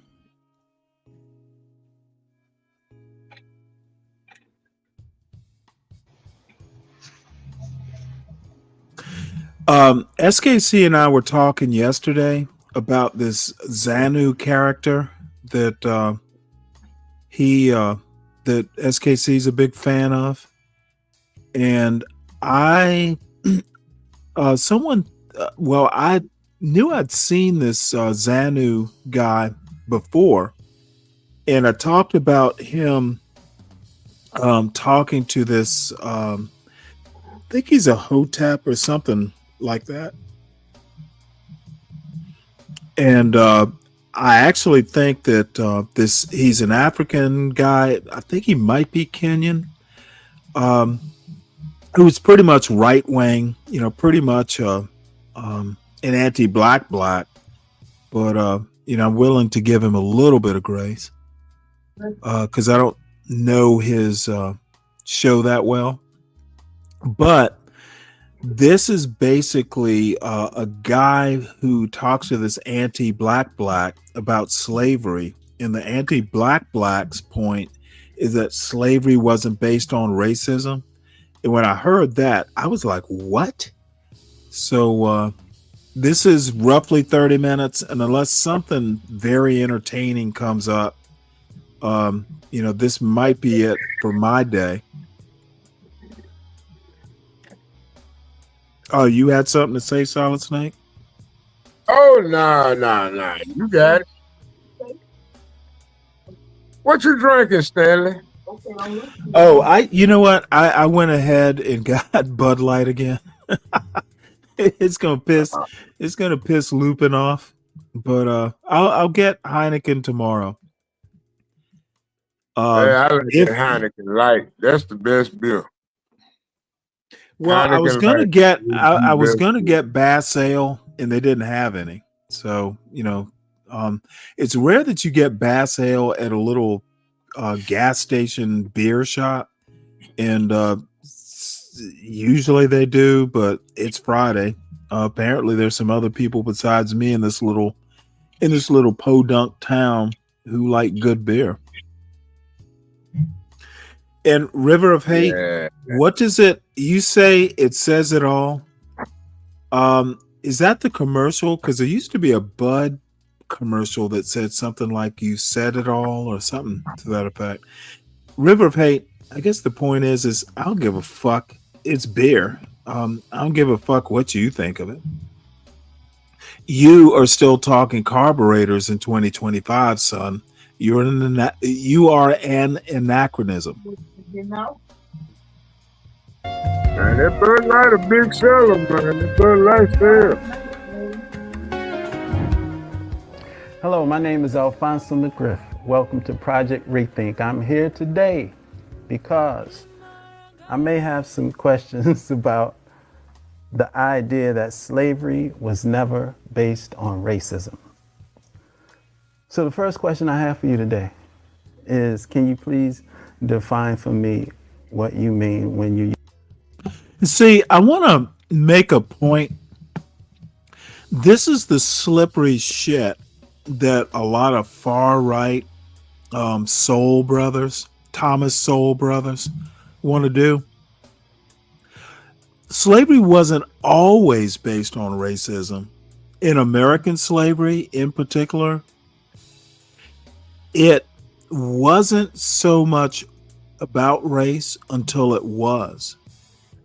Around about 1660 or so, when the first black codes were put into place on in the law books, Maryland, Virginia, and I can't remember which was first. So slavery wasn't based on race until it was specifically in the Americas. Slippery little soul brothers. And you gotta pay attention to what these soul brothers say, because they will just kind of try and act like you're the fool.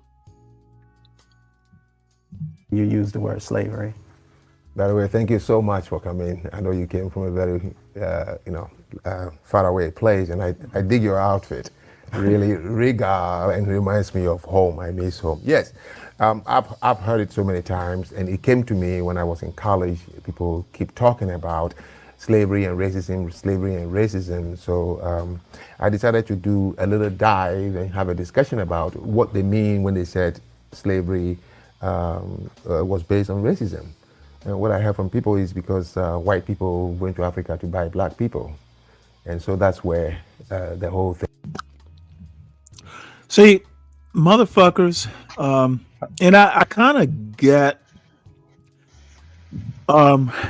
unless you're willing to actually do a whole history course over a semester, in shows like this that are 30 minutes, you kind of have to hit the high points. So I'm not going to beat him up too bad. But white people initially didn't go to Africa to fucking buy slaves. They went, the Portuguese and the Spanish specifically, but mostly the Portuguese, went to find gold. And or to figure out how to get to the east, but that the Far East. But it kind of came later. So people need to know their shit. Whole thing became my favorite topic, and I have discussed it in some forums, and some people finally got U.S. slavery. my point. Mm-hmm. So, if you, is this conversation solely about U.S. slavery, or just slavery in general throughout history and modern day slavery? I think they're going to try and make it like world slavery.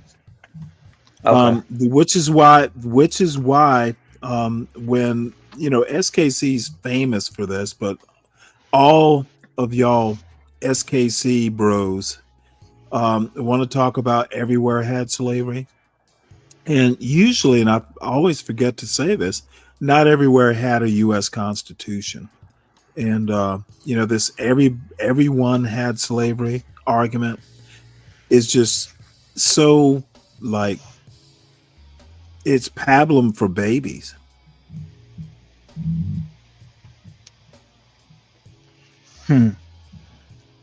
What do you mean? Or buying people and keeping them as properties as it happened around the world.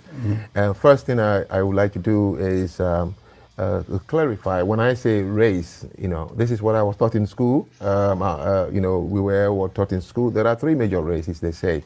Simply using regions and people's skin color to differentiate. When you're talking about somebody who is Mongoloid, it means he comes from Asia, South Korea, Japan, China. That's right. If you talk about somebody being white skin, you mean he's from Europe, Caucasian. If you talk about somebody being Negroid, you mean he's from Africa. Now, if you die in the United States of America after 200 years, if an anthropologist was able to exhume you, he would not say this man was an African American. By your bone structure, everything, he would say this man was a Negroid. If somebody from the Mongoloid race, which is Asia, dies, you don't say this person was, yellow skin. You say this person was a Mongoloid. So race. Now, if slavery was based on race, Is a then it Mongoloid? means that slavery would have only happened. Hey, Mo Love, how you doing?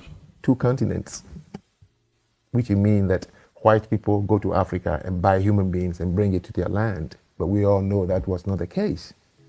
Slavery was never between white and black only. So are you referencing, when you say slavery, are you talking about Wait, did he indentured say servitude? Are you only? talking about chattel I slavery? hope he did. Let me rewind this a little bit. It was not the case. Slavery was never between white and black only. So are you referencing, when you say slavery, are you talking about indentured servitude? Are you talking about chattel slavery? What kind of slavery are you Any referencing? form that prevents one human being from being his own autonomous person and now is a property of another who would tell him or her what to do, when to sleep, no matter how long you held them. That's what I mean by slavery. Once you are taken from your own controlled environment and become the property of another, no matter what he used you to do, since that freedom is gone and is in his hands, you are a slave. That's what I mean. Okay, so a general understanding of slavery. You told me about race. What is racism? Oh, racism, you would use as a noun that describes the group of people I've just described, the relationship between those three group of people, which is the major ones I'm talking about. There are sub races. That relationship is an ism. The cultural, the explanation of the culture, the living of the culture is an ism in itself, because there is no race that doesn't have its own philosophy, religion, history, ethnicity, food. That is what makes people identify race externally. I can tell a Chinese without seeing one. The red color, the dragon, the food. Yes, you name those things, I say you're talking about a Chinese. A Japanese. Once again, just fucking tap dancing. Where is Chenard? Where's Chenard when you need him? Motherfucker, just answer the goddamn question. Ugh. This is literally, and you know what? Ordinarily I would just shit on SKC, but I'll do him the honor, since he's my buddy, not to just go, what the fuck have you introduced? It's an ism. Oh. White with a red and then colorful kimono. If you can, I say you're talking about a Japanese. I can even, to some extent, tell you a black person. You know, the flowery shirts, the shoes. Let me deal with this dumb son of a bitch. River of Hate. Funny how Stanley uses be brave as a token for all whites, almost like he is stereotyping. River of Hate, I don't know how often you go over to Be Brave's channel during his shows. Be Brave uses himself as a token for all whites. Motherfucker, you better fuck. Dude, River of Hate, you literally, sometimes I think you get in over your head. Be Brave literally will tell you all day how he's a street level psychologist, how rich people treated him like royalty. Motherfucker, if you ever listen to Be Brave, he's like fucking Trump level white, and he's not. So it's not me treating him as a stereotype. Be Brave self stereotypes.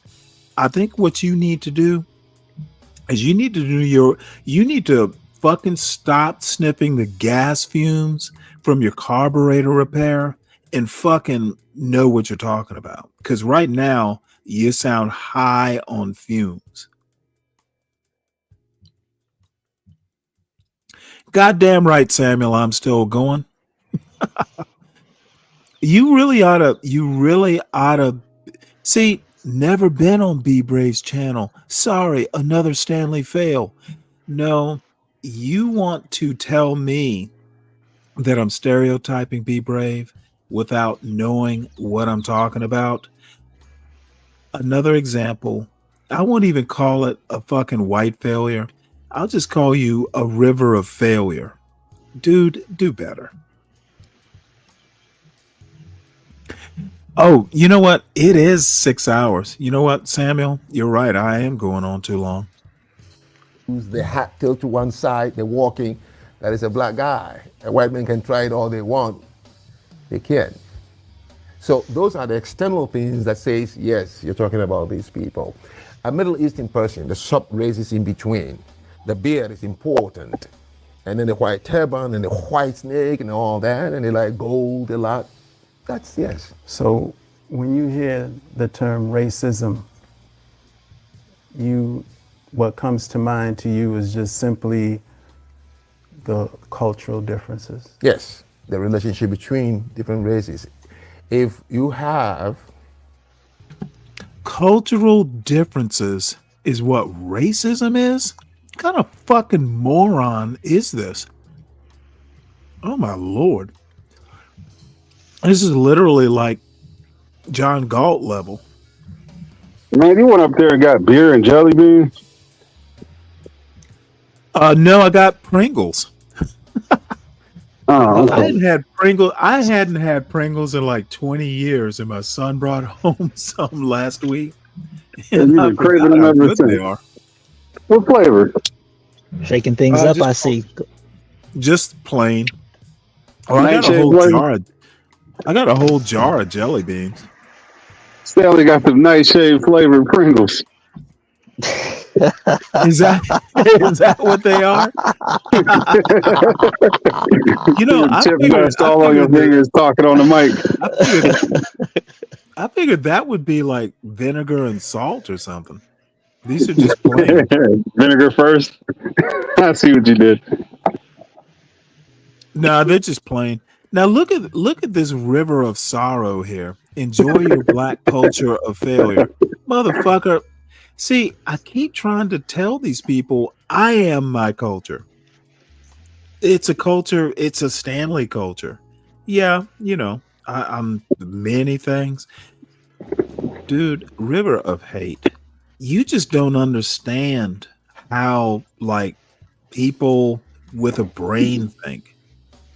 Motherfucker, you probably think like Be Brave thinks that he shares in white culture, and he might be right because he's not smart enough to transcend culture. This motherfucker wants to be a part of white culture. To me, someone who actually has like a high self-esteem wants to be his own culture. And if it kind of blends in, that's good. But motherfucker, you blaze your own trail, or you wind up like a Be Brave. So black culture is not my culture. It is a culture. only a moron thinks a single person owns a culture. It is not your culture. River of Hate, you know what? I think if you go back, when's the last time Hood Servative had a show? Maybe this River be motherfucker. cooking. I think River of Hate fucking needs a Hood Servative recharge. Even He fucking in the chat cooking, man. He knows how to shoot a zinger. Knows how to what? He knows how to shoot a zinger from the chat. That's a zinger? Nah, he does all day. I'm not saying this one is, but he does it all day. Okay, well, maybe he does it somewhere that I'm not aware of, because honestly, this motherfucker's Sesame Street. Man, this show would be. Yeah, I'm sure in the right chat he has zingers, but standards a bit higher here. River of Hate. Be Brave wants to be friends with blacks, and that's a problem. Be Brave needs to be friends with some. You know what? Now that I think of it, I don't think I've ever seen Be Brave on a white panel. Interesting. You know what? You might have actually thrown a secret zinger. I would round up and deport every nigga in the USA. Oh dear. Hood is black. Hood Servative is black? Is he? Yeah. What? I think Hood Servative is a white female. Good Lord. Hood is Hood is black? Damn. I knew there was something. You know what? The hood is black is propaganda. He's a white female. His name is Hey, man. Karen. When you went to the store, Stanley, was you listening to the show? No. Why would I do that? Snake. I had him on two times speed so I could catch up. I had phone call after phone call, but Snake was in here cooking. Well, good for him. As soon as he gets that circuit completed and his computer built, I hope he'll come and have a show. Yeah, he should take. That's what I was trying to tell him. He should take that Gone Trucking time slot, and just y'all could be 24 hours again. Yeah. Now, what is he? Something. Stanley has never met a true white right winger. I was in the Navy. I've met true right wingers that would put this fucking white trash Be Brave crowd to shame. What the fuck do you think is in the Navy? We aren't bleeding heart liberals, motherfucker. Every captain I had was relatively conservative.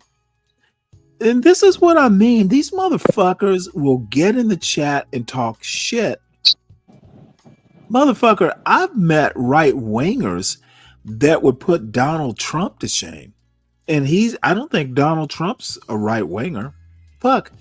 Governor Kemp is a fucking right winger, you fucking moron.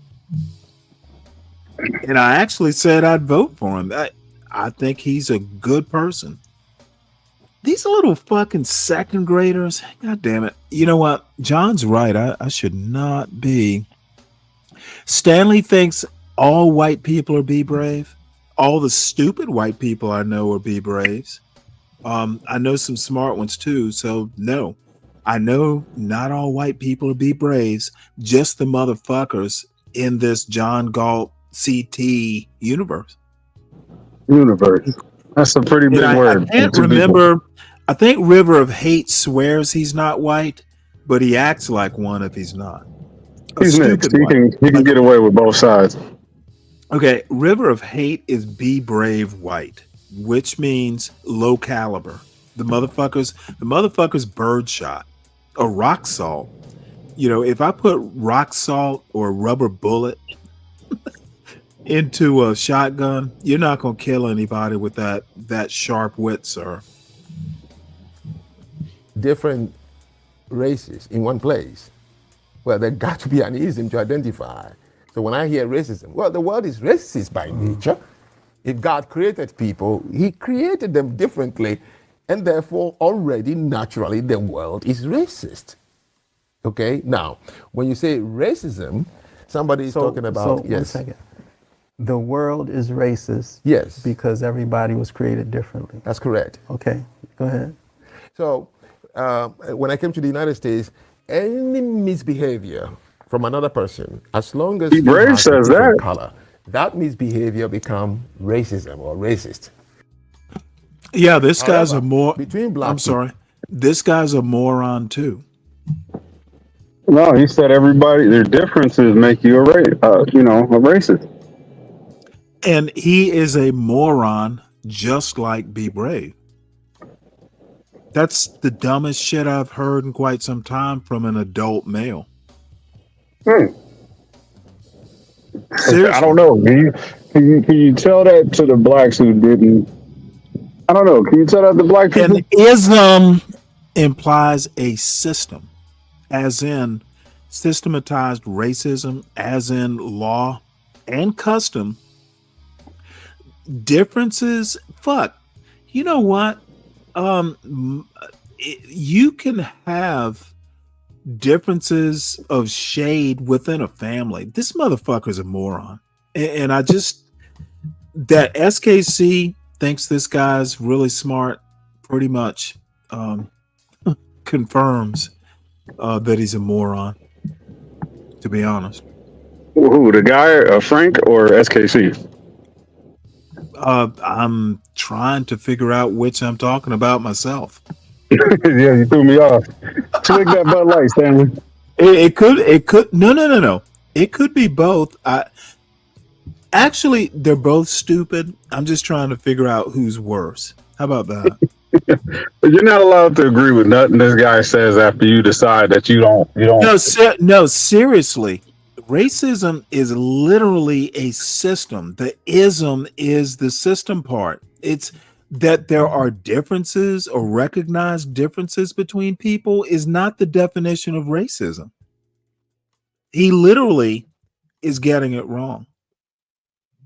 He's saying that people who look like this are different than people who look like that.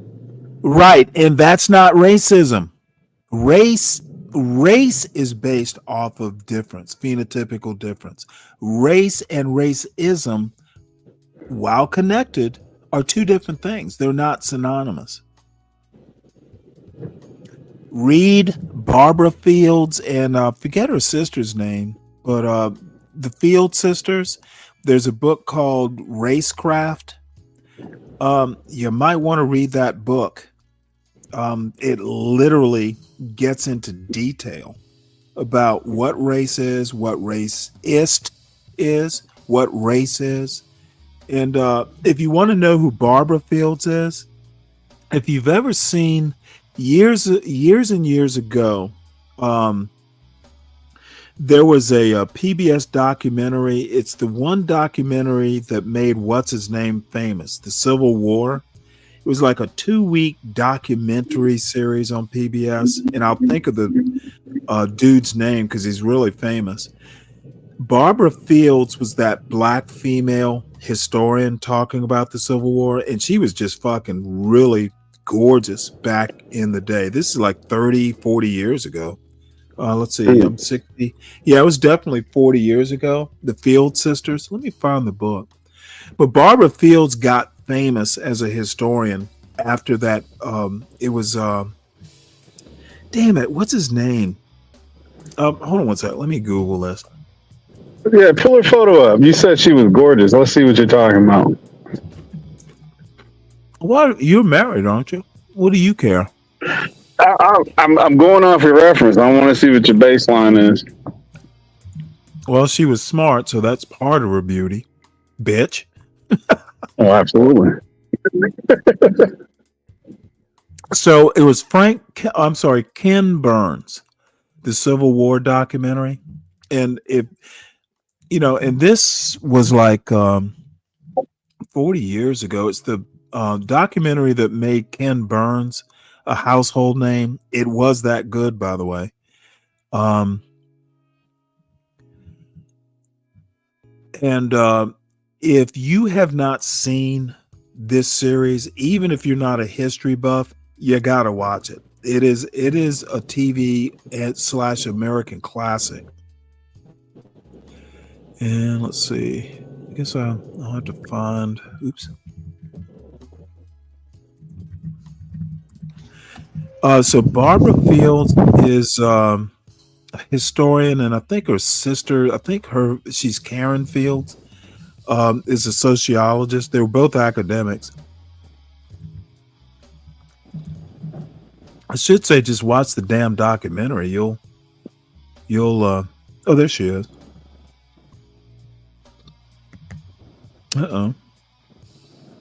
Well, that's a picture if you can see it. But oh, okay.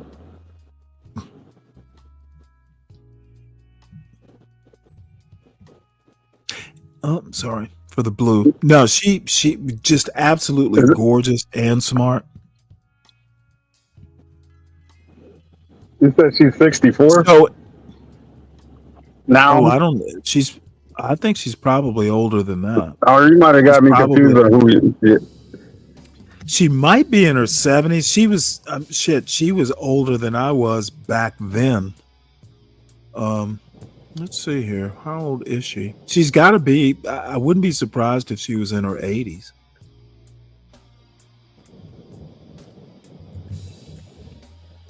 Is my computer getting slow? Or is it just this tab?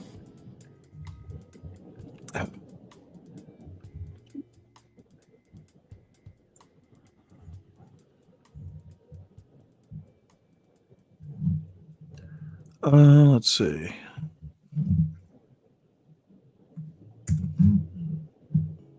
Oh shit, she's dead? Oh my lord. I hope not. That's what she looks like now, or last time I saw her. Oh, dang. Almost looks like Tracy Chapman here. When did she pass away?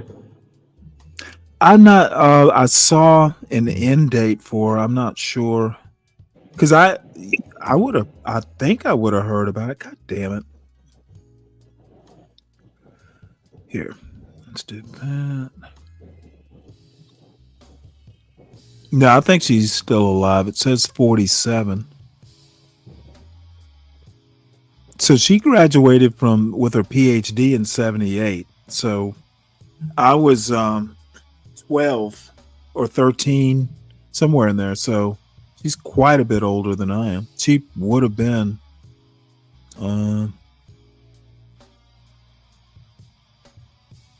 doesn't have a date.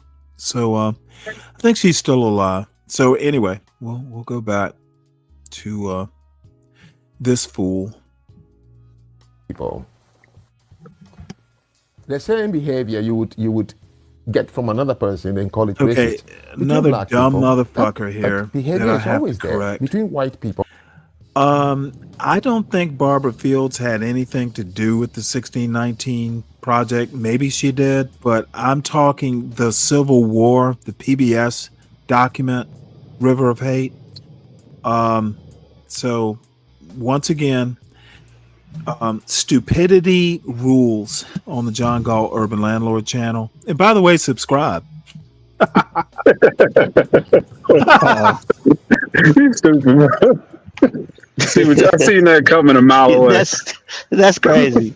John Galt is a fucking idiot. Anybody who listens to him is a motherfucking dummy. But subscribe to him. By the way, subscribe to him. It's like, what? What? He's got good stuff. Subscribe to him.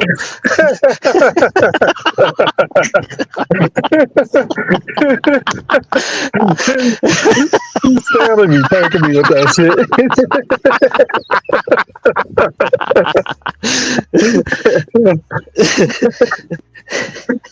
And he does that off the top of his head too. You know, it's just like a quick turnaround, like a no scope, 360 no scope.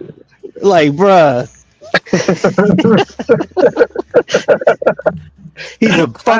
he's a fucking danger to the community. The anti-blacks, they're the fucking worst. But he's a good guy, you know. Subscribe to him. Well, the bottom line, hey,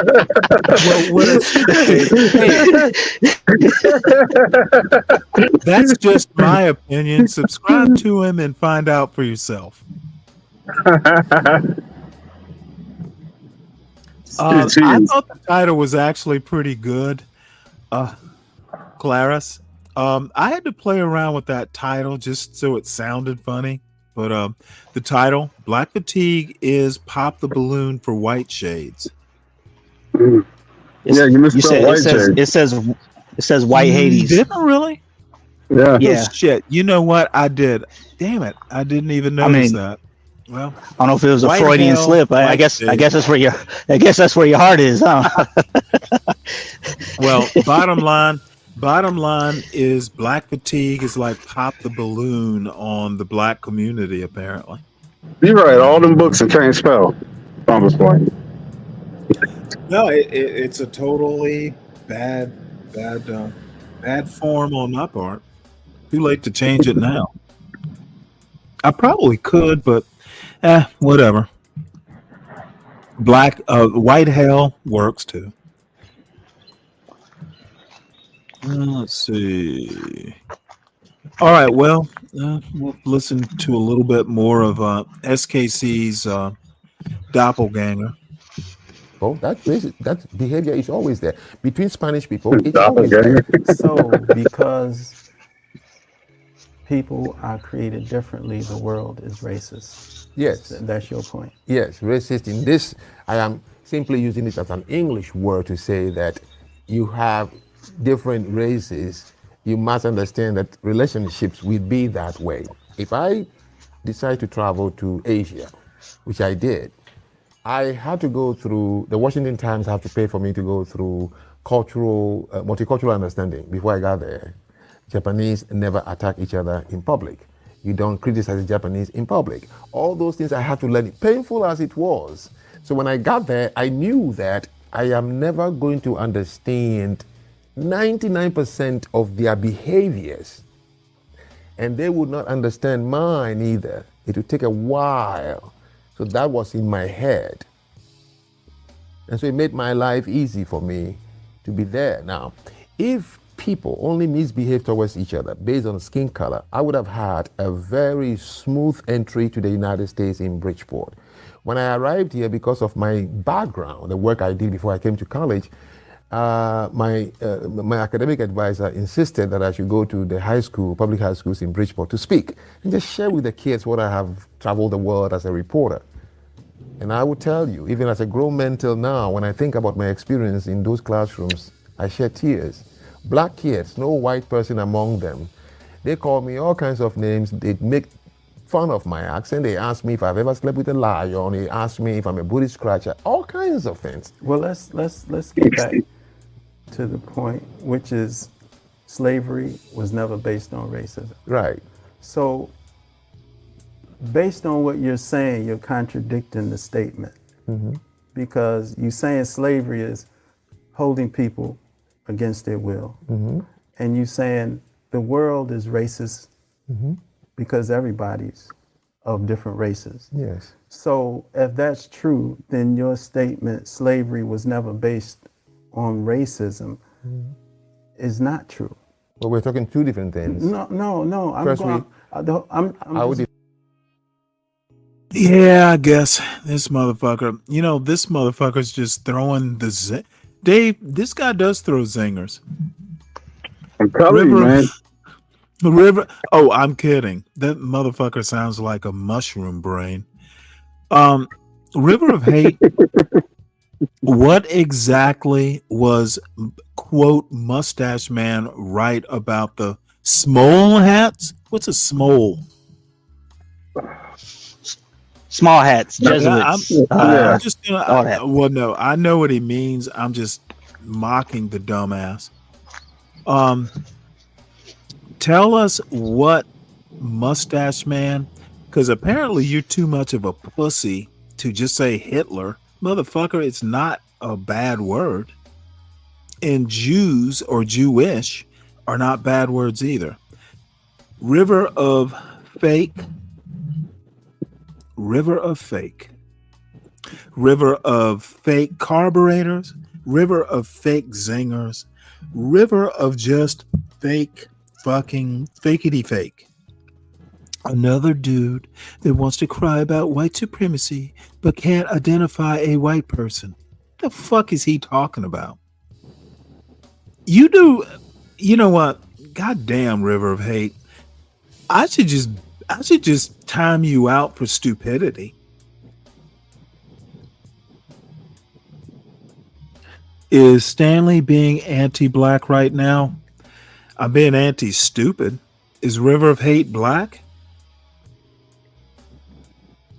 Does River of Hate think I'm being mean to him because he's black? Stanley has no idea how YouTube works. Do I need to know how YouTube works, son? Do you know what a pussy you sound like when you start talking about Mustache Man and small hats? Motherfucker, way back in the day, we used to have cartoons like on Saturday morning, and they used to have names like Small Hat and Mustache Man. You sound like a cartoon with these names. Say it with your chest, you fucking racist. God damn, Stanley. Damn. No, you know what? All these motherfucking racists and anti-blacks get so. Oh, YouTube is gonna hurt my feelings, motherfucker. If you're a racist, do it loud and proud. God damn, racists are the biggest pussies I can think of. Oh, Phoenix Fish, you're good. I'm just fucking this river of this motherfucker. You're a puddle of hate. It's not even that deep. Damn. Motherfucker. If I stomp that puddle, there's gonna be nothing there. Defend what I mean by it's not based on racism, and then I'll be defend what I mean by the world is racist because you have many other races. That's all. Those are two different things I'm trying to explain. Okay. So explain slavery was never based on racism. Oh, for example, my father's tribe, Agbome tribe, we didn't buy slaves from a different tribe. We bought from within each other. Until very recently, in the Igbo tribe of Nigeria, there was a huge population of people known as the Osu tribe, OSU. This is not Igbos buying another tribe. They bought each other and sold to another, and you work in the farm and you become an Osu, which means my children will not go to school with you. I can't trade with you. When you finally are left free, you segregate yourself to another village. Same skin color.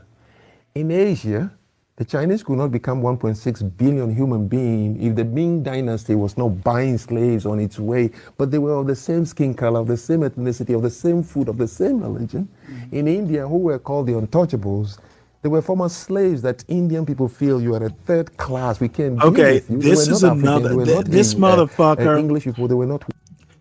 Dude, if you think race and racism is like a main feature in India and Hinduism in general, you are indeed as dumb as you look. Isabel Wilkerson made that same mistake. Motherfucker, caste is so complicated, it makes race look like Sesame Street. Dude is a failure of logic here. If you want to talk race and you bring caste into it, you're gonna get cooked. That's a rookie mistake. You usually can't say Hitler's name in full. It has become a bad word on YouTube. Even in unbiased World War II videos, they aren't permitted to show the unedited flag of Germany during that time. Yeah, well, you know what? Then YouTube's a pussy, and it's a ship of pussies, and River of Hate is a pussy. Say it with your chest, you racist. Right, now let's talk about So the point you're making is that slavery was never based on racism. Yes. Is a worldview. That's the context you're referencing. Not a worldview. It's a practice that happened among people of the same race. I'm referencing the statement. Yes. The statement slavery was never based on racism is a worldview. It's a statement in reference to a view of the world and slavery and racism, right? Is that what you're saying? You're referencing the world and the context of the world when you make that statement? If I understand what you mean by what I am saying is that people of the same... You just mentioned a bunch of different cultures and countries and how they practice this thing and everybody. Yeah. So my question to you is that slavery was never based on racism? Is that a world view? I don't understand the world view as you're using it. Is that a practice that referencing a bunch of countries in the world? Yeah. And you're speaking about slavery. Yes. In that well, the way I understand worldview is when you hold a certain philosophy about a certain subject. Mm-hmm. And it doesn't have to be practical, it doesn't have to be real. It's a philosophy. I am describing an event that has happened to everybody. Okay, let's use that word. Let me rephrase my language. When you use the statement slavery was never based on racism, yes. You are referencing countries all over the world. Yeah, countries or yes. Okay. Yeah. So now, let's come to America and speak in reference to the enslavement of African people in America. Would you still hold that view? Are you still saying that in America, slavery was never based on racism? Yes. The same thing that spurred it in Africa, the same thing that caused it in Asia, the same thing that caused it in Europe is the same thing that caused it in America. That's all. What caused it? Economic needs. The weaker person, you can catch him. The Barbary gang, they were able to catch the Northern Europeans of the Slavics and all these people because they were nearer to them, they can catch them. So whoever is weak for you to keep and use for your economic needs, slavery was purely based on economic needs. Okay, so in America, it was based purely on economic needs. Yes, they used them economically. Okay, so was it based on purely using blacks from Africa for economic need? They use other people they can catch, Indians and Chinese. No, here in America. Slavery that took place here in America, because they chose to bring Africans here and enslave them, are you saying that it wasn't, are you saying that it was economic needs to choose and exclusively enslave black people? Not exclusively enslave black people. Again, we talk about the context of the enslavement. It's not exclusively they chose black people. White people in Europe, white people. But we're talking about America. Yes, Americans got black people to do the economic needs they want here. Okay. And black people, you agree or you got a rebuttal? Who were enslaved. Oh, I have a rebuttal. But I was actually well, first off, let me talk. Actually, I'm kind of thinking about dinner. Doing chicken breasts, making homemade chicken and gravy, and I might just put that gravy. I got this Moroccan couscous. I've gotten to be like a couscous like purist. My couscous has to come from Morocco. Man. Look, let me talk about Clarice right quick. Clarice, you are so right. Now, I have a friend of mine who lives out on the West Coast. He I think he might be first generation Bengali. He's American. And he and I talk about, because he's actually the one who kind of got me into even thinking about Hinduism. Hinduism is fascinating. Like he can even read a little bit of Sanskrit, like first grade Sanskrit, but he can read it. And he basically told me that like caste is not like 30,000 different castes. There are parts of Hinduism who literally think everybody has their own personal caste. Like everybody is their own caste. Comparing it to race is motherfucking just astronomically stupid. And you know, Isabel Wilkerson, when I read the book, is like, oh hey, you know, she kind of, yeah, you know, she might have done a good job, you know, she kind of made the similarities. And then once I talked to this dude, I'm like, Jesus Christ, she was so in over her head in making the comparison. You know, there is oppression. There are Dalits, making that, you know, comparison, Dalits to, you know, black people, but that's just a loose association. I don't even like talking about caste because I'm so fucking far. I might as well be on the other side of the galaxy if people want to talk about caste. It's so complicated. And let's see. River of Hate asked me if Ben Shapiro is a white person. Yes. And let me tell you why. And I actually think about the weirdest things sometimes when I wake up.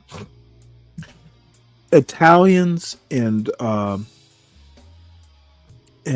Irish weren't necessarily white when they first got here at the beginning of the 20th century.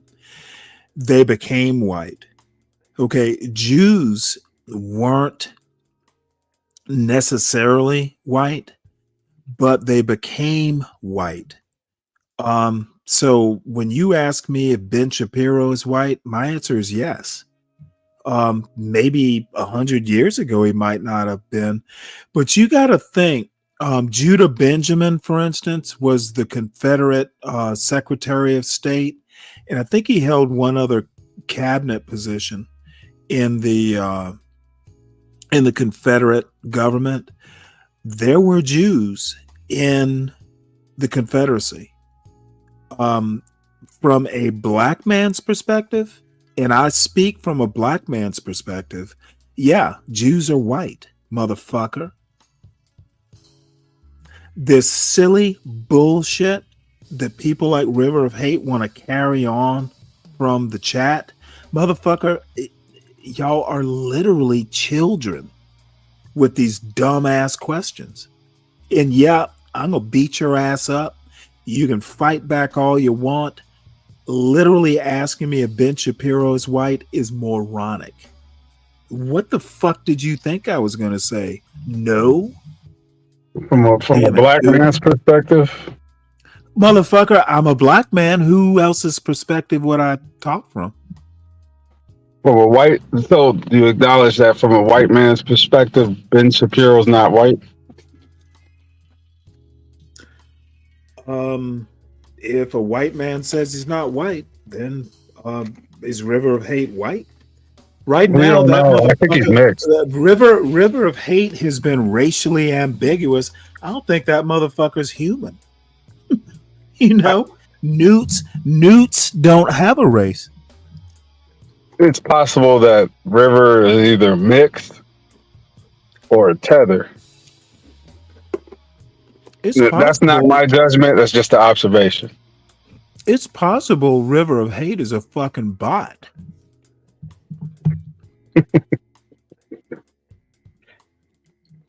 Just based on what he's, what he's saying in the chat. I Yeah, don't you think know he what? belongs to one That's of two stupid. groups. You know what? He's a racist. That's his race. He's How Slavic. about that? He's a Slav. Motherfucker, I literally know someone that I talk to every now and again on Discord from Czechoslovakia. Motherfucker, go back to Slavland because they think they're European. They think they're white. Motherfucker, who's that racist that comes up on John and B. Brave's panel every now and again from Bulgaria? That motherfucker thinks he's white. Oh, he's in Bulgaria too. Huh? What's his name? I know who you're talking about, but I can't call his name. You know what? If that motherfucker's not white, he missed an opportunity because he thinks like a racist. He's not even in the States, but his ideologies are similar. Look, I can say this. I'm 60 years old. I have not met white people in my real life that are as racist as the motherfuckers in this John Galt CT space. Then you don't know white people. And that's saying something. I mean, I grew up in Savannah, Georgia, and I went to school in Savannah, Georgia. And the most racist white people I've ever met in my 60 years are literally in CT's universe, John Galt's universe. Like B. Brave is the most racist white person, or one of the most racist white people I've literally ever met. I have three racist friends in real life, like real life racist. Well, But racist and friend. There's a whole series of questions. Yeah, that's fine. Fire away. Oh no! I'm not going to even bother. No, Stanley, it is the worst case scenario. Like one of my best friends. Hey, you could be their pet. You might be their favorite Negro. That's possible. And that's fine. One of my best friends gifted me a KKK Ohio coin. I don't care about your friends. The point I'm trying to make is that if you can grow up in Savannah, Georgia, South Georgia, and go to school with some motherfuckers you thought were pretty racist, and you can meet someone online and like, goddamn, he's the most racist white person I've ever met, that's saying something. This motherfucker's top shelf racist. The online doesn't compare to the outside world because online you can get away with inner thoughts. Outside world, people won't say this stuff to your face. Although, I do encourage them. I do encourage. Look, you know what? If you are so racist, but you're able to keep it in and be polite and follow the golden rule, dude, I don't care about your heart and mind. I do care about, the outward stuff. Shit, for all I know, Be Brave might be someone I went to high school with. Then that's possible. Face to face, though, the threat of violence is always there. So, of course, they're not going to just outright disrespect you. Okay, I honestly don't know what your point is.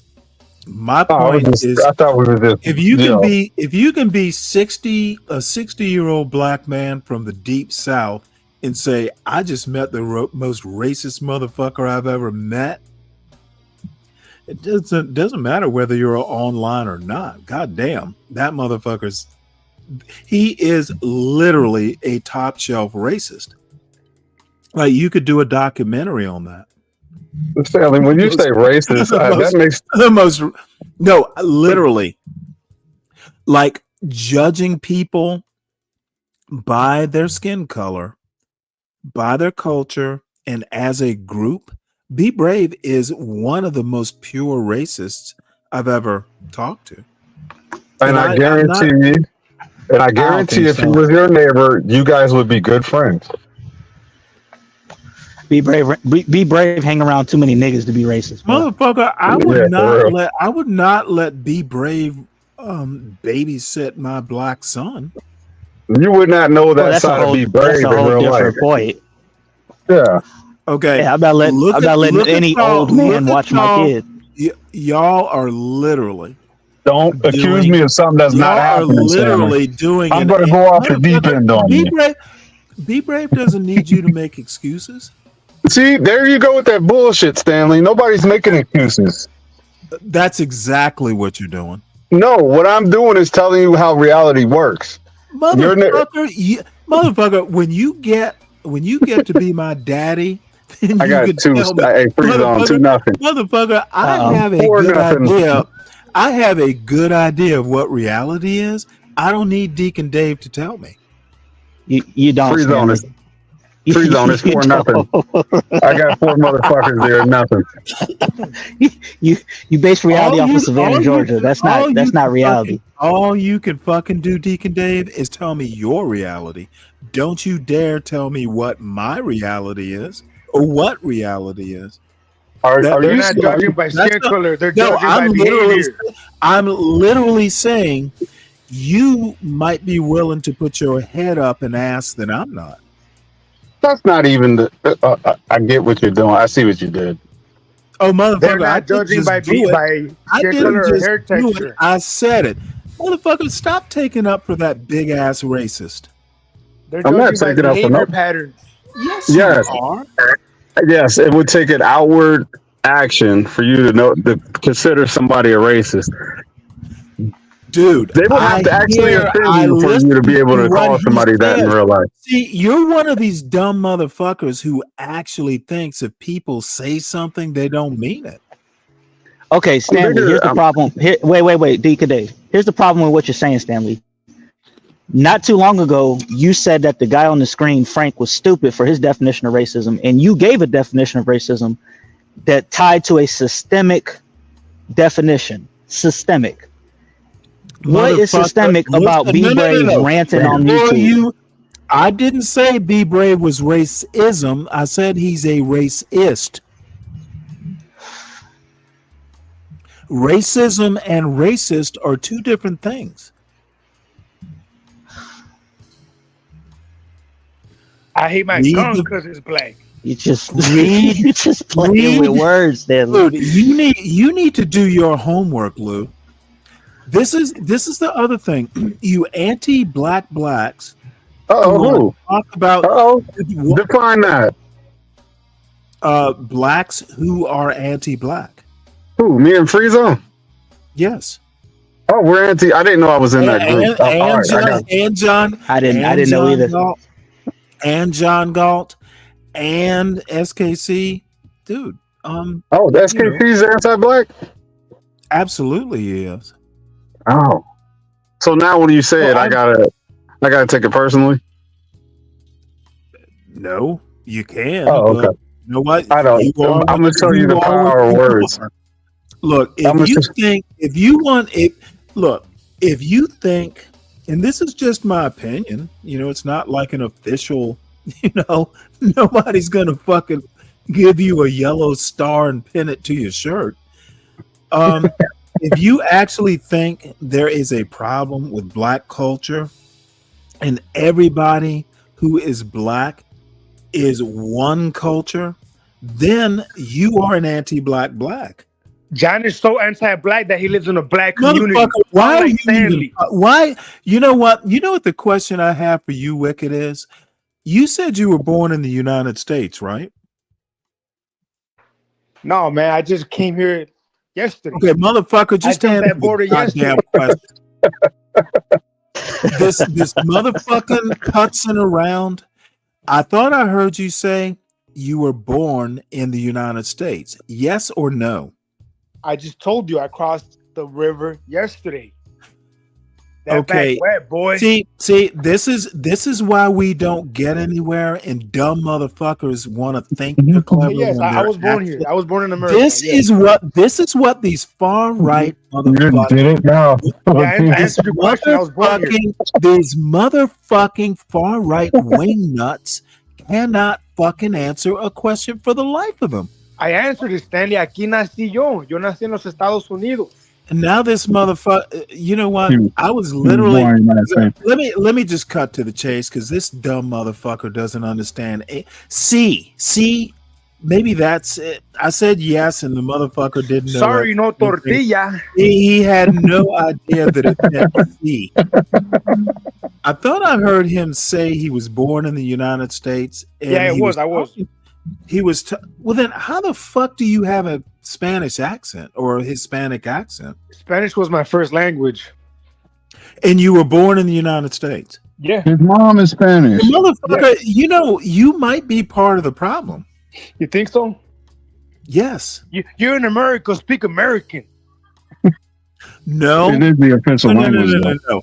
I was listening to a Cuban woman, young Cuban woman, this morning on a YouTube show. And I actually went to college with a woman who was from Puerto Rico, young girl at the time. And she had a Southern accent. If you didn't know she spoke Spanish, you'd have thought she was from Podunk, Georgia. Well, let me ask you this, Stanley. This Cuban. No. Don't ask me until I'm done, sir. I should know if I should hate her because of her skin color. I've known people who spoke Spanish. We're not judging skin color, Stanley. We're judging behavior. Cannot shut the fuck up. I've known Spanish speakers who were maybe first generation who grew up, in Florida, in this Cuban young woman's. She's American, but Cuban background. She had a Southern drawl. This girl I went to college with, Southern drawl. But you know what? They spoke Spanish. I don't know how well. I'm just curious how the fuck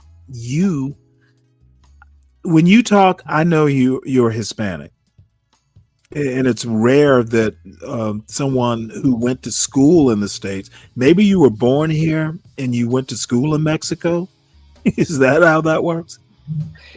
Yeah, but jokes aside, Stanley, I learned English when I started going to school. That's how I learned English. But I grew up in a rough neighborhood, Stanley, where. So a rough neighborhood means you don't know how to speak English. Well, and you speak well. Hold on, let me amend that because you speak English perfectly fine. Yeah, thank you. I was just curious. I was just curious about the accent. You literally are the first person of Hispanic descent who was born in the States that, and actually Latino kind of has an accent too. So maybe I'm wrong about that. Stanley, in my house we don't speak English. My kids, we speak to them in Spanish. Hey, Stanley, my son is being raised Spanish first. Really? Yeah. That's a good skill to have, dude. That makes sense to me. Okay. Yeah. Well, all I have to say is I've learned. It was an honest question, by the way. No, I appreciate your sincerity, Stanley. I appreciate the counterbalance you bring, Stanley. Even though I think you're dead wrong, but you do bring a position that is important for discussion, right? And I really appreciate that from you. Well, I appreciate you as well. Man, we're past the 3 hour mark. The thing is I'm not out here slinging bullets. I am genuinely curious. But Stanley, I just want to say we are not judging skin color and hair texture, Stanley. That's dumb. We're not doing that. We're judging behavior, Stanley. Behavior. Thank you. I think that behavior is almost like phenotype. Well, I mean, evidently, you got me there. It seems to be, doesn't it? Well, then that goes against your argument, Stanley. No, actually, it doesn't. Behavior and phenotype, that's like saying that these people do this. Okay, listen to what I'm saying. Yeah, run that back, please. Behavior is almost, judging people by their behavior is almost like judging them by their phenotype. I use the word almost. Well, that's still saying that these people still do this, almost. No, I'm afraid maybe you don't understand what almost means. Well, maybe you clear that point and it wouldn't be a question. Okay, motherfucker, I'm not gonna tell you what almost means. 5-2, freeze on 5-2. Well, what I was gonna say is that I had a buddy of mine who was a stockbroker. Now this is almost 30 years or so ago. Now this motherfucker, this is back in like 1990, 95, 96. Dude was making like almost $200,000 a year back then. You know, in like Norfolk, that Norfolk, Virginia Beach area, because that's where I was living at the time. So he and I, white guy, Virginia Tech grad, economics grad, smart guy. So, you know, one day we were just sitting around, you know, drinking beer or something like that, and we got to talking about race, and he was saying, "Hey, look," and this is a waspy looking guy. He's like, well, you know, one day he was taking his boat or something because he lived in Virginia Beach. You know, he was hauling his boat somewhere. So he stopped by a marina or something like that, picking up parts or something. And he was in like cut off shorts and, you know, he was out on the boat or working on his boat, you know, just kind of looked scruffy. And they were kind of treating him like shit. You know, not, you know, just kind of like, hey, you know, you look like a bum. Well, the next day he shows up in one of these fucking Armani suits because he's a goddamn stockbroker making good money.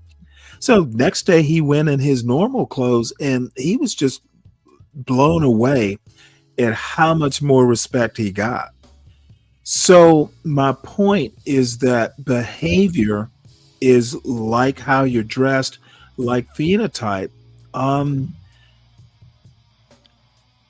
I think that sometimes people will treat you, you know, if you are a rich person but you're dressed like, you know, what's his name, Eminem, they're gonna treat you like Eminem. You know, some ghetto dude, you might be worth a few $1 million.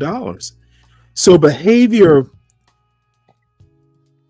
treating people, assuming that people all act stereotypically, to me is, you know, tantamount to racism.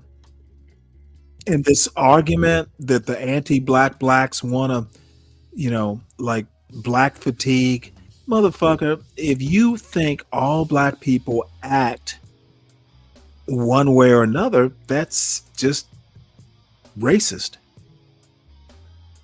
If you are tired of all black people and you want to treat all black people like you're tired of them, that's racist. If you're black and you have black fatigue, you're a racist. So, for my example earlier where I became an individual, is that because I'm racist? Well, Instead of if you as an individual want to tell me that, hey, I have black fatigue and I'm going to assume that you are one of them blacks that I'm tired of until you prove otherwise, yeah, that's racist. What if it doesn't go that way? It goes, I'm going to give you an opportunity until you prove that you're one of those. Well, that's barely, is that racist? That's barely racist. It's like, why?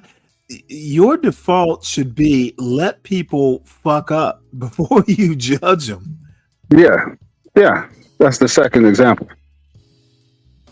Okay, well, the first example should be, hey, until you prove you're a fuck up, I'm not going to treat you like a fuck up. All right, cool. So then we agree. I'm not racist. Oh, no, I still think you're a racist. You're saying that for comedic effect. I know. I am. Good for you to get that.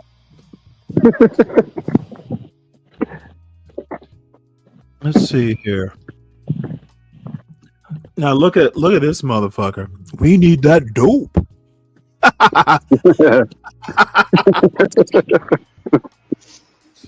Where is John go? He's streaming That's today. different.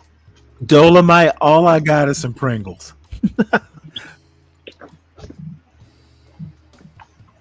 If you see someone that looks like a bum, then they are likely a bum. Yeah, okay, Shredder. You know what, Shredder? I don't need to read farther than that sentence. Why the fuck would I bother? That means he's anti-black. You know what that means? That means he's Shredder. You know what, Shredder goes beyond anti-black. He's just Shredder. This title is getting passed around a lot. Hey, you can't define that type of racist. He's just Shredder. Oh, Stanley, this was from the Aaron McGruder. This was a while back. Is it safe to play? Yeah, it's just Aaron McGruder. Right. It's a clip, right? This is from my channel. I had clipped a few things and tried my hand at animation. That's all. It's part of what we already watched. Yeah. This is a you. Okay, so I'm not going to get a copyright strike is really my point. No, I won't copyright strike you. Okay. I didn't know you were this talented. No, this isn't talent. Free I time. really want you guys to understand that time is running out. And a lot of black people say that, but for real. Part of why the civil rights movement has been so successful, and part of why those who have come after in terms of our leadership have been able to maintain a presence, is that black people have always had a certain amount of moral currency that we have been using. This is a good point. And let me be the first to tell you, that's used up.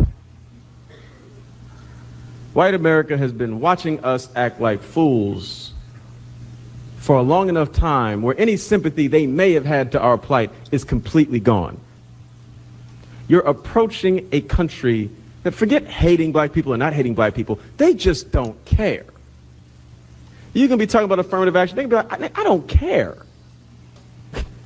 It literally is of no importance to me. I don't care about slavery. I don't care about segregation. I don't care about you. I don't care how many of you all go to jail. I don't care at all, because I'm broke. You can't be the proud, noble fighter when every single time someone sees a person that looks like you on television, they're acting like a damn fool. How would they know? How would they know you're not a damn fool? They see me and I ain't do nothing. Cropped out with some biker shorts, I'm showing out.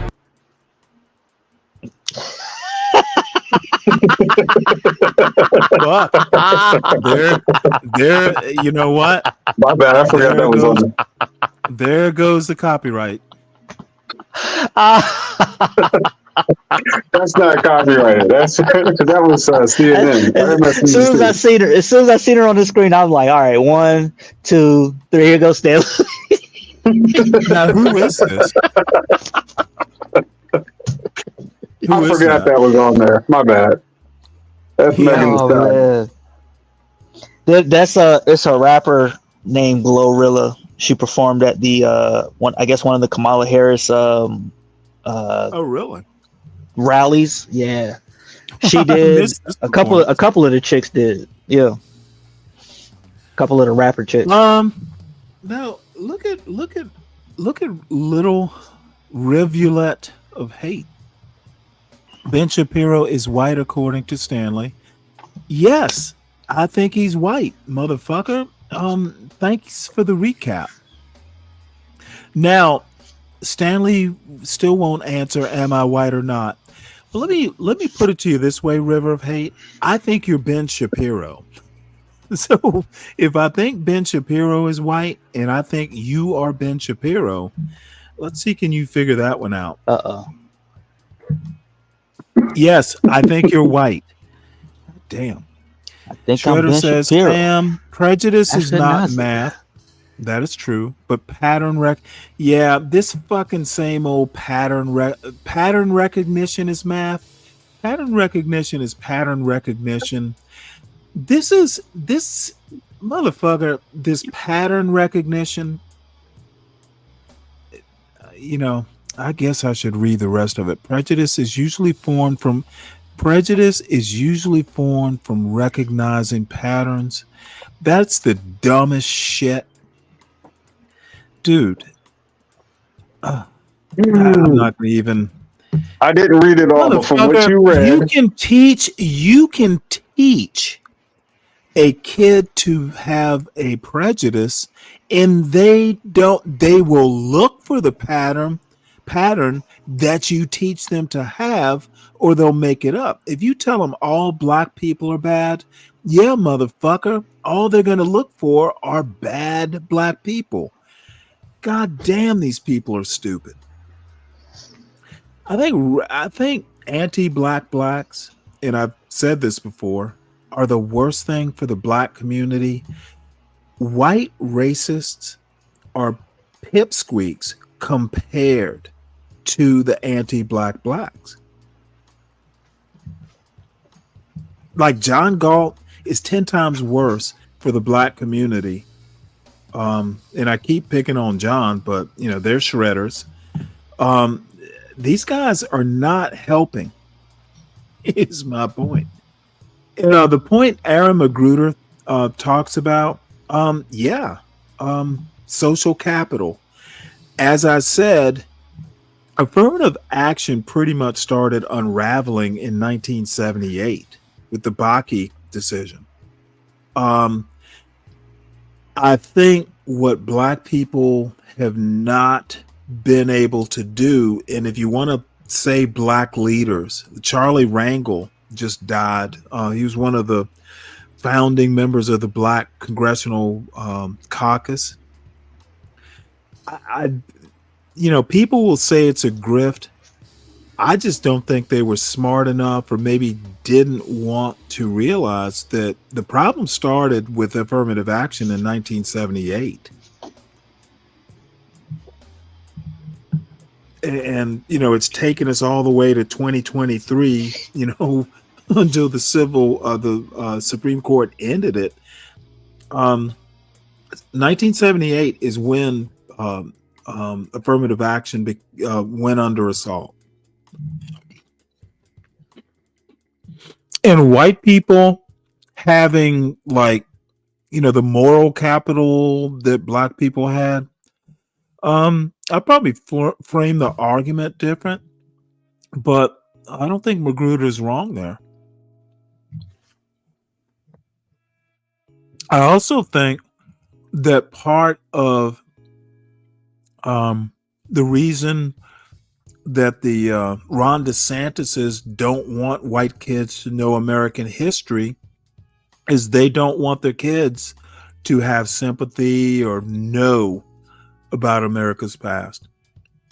I was reading something like overnight where there's something about Harvard or something, to that effect, where they're literally saying they want college students to be educated to appreciate the gifts they're given in America and the benefits of being an American. And to me, that's propaganda. That's not education.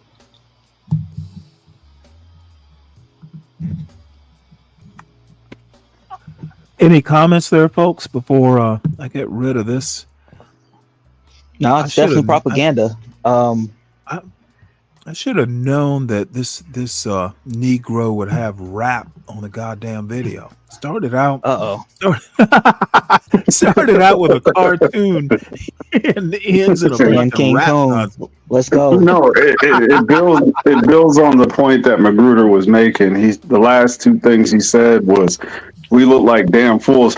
Don't play the rest. You could skip to the cartoon part, but I think there's a fight that comes on after this. Don't play that.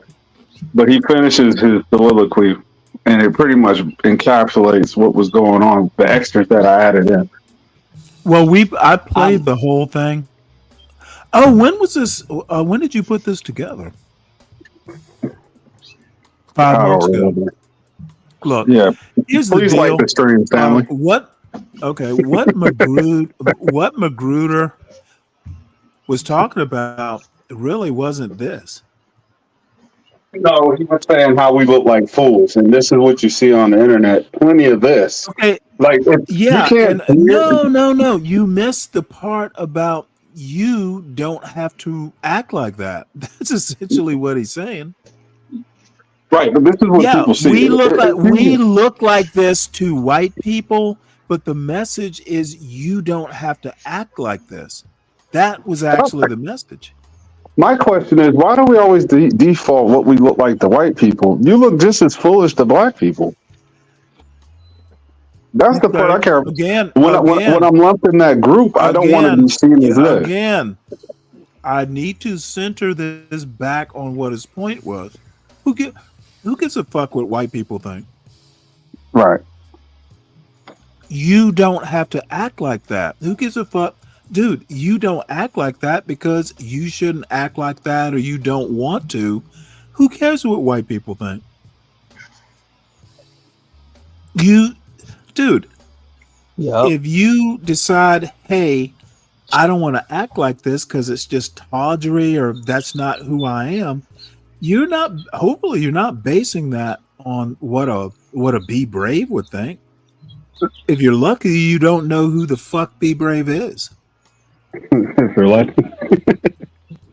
Right. And I don't. So when you hear people say that, they'll say that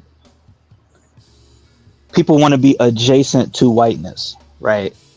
When you hear that statement, do you think behavior or do you think rhetoric? I literally don't know what that means. Unless you fucking live in, is your next door neighbor? I'm trying to figure it out too. If your next door neighbor's white, then I guess technically you are adjacent. See, and that's physically adjacent. But they're trying to say that's what adjacent means, son. Well, the idea is that you want to be white. What did you think adjacent? Damn it! Did you hear what Free Zone just said? I heard what he said. Did you hear what I said? I know where you're trying to take it. So. Adjacent literally means physically in proximity. You didn't know that? I'm amazed at all this reading that you've done. You've never heard, like, you don't know what that statement means when people say it. Oh, I know what it means. So what does it mean when people say that? I think I haven't heard it before. Basically, you want to be like a white person. Adjacent, you can say I want to be like a white person without using the word adjacent. How about right? You say so I want to so when they say that, are they talking behavior or are they talking rhetoric? Like you what you actually say. And again, if you want to try to be something that you're not, you have bigger problems than that. But my question is, why does you gotta be something? No. Listen to what I'm saying, because it's only partly flippant. The first thing you should teach your kids is they need to be like themselves. They need to work on themselves. If they come or if someone says you want to be like a white person, you need to tell them that, no, I'm just trying to be the best me I can be. I think there are people who care about the white gaze, but at my age, and I'm not even being flippant, I think it's a fool's errand to try to be something that you're not. That's the minority of it. You shouldn't try to be like other black people either. Right.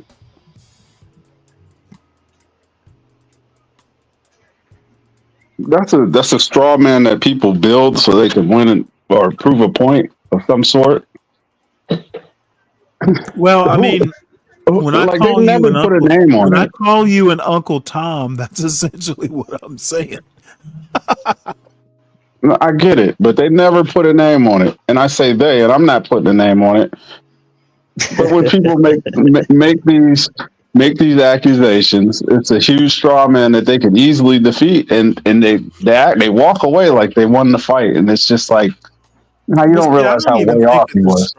I don't think it's an argument. I think it's just, hey, I think you're trying to be white. It's not really an argument. It's an insult. You realize that ad hominems aren't necessarily complete arguments. Yeah, I realize that. But what I does just that hate that mean? Like what yeah, you eat define it. apple pie? You like what is you play baseball? Like what does that mean? You trying to You be put white? What does mayonnaise that on mean? sandwiches? What's that mean?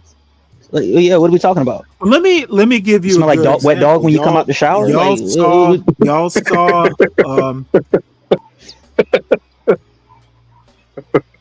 well, I think it's trying to be something that you're not. And y'all know about Glenn Lowry, right? What about him? Well, he got dismissed, I guess, from the Manhattan Institute. Let me see, for can his I wild find takes this? or something like that. No, yeah, I think he supported Palestine or something like that. Yeah. Oh, okay, Well, yeah. he didn't. Wild He take. didn't necessarily support Palestine. Let me show you the clip because there was a clip from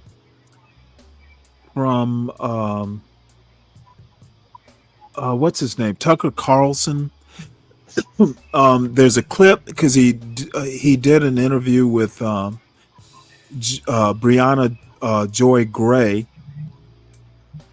And you know what? I can't remember where oh, wait, hold it. I know where I put that clip. Hold on one sec here.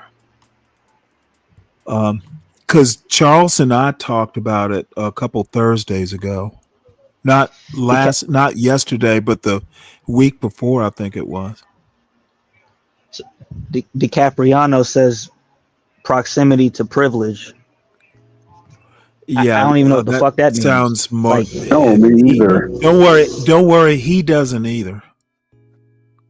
They just don't want you to run away. I think it's some slave catcher type talking. That's yeah, honestly how I we take don't it. do that here. Right. Akata. Oh my lord. Some slave catcher mentality? Yeah, when people say you want to be white, like you just assume it's white that I'm trying to be like, what happened to the Asian standard? Why can't I be Asian? It just so happens to be the one that you, You know what? diametrically oppose yourself It against. was a joke, but I was also kind of half serious. Whites are has been. Right. So why don't they accuse me of trying to be Asian? Well, maybe you're not that good enough. Maybe you are just white standard right now. You might have to work a little harder. You might have You're to work such a a little fucking harder. comedian. Fuck you. Hey, you know what? Until you make all A's, you're just a white standard. I see what you did there. I didn't do anything. I'm just defining it. I know. Man, Right. you know what? You fucking John Galt had a field day when I basically told him that, essentially I told John Galt he was trying to be white or cared too much about the white gaze. And my comment was, John, you know what? Your little massa is second best these days. I'm raising my son to be to an Asian standard, which means excellence. Whites don't have they've kind of lost their way as far as meritocracy and high standards and stuff. And they will get mad when I say it, but motherfuckers, I mean it. All right, we're live. Hey guys, welcome back to Critical African Thinkers. Is a place where we examine everything under the microscope of logic. There's a thing what is most factual. And I'm going to do a little bit of promotion here. This is a show that we do on Thursdays, not last Thursday because he had something to do. But this is a guy I've known for years. Some of you will know Charles from Critical African Thinkers. We've been doing a Thursday politics show, and Glenn Lowry's name came up. And basically, he is talking to Tucker Carlson about deviating from kind of the standard that the Manhattan Institute, which is like in Manhattan Institute's kind of a big right-wing think tank. They're in a class with the Hoover Institute, AEI, American Enterprise Institute, Heritage Foundation. They're in that family of right-wing think tanks. And Glenn Lowry interviewed an Israeli, an economist, I think, who is from Israel, but I think he teaches here in America, who basically, he's like a Norm Finkelstein. Do y'all know who Norm Finkelstein is? Yes. Okay, well, Norm Finkelstein is a Jew. However, he has some huge criticisms of Israel. This economist that who's more to the right than a Norm Finkelstein. Glenn Lowry basically did the triumvirate or trifecta, I guess is a better term. He had this economist who had a criticism or critique of Israel, but the guy was Jewish. He had him on twice. Then Glenn Lowry actually had some compliments from Ta-Nehisi Coates. Ta-Nehisi Coates' last book had a section on his impressions of Israel, where he calls Israel tantamount to an apartheid state, made some comparisons to apartheid South Africa. And, that pretty much got him in hot water with the Manhattan Institute. Now, the deal is Glenn Lowry's like a big deal and has been for decades. He was a senior fellow with the Manhattan Institute. They sponsored his podcast and YouTube show. He wasn't just a fellow, he was a senior fellow.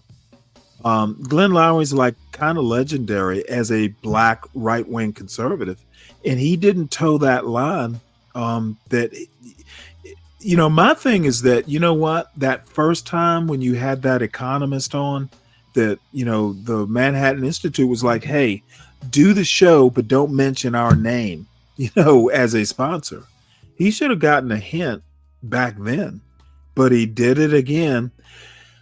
My only criticism of Glenn Lowry is, and it's been a long way around to get back to Dave's point, Glenn Lowry now knows he's not white. That was a nigga wake-up call. That's what you was trying to say this whole time. Yeah, and I'm long-winded, but you know what? But Glenn Lowry's like fucking 75. Glenn Lowry's 75 years old, and he grew up. He's in Clarence Thomas's cohort. Clarence Thomas and he are kind of comrades or peers. They were all fans of Thomas Sowell back in the day. So this motherfucker, it took him to 75 to realize that, hey, you're only that, influential with these right-wing think tanks because you, whether willingly or by design, motherfucker, as soon as you step out of line, they're just, you're going to get shit canned. They're not going to go, well, hey, because see, it kind of surprised me because Glenn Lowry's actually eminent. Like that motherfucker's up there with like a Noam Chomsky or the other good example is what's his name? Dr. West, Cornell West. Cornell West is like an eminent scholar, but he got shit canned. Harvard wouldn't even give him tenure. Now, this motherfucker, by the way, Cornell West had tenure at Princeton and is a professor emeritus at Princeton. But Harvard wouldn't give him tenure because he's too hot to handle. Same thing with Glenn Lowry. And, it might be a little bit of a dodgy proposition to say, hey, it had something to do with race. But you certainly don't have black privilege. You know that now. And it's kind of embarrassing for someone who has been almost, not quite, but almost a lifelong like Trump voter sort of like right winger. And, you know, the minute you step a little bit to the left, you get shit canned. Now, the good thing is, you know, Manhattan Institute wasn't his primary job. So, yeah, he'll lose some bucks, but, you know, he's not going to be destitute. So, you think that's Glenn Lowry has been accused over the years of trying to be white or caring about the white gaze. So it's kind of ironic that the minute he steps, you know, to do something that the white gaze doesn't approve of, that his ass is gone from a right-wing think tank. So stop caring. If Cornell the good thing is that, you know what, you should never depend or like even cultivate the white gaze, because they don't give a fuck about you. That's opinion. They don't give a fuck about white people, for that matter. That's opinion. I think if a white guy no. You know what? Let's not call it opinion. Let's call it anecdote, because there's plenty of anecdotes. It's not empirical fact, but it's not opinion. There's enough circumstantial evidence. So Cornell was he also? I'm not familiar with the story or anything. All I know is that he got canned for. This happened a few years ago. He was up for tenure or requested tenure. From Harvard, and he is a pro. You know, he is vehemently pro-Palestine, and got shit canned from Harvard. Well, he wound up at Union Theological, which is a pretty prestigious seminary in school. But yeah, right. I'm not saying it's evidence. I'm saying it's circumstantial evidence. It's not quite empirical, but you know, two black scholars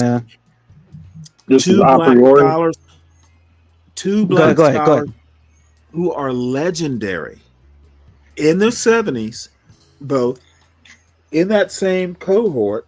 But you know, if people start saying that you think you're white or some bullshit, just check yourself. They could just be making an ad hominem. You just need to do a self check. Am I, you know, caring too much about the white gaze? Maybe you are, maybe you aren't. Who knows? Well, just in case. Wait. Did Cornell?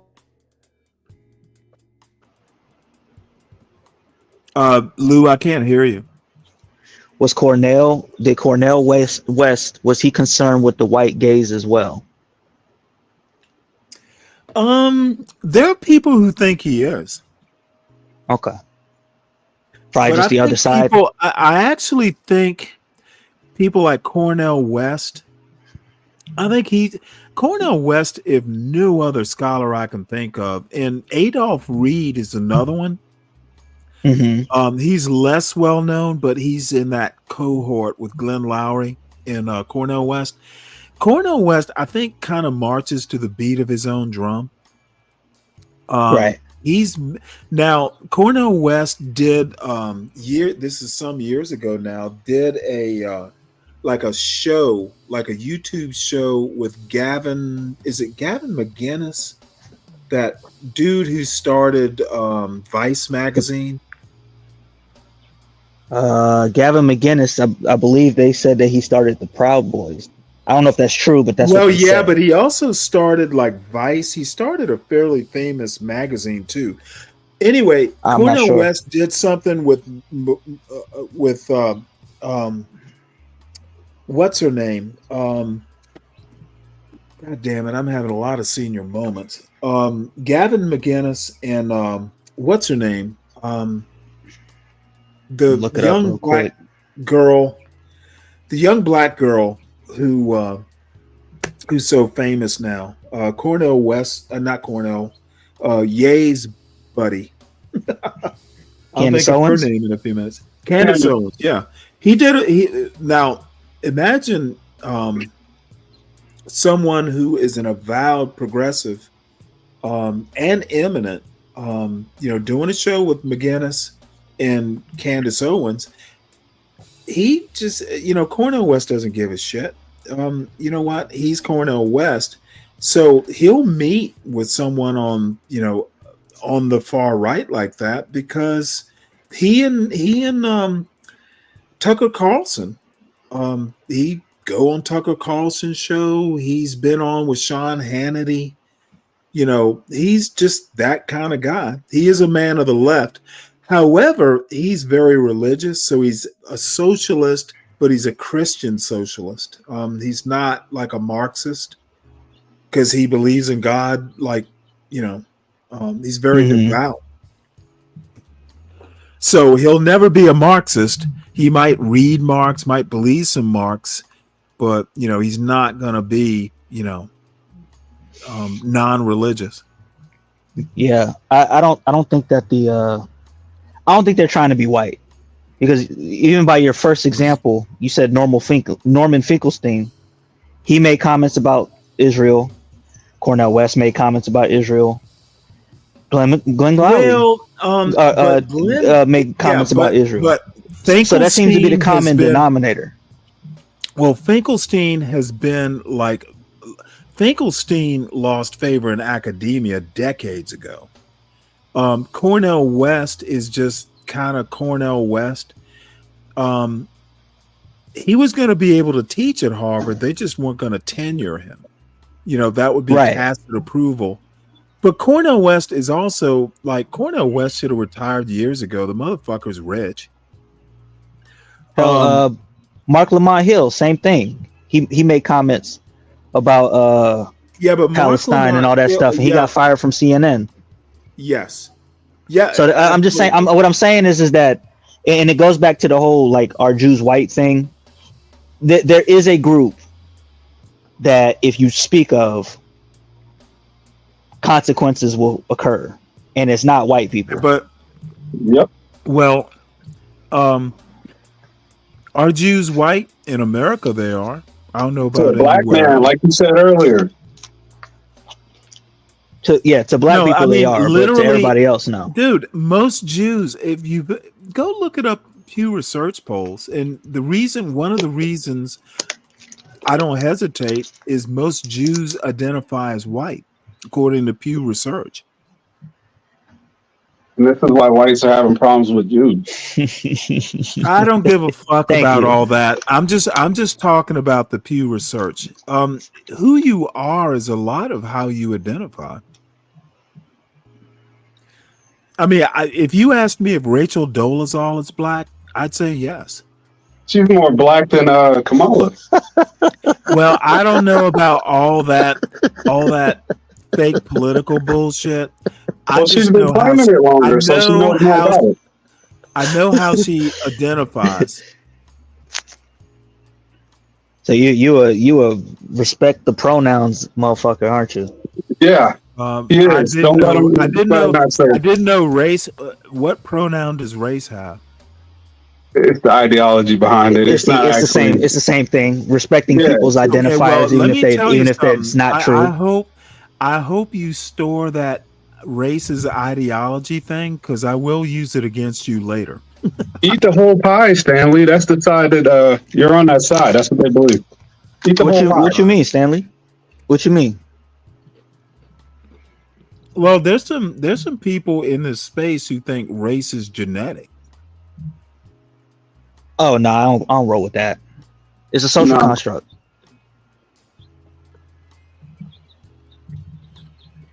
It was a business move. See, here's a motherfucker here who wrong. Race is real. Race is real as a concept, yes, but not as a biological fact. Yeah, there are better ways. There are better ways to talk about phenotype than race. And let's see, John Straves, how you doing? Haven't seen you in a while. Look at this dumb. Let's see. If race is a social construct, then man can be women. Dude, John Galt talked about blacks not really having a firm grasp of analogies. Yeah. Oh, so this makes them black. This makes River black. Apparently, That's fucking Yeah, funny. that's not how that. race. Apparently, race. Nobody race asks your and genetics before they do some racist shit to you. Like that's not how that works. race is actually. You know what? In a way, he's right.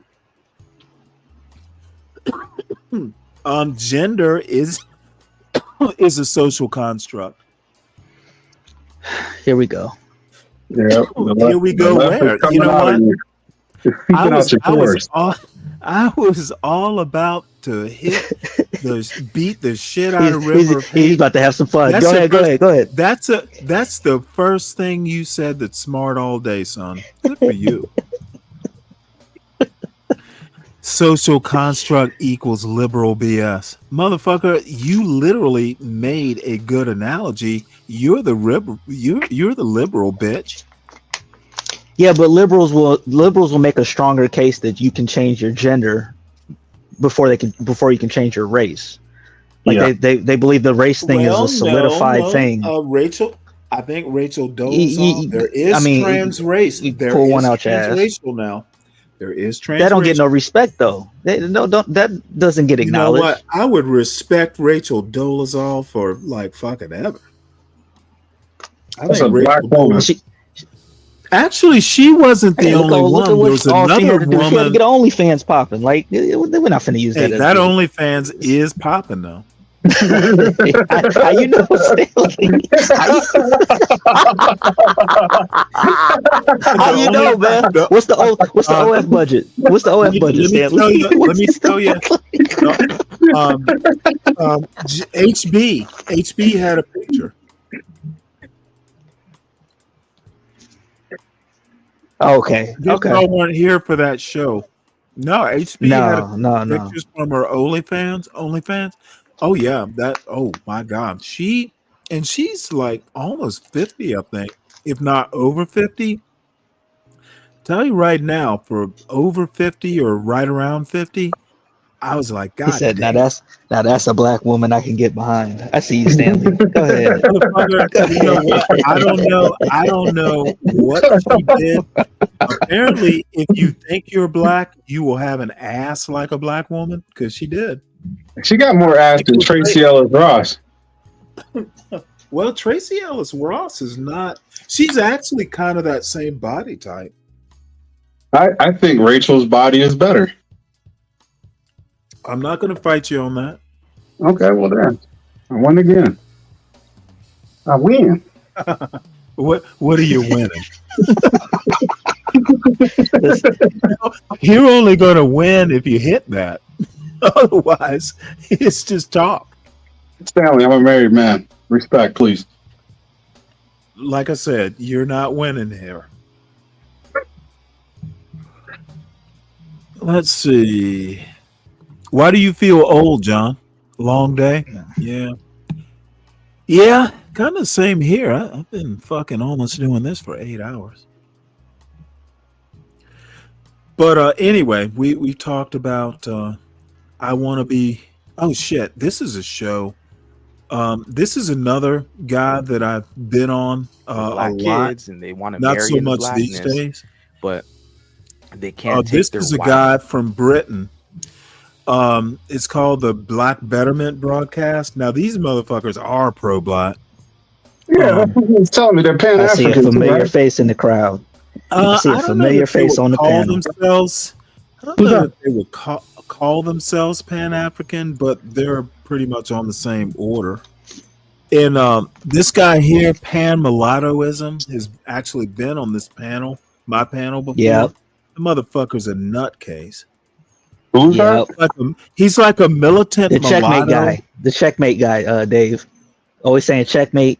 Oh, mulatto. Yeah. Now, this is a black British show, which we can listen to a few minutes of. And I know Rap Raven. Shit, motherfucker, I've been on that panel drunk half the time. I've gone back and forth with these motherfuckers. And want to be called white. Those motherfuckers, they have literally, like, Stanley, you're not on code.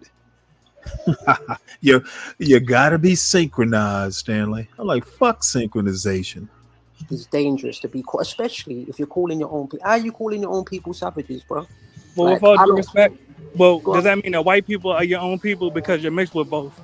So if I call a white person a savage, am I calling my own people savages? Respectfully, I'm asking. Yeah, If I called if I called Cool. a white person a savage, would you Whatever say you, that I'm disrespecting my own people? brother, we could do it one better than that. We could say you're disrespecting the human race. We could do one better than that. Because if you disrespect someone or hurt someone, it's like you're hurting the whole of humanity. Yes, but I mean, let's have a dialogue, brother. There are times where disrespect is warranted. Let's be honest. So back to the discussion at hand. If he called a particular black person a savage or a particular group of black people a savage, if he felt their behavior was savage-like, I cannot call him racist for that. With all due respect, really. And I'm gonna be honest with you. I was waiting to hear the metaphorically the smoking gun, really. But what you have played, nothing has been incriminating. With all due respect.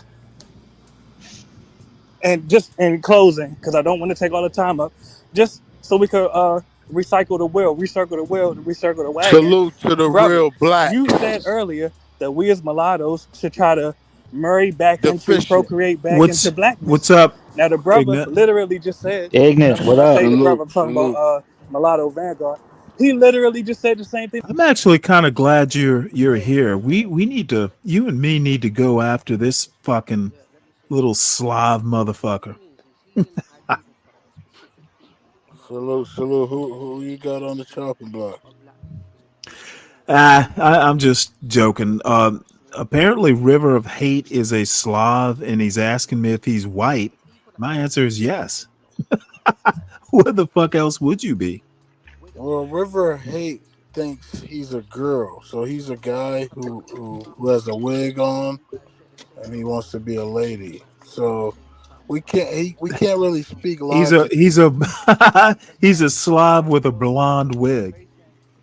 Yeah, he was born Samuel. He wants to be Cindy. These guys are sick in the head. He's a Caitlyn Jenner kind of guy. Well, here's the deal. I think maybe what he's trying to say is I'm not white because if you put an E on the end of that Slav word, you're a slave. Therefore, you're black.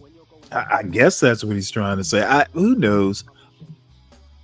You should know this, Stanley. Know what, motherfucker? Why don't you just come out or hit the link, River of Hate? I think if you are Eastern European, Slavs tend to be Eastern European. Europeans tend to identify as white. Now, are you a black Slav? Slav doesn't necessarily have to be tied to white or black or anything. Maybe you're just a Slav. Maybe you're not white. You're not black. You're just a Slav. Is that what you're wanting me to say? This mulatto guy, was he just speaking? The mulatto?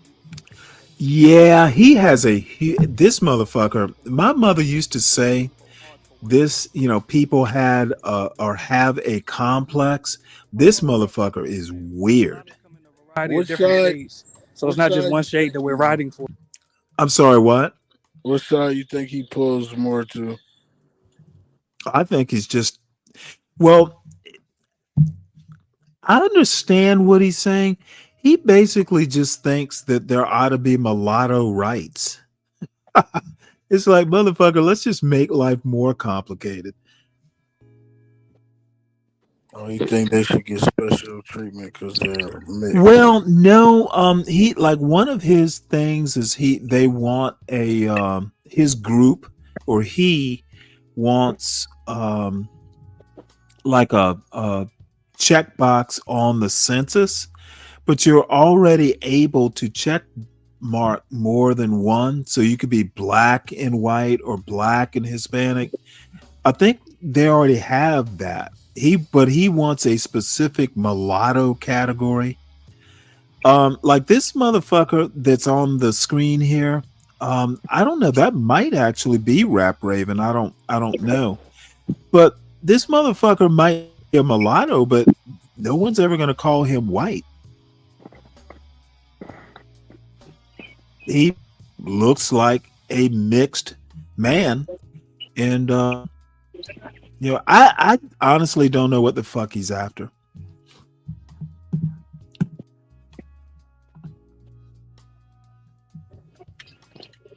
It's interesting.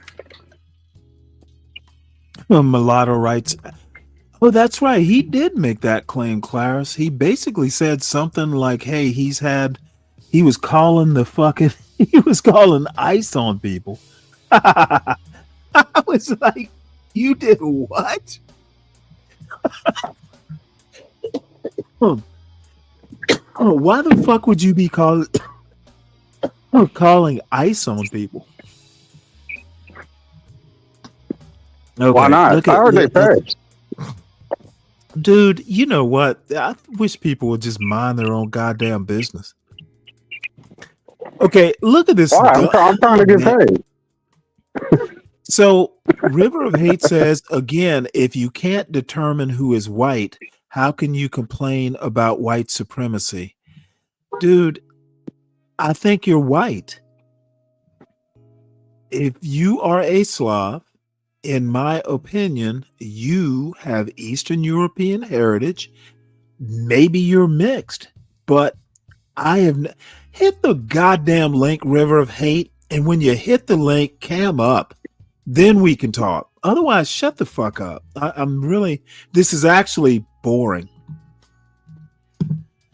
And who is this fool? I don't have what is it? A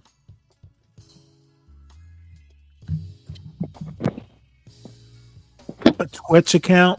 So the fuck am I listening to? You're listening to me, motherfucker. And Deacon Dave and Free Zone and Ignite TV. The show is called Stanley versus the World. Hit the link, bitch. That's what you're listening to.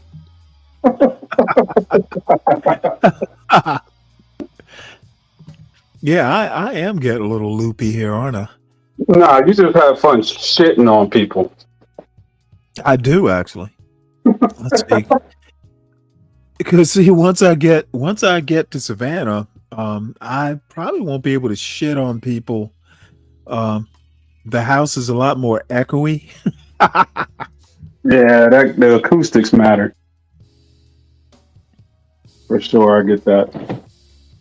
I know more people are scared to come up here, though. You know what? They should be. You better fucking urge your loins, motherfuckers. Why would they be scared, though, you think? You know what? I have no idea. People. Oh, fuck that. Ignorant. You know what, motherfucker? If I shoot from the hip, just shoot back. Ignat's not scared to come up. And that motherfucker has crushed me on occasion. Well, it's Friday. I'm chilling. I wanted to check in, see what's going on. You know what? Not a damn thing. You know, I came up talking about black fatigue and this Aaron McGruder thing. I was watching a show earlier this morning, and they mentioned Aaron McGruder. A bunch of black fatigue people are like, ooh, Aaron McGruder said this. And I started watching it, and I'm like, well, he's not making the point that y'all are making. And I don't know. I'm going to be honest. I do not know why I cannot seem to communicate that this black fatigue thing is purely racist. B Brave's point about 70% of black people making excuses for black crime, it's purely racist. You think that crime that crime committed in the inner city is a black people problem to even make excuses for?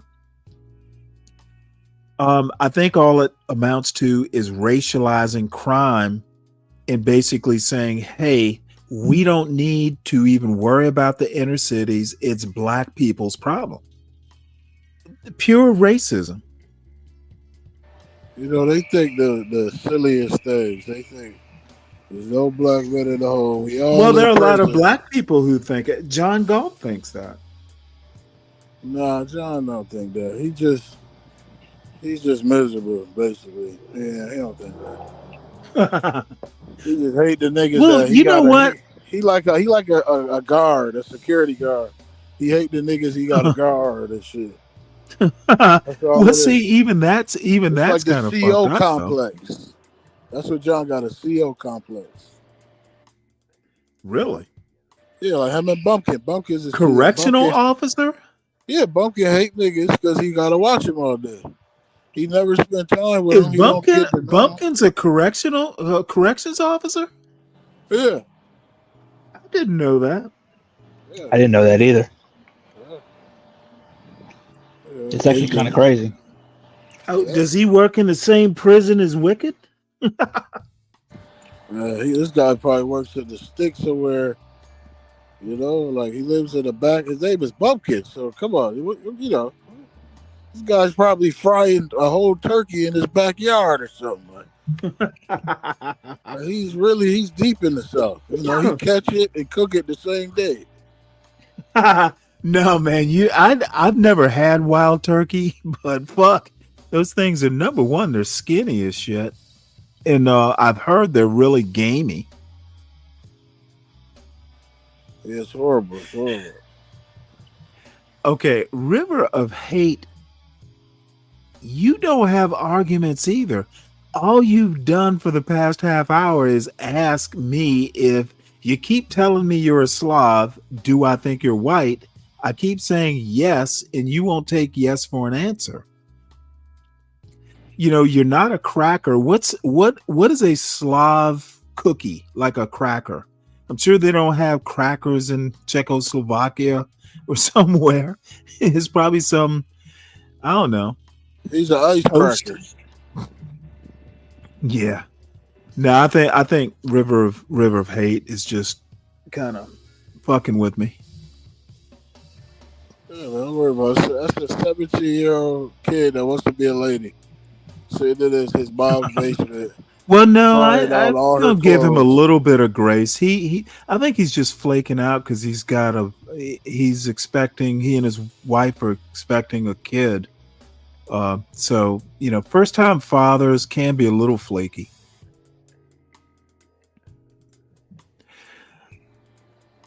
Hey, congratulations to him too. Yeah, he's going to have a baby. What are you going to tell your son or your daughter that they are? That's an even better question. You should have a river of love. You might have a baby, you weirdo. You know, you make a good point there. Yeah, what you have is a boy or a girl? I don't think he knows. I think he said it was going to be a surprise, which, hey, why not? So, River of Hate, what are you going to tell your child when the time comes? Are you going to say you're not white? Tell us about how you would explain race to a toddler. That's actually an excellent question. How are you going to teach America and race in America to your child? Because I see you keep saying "niga." Are you gonna teach your child how to spell that with the little blocks? Kid's first word with blocks is gonna be "niga."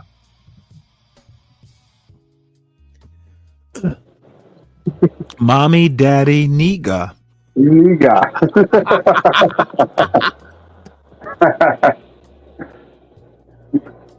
Spell it out in his alphabet soup.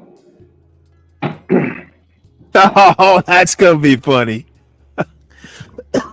Fucking alphabets. Do they still make alphabets? I don't know. Y'all are I ain't old there. I have enough. no idea. Are you talking about the blocks? I remember the alphabet soup. No, there used to be a cereal called Alphabets. Oh, I haven't seen those in forever. Nah, they stopped doing that. Did they really? A long time ago. Yeah, man. Too many 4-letter words. You know, kids were getting their asses beat for what they were spelling. Oh, wait, hold it. It says here, Alphabets is back for a limited time. This is April 25. Alphabet cereal is back in 2025 for a limited time.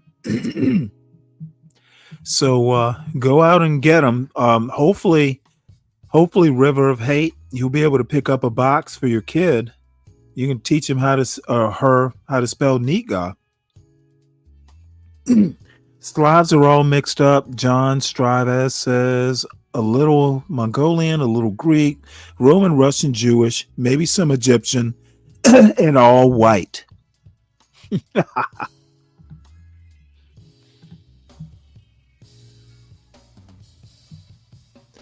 Yeah, apparently,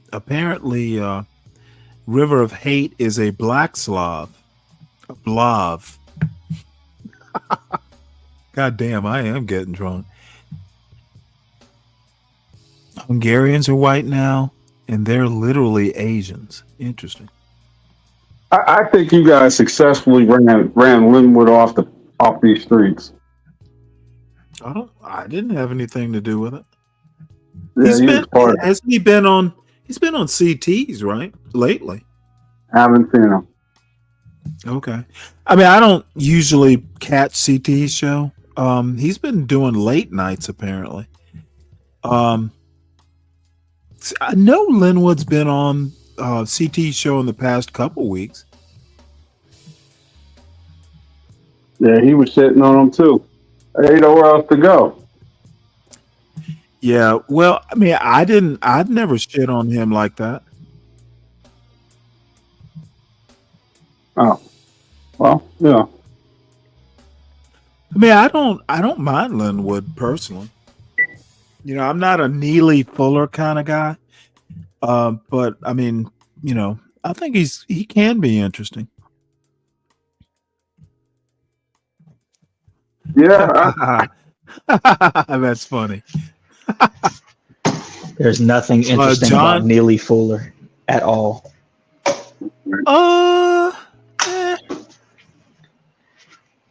I mean, to me, it's anachronistic. But I mean, he had his day. I mean, it's easy to be popping when the magic words are white supremacy. Wow, I use it and I'm not popping. Yeah, that ain't your one word answer for everything, though. You could easily get it popping if you wanted to. It should be. I want to throw the challenge flag out there, family. I got to issue a challenge real quick. The last thing you just said. How's Neely Fuller anachronistic? I think that Francis Cress Welsing bullshit is so 70s that it's not worth me. You know, it's been years since I've read Neely Fuller, and I don't know that I've ever been able to make it through a whole thing. And I remember seeing an interview on the Phil Donahue show. Like in the past few years, I didn't see the actual show where Francis Cress Welsing starts talking about white people being like genetically predisposed to oppressing people. It was kind of bloody, and you know, it might have worked in the 70s. It's just not my shtick.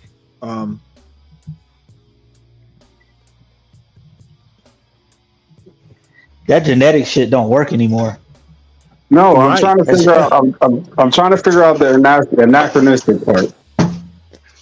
It is old fashioned. Like when you hear art, it doesn't. It doesn't. Oh well, have I misused a word? It is so hard. I rarely do that. It's okay. I'm not going to shit on you. Okay, hold on one sec. Erroneous in date, containing an anachronism in a wrong time. I think I got it right. No, you didn't. Values. You didn't prove it. No, motherfucker. Values of the past, behind the times. Motherfucker, dude, don't ever challenge me like that.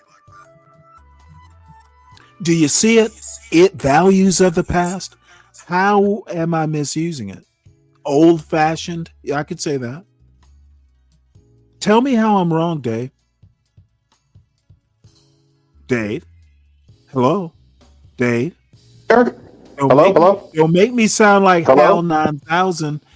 Don't make me sound like Hal 9000, where I keep going, Dave. No, it doesn't mean old fashioned. Can you hear me? It literally means old fashioned. Context matters. It means that you got the dates wrong. Motherfucker, you know what? You don't know English well enough to be correcting me on this shit. Wait a minute. You misused the word. You're just gonna run through me like that?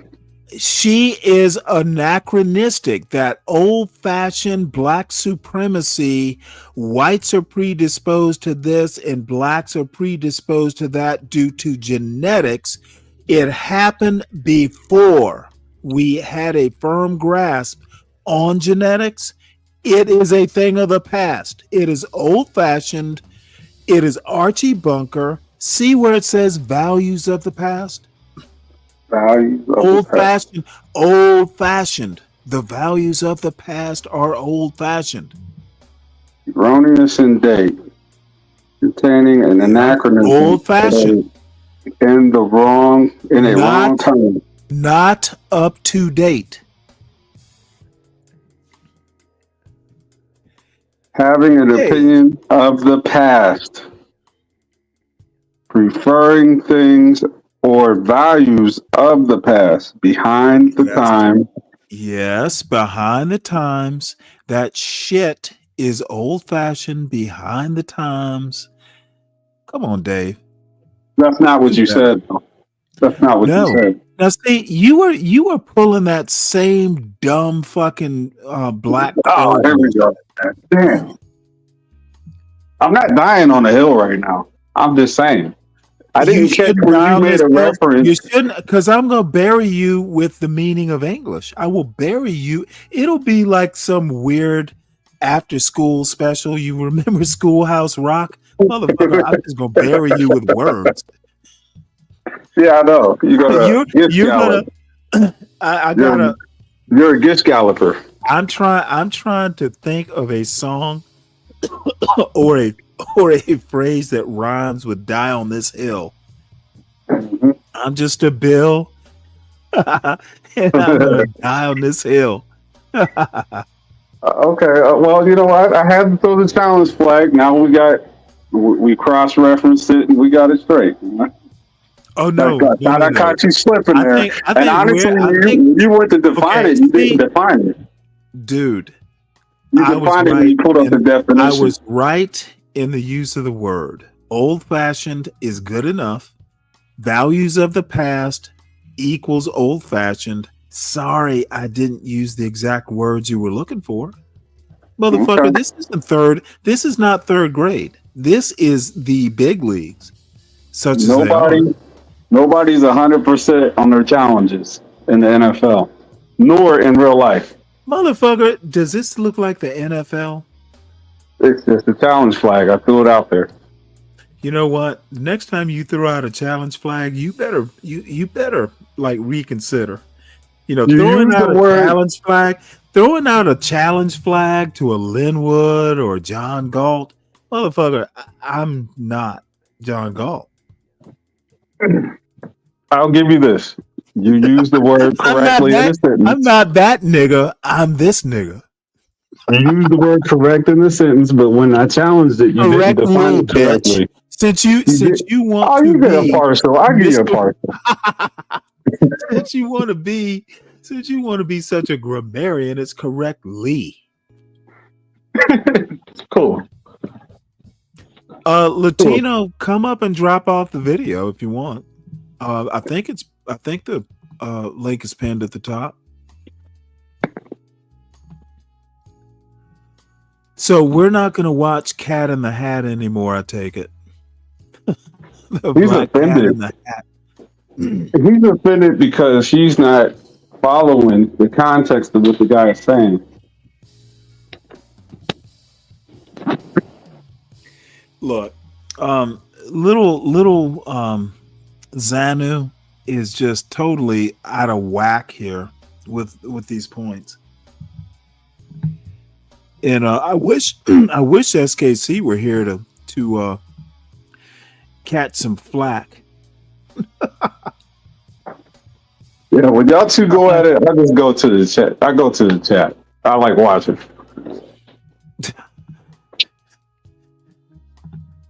What's up, Latino? Oh, I'm sorry, I was muted. Not much. I just saw this video on Twitter, and I was like, Stanley would appreciate this video because it's a reminder of how black fatigue could go wrong when people actually think that everybody is a certain way. So, yeah, if you play, you'll see what I'm talking about. Okay. Is Dolomite still out there? This motherfucker sent me a cash app with a fucking middle finger. God damn, dude. Thank you for supporting the show, Dolomite. I love you too, bitch. Let's see what we got here. Hold on one sec.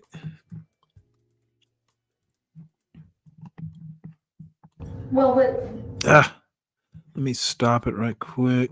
I don't have a Twitter account. That's why it looks so weird. And I won't be getting one anytime soon until Elon Musk sells it. Looks like she washes clothes and fucking with lye soap. What the hell are you looking at? You need some palm olive. You remember? You need Madge. Look at those hands. Jesus, Stanley, you're not that critical with most women. The white women, you got a bird eye view on them. You know what? There is no missing those hands. Nah. You know what? I bet they got calluses. I know what it is. You got them Bud Light eyes. Literally, you met me on the elevator. Hey, wait. You know I'm not giving her a compliment when I say she has man hands, right? Oh yeah. Yeah. Okay, just we've seen Seinfeld. We know what it is. It's the opposite of ear goggles. She has man hands. It's like drinking beer and I'm looking in the wrong end of the goggles, the binoculars. It's like, I'd like to see her face. Yeah, Stanley would be the type to get hand fished. Like, bitch, you didn't tell me about your hands. Like, what is this? Why you ain't tell me you have big hands like this? You know what? When on our first anniversary, when I buy you gloves, uh-oh, I got you a set of driving gloves.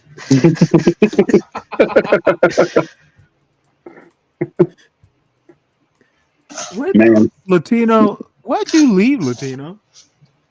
Man hands. He just wanted to drop the link and run. That's all right. You know what? Now she looked like she had a pretty good figure there. Would you overlook the hands? Would you overlook the hands for a good figure? I said I was gonna get her gloves. Okay, so that's not a deal breaker. Needs to be like literal kid gloves, because I don't want you to rub my skin with those rough ass hands.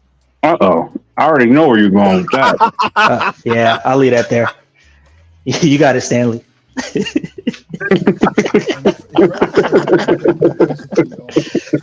ethnicities of different people. Come here, you sandpaper-handed bitch.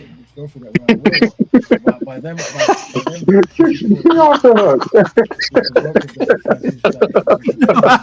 I need to get a fucking file and get those analysis.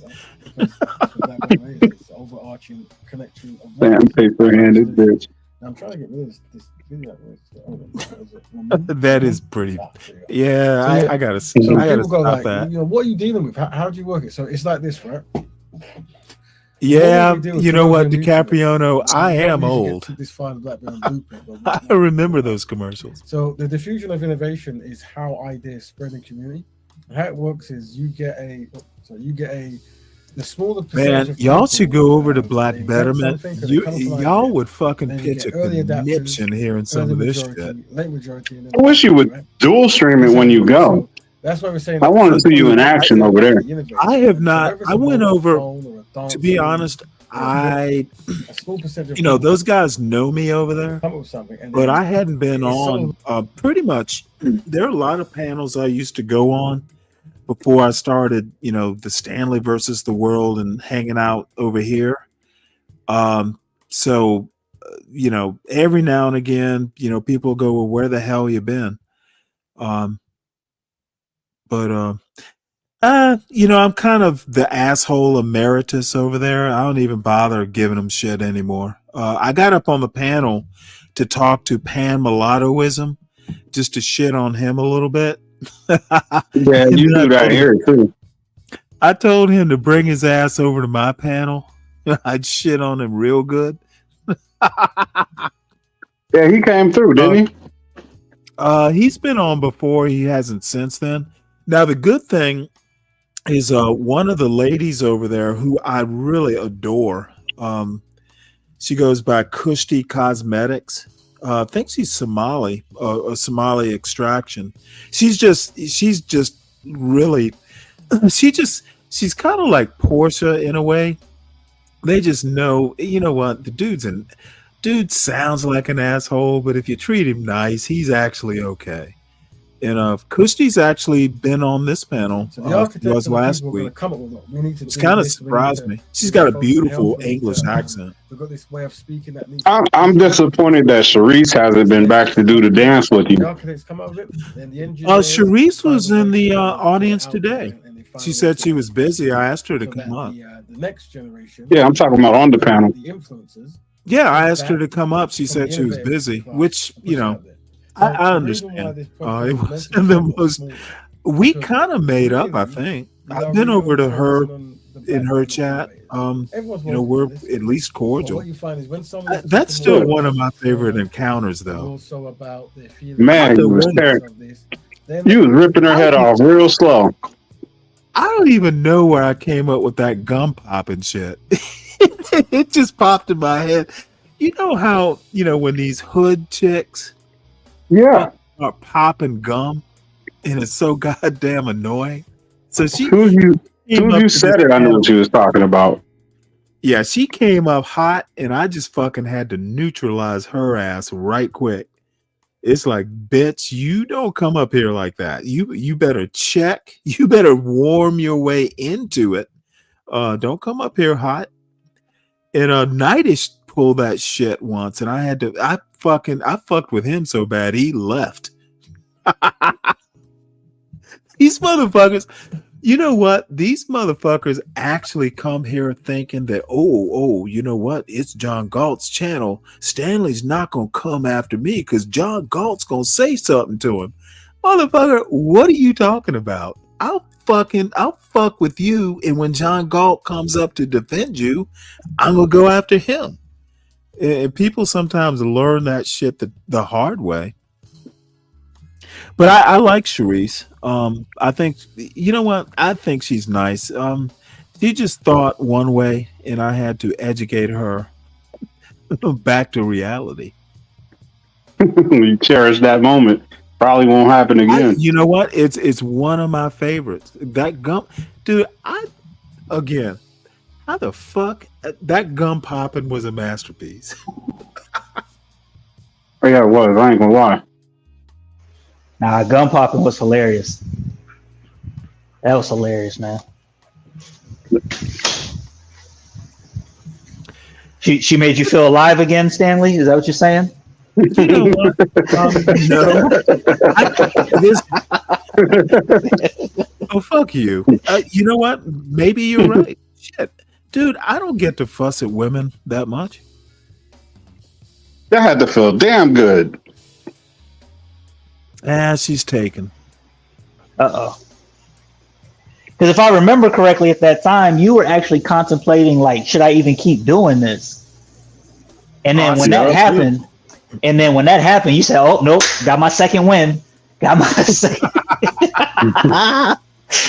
It's like, you know, sometimes the mission is bigger than the desire. Now, what does that mean? Stanley is Lady Gaga white. As far as I know, I mean, I'm not a big fan. Shit, I still ask myself, is she even attractive? You know, we'll get around to white later. I gotta say, fuck that bitch. Personally, I got to. She ruined what was supposed to be a sequel to a great movie. Fuck her. Well, which one? The Joker. Oh, she fucked that all up, man. I haven't seen the original Joker. Oh, the first one is good, but the second one they turned it into a musical, and it was basically surrounding her because she was the talent. So they made it into a musical, which doesn't work for the Joker. No. Well, I'm glad I didn't waste my time. I think I don't find her that attractive. I probably could, you know, because at my age, you know, I think you guys know this, but you know, what you would find necessarily attractive in your 20s, you probably won't. I'm a lot more, hey,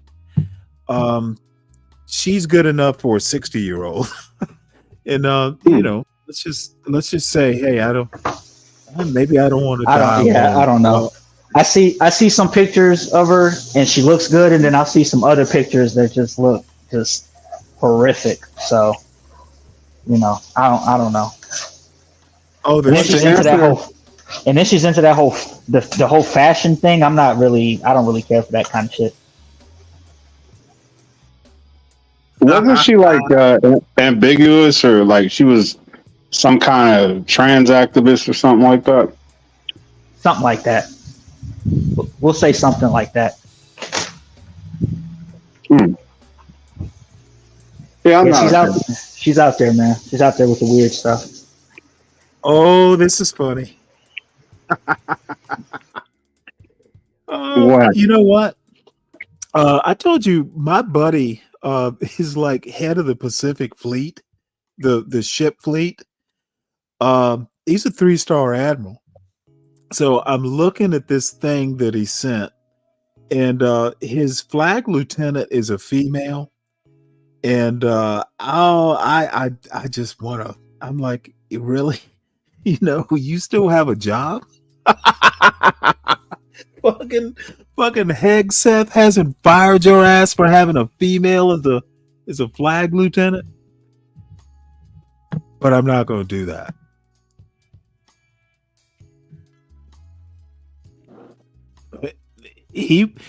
Well, maybe you're right. He might not find it that funny for that matter. We literally have known each other since we were 01s. So I've known him for like 30 years. God damn. Well, shit, I've known him for 35 years. 35 years, yeah. God damn. Who? Oh, this friend of mine. I was looking at my Facebook. Well, like I said, this motherfucker's a 3-star admiral now. And, you know, I was kind of drunkenly talking about these motherfuckers do not know. I have literally been on somewhat of a world stage. I've competed because, you know, when you're on a ship, the captain has to rank all his officers. within their peer groups, like number one, number two, number three. So I've had to compete with some motherfuckers in an actual meritocracy. And when I hear people going on and on about, meritocracy and all that shit, y'all motherfuckers don't know what a meritocracy is. Because I've been in a meritocratic system when there were lives on the line. I think all US males and maybe even females should kind of do what the Israelis do. All y'all motherfuckers go into the armed services for a couple years. Don't even do like every motherfucker goes into the cauldron.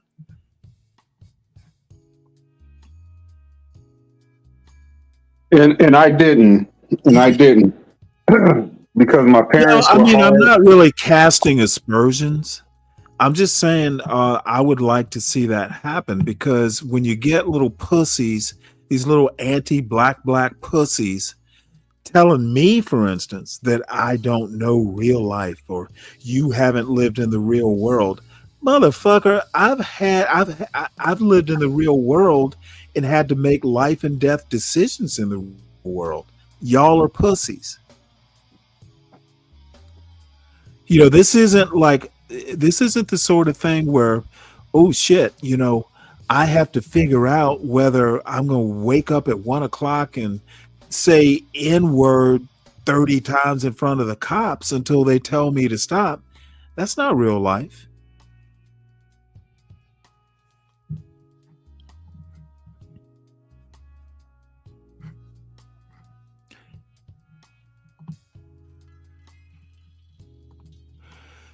Mission accomplished, free zone Lou. What does that even mean?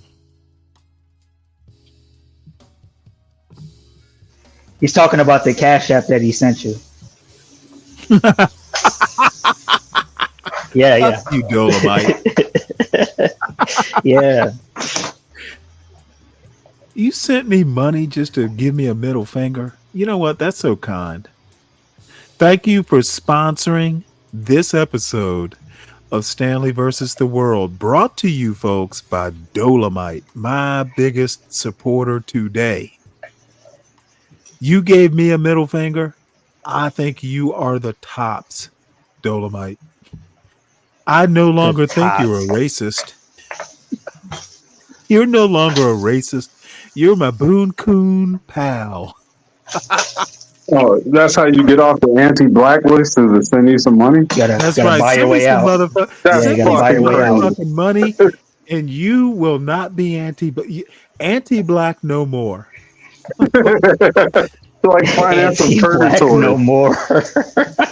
Hey, I'm gonna break your rule too. This nigga. Wait, hold it. Have y'all ever heard of this novel? This is actually a funny novel. Hold on one sec. And I cannot think. I have a friend who is actually a very interesting woman. Way younger. Wasn't ever a girlfriend, but she is. She's the literature professor who has something called. Well, you know what? Since I'm going to do this, fuck it. You know what? Might as well just make this a learning experience. This guy was a Harlem Renaissance writer, but he was right wing. One of the rare, probably right of center black authors associated with the Harlem Renaissance. Let's see what we got here. Let's find something interesting, because I want to see a picture. Interesting guy. He wound up marrying a white woman back in like the 30s, I think it was. She was like some kind of rich white girl from Texas, and they wound up moving into Well, to Harlem back during the Renaissance. Hey, Stanley, I'll be back. I got to call my wife. I'll be right back. Did you hear that, Whip? I guess that didn't work, huh? What? Here, what, Whip? Go call your wife, man. All right. Damn it. You know what? Let me look this up. George Schuyler.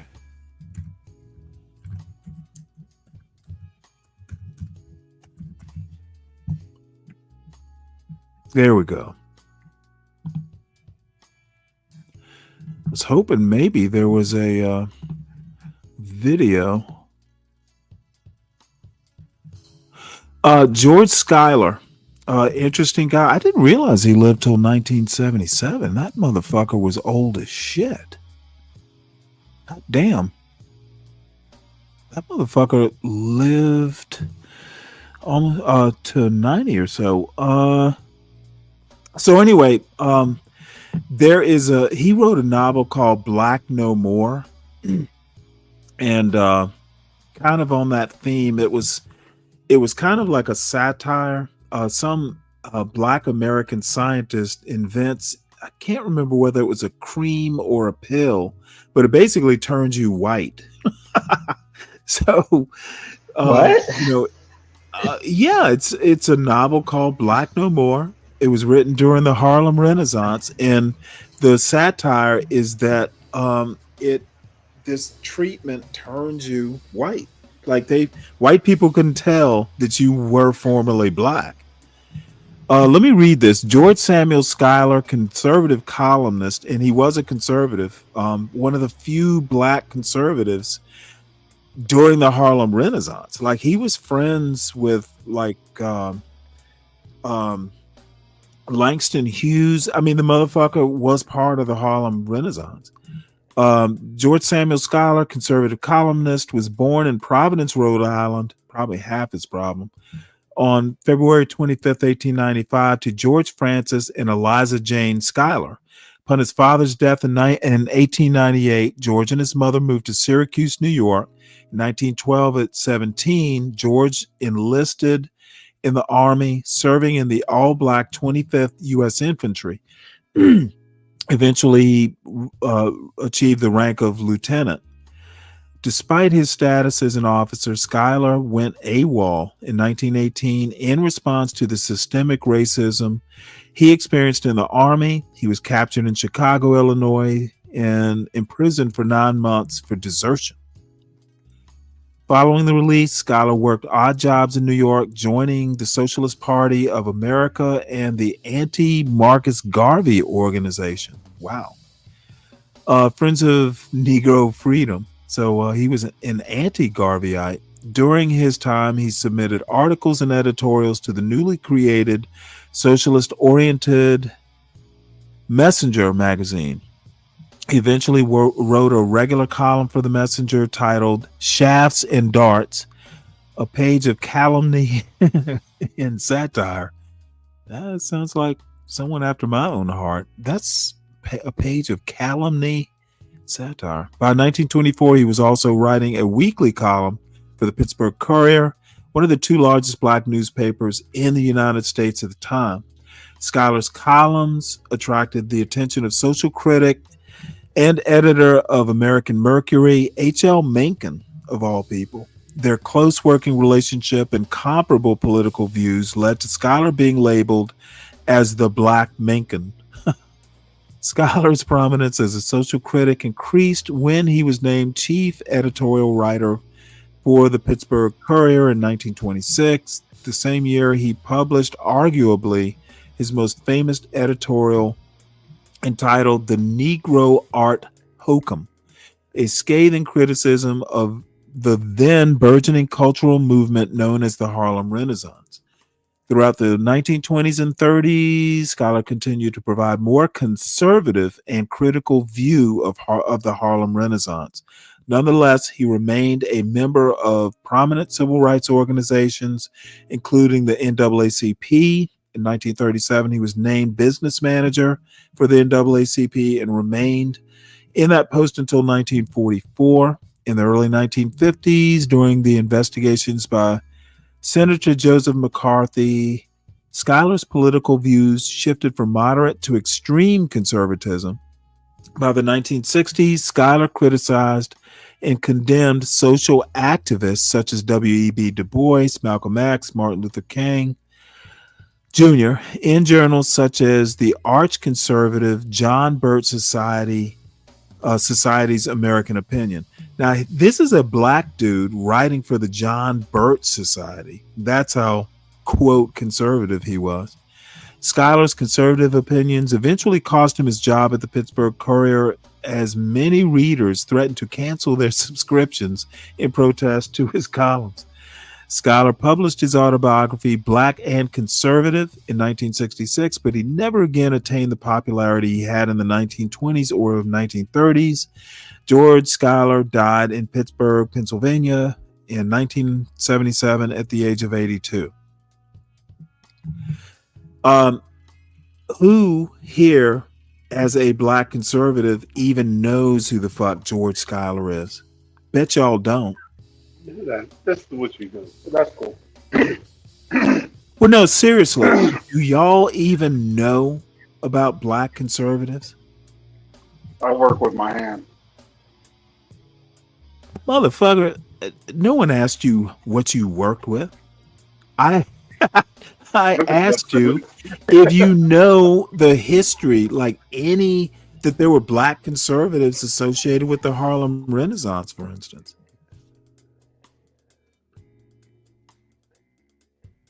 I just walked in. I just got here. And so I knew that fact. I just didn't know any names attached to it until Well, now you know, said what you said. motherfucker. And he wrote a book called Black No More, which why do I know this shit and y'all don't? Because he was born in 1962. Fuck you, dude.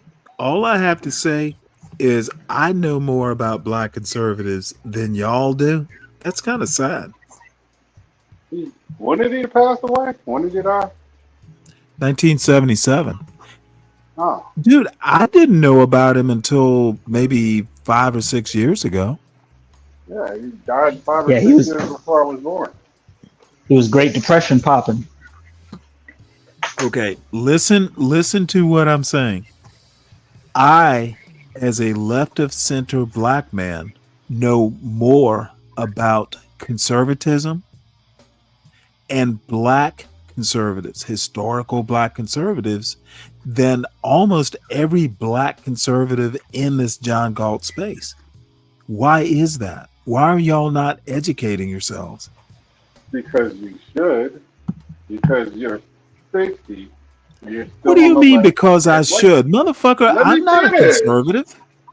Let me I'm not a finish. conservative. Why do y'all not know your forebears? What I was saying was a credit to you.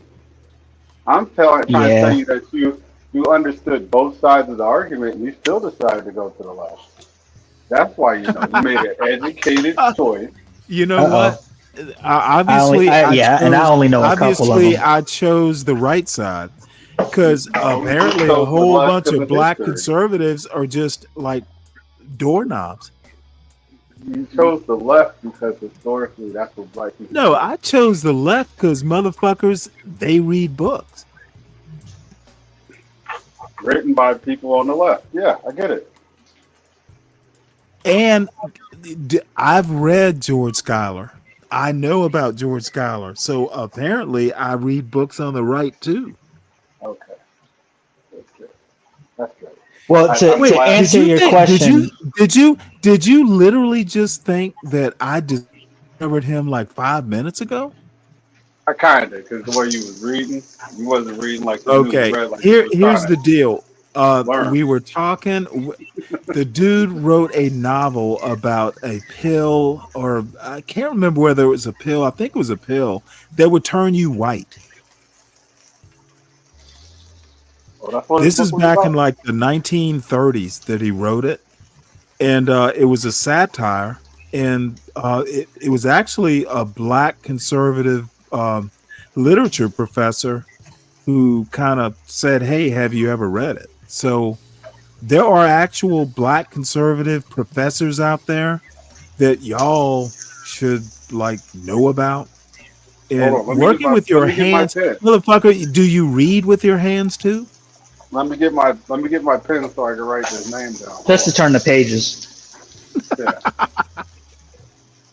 I used to do the thing with when I follow with my finger, but I grew up and stopped, If your man hands are too sore to turn the pages, just get the audiobook. Hey, scroll back up. No, we're gonna turn the pages, bro. We gotta get that workout in. Absolutely. Yeah, work with my hand. Yeah. Yeah. Go back. Let me see the name, Stanley, so I can write it down. It's George Schuyler. Oh, George Schuyler. Hold on one sec. Let me I'm gonna do my homework. We'll discuss it. I'll just put the link in the back for you. I only know a couple of them. I know Booker T. I know Phyllis Wheatley. Hurston, last name Hurston. I really don't know a lot of black. Thank you, sir. Zora Neale Hurston. Yeah. As a matter of fact, I'm actually reading a book of her short stories right now. Believe it or not. What happened with him was that he didn't flip with when they said that the political party split. He didn't do that. Instead, he held the line. He got the notice late. Yeah, he was just like the when the Buffalo Soldiers came in and told them that they was free. Right? Is that the way you look at it, Stanley? I'm sorry, say that again. He held the line of conservatism. Who? George Schuyler?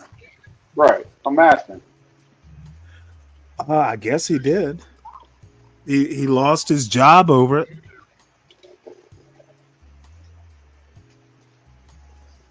But the interesting thing is that he married a white woman from Texas and had a daughter and all that.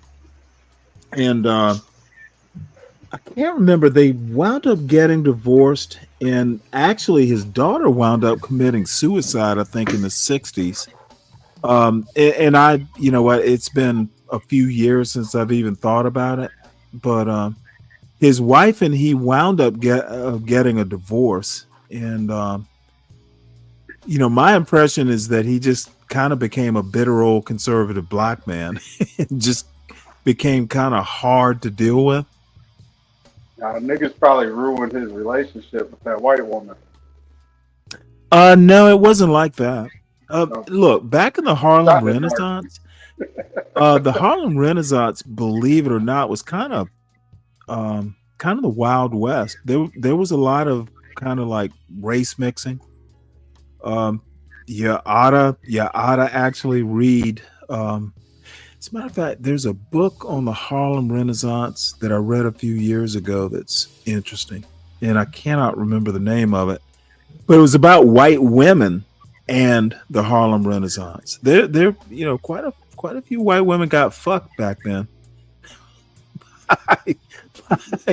by people in Harlem. Nice. Like the old freak man. Well, no, it's not so much nice as much as motherfucker. This shit's been going on for like a century, and half the Negroes in this John Galt space have no fucking clue what they're talking about.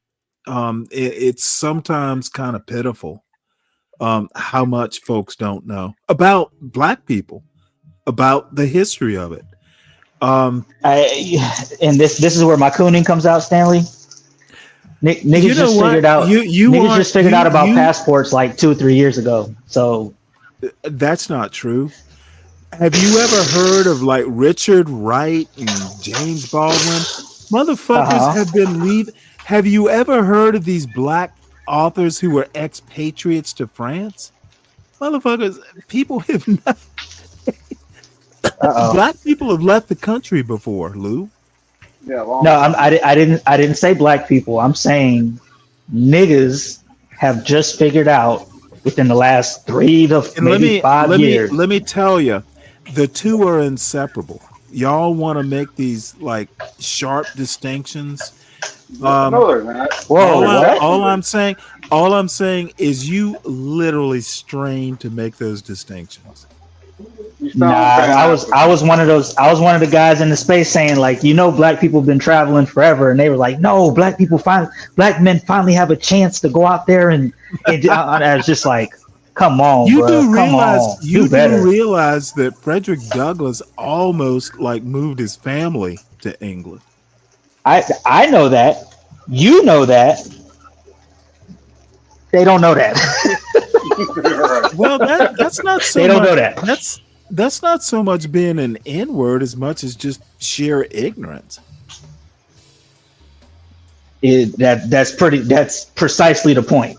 But I mean, ignorance isn't so much a black thing as much as an American thing. Yeah, but you just defined I never said that. I wasn't even trying to make that point. So you use the N-word against the rules, by the way. Sorry. You wanna make this weird distinction that I don't think. I think you kind of racialize ignorance using the N-word. How about that? Nah, there's a lot of white niggas out there too. And you know what? I don't think you need to go there. How about just call them ignorant whites? No, what did Robert Byrd say?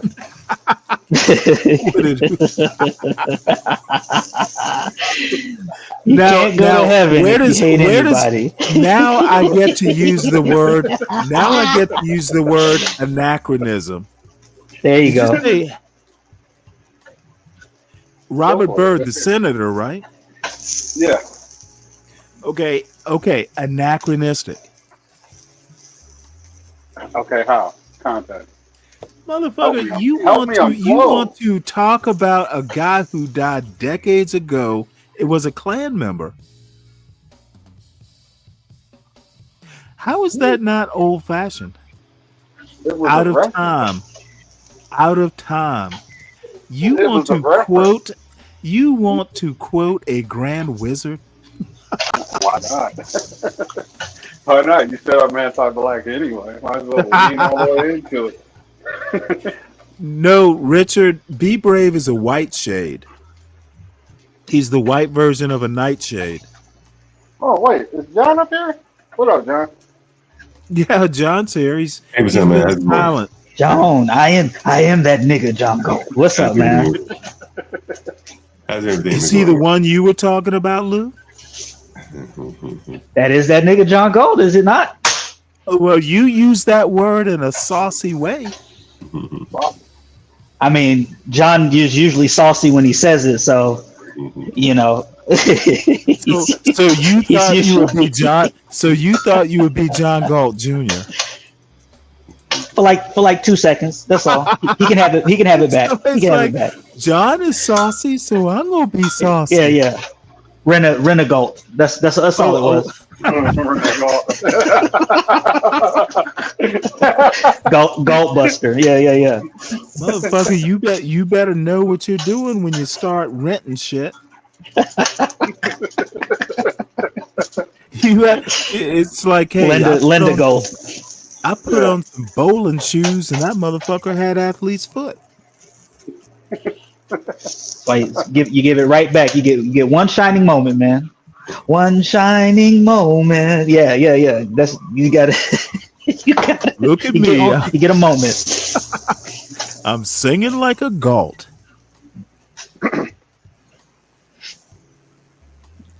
What's going on, John? Oh, nothing much, man. Nothing much. Been busy today. Yeah, this has gone on way longer. The show started, as the title suggests, Black Fatigue is Pop the Balloon for what? Well, I misspelled white shades. This Aaron McGruder speech that I became aware of earlier this morning.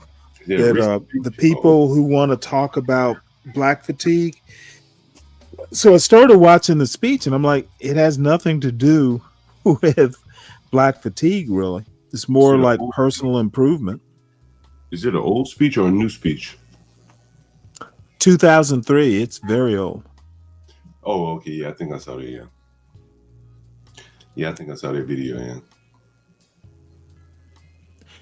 So I don't know. It was really more like just be yourself. Don't act like the fools. And of course, I think everybody's just gonna kind of read what they want into it.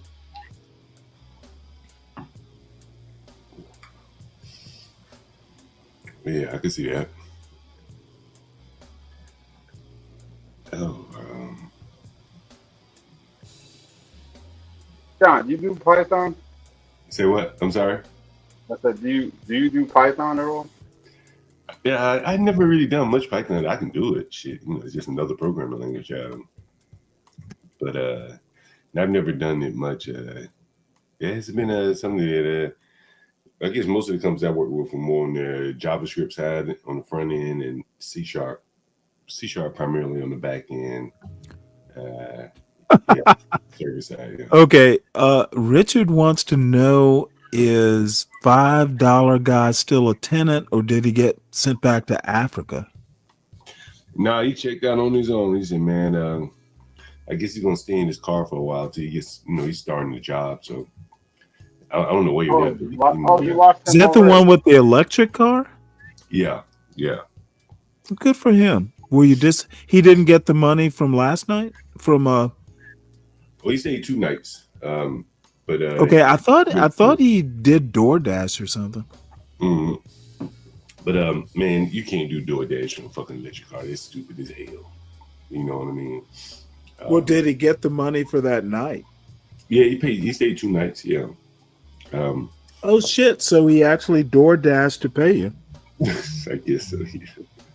Well, no, you know what? I'm not even making a joke. Y'all were talking. I heard several people go, "Well, can't that motherfucker do DoorDash?"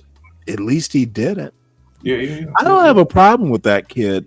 He hustled to pay you. Mm-hmm. He left when he left. That's all. Did he owe you money when he left? No, he didn't owe anything. Okay. Is this the $13? Well, hold on one second. Hold on. Oh yeah. My point is that what? If he left on his own and didn't owe you money, it was rocky. There were shows, but I just don't have a problem with him breaking even. I forgot that part with Richard. Yeah, because I forgot about that.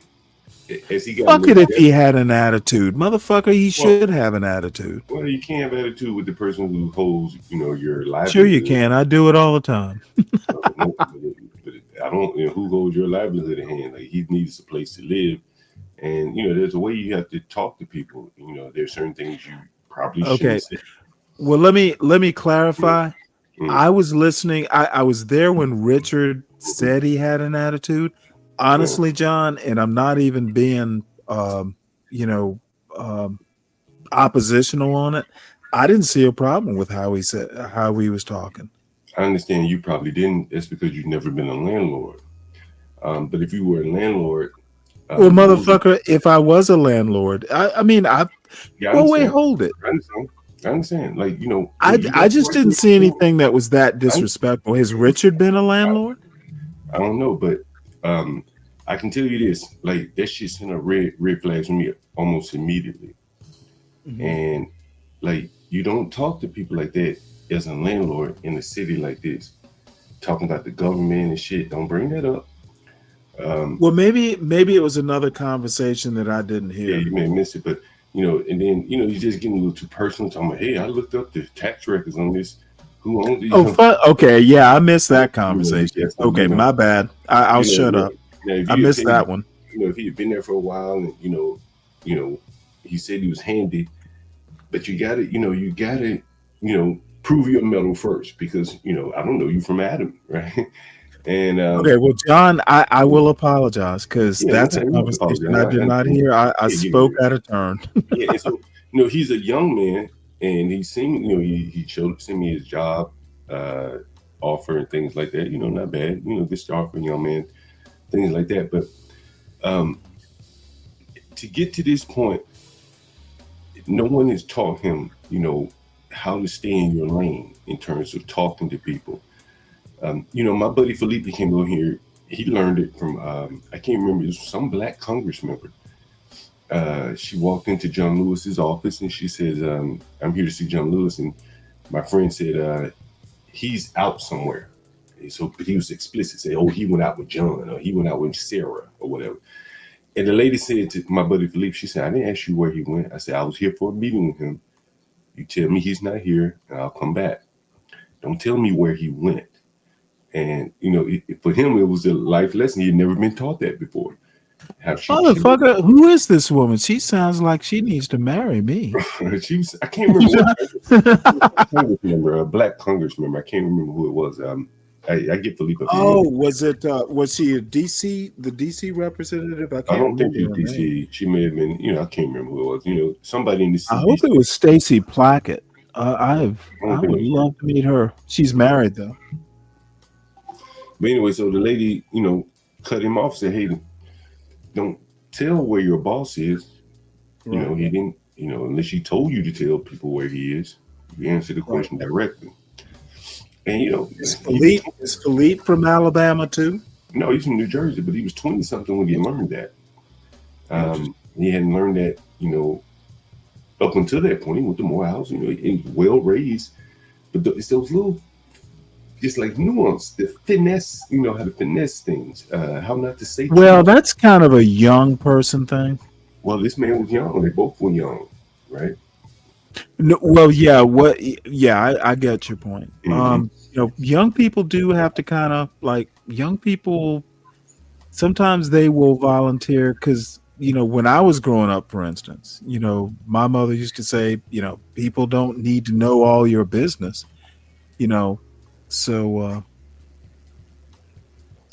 you know, it's just a young person questions. You know, like listening and responding to exactly what was asked of you, as opposed to, you know, being your natural. Oh man, he went out to a meeting with Jim or Jane or who. Like that's natural. But in business, it's a little bit more measured. Let me respond to River of Hate. Who gives a fuck about a black-owned bank collapsing in South Africa? I personally am uninterested, unless I don't have money there. So, all right. So, had you ever heard of George Schuyler? No, never. Black conservative novelist. One of the only black conservative I know that was literally like a part of the Harlem Renaissance and a critic of it, actually. But was a critic of him. Yeah, but I mean, he lived there. I mean, he was friends with the people he was criticizing. But if you ever get the notion, you really ought to know about this guy, George Schuyler. I mean, just, you know, you always hear about Langston Hughes and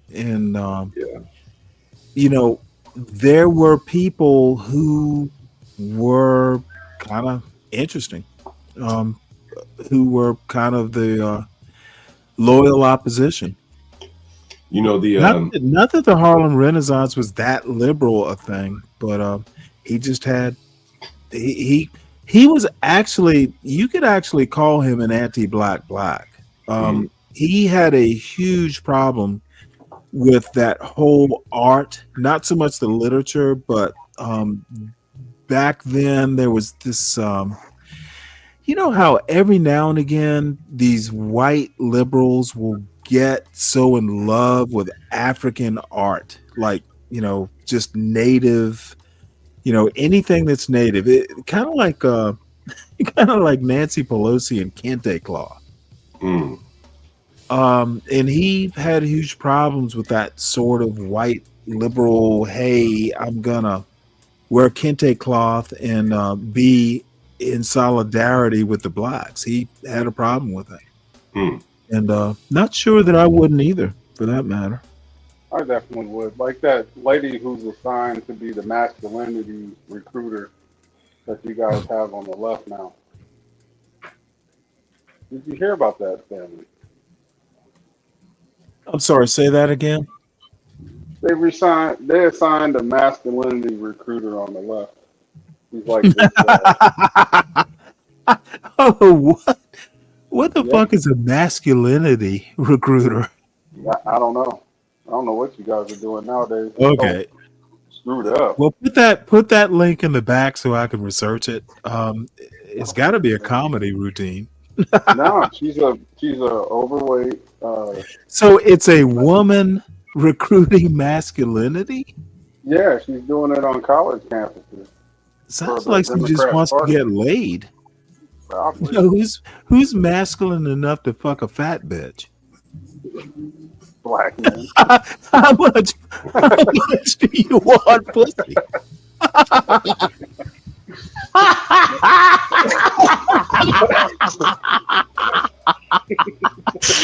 Who's masculine enough to fuck a fat bitch? Are you desperate? Are you desperate tonight? Yeah. Take me home tonight.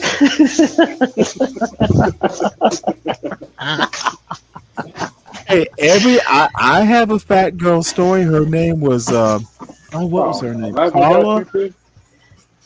No, dude, I was in Newport, Rhode Island, and when I was an ensign in the Navy, there were a bunch of new black ensigns. You know, we were kind of like running buddies for like, I don't know, 6-9 months. You know, a bunch of new black officers up in Newport, Rhode Island.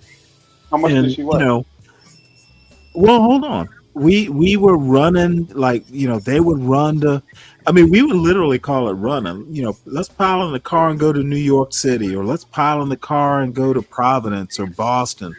You know, just fucking, you know, young, little bit of money. I'm a fucking shit hot naval officer. So the one weekend, I'm like, you know what? I'm just, because unfortunately, I got stationed to Newport. So, you know, while these guys were still in schools and they were running back and forth to all these cities, I actually had a job. Like, you know, at the end of the week, I'm just fucking tired. I'm not going to New York City to club. I'm fucking tired. So I'm at this dance club, and I'm gonna estimate that she was probably about 250, and it was just one of those things. It's like, fuck, you know, what the hell? She came up to me, so it's like, you wore the BFI jacket, the waist management. BFI shit. It was summertime, man. I wasn't wearing a jacket. Look, I'm not proud of it, but every boy, every man, and maybe I'm wrong. You know what? I needed some pussy. What the fuck? Yeah, point buster. Hey, you know what? I'm not proud of it, but I did it. I can say I have a story. Yeah, I avoided. And I know it was Carlin. It was some Carl. It was an odd name. Carlotta. Maybe that was her name. Oh, disappointment. Now tell us about your fat girl. I don't have one. Yeah, okay. All right, well, whatever. I volunteered. Everyone, the masculine. You know what? She was my masculinity recruiter for that night. I bet. It's like, and no, to be honest, I did not enjoy it because I kept thinking about it. Like, goddamn, you know, this is like fucking being in the ocean, man. It's like being on a big fucking wave. That's crazy. So I couldn't do it. You know what? God damn it, dude. Hey, you know what? I need a pussy. Let's just be blunt. Now, I was also 22, 23, so come on now.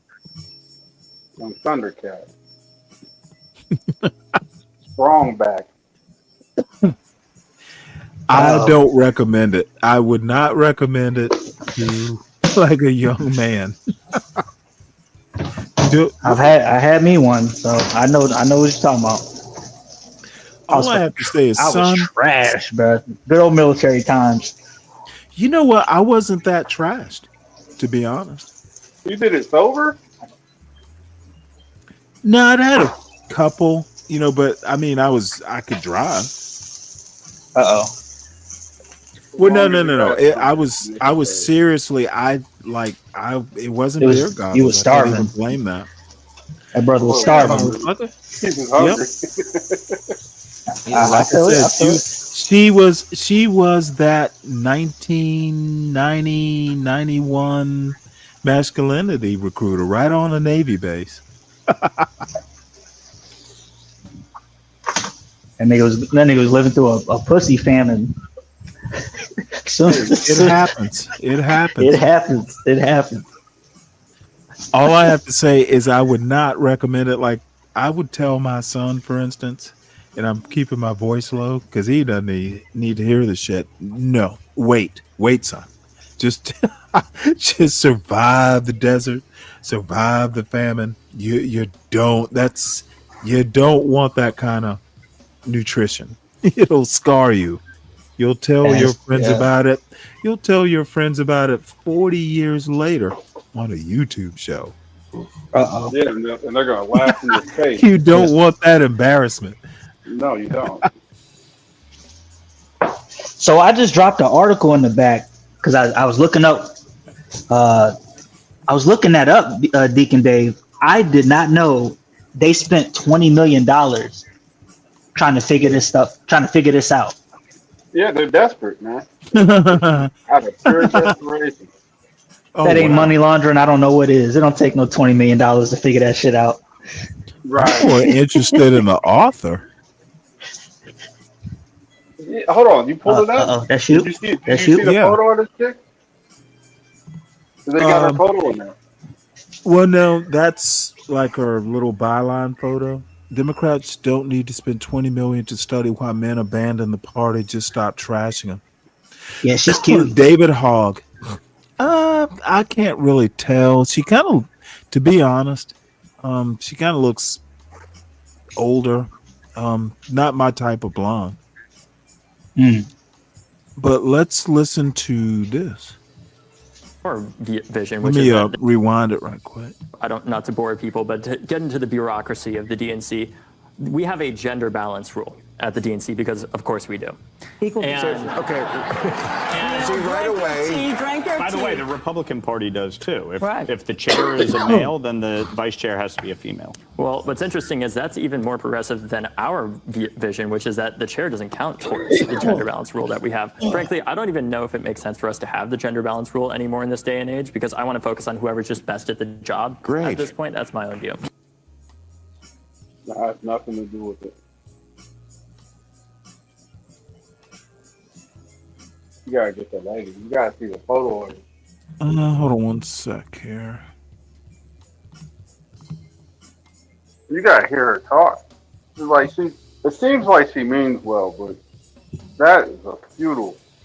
That is not going anywhere.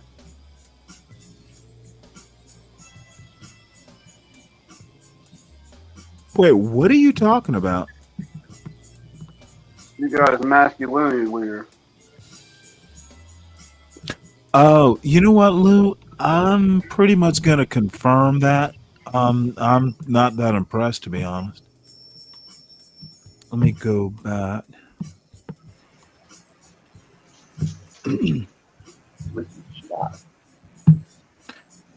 So let's see here. No, she's just thin. That's all. Thin with a cute little face. That's it. No, that's not her. No, I'm talking about the Ricky chick. Oh. I'm not talking about the. No, we're not talking about the fat bitch. No, we're not doing that. Honestly, I'm not that impressed. Whew, tough crowd. Shit. No, seriously. Oh shoot. Let me go back. Look at this.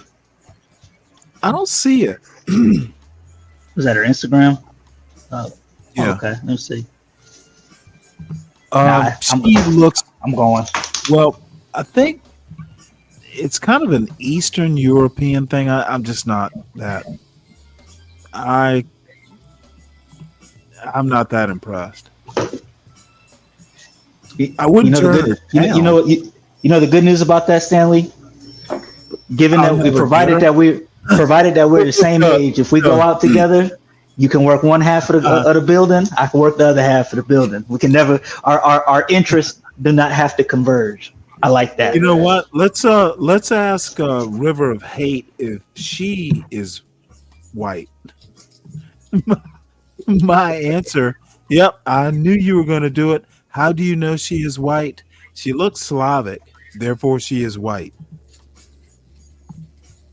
I'm not saying she's ugly. She's just not my type. I'm not into that kind of basic, every white woman wants to be a blonde. And that to me is just kind of, every white woman wants to be a blonde. Not that interesting.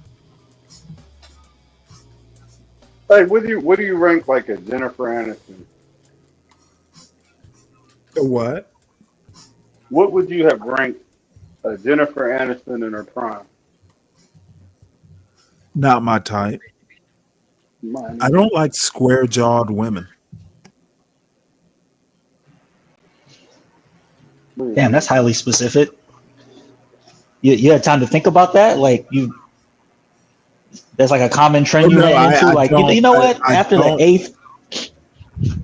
No, square jaws. She's got a very square jaw.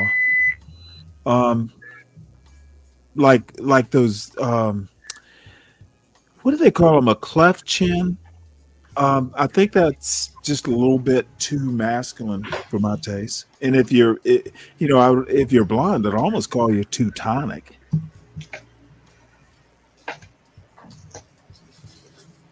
That's an interesting point. Hey, yeah. More for me. I don't care. I've had years to think about this. River of Hate. This woman is white. Slavs are white. If you look Eastern European, you are white. If you are white and you want to be blonde when you're not blonde, you are white. You, River of Hate, are white.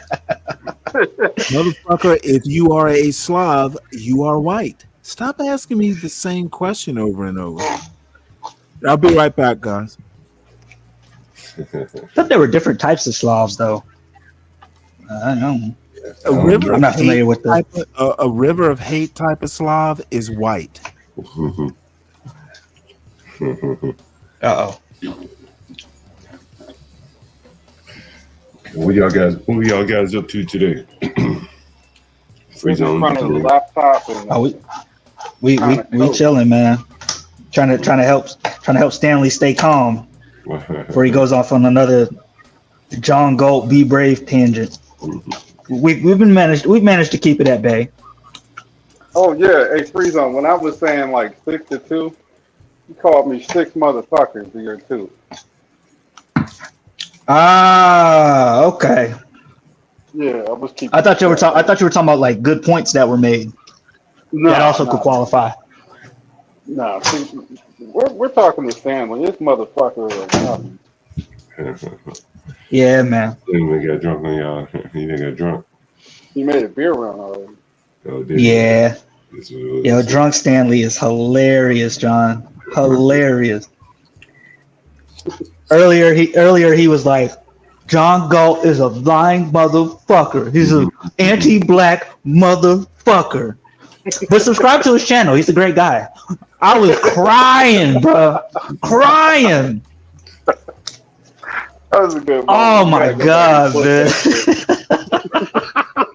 He is everything that is wrong with the black community. But subscribe to his channel, man. He's got great content. Great guy. I'm on the channel. I was like, what? Stanley? He's like, anti-black are worse than racist white. And that John Galt motherfucker. The anti-black son of a bitch. Subscribe to his channel. Check him out. Great content. He has great content. Last night, I woke up and I got on Nightish's panel. You know Nightish, you know Nightish. Yeah. Yeah. And I guess he's going through some things in real estate. All these other people that talk He about said this. properties and whatever else. We had the good man that deals with the blacks. They like to be in their face and document them fucking up. I'm gone. The hood Grant Cardone. The hood Grant Cardone? That's insane. I'm talking shit. This is good information. Because I'm finna do this shit in the next fucking 3 to 4 days. Oh, that shit gonna work. I'm going on Amazon and getting all this shit quickly. Get some motherfuckers up in here and get this shit popping. John just, listen, let's be honest, y'all. John just saved my life because I didn't know what the fuck to do. I was really lost. I'm like, what? John's a holy man. I'm like, how the? I was really lost. I'm like, how the fuck? All these other people that talk about properties and whatever else. We had the good man that deals with the blacks. He can come talk all this shit he want, but man, I used to have a tenant. I guess she basically moved in and just stopped paying his ass, and the management company just went left on his ass too. He was talking about that shit last night. First time you gotta evict somebody, it's gonna pull on your heartstrings a little bit. But you gotta get over that. You gotta bury that. Yeah. Don't be a bitch. Throw them out. How long did it take you, John, before you stopped feeling bad about evicting people? Man, I did my first eviction with my mother, man. I was a child, man. You know what I mean? Whoa, what? Wait, whoa. I wasn't ready for that answer. Yeah, I need that story. Wait, you evicted your mom when you were a child? That's the first landlord experience? Go ahead, sir. My mother and I, we were going to pick up some rent from a lady, and she ain't had the money. And she was at work. My mom was like, fuck it. And we went and took the front doors and the back doors off the fucking house. And when she came home, there were fucking doors. That was the first one I remember. Yeah. That's the cold shit. Oh, damn. So by the time it was your time to evict folks, you pretty much had already gotten that out your system. Oh yeah, man. He was numb. Good enough. Plus, usually they act so bad, you know what I'm saying, when they don't want to pay you or they can't pay you, it makes it almost easy, to be quite honest with you. You know? How often do you get like a story that, or when is the last time that you got a story that you actually, like, I don't want to say bought, but you know what I'm saying, like you showed mercy, let's say. Oh, that fucking lawyer, bro. You didn't see that? Yeah. The $5 lawyer. Oh my God, that $5 lawyer, man. That was the funniest shit. Doesn't ring a bell. He had a telethon to adopt the FDA. Oh yeah. Okay. Yeah. She showed him a lot of mercy, man. Yeah. I remember that because you showed up on Bracey's channel. I'm sitting there just watching the fuckery unfold, and then here comes John. Which one of you niggas is gonna help me? I'm finna evict the FBA today. Which one of you niggas is gonna help him? I was like, God damn, let me swing over to John's channel to see what's going on. Like, what? Hey, imagine if he would have went to Q butter shit with that. That would have been hilarious. They wouldn't have come though. They still try to give a rock. He's like, Sharon was like, do you have anything on the topic, sir? No, I just came to let y'all know I'm finna kick one of y'all little FBA niggas up out my place. If y'all want to save them, you know what I'm saying? Yo, let's show up and do that, bro. That is some funny shit. No, that was on It Might Be Risky. That was on Risky. Oh my God, man. I do on Risky. Oh man. It was one of those, man. Was it risky? Yeah. Oh man. It was one of those, man. I just remember watching that. I see you pop up and then you said what you said and left. I left with you, man. I was like, wait, what? He finna what? Let me slide over to John's channels real quick. Yo, that's how you cast the big net right there, man. I'm Man, telling you, I got a list of niggas that you could just pop up on and say some wild shit. I guarantee you they'll filter right over here. Man, it's really interesting, man. Man, I ain't talking about anything in particular, anyone in particular, but I'm really amazed how so many people can continue talking about their relationship shit. I'm fucking really amazed. Like, kudos to them niggas. Like, they get up every day and do that shit, that monotonous shit over and over. Oh my god, I don't know how they do it. I have my fill of the relationship stuff, and most of the time their advice is bad advice anyway. I mean, everybody's so different. You know what I'm saying? Like, yeah. Like everybody's relationship are so different. How can you give out any advice and relate? I don't understand that shit. It's very interesting. Yeah, it's ran its course, definitely. But I guess people do have a lot of relationship problems, and they want to come hear some shit. I guess that would rather make sense. Yeah. Richard said you can listen to it. Stanley, could you listen? Are you into that relationship talk? Stanley messed up again. Yeah, but you know who I do like, whose channel I do fuck with is Platinum Elite. Oh, I like it. Yeah, he runs a nice show. Yeah, he do give some real advice. I'm not saying I take his advice. I really don't agree with his stances on a lot of things. But you talk about entertainment value. Yeah, man, you go over there some days, you'll be laughing till your ribs hurt. Yeah, I like Platinum. He's pretty good. I didn't know he was funny though. I usually kind of. That's because you afraid. That's because you scared to get at the bitch, Deacon Dave. You don't know how to get at the bitch. You scared to be a real nigga and get at the bitch. Yeah, you bitch broke, nigga. You bitch broke. You bitch broke. He usually keeps that what do you call it, the avatar. So you like looking at the avatar all the time. I guess it's not bad, but I have to get used to it. I really. No, once you get P-bombed, you don't. Yeah, you don't play those games. You don't play those games after you get. Yeah. Yeah, he's real careful about that. So he keeps the overlays up. Yeah, I don't like that shit. It kind of takes away from the visual. I much rather see avatars of people than but it works. So it's kind of intriguing because you're like, who is this talking? And then you just listen, and then a couple streams later, that same person will pop up. If you bring up some old shit on him, like something he said that nobody caught, yeah, man, it's funny as hell. The formula works, though. Yeah, I like his show.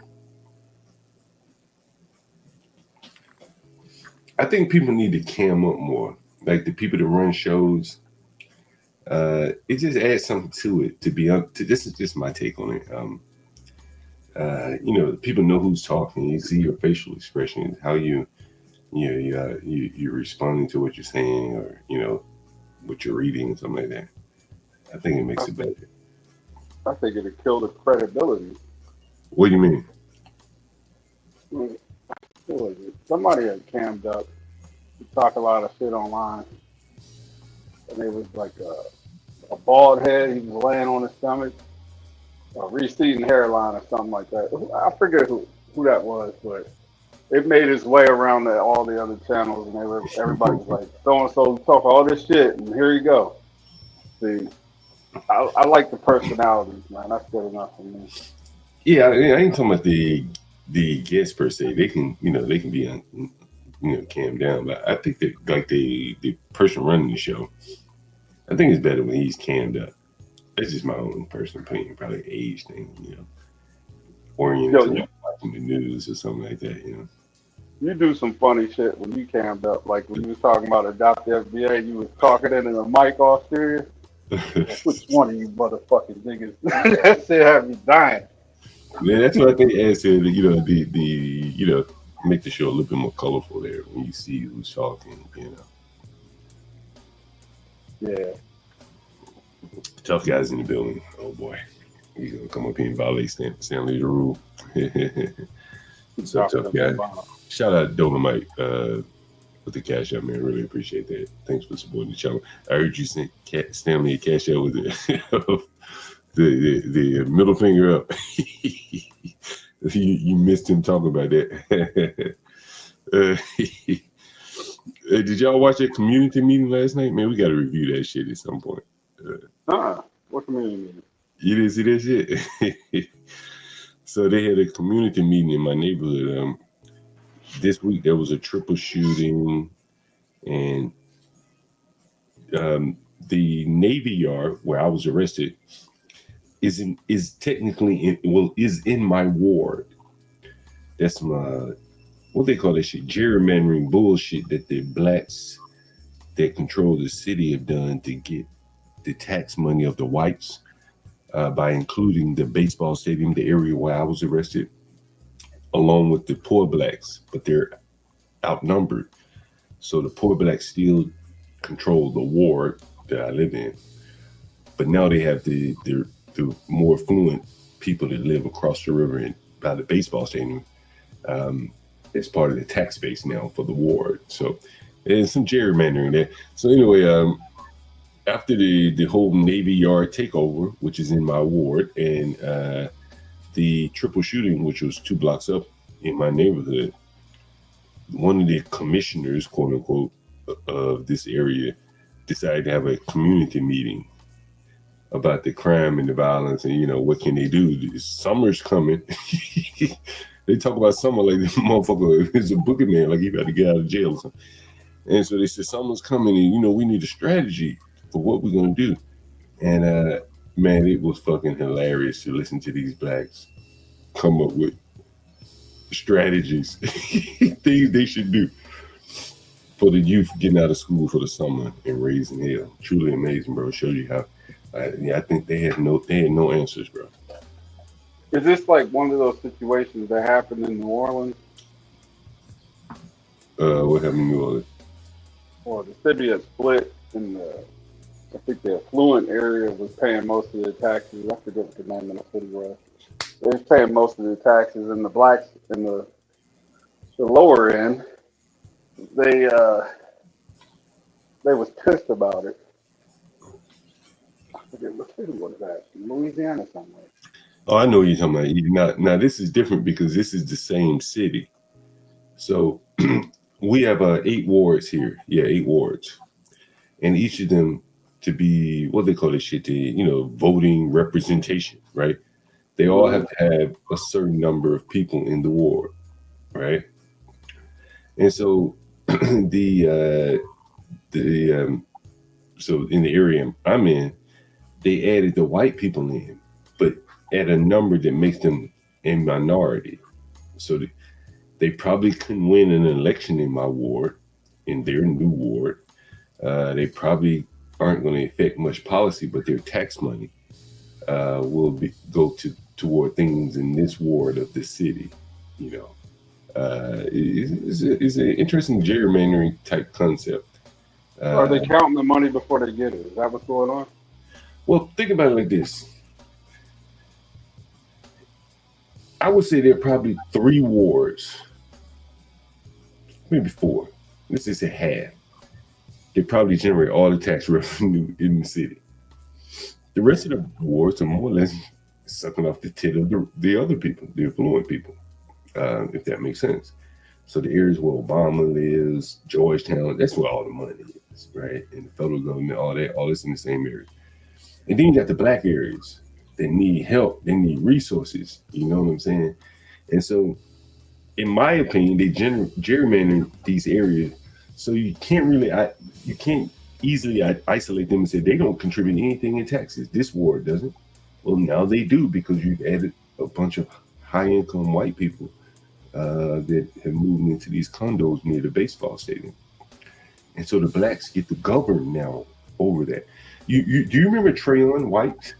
Does anyone remember that? Well, Trayon White was a council member here in DC, and he didn't live near me, even though he represented my neighborhood. He lived across the river in the newly annexed part of Ward 8. And he ended up catching bribes. See, now once you're a city council member, your bribes basically are driven by what area you represent. Does that make sense? Mm-hmm. If you represent the business district, you're going to get a lot of bribes. People needing waivers, variances, all that kind of shit. if you represent the ghetto, there ain't much out there to get bribes on. Ain't much going on, right? Well, let me ask you a question, John. Do black politicians have to take bribes? I'm not saying that they have to. I'm saying that. Oh, no. I didn't say you said that. I asked you a question. No, they don't have to. Of course not. So what would happen if a black politician didn't take a bribe? Any clue? Well, honestly, what I think, to be honest with you, Stanley, and I can tell you stories. I'm not going to tell it right now unless you want to hear it. I think if he didn't take the bribe, he would get replaced by people who would. That's truly what I believe. Interesting. Black so or he's white. He's just like a white politician. Then. I said black or white doesn't matter, right? Mm-hmm. It really doesn't matter, because I think there's so much money at play in things that the businessmen want, and if you're not willing to basically, take the bribe and look the other way, then someone will. They put your ass out of office. And the guy Trayon White, he was willing to take the bribes, and by the fact he got caught in this area damn near right while I was arrested. They arrested him as well for taking bribes. Again, he couldn't have gotten that kind of bribe. So y'all were in the same paddy wagon? No, it's different days. Sorry, I couldn't help that one. Yeah, but the thing is, he wouldn't have gotten those kind of bribes over here, right? 10 years ago when that more affluent area was not included in my ward, he wouldn't have been able to get that bribe. Now that they've kind of gerrymandered it, there are more bribes available to him because people want to build over there where I was arrested. There's a lot of developments, billions of dollars in development there.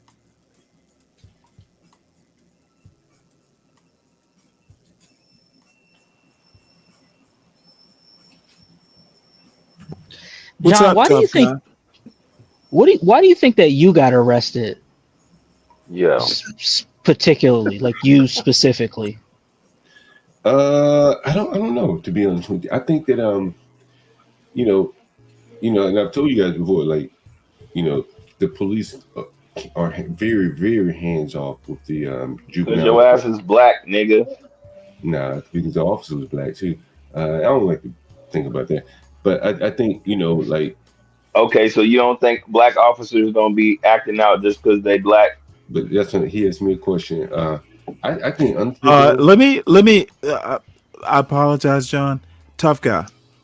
This is not T's panel. So what that mean? I hope I don't have to say more than that. What the fuck that mean, nigga? Motherfucker, do you really want me to tell you what it means? It means respect your elders. Man, fuck you and that nigga. Oh, John, bitch ass nigga. I hope you're kidding. I really, truly hope you're kidding. We are literally playing your music. Don't make me put you off this panel while your music's playing. Wouldn't that be a shame? Man, just finish what the fuck y'all saying, man. Let John talk. I'm gonna be honest with you, bro. Like, my something tells me there's a media blackout on this shit. There, like I said, there were hundreds of people out when the triple shooting happened in my neighborhood. There's no footage of it. When I was down there with the the teen takeover, there was no media there. As I look back on it, there were no cameras set up anywhere. They've been reporting on it all week, but there are no cameras. And here I pull up with a camera, and I get arrested for probably the most trivial thing that he can find to arrest me for. And he was so hell-bent on arresting me, he didn't even, like, he immediately put me in handcuffs. Like, it wasn't, hey, get out the bike. It was immediately put me in handcuffs, and he broke ranks. He broke rank with, typically they don't do that when they are in those formations to prevent a riot or something. They don't go out enforcing petty crimes like that when they're there for a riot. They may call someone if they see something worthy. But it's very interesting, I don't know. In DC in particular, where shit is so lax, to see them do that, and there is going to be no penalty. It's unbelievable the amount of manpower they put forward to that. Yeah. I don't know why they did it. I can't even speculate. Well, I'm speculating, but I don't know what to think. Speculate. They just pulled up hot. That's all they wanted. They wanted to get some meat. I think that security guard's behavior was probably the most interesting thing. Like, you know, as soon as I mentioned the word black, like she immediately turned all her fire on me. And that's I think that's a real big problem there. That is or was the problem. Forget about the police. But that woman there probably was the bigger problem there. Because she represents all throughout the neighborhood that conflict in their head. On one hand, they're tired of the YNs, but on the other hand, they don't want anybody to notice. And that's very interesting. Yeah, I agree. I've seen it. I can personally say from personal experience that I've seen that. Where if there is a problem, whatever the problem may be, those who identify with the person who's the problem will not let you speak on it. Yeah. It's Why y'all got this white girl up here? What's this? I don't know who that is. That Grace Thorpe. Is that Stanley? Stanley, why you got this white bitch on the screen? CKJ3, like I don't know what it was, but I tell you this: what's interesting to me is like you don't even notice that security guard. Like you didn't find her behavior peculiar. Like how could you look at that and like, wait a minute, there's something weird about this. Like why is she so mad at him when just a minute ago she was mad at the teenager and all he did was say something? I don't know. Like, what's your thoughts on those kids? The overwhelming response to keep those kids out of CVS. Do you honestly want my thoughts on that, John? They're not my kids and not my responsibility. Yeah, I understand. Yeah, it's a good answer. But I mean, CKJ3, for the people that take interest in these things, that oftentimes George Floyd wasn't related to anybody, but people ain't thoughts and interests about it, and so CKJ3, that is interesting. So you say she was at work, but she wasn't working either because her job is inside CVS. Her job is not to police people out on. How do you know what her job is? Because if she cannot police public property. Okay, no. Please listen to my question. Maybe her job was outside it too, to keep some people who shouldn't be in there out. I see security guards outside of. But a security guard can't be telling people where they should and should not go if they haven't even been in the store. She was telling those kids what they should and should not do. She can't instruct them. And were you those kids' parents? That's what was she, and she can't instruct. Okay, John, I'll go ahead and mute up. I'm going to go ahead and mute up, but that is not your responsibility to tell another grown woman what her job is. Sir, you're not her boss. You don't actually know for sure what her job is, and you're not those kids' parents. Why would you even bother getting in the middle of this? Okay, well, why don't you ask her the same question? Motherfucker, seriously.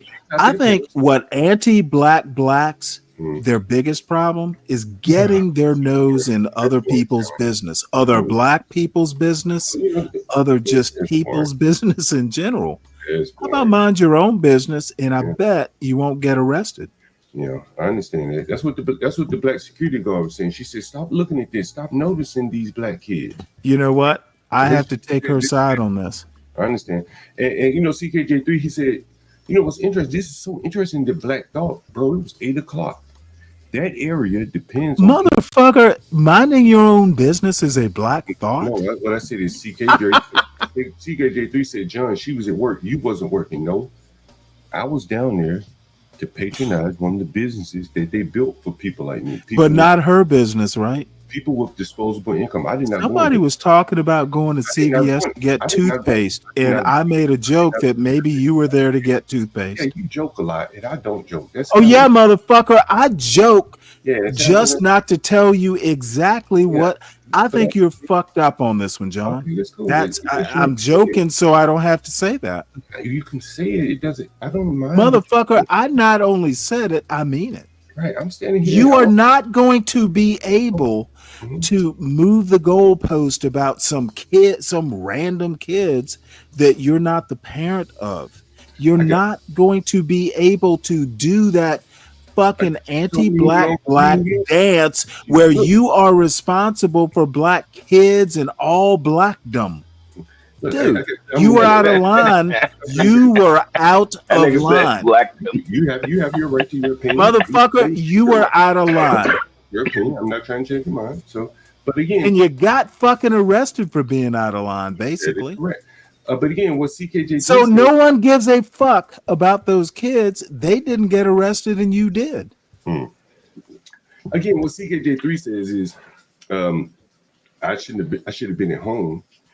CKJ3, they built that area for people like me, people with disposable income, and like me there and disposable bikes. Right. Without people like me there at 8 o'clock at night, that place doesn't work, right?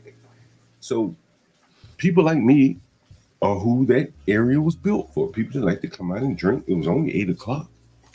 You should ask the kids while they were there in a bar-heavy area where they were too young to drink, don't have any money, and there was a curfew. Why weren't they at home? You never ask those questions.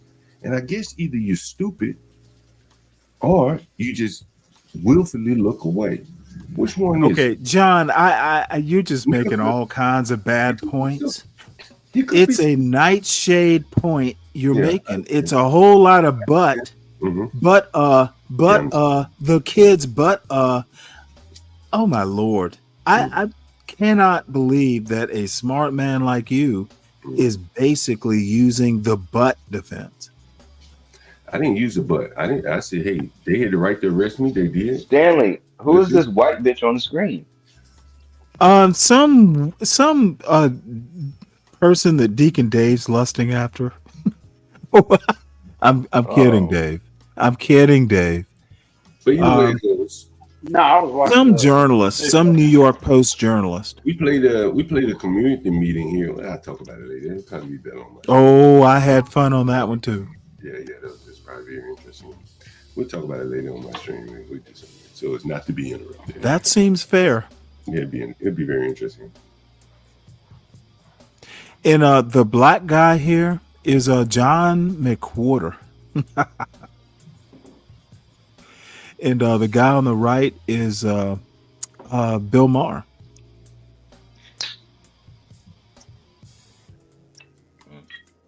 You know, River of Hate, you weren't even watching the stream, but your white Slav ass, you know, I'm going to stop calling you a white Slav. I'm going to start calling you cold Slav. It's like, dude, you are mayonnaise and a bunch of cut up lettuce on this point. You have no fucking clue what you're talking about. And I shouldn't have even. What you're talking about? Like, this motherfucker wants to talk about what a security guard's job is. You know less than John. John at least was there. This motherfucker. These anti-blacks are just fucking fascinating at how they want to make all kinds of theories about shit they don't know about. Why do you think people are anti-black? Because of the color of their skin or what? Oh no, just because they want to worry about kids that aren't theirs. They want to talk about the culture. Oh, everybody's getting tired of the culture. When motherfucker, I think that security guard got black fatigue after you started fucking with her. She's like, oh goddamn, my Lord, this motherfucker has gotten on my last nerve. I got black fatigue. I got black fatigue. you go with the jokes? Why do you It think was the kids and then some 50-year-old motherfucker.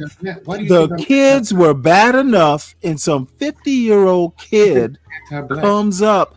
Motherfucker, I'm not thinking. I'm just describing what I think happened. You call me anti-black, so what? Motherfucker, you are so anti-black, it's almost scary. You think it's the color of their skin? I think that you have all kinds of critique of quote black culture. You're contributing to the delinquency of the black culture that So you have no business criticizing in the first place.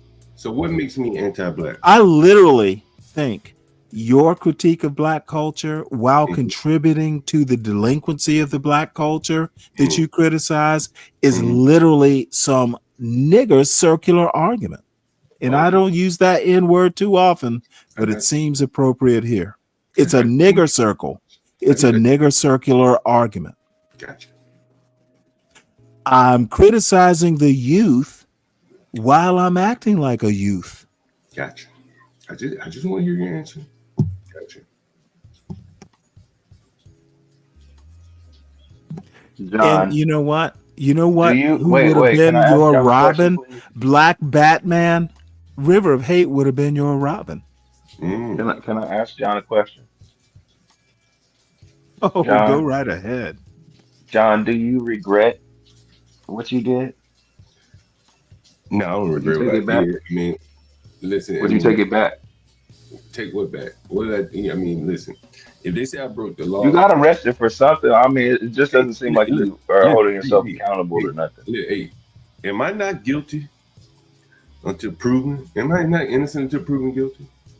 So when I mean, you said, "Am I not guilty?" I mean, I guess if you're guilty, you're guilty. I mean, I don't know. I'm gonna ask you this question. See if you understand. Right now, am I not innocent? Am I innocent right now? In your eyes, am I innocent? Well, wait, of what? Well, I don't know. I wasn't there. No. I haven't been convicted yet. I still have a court date. You know I have a court Well, I date. wasn't there, John. Okay, so this nigga. Are you going to fight it in court? Well, I have to go to the court. Is virtual. So at that point, right? That's when will determine if I'm innocent or guilty or not. You Right? think But right will you now, put it online? I got this nigga on the end on the line. We're gonna see if we can educate this nigga. Hey, tough guy, nigga. Am I innocent? Oh shit! Right now, it's a yes or no question. Right now, as I say, am I innocent?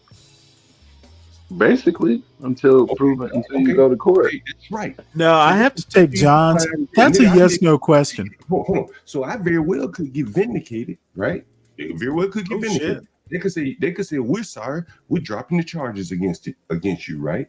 So let me That's ask you, more than likely going to happen. let me ask you, if they drop the charges against me, then how would you feel about what the police did then? What was the reasoning for just arresting the nigga? Is that question to me or tough guy? It's the tough guy because he's probably an anti-police nigga. We're going to hear what he got to say. It's the police fault then. You arrest some nigga, and then as soon as you get to court, that's a waste. Like, Oh, you just fell for his trap, tough guy. well, he didn't. I mean, he's just trying to fight for himself. I mean, he's got to practice. Oh no, So, I mean, John has a whole theory about policing. You on got that to practice, night. so you know, let him have it. No, he might not win. He might not win John, in real life. John, please proceed. You got it right where you wanted. I mean, you're the best prosecutor. I want to see how you can prosecute him. Let's try to prosecute. We're gonna have court right now. Okay, court is in session. Hold on, be quiet. The honorable. Hold on one sec.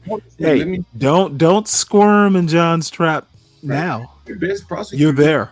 The best prosecutors will be in the courts, and I'll face them in a couple weeks, and they'll likely drop the charges. Even the fucking police that process me say, "Man, I can't believe they brought you in here for this bullshit on a Friday night or whatever night it was on a weekend."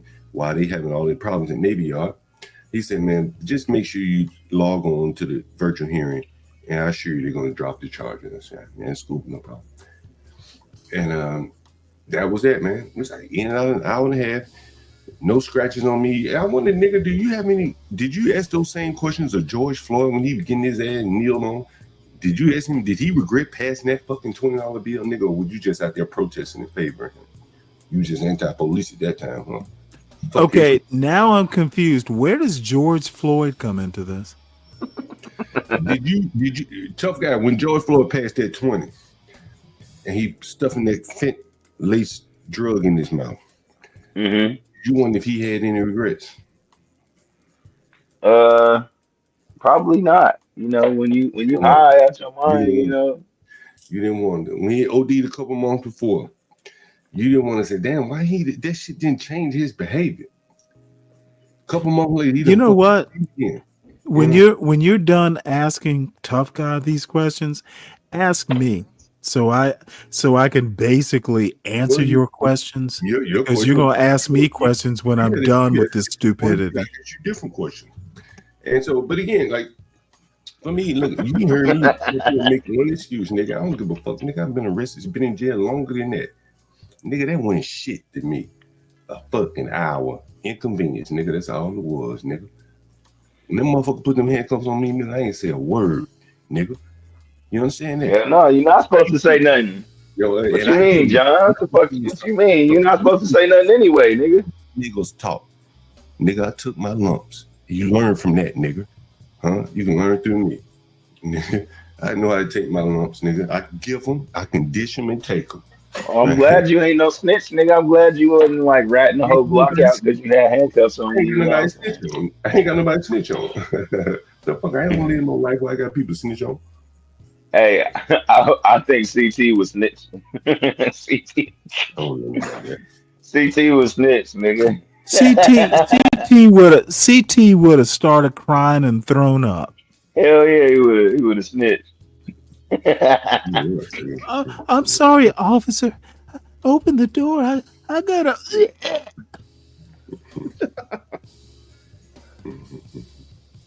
Yeah, he can't stand no pressure, man. Can't withstand the pressure. John hey, you went to the pen, John, or you went to just regular jail? No, it was just a holding cell. Oh, okay. Yeah, I ain't never been to the pen. I was about to say, nigga, you better than me. Shit, I've been John was like, motherfucker, don't even look at me hard. Shit, I will beat you down. Man, I ain't had no problem. I just stayed to my own business, whatever I've been in there. Like, but every time I've been in there, shit is just, either in and out of, I was in solitary, so, Yeah, but you can't in prison, you can't stay to yourself too long. Now, I ain't never been to prison. Yeah. You're gonna have to mingle, and you're gonna have to be a man. So ain't no getting out of that.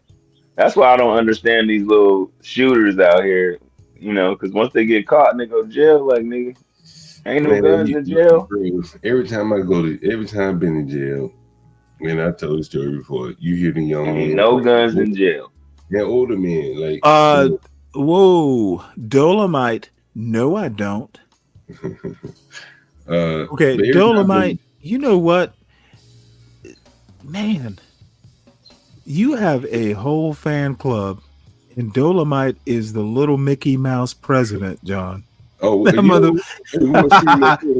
a nigga version of Mickey Mouse here? I guess I'll stream the court hearing. Now I was gonna ask you that actually. Yeah. But here's the deal. No, I don't owe him an apology because, to be honest, I think there are times when, and I was kind of surprised you didn't ask because you brought up what you thought the cops should have been doing. You know what? If you were out to get a drink at the bar or go get toothpaste from CVS, you could have just gone about your business and not fucked with the security guard. Yeah, it was a little much. All right, fair enough. Everybody has the right to their own opinion. I ain't trying to change yours, dude. And I'm basing this. You remember? He's just basically saying if you would have minded your business, hold on, tough guy. You need to know why you're basing it. Let me let you know what I'm basing this on. You remember months ago? Was it a Caribbean Day parade when you were fucking with those female cops on the parade route. Oh, so you got your karma. Hold on. That's dude, I don't just generally with people I know, I'm actually basing it. You have a problem with female authority, like females with badges. Okay. I saw you do it in was it a Caribbean day? It was last summer, John. Okay. All right. You don't recall? I don't recall, but I take your word for it. Yeah, Well, no, seriously. I was kind of shocked. Like John's gonna get his ass arrested. There were female cops, and you were fucking with them hard, dude. It was, and everybody in the chat because it's online. It was shortly after you started the channel. Yeah, I was like, and your kids were with you. Did I curse him out? Did I call him a name or anything? I'm just trying to you know what? You might have, but you were fucking with them. These women were just sitting there minding their own business, and there were male cops there too. It was just it was more than I would have done. I understand, but did I threaten them or anything like that? I'm just curious to know. Dude, your type of black conservative or conservative-ish. Okay. On 1 minute, you're talking about YNs and authority, and the problems they have with authority. On the other hand, you're being an old YN. To me, it's kind of a weird dichotomy.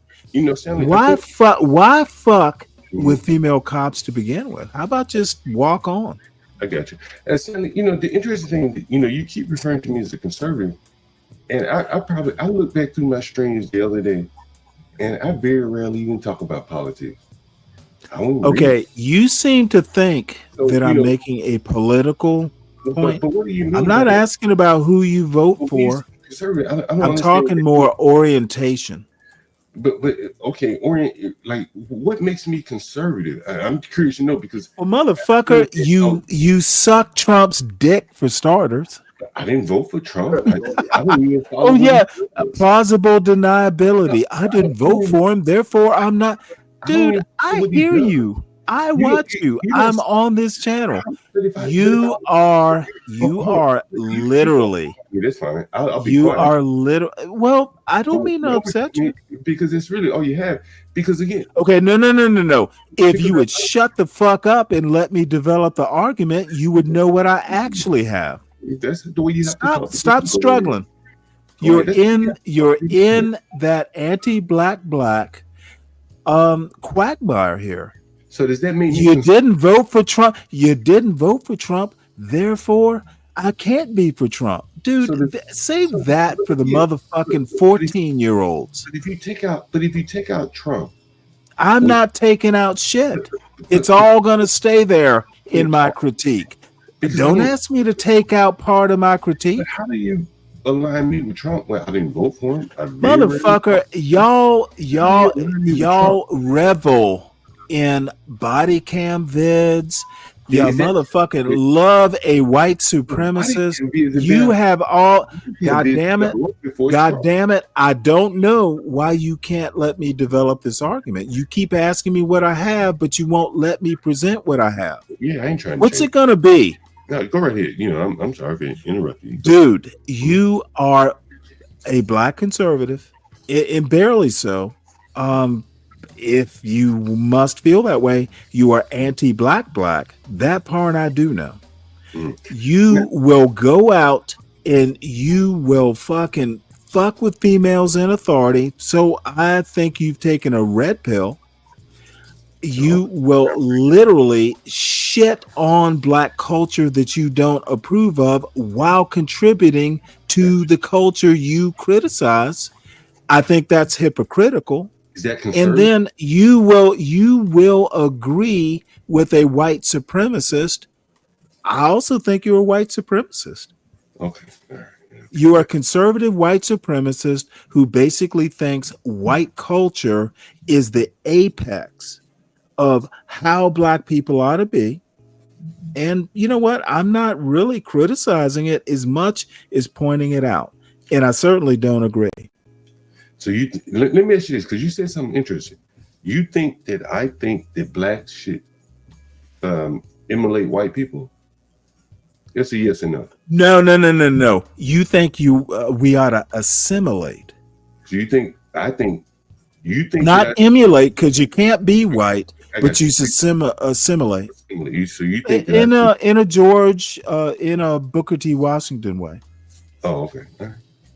We can't be as smart as whites. We just need to work hard for them, and maybe one day we'll be accepted by them. You pay attention to the white gaze. You care what white people think about you. Gotcha. Okay. That free zone Lou, Dave, tough guy. I'm here. My bad. My landlord talking about he got a plumber coming. I'm like, damn, nigga could have told me that a long ass time ago. Motherfucker, Clue, this is Stanley versus the world. If your family's getting offended, shut the fucking phone off or the computer off. Fuck you. Bring your little black crow friend too. His ass can come up for some roasting. And motherfucker, you hit the link. Luke does a great impression of him. Secret. There's only one thing you gotta know, shot or something. You gotta clean it to Who's that, tough guy? Yeah, what happened? Oh, I'm saying somebody got background. Yeah, that's me, man.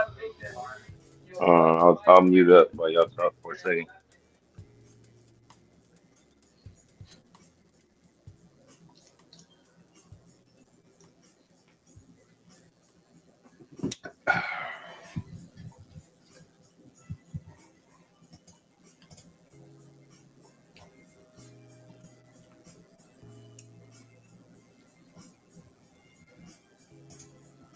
Well, I don't know. You learn from experience on that one, I guess.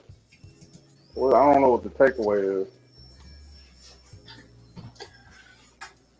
I think as I said, you look at the event that night, then you look at the community hearing. The black side answers to their children. It ain't my children. I don't give a fuck. But they are amongst us. They live on God's little sunbeam is what I knew you Clue calls the white gaze. I could stream that. And there's nothing that can be done. I mean, we were listening to community meeting. They were talking about having STD tests. For what? Crime? The summer crime wave? How are STD tests going to What the solve fuck are you talking about? What does STDs That's what have I to was do with wondering. any of That's what this? the whole audience was wondering. Like, wait a minute, they're talking about STD tests to prevent a crime wave, the coming summer crime wave. And Okay, I don't give a shit about the audience. My point is, what do STDs have to do with being anti-black or loving the white gaze like Blue does? we kind of moved on from there. Motherfucker, then move back because I have a point to make. No, I thought you were still on. Oh, my bad. I'm sorry. I was talking to my son. I want to roast Clue for loving the white gaze. It's God's little sunbeam to his little pea plant. He can only grow with a little bit of the sunshine of the white gaze. You know what, Clue? You ask yourself whether it's a gaze or gaze. Depends on how you want to spell it and maybe which panel you're on. Oh, shit. And by the way, sir, hit the link. You can come up and you can get this roasting more on the panel. I don't want to make you feel, bad in the chat. Bring your dumb ass up here and bring your little black crow with you. I'm on drugs. No, you know what? When I see a coon who has a studio, I get really impressed, for starters. Coon Studio? That's an honor. Well, I know he likes being called a coon.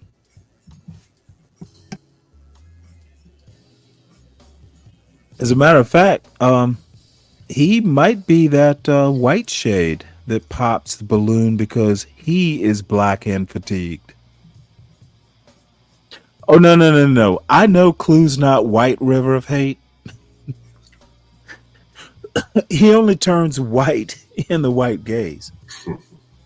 It's kind of like an anti-black halo. Once their halo starts glowing, they look white.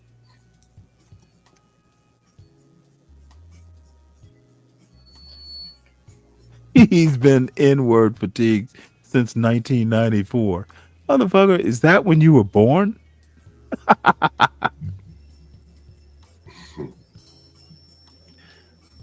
lot of people fatigue, man. Nah, I'm just fucking with Clue. He knows who he is. That shit ain't coming out of nowhere. I say that much. Yeah, well, you know, I have my critiques.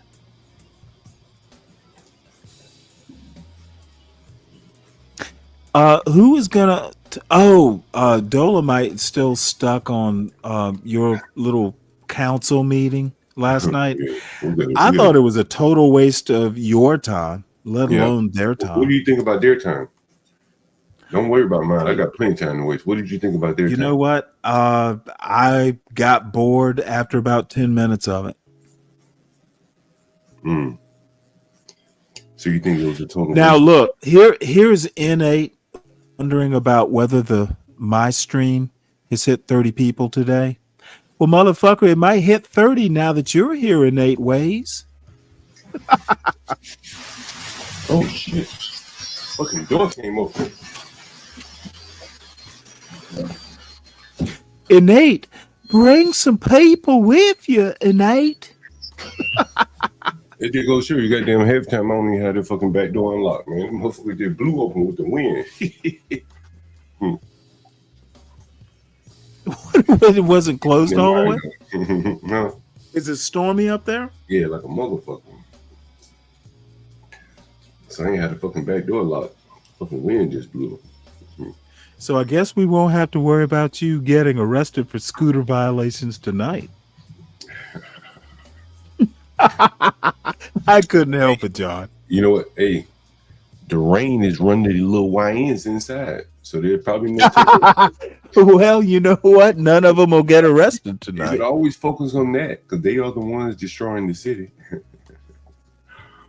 Are they really? Yeah, I mean, bro, like I can't take, like, you know, like, and I ain't gonna say destroying because it's just probably a little bit extreme, but it's just the violence is so spread out. Like, what's the crazy? I was looking at some of the murders and shit in DC. I think only one of them was around here. I'm in the fucking ghetto, right? Like, but they're going all around doing the shooting. Well, you sound disappointed that more didn't happen around you. Well, no, that's not what I'm saying. What I'm saying is that, but what I'm saying is that, like, it's not, if it were confined to one area, people could look the other way and act oblivious to it. But by the fact that they're shooting people way up in Northwest, way on the other side of town, and everyone knows that they don't live there. Everyone knows it. This is a very segregated city by and large. Well, maybe they don't want to kill their own. Maybe it's like a Nat Turner thing. We're just going to go to the people we feel oppressed by. I'm not into it. It could be a number of reasons, probably not just one. But by the fact that it's so spread out, it makes it harder to tame than if it was just confined to, say, Southeast, where I am. Feels in Southeast, fucking. No, is this some theory? I mean, I honestly have to ask, isn't that the cops' problem to solve? Yeah, isn't it? You know, but for the people that live here, imagine you paying. What's not happening around you? Oh, you mean in the city? Yeah, right. For the people that say live here, right? It's cheaper to live where I live. But over there in the Navy Yard, where they're paying $3,000 for a 1-bedroom apartment, you got young black kids, you know, killing people and running all up in the buildings. That doesn't happen over here. If it does, you know, it's not that big of a deal. But over there where it's not expected, you're like, what the fuck? Like $3,000. Well, do you think that's why they're doing it over there? Hell, nobody's gonna double bolt their doors. Well, honestly, I think they're getting past security because those buildings have security, and I think the bigger, and not white gays over there anymore. It's a very gentrified area. Not a white gaze. It's like a white scare. I think it's just an area where there's a lot of shit going on, baseball games and all that kind of shit, and the kids live in these ghettos. There's nothing there to do, so they come to the closest area where there's a lot of shit going on. So you think they get bored in their own neighborhood, so they're going to run over to Northwest to shoot people? Well, I don't think they go. Well, some of them may go there to shoot people, but some of them just go there to fuck around. All right, I'm back. And then you are something could jump off that leads to a shooting. Because they may come with a gun, they ain't going there to shoot somebody deliberately. Had a plumber, maybe something pops off, and then they shoot somebody, and then now it happened at the Navy Yard. If they were back in their neighborhood, it would happen in their neighborhood. But by the fact that they took their beef to the Navy Yard, that's what happens, and that now it becomes more of a. So it's gang related in the Navy Yard. It's gangs. I just think it's teams. I don't hear much about gangs in DC. It's just teams. They're fighting over girls. They're fighting over this, shoes, that, whatever. Whatever team fight over. I don't know. So it's like the black version of West Side Story. I guess. I don't know. But when I was there, it just looked so weird to me because I'm familiar with how the area was developed, and it was developed with adult entertainment in mind, not sexual like clubs or anything, but bars, restaurants, high-end shit, and to see these kids just standing outside of a fucking CVS, like, and the security guard got guns, the police, it's like they have nothing to do. The city offers them nothing, at least down in there. To be honest, why should where I'm going to go with this? The city doesn't owe them shit. I didn't say that, right? No. I'm not saying you said that. I'm saying you say that the city doesn't owe them stuff. That's an observation you made, and my question is, that's not the city's job. Well, I agree with you, but these parents seemingly, like, there's so much wealth disparity here, like, bro. Like, what I'm saying? Like, these black kids living here in the ghettos, man. Like, well, see, we suddenly juxtaposed. So what if there's wealth disparity? Well, because honestly, it sounds like an argument I would make, except I would never would. Well, the thing is that occupied, because I thought you said something about there were like a summer jobs program, or did I misunderstand? Yeah, and that's the thing, Stanley, man. Like, they be doing it for years and years, and I've been looking at it just from the observer, because it's a very interesting phenomenon, because it's small enough. This city is. It's not like New York, but it's big enough where they can hire a lot of people. And so what is happening is that the standards are so loose. That people are coming from all over the fucking country getting their children summer jobs, and there were no jobs. Well, you mean summer jobs like is Pages or whatever, interns on Capitol Hill? No, I'm not talking about that. Right? In DC, they do this damn summer job. Mary Barrett, right? Summer jobs where he basically started this whole thing where I'm going to create jobs for the kids in the summer to give them something to do while they're out of school. But no business, no organization could spin up 300 jobs overnight, right? You just the flow of doing that, hiring them, telling them where to go. You would take, you can't just hire that many people, and so he would hire all these high school kids and just give them make work jobs. And so every politician that's coming on after this has tried to mimic Marion Barry because politically it was very successful for him. And so But well, you make me struggle sometimes with these sorts of points. If I were a parent there, I'd be like, you know what? We need to move. Let's find a place where, you know,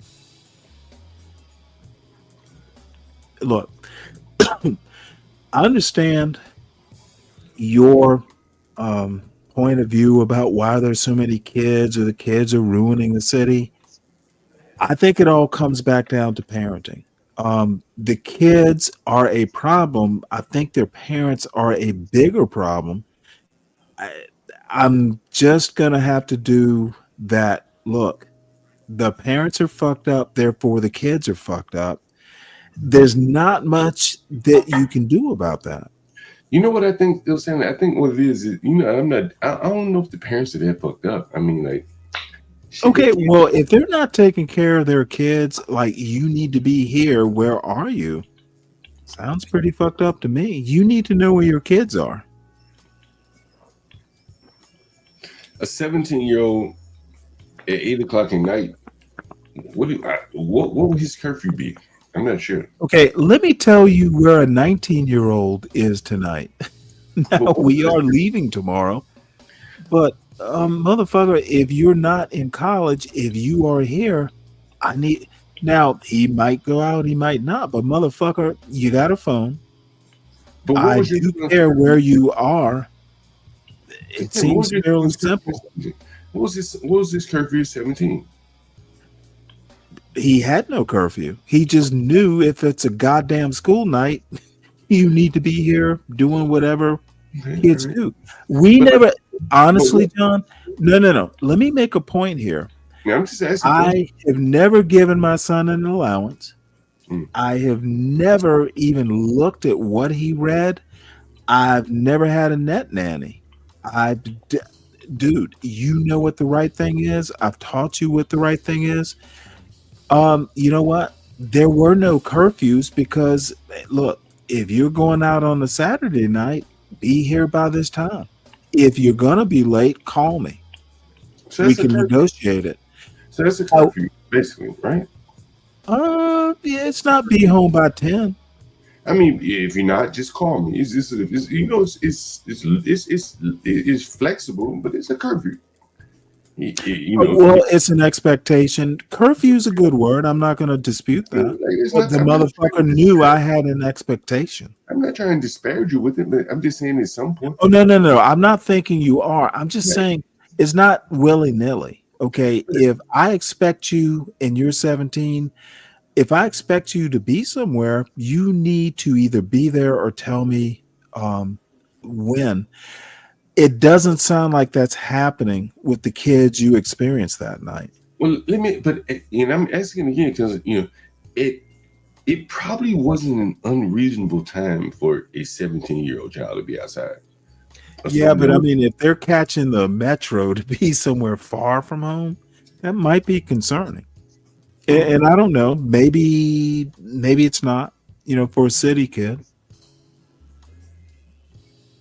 Fair enough. I can go along with that. But yeah, I just think that they probably are catching the subway, and they're leaving basically ruins. That's why they're leaving, right? They're migrating for the night, going to where it's nice, where nice things are, because there really are no nice things in their community. That's why they're leaving. They wouldn't go all the way downtown. Most of them niggas probably 2-3 miles from there. Okay, well, let me ask you a question. If they take the subway to go somewhere where it's nice, do you have money, or are you just going to sit out and harass people? And that's what they end up doing. They sit out and harass people. Then, motherfucker, you don't need to be there. And I'm not fussing at you. I'm just, as a parent, literally, I would ask, well, where are you going? I need to have a rough idea. If you're going all the way to Northwest or the Navy Yard, or I don't know DC that well, but like, if you're going to go there, do you plan on going into a restaurant? Is it a date? What are your plans? Well, yeah. And if it's just sit out and fucking cat call, motherfucker, this is not an Emmett Till situation. you need to keep your ass here. Yeah. I mean, you know what's crazy? I know you think I'm whistling Dixie, but dude, I've literally like, no, motherfucker, you're not going if you don't have any money, and you have no reason to be there. How about let's just not go there? Find something else to do. I don't disagree with you, and I think that where would it, everywhere they go, honestly, like at least here, is far outside their neighborhood because there's just nothing in their neighborhood, right? There's just nothing there, and so they go to. You know what? That is not my problem. Your problem. If there's nothing in the neighborhood, then God damn it, parents, tell them what to do. Maybe okay, you laugh, but dude, I live like the most interesting thing near me that my son might want to do is fucking go fishing. He does have friends. There's maybe one theater in this little town. One day he wound up going into Atlanta or something like that, and I pitched a bitch. It's like, dude, you didn't tell me this. Yeah, so kids will wander. Yeah, I mean, I did this shit when I was a kid, and that's the allure, man. You know what I'm saying? The titty bar. Listen, man, your son wanted to Atlanta. Now, if my son said, "Hey, I went to the titty bar," I might just go, "Well, don't do it again," but I'm not gonna complain that much. But at least it was a mission. These kids just going, they want to, go to nice shit too. Like your son wanted to go to Atlanta. Dude, you know what? Then get a job so when you get there, don't fucking sit out and go in. Have some money to go in. I mean, maybe get a job there, motherfucker. No, dude, you're laughing. I'm dead serious. Have a mission. I tell you, bro, like, man, I got some pictures today. I took some pictures today. I was out and about. And, you'd be amazed, bro. Like, what, Shredder, you have no clue what you're talking about. Clarence Thomas, I assume, that motherfucker didn't just go to private school. That motherfucker suffered through private school. Read his biography. There are a couple biographies. You want to act like Clarence suffered through that private school experience. Do better, sir. Do better, sir. Read about it before you comment on it, Shredder. Yeah, I was rolling through the hood today, bro. I was just looking. I was like, man, like, yo, bro. Like, I got this one picture. It was just it's in front of like one of the stores. I ain't gonna go too deep, but. And it was just all these guys, and they were just standing in front of this convenience store, like a carry-out bodega, whatever, right? And they all young, able-bodied and shit. They just, just chilling. And I was listening to the community meeting where they were talking about more regulation on the restaurants. And so I don't know if you know this, Stanley, but in the there's like this conflict between the restaurants, the immigrant-owned restaurants, and the people that live there that go to the stores, and so they want to regulate them more or less, saying, "Hey, your food, we want healthy food options, right?" But these people aren't going to serve healthy food options. You're going to have to bring in some new people if that's what you want. You have to show that you're investment worthy. And so these guys who weren't at this meeting, more than likely, they're hanging out in front of the store. They don't give a shit what the health rating is. It's convenient. And it's like, two different worlds. These ANC government people that want to try to make things better. And then there's some people that's down the street like, fuck it, I like it just how it is. So it's kind of interesting, Very interesting. Yeah, I don't know that I'm the best person, to be honest, because I'm John. I think sometimes I do live in a different world. It's like, motherfucker. I think sometimes y'all just some old niggas and y'all got a different way of looking at shit. Both of y'all. Y'all, Well, but yeah, I'm also that getting shouldn't be older as surprising. well, and so these YNs out here is just way different from us. So you're right when it comes to healthy No, food they were options. People want raised something by cheap. us. They People were want something raised cheap. by us. The Well, YNs are our sons. To I was saying almost that. paraphrase Well, Barack these Obama. YNs are. I'll say these YNs are my nephews because I didn't have a son, but Well, I will say this though, Stanley. my nephews ain't out here wilding like that. Well, I think that like if you want to say, hey, it's the people before them, whatever, again, like, somebody should have been building up whatever these people enjoy doing in their neighborhoods, right? And so that they don't have to go out and be ostracized the way that they were, the way I saw them. Like, that can't be healthy for a child to be sitting there faced with the police. Okay, hold on. You said they were ostracized. How? Can you describe that? Well, maybe that's the wrong word, but they were clearly being told that they weren't wanted down there, right? Mhm. The police facing them off, the security guard telling them get the hell on. They weren't wanted.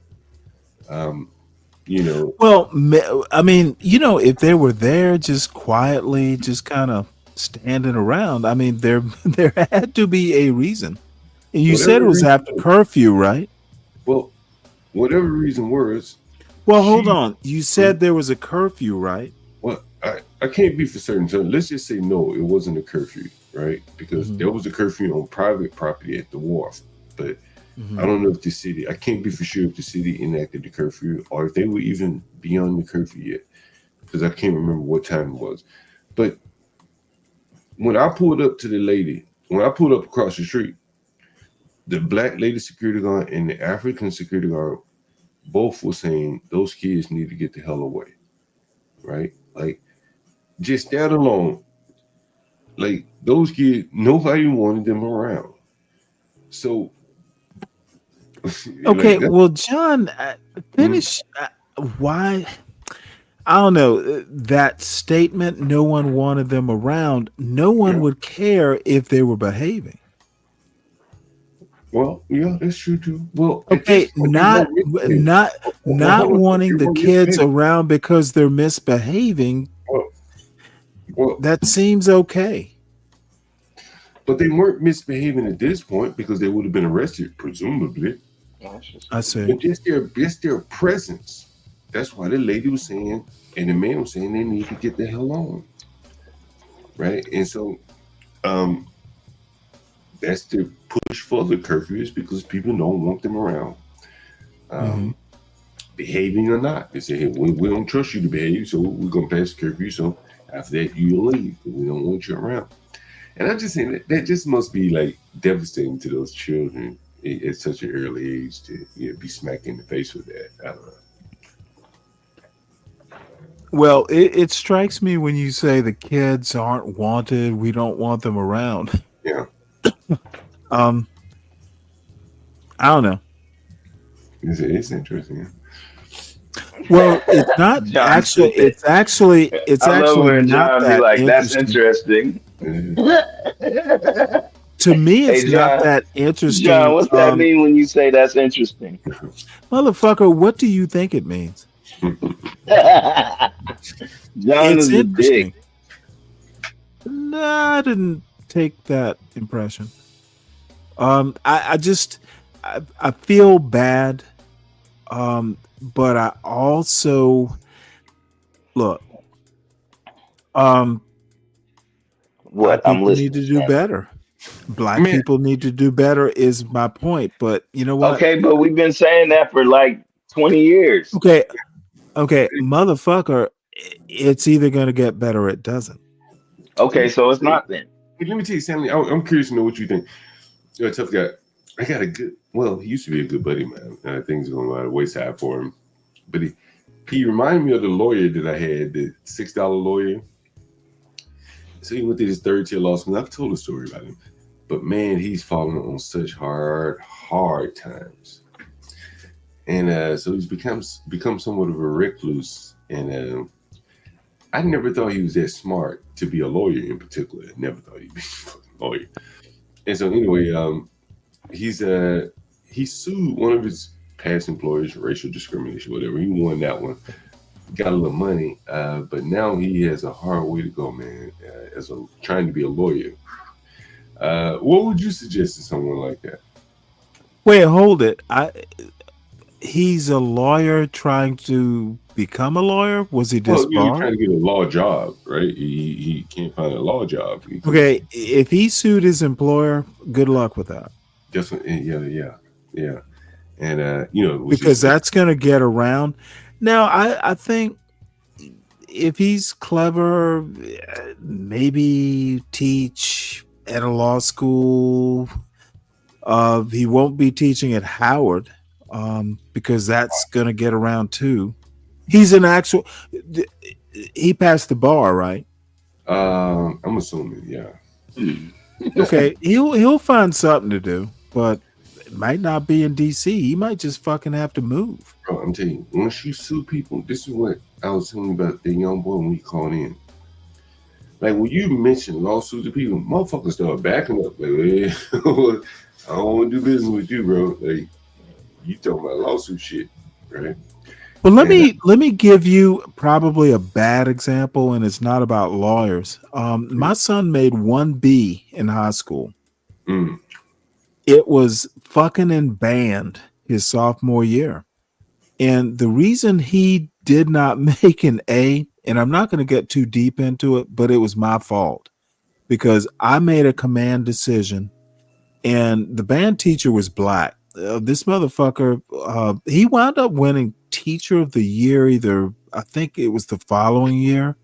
This motherfucker was auditioning to be like the band leader or whatever they call him of one of the HBCUs. You know, this motherfucker was demanding professionalism and, you need to, and that's all well and good.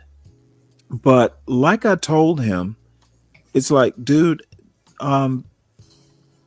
this isn't fucking FAMU. It's a fucking small town Georgia high school. And it got to a point because I was so unsatisfied with him, I called his boss, who happened to be a black man as well, vice principal of something or another. And you know what? The vice principal said he would talk to the guy and the band director, and nothing happened there. And my sister is a retired teacher. So I called her and I'm like, you know what? I'm about to go to the board because this is gonna be fixed. And you know what she told me? She's like, Stanley, you can do that, but you're gonna make it difficult for the child. If you go and if you actually go to the Carroll County School Board, you might change things, but it's gonna fuck, the teachers are gonna know. So I had to eat that B, and it wasn't my son's fault. And I could get deeper into detail, but motherfucker, I just had to eat that B, and it was personal. It was a decision I made, cost him an A, but my sister's like, no, he'll make an A, but motherfucker, it's gonna haunt him. Same thing with that lawyer. You sue, motherfucker, it gets around. You better just eat it. The bigger thing, that boy needs to move, is my point. The bigger thing, Stanley, is and I talk about this a lot of times because I see it so much, bro, like so much. And it pains me to see it all the time. The guy that I'm talking about that sued, for him to effectively sue, he had to go against one of his co-workers that he had become friendly with. Oh, shit. So basically, he broke the friendship off that probably could have lasted him a professional lifetime, if not a full lifetime. So now, no more references, no more that for a short term. He fucked it up. Yeah. And that's what I'm saying. Like, he grew up very poor. You know what's interesting? He started a business, and I'm gonna be a little law firm business. Right? And he named it after his housing projects that he grew up in. There's nothing wrong with that, but it kind of shows you where he's coming from. You know what I mean? Very poor. And in my own opinion, I don't dislike him. I'm just being honest. I just don't think he had the to really be a lawyer. Not in DC, for sure. DC's well, you know what? That is kind of a different place to be a lawyer. Mm-hmm. He's swimming in like Navy waters when he's Coast Guard material. Right. I hope there's a Coast Guard motherfucker.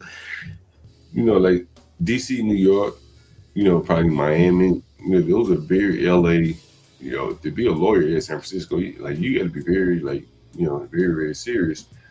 You know what? And John, you're right about that. Motherfucker, it was his first job was in DC. Yeah, chasing a girl. But see, man, I could go all the way back. I bet that girl probably has a famous lawyer husband by now. Man, I'm gonna tell you that story a little bit later. That motherfucker, she's married to what's the civil rights lawyer? Can't think of his name. It gets worse than that or better than that, depending on your point of view. But the interesting thing, though, Stanley, kind of what I've seen all along is like,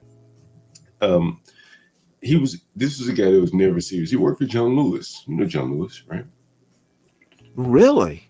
Mm-hmm. As a legislative aide? What did he worked in John Lewis's office? He was in LA. That motherfucker wound up fucking not having $5. Now Philippe worked for John Lewis too, but Philippe parlayed that shit like a motherfucker. Two different people, and like two different niggas. Philippe a real nigga, like you're smart nigga. Yeah. Well, Philippe is the par excellence anti-black. That nigga real smart, bro. I'm telling you, he got the ability to not overreact to shit. Like he got this shit natural, bro. What the fuck is natural? You know what I mean? Like, is it though? For him, he must have had good. Now I don't know and don't particularly care, but he must have had good parents. Yeah, but sometimes parents. It's his demeanor, Sam. Mm-hmm. It's his demeanor. You know what I'm saying? Like, very, very, very logical person. Mm-hmm. So he's not gonna get rattled and shit. Was he a computer guy? But now he works in data centers. Now he works in building that data centers. Right, but I mean, what was his undergrad? Political science, I think. Yeah. More. Yeah, but very, very fucking logical guy. Very logical, and well, I knew a guy who became a Navy nuclear engineer with a political science degree. My other brother's a Navy nuclear engineer. Yeah, I'll get him on the stream one day. Yeah, he works up in Minnesota right now, nuclear plants and shit. Oh, motherfucker, you better have him on now. That's totally interesting. Black guy?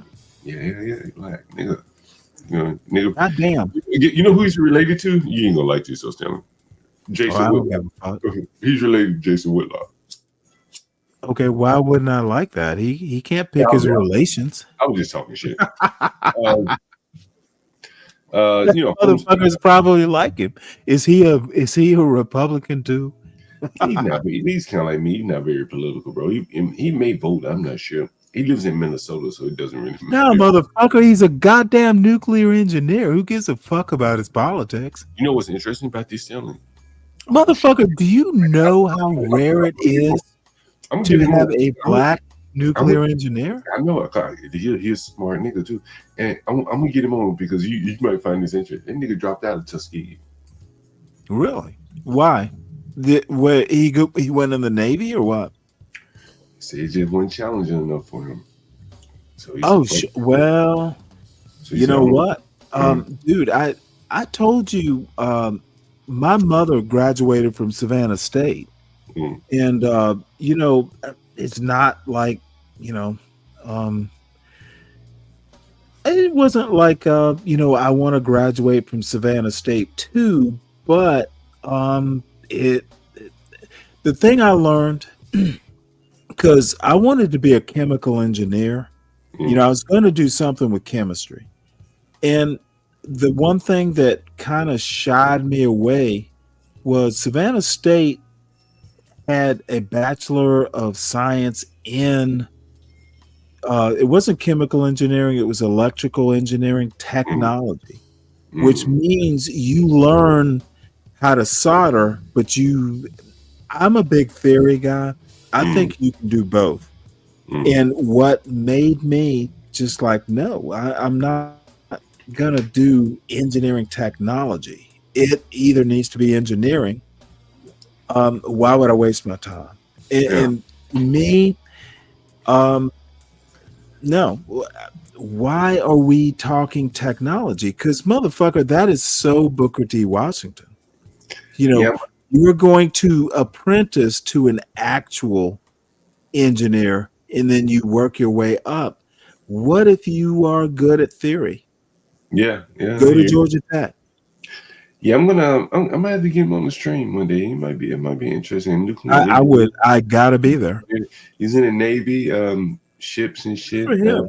Was he a machinist mate? You know what he did? Because dude, I went to OCS with a black guy who was a nuke machinist mate. No, those motherfuckers are really smart. Black kid enlisted, machinist mate, nuclear machinist mate. Yeah, they are like, in the wonderful thing or the bad thing. It's not like a semester. Those motherfuckers pump that shit in like 2 or 3 months. They accelerate it. That's the interesting thing about, if you can get through a military school and it's a technical military school, motherfucker, it's harder than college. If you didn't have the basics, your ass will be up all night studying, trying to get shit, and you still might fail. If that motherfucker got through Navy nuke school, that motherfucker is bright. It's like the Navy SEALs for the brain.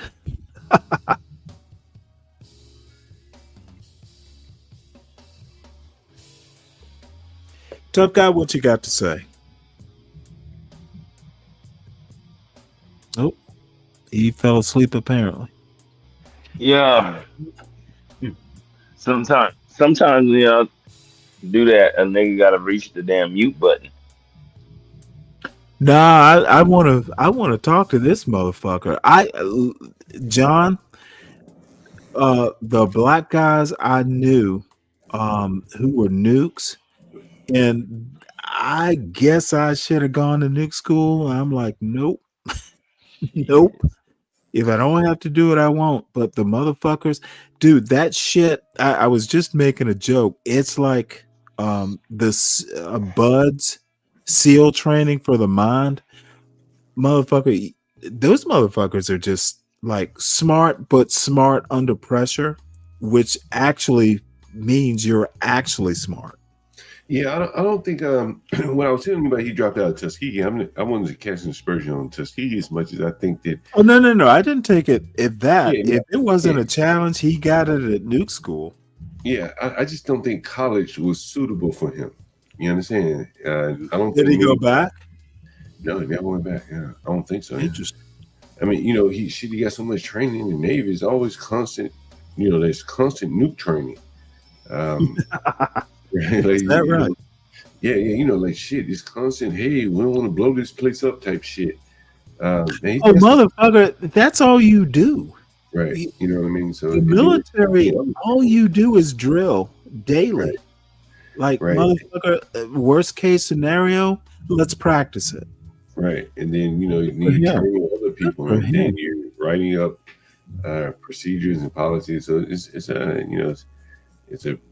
from what he tells me, it's fairly intense. One of the things. One of the funny intense, is that the word he used? Have you ever heard him say it was a goat fuck? So he works in nuclear plants here in America now, and so one was in Chicago, and he was talking about how the mob still has an influence in the nuclear plants. I'm not sure where the nuclear plant is. See, those are the motherfuckers you need to have on here. Is he married? Yeah, he made Is he? Laotian, Laotian, whatever it is. Laotian. Yeah, and I think he kind of fell out of he Is he like a Philippe with a nuclear engineering background? Yeah, I would say they're probably very similar. Oh, shit. Well, I don't know if he's political. I don't know if Philippe is political. no. Philippe, y'all are all anti-black blacks. It's like, motherfucker, if you aren't white, Bob is another mother. Y'all, well, not you specifically, John, because honestly, I'm in the hood, man. you are not like Bob. You are not. Philippe and Bob are very similar because they're very polished. You know what I'm saying? Polished? Those motherfuckers aren't polished. Nah, bro. I bet you if you see Bob out, that nigga's clean. You know what I'm saying? He polished. Okay, motherfucker. Let me tell you something right now. Bob, maybe, because his father was a doctor and all that shit, so he was raised to be polished. But motherfucker, you know what? Maybe he just cuts loose on some of these anti-black like CT shows.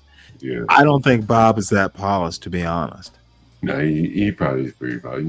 I'm familiar with Yeah, motherfucker. Then he just cuts loose on these anti-black panels. Yeah, I think that's what he does. Yeah, he cuts loose. I bet he doesn't act like that in front of his white lady. But I think she's better.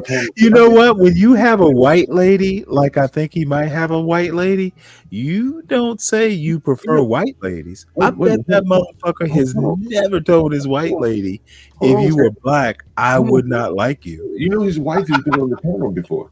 She's been on the panel before. Okay, that's not my point. He has. I would love, next time I run into Bob, I'm gonna have to ask him, did you ever tell your white lady if she were black you wouldn't like her? But I don't know how much she listens to him, but I know that she's been in the audience on CT's panel when he's been cutting up over there. So I'm not sure how much she knows about him, but she may know enough, right? There's enough footage on him that she may have seen something there. I don't know. Oh. So you never know. You never know. Oh, I have an idea. What's that? What's your idea, Sam? Tough guy's quiet over there. What'd you say, nigga? I said you quiet tonight, huh? Friday night. You quiet. Man, I've been busy as fuck, dog. You don't even understand. I'm about to. Should we understand? Yeah. You probably do. Well, tell us why we should understand your travails. Shut up, Stanley. What? I didn't mean to be offensive. Oh, nigga, I'm tired. How do you think people act when they tired, motherfucker? Motherfucker, no one cares if you're tired. You should never lead with "I'm tired," motherfucker. Tell that to your woman. Nigga, you asked me. How's your daughter doing? She good. Good. Man, she good. I'm gonna see her ass shortly.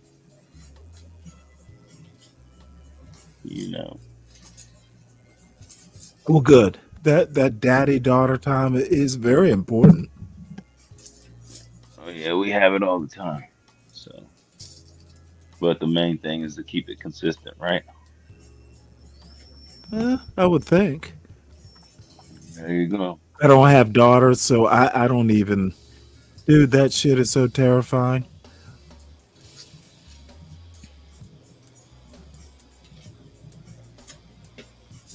And that's some crazy shit. This nigga doing a crazy ass. Look at this shit. What you talking about? Shit crazy. What's crazy, Tough guy? What the hell are you talking about? You don't see it? Oh, my camera ain't working. Hold on. Well, I think that's probably your face, big and black and round. Is he blending right in? We can't see you. Smile. I'm trying to fix the camera. This is Black Crows. Next, Yeah, I don't know what the fuck wrong with this shit. these motherfuckers are just weird. Who is Black Crow? Oh, truism. Oh, truism. Okay. Yeah, the camera ain't working. I don't know what the fuck. I'll probably have to go out, come back. I ain't doing all this shit. Man. Okay.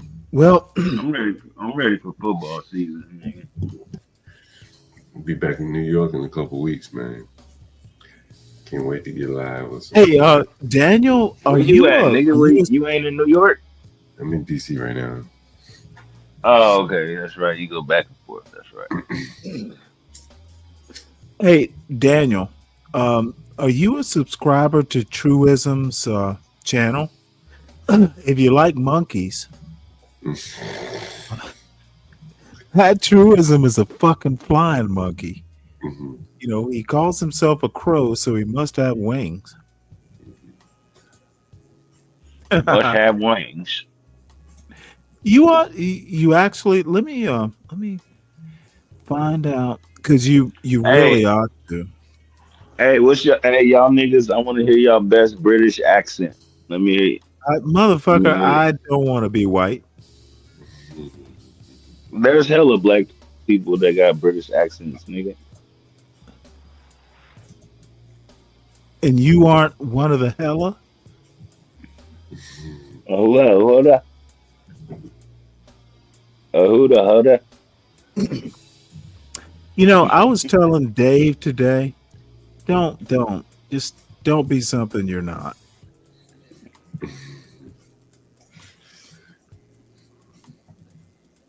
You're something you're not? Don't be something you're not. Is that the crow truism? The crow. Yeah, I'm fucking with truism. Let's see, Daniel Nixon. I'm gonna drop Crow's link.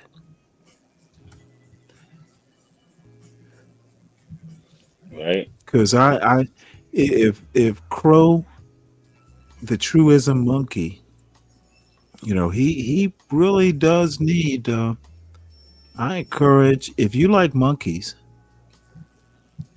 and that Lord shit. God damn, that is so fucking annoying. What thing? You know, and honestly, I don't find him funny. I just don't get it. He and SKC have that fucking stage laugh. I just found that shit so annoying. I mean, it was so annoying that fucking this is the one time that I actually I'm like, be brave. I admire you. He told Truism, don't do that fucking stage laugh on my panel. It's annoying.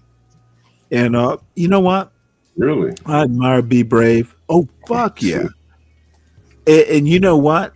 Be Brave is the first motherfucker who's just like, essentially, he told him, you know what? I think black people are clowns, but motherfucker, you are over clowning. It's like, it's like I think black people are minstrels, but motherfucker, don't minstrel out on my panel. Now I'm fucking with Be Brave on that one. He didn't even come close. But I do admire that Be Brave. Yeah, Be Brave. That was a good call. Motherfucker, you are taking away from my panel when you do that fucking. You've heard SKC is bad about it, but he doesn't do it on my panel, thank God. Well, what does he do? Crow is just like, let me see, can I find let's go back to a Black Crow show. Because it is classic, but it's like It's like maybe it's like a Joker thing. Oh.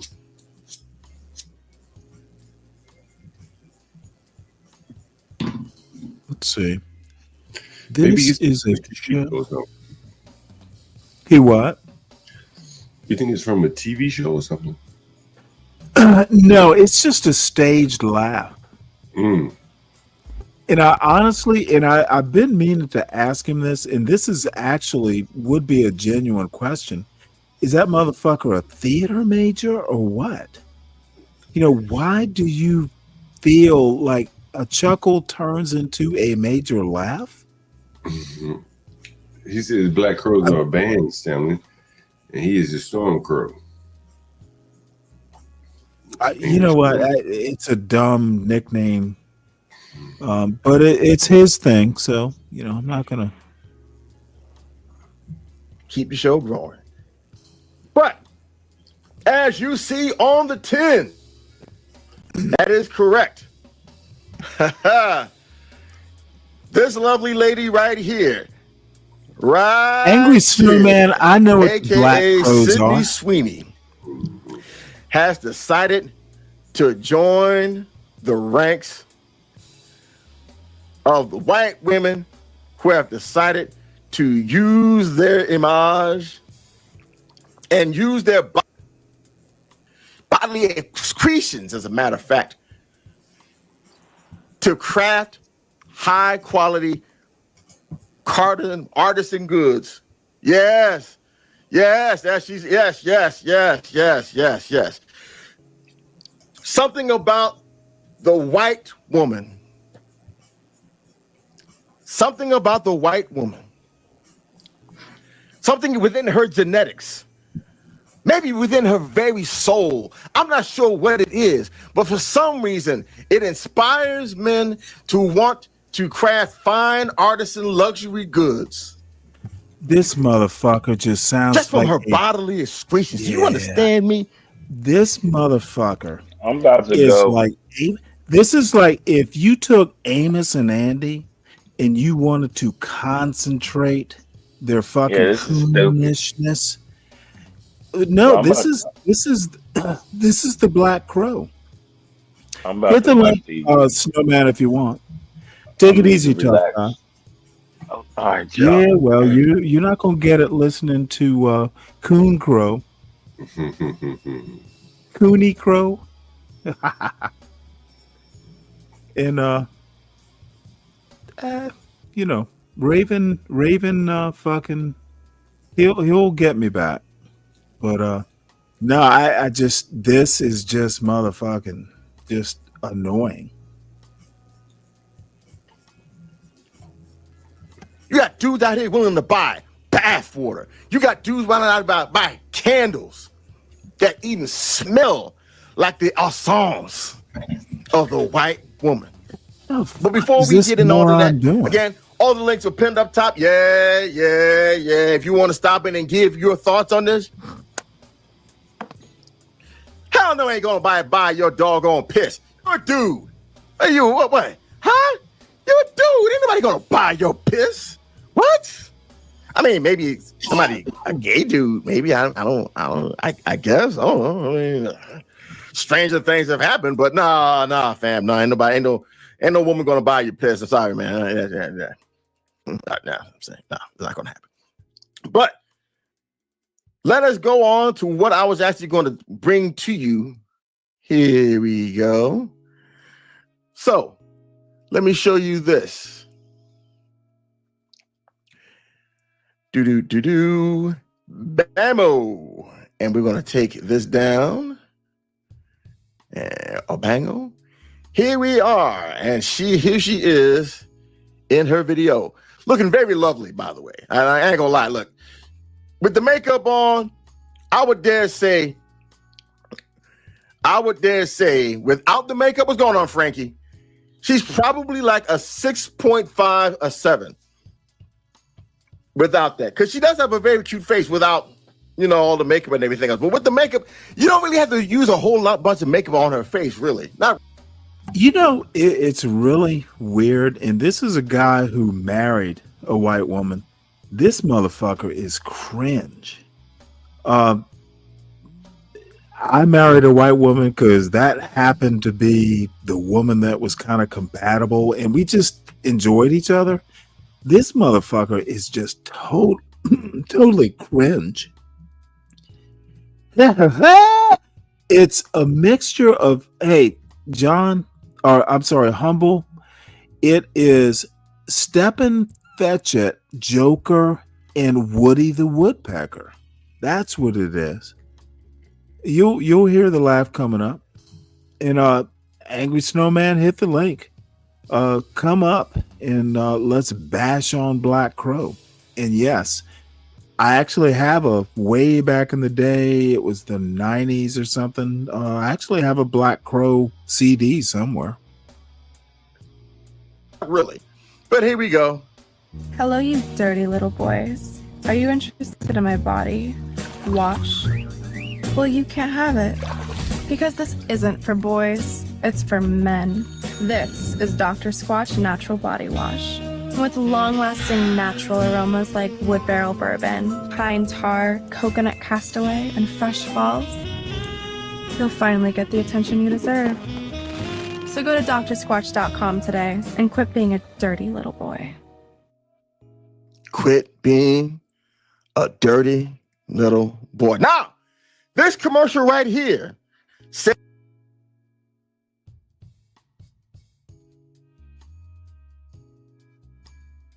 it's an old commercial, but now she made an announcement, and allow me to show you what the announcement is. Oh, every word of this song's gonna be about this. So now, here we go. And I shall read this aloud.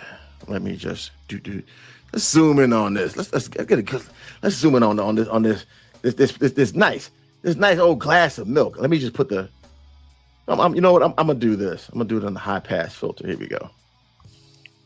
Sydney Sweeney is selling soap made with drops of her actual bath water in a collab with Dr. Squatch. I repeat, she is literally selling soap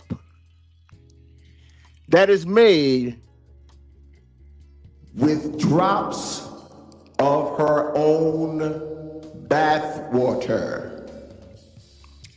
Literally, milliliter. This motherfucker is just weird. So annoying. So I had to make that comment. Of bath water. Yeah, I guess I could skip ahead. Dad used to say. Notes of pine. Shit, that's what like sewer water. I mean, I don't.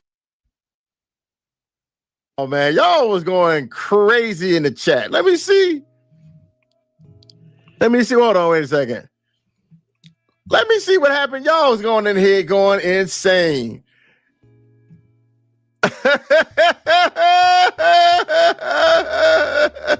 Oh, fuck. I'm looking at it now. Hold on. Wait a minute. Jesus. Let me see what you doing. Y'all motherfuckers went insane when my doggone thing went off, man.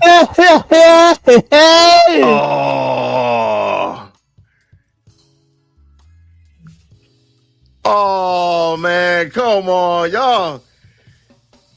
Kyle gotta take this nibble away. Tourism overdose off this bitch bathwater. Y'all. And that's another thing. You know what? This motherfucker's such a pussy. He can't even say nigga. It's got to be nibba. Motherfucker, what is this? Anti-black Sesame Street? This motherfucker is not a man. Y'all is evil, man. This motherfucker's Y'all is nothing. just some evil people, boy. I love y'all for it, but man, y'all Oh, are vicious. John.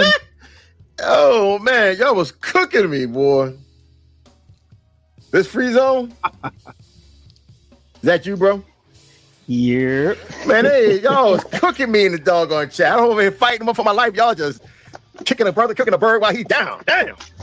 Hey, I know what it is, man. It'd be like that, bro. I know. What? You done talk yourself into the getting the bathwater soap, and you're trying to put your credit card info in, and it ain't going through. So you gotta call Amex and be like, no, this ain't a fraud charge. I'm really trying to get the bathwater. I'm really trying to get that bathwater better. Yeah. But man, thank you for coming over. I appreciate it. But boy, y'all was eating me alive in the doggone chat. Coming to the soap crow, the bath crow. True mixing the bathwater with gin.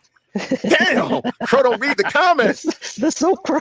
That bathwater hit True different. is the soap crow, man. That's crazy. Gosh, y'all was broke his mic for the bath. Damn. Oh my gosh, y'all was just vicious. That was just a battle. Y'all was insane in the chat, man. Look, the chat is undefeated. Salute to the motherfucking chat, man. So what do you think on this so far from what I'm a little sabbatical? What do you think about it so far? Well, number one, males are cooked. That's the first thing. Let's get that out the way. Yeah. But more importantly, maybe I'm just not in that area. Mm-hmm.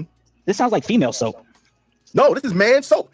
This is a male soap because this is the Dr. Squatch. It's soap that's made for men. You know the commercials like you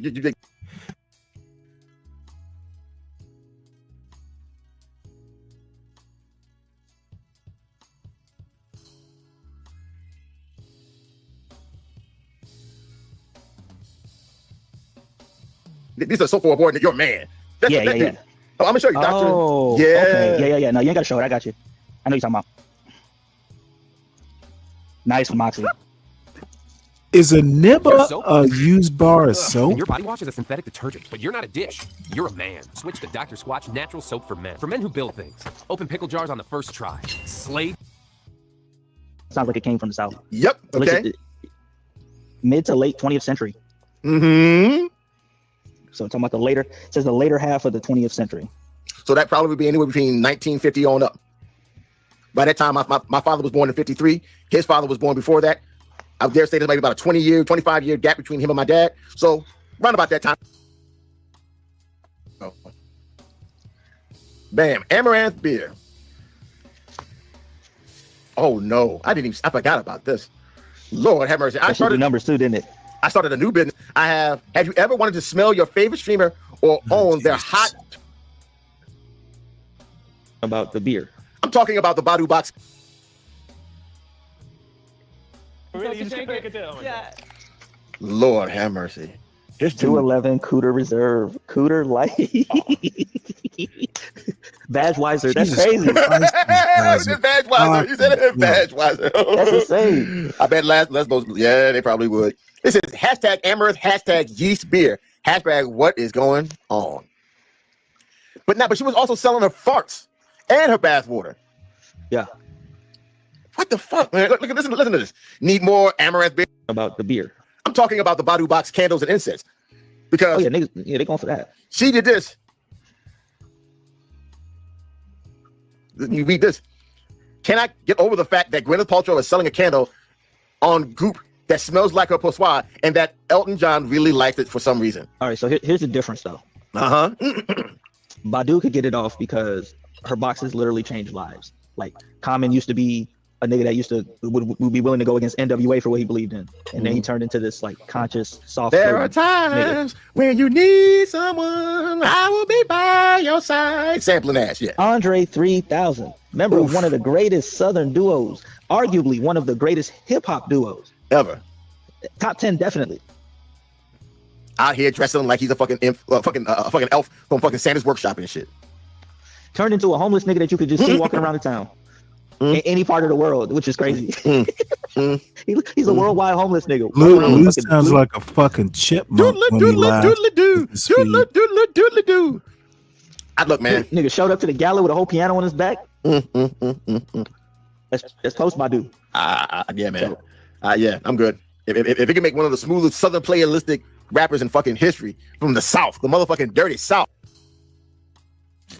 Like, what nigga is like, yo, this product is so good that fucking Elton John gay ass wants it. Like, no, nobody's thinking that. Hey, yo, man, yo, you know that dude Elton John, the old Benny, for the Goodbye Yellow Brick Road ass nigga? Yeah, him, the Rainbow Revolutionary, yeah, that dude. Yeah, that's like that federal agent mad because he's flagrant. This Yeah, that dude. motherfucker sounds like Woody the Woodpecker. Yo, this bitch got a pussy candle out here that made that nigga feel comfortable, my nigga.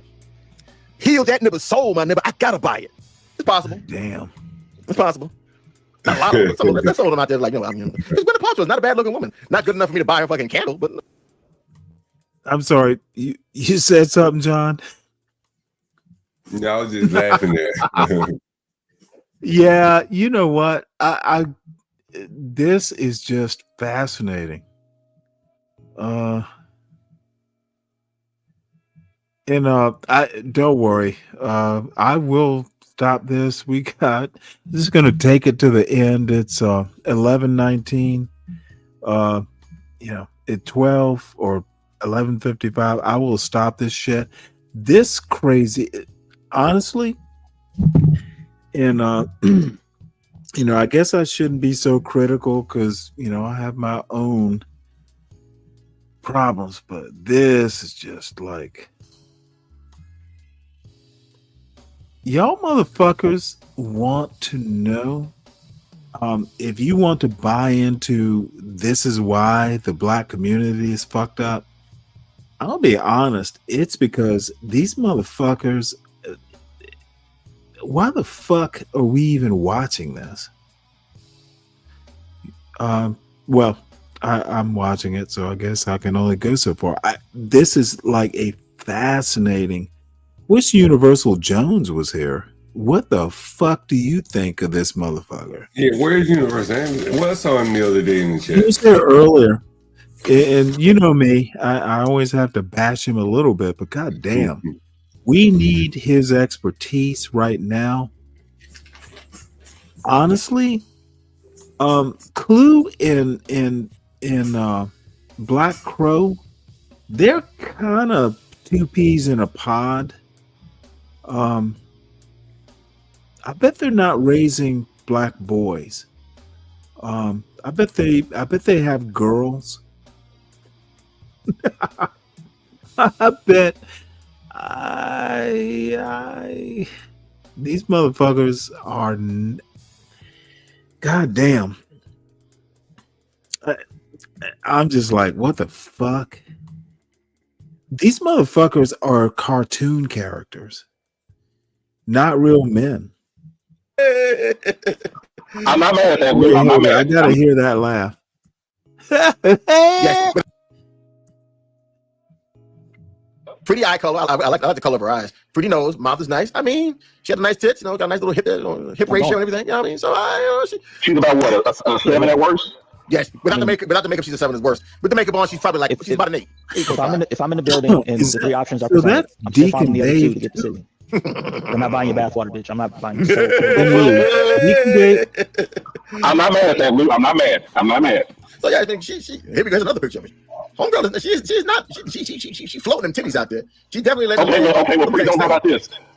Sweeney or Salma Hayek. I'll sell them all day. Come on, man. Stop it. My boy. Sell them all day. In I know her y'all prime? like the Beckys, but no. Wait. In her prime, I would have to go. Even now, Salma looks better than a lot of them in their 30s. I don't know about that, but in her prime. Like as far as okay, when is she not in her prime? Like what? Exactly. Her best to me was when she did Desperado. Okay, let's see, Selma. I'm thinking of the snake scene in from Dusk Till Dawn. I think that's probably the best that she looked. Here we go. Yeah, I can't lie. I probably drink some whiskey off the foot too. I can't lie. See now I don't know. You know what? River of Hate, you make a great point here. Motherfucker, you never. SKC, he and I will go back and forth forever and ever and ever in a day. That motherfucker has class. This, when I say the anti-black blacks are the biggest problem,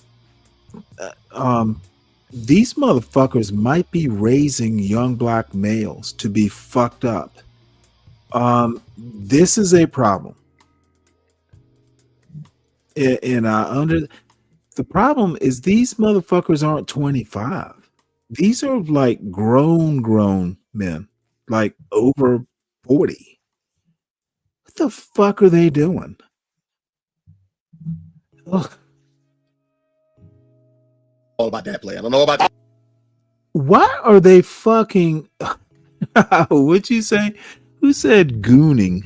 I don't even know that this is gooning as much as this is just why the fuck? Why are you sweating over women you'll never get? Go out and get your own woman or like fucking get dude. This is just teenage boys fucking gawking over a Playboy like back in the 1980s.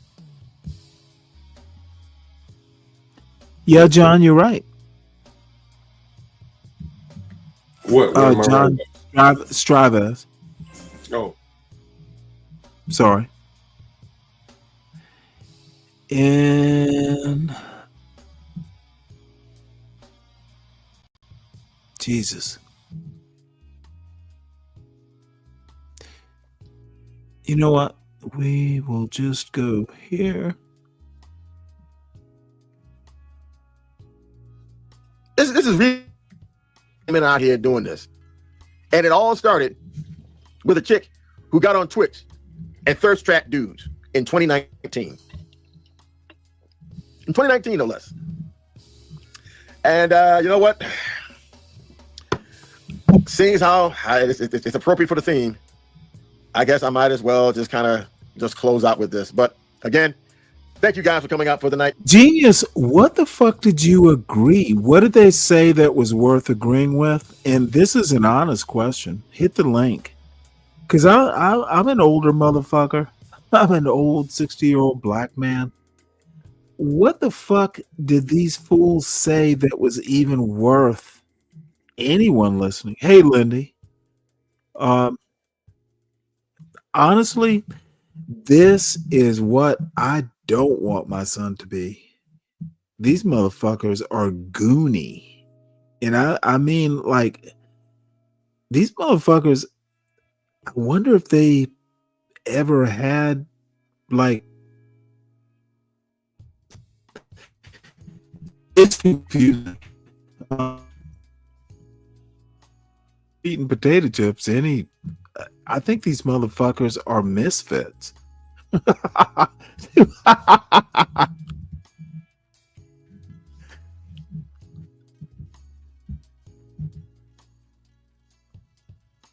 Well, apparently, Lindy hitting the link depends on whether it's your show or mine, John.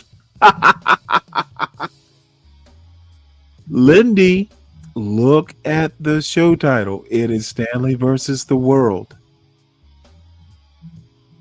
You can hit the link, Lindy. I won't be mean. Your boyfriend John is here to protect you. Hope you guys enjoyed it. If you did, make sure to tell a friend, tell your enemies, tell random strangers that you meet on the street about your boy. Help my channel grow. Subscribe to the Rumble. Subscribe to the Rumble because you never know when YouTube is going to try to be crazy. So you still want to stay up with your boy? Sign up for the Rumble. Also sign up for my Subscribe Star. It's free. If you want to give other more support, you can do that. You can join the folks like this.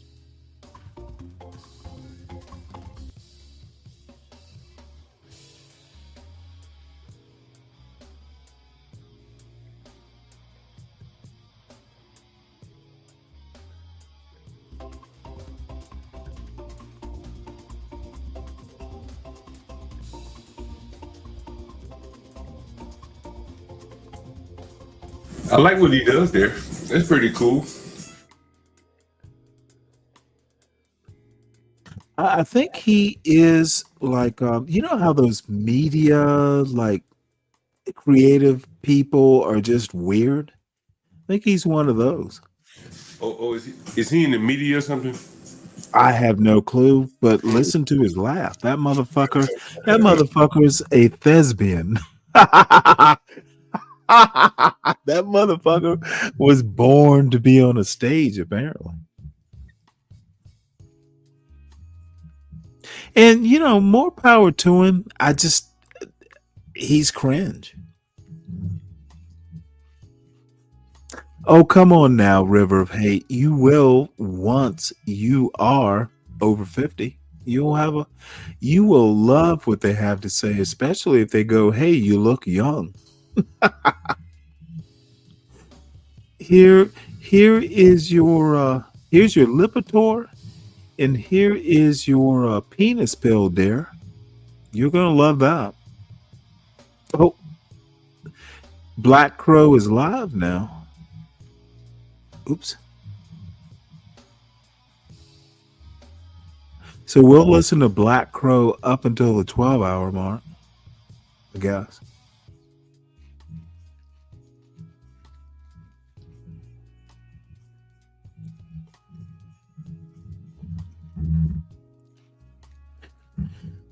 Now, his poll is, should the term passport bros go the way of the dodo? Jesus Christ, what a stupid question. Is he a passport, bro? I fucking have no idea. Like this because it's went beyond viral. It's going beyond viral, right? You got little hot tweets, I'm not that interested. Things that go viral. But when it came to I'm here for the gooniness. This motherfucker is a weird dude. With almost 500 million on TikTok alone, 500 million hashtags and mentions on TikTok. It's almost impossible, right? It takes some time to rebrand it from all the negative associations with that people put on the term. Okay. With all the negative associations that people put on the brand. So the brand.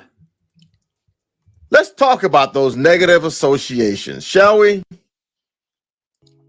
And shout out to Free Zone for the stuff that he sent out here. Let's go look at this, right? We're going to talk about some of the negative associations.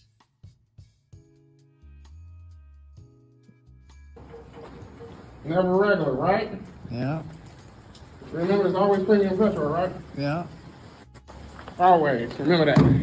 No matter what you do, remember, always premium, never regular. Oh, damn. He lit that whole daggone thing on fire. Woof. Now, this doggone monkey here, boy. This monkey I'm here. damn near about to cry. I'm broke. I'm really a broke nigga, yo. I'm really a broke nigga. And he says here in big letters, J. Rello, freshest in Gary. But yet, he's a broke nibber. So you trying to tell me that Gary Indiana is so... I'll tell you right now, I think B-Brain freshest nibber in it is per his literally words. Just okay compared to this weird motherfucker.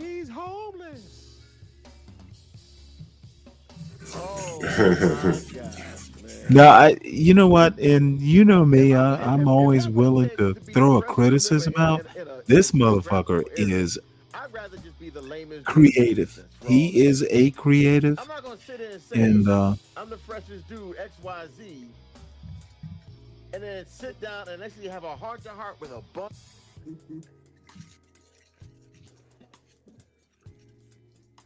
Oops. Did he lose audio? Oh, Jesus.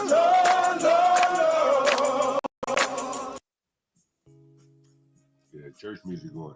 Yeah, the church music going, man. You know what, though?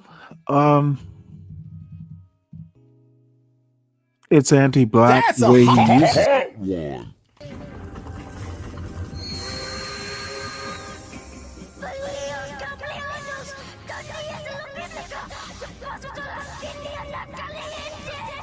However, he has Damn, more my bad. Sorry subscribers about than that. I do. Indie animals, man. I was muted.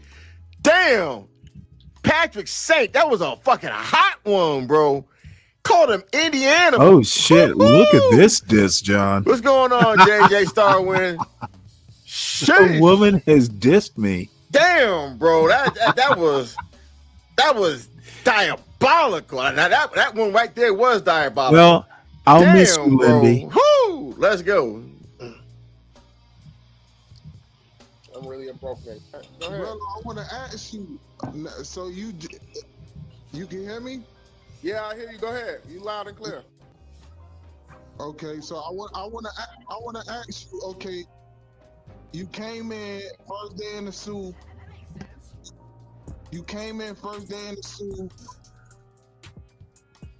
How you end up with 2 at the crib though?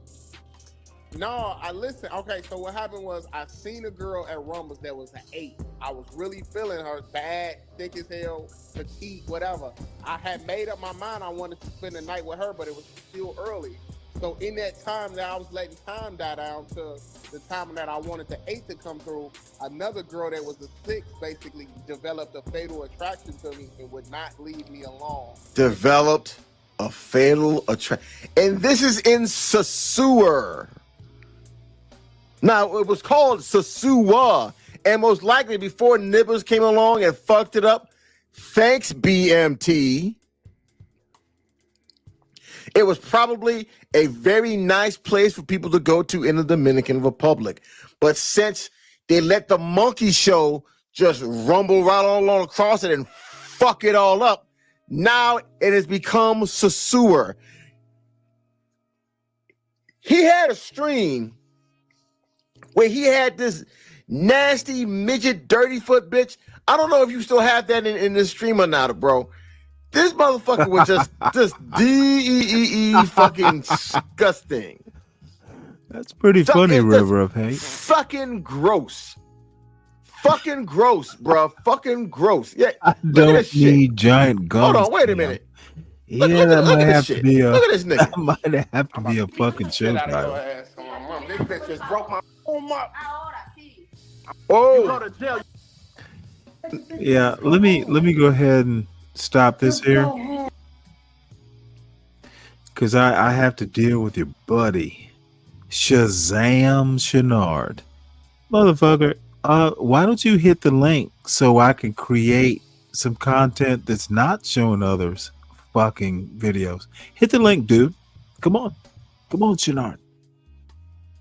I need a snack before I fucking end this, because got about 20 minutes left. Come up. Let's you be the content. Come on up, Shenard. I'm waiting.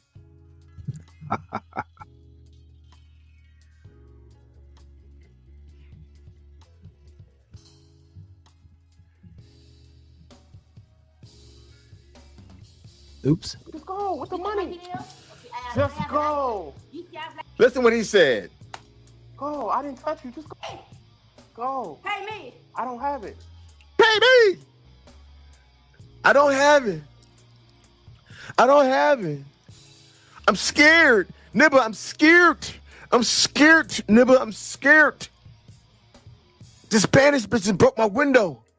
I'm scared. I don't have it. The way he said it, I don't have it. This bitch was terrorizing his ass at 2 or 3 o'clock in the motherfucking morning. I don't have it. I'm scared. Go. I didn't touch you. Just go with the money. Okay, Just go. You see, I've like to Go. Just go home. You don't know. You don't know. Just go. All right, I don't know you. Just go home. You don't know what she's going to do. You don't know the things this hoe will do to you. What she's about to prove. You don't know. You don't know.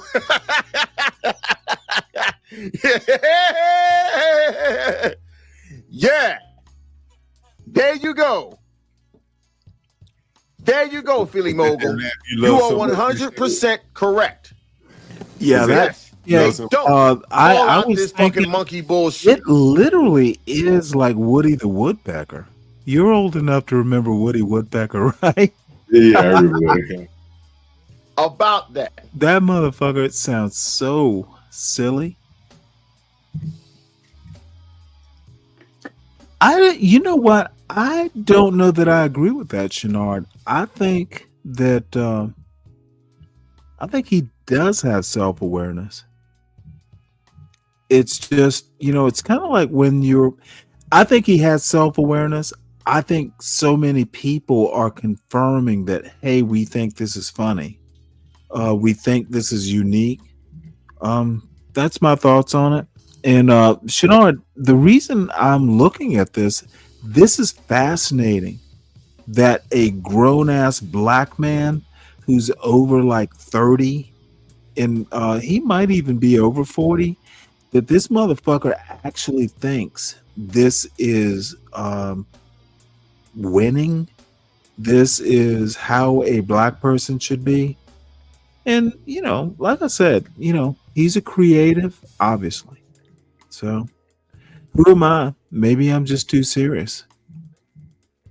Dominican Republic, we're talking about Colombia. Maybe Moxie Witcher's over there. And, she's not chopped liver. I think that, maybe I should be Stanleyism. The storm, whatever. This motherfucker is weird, though.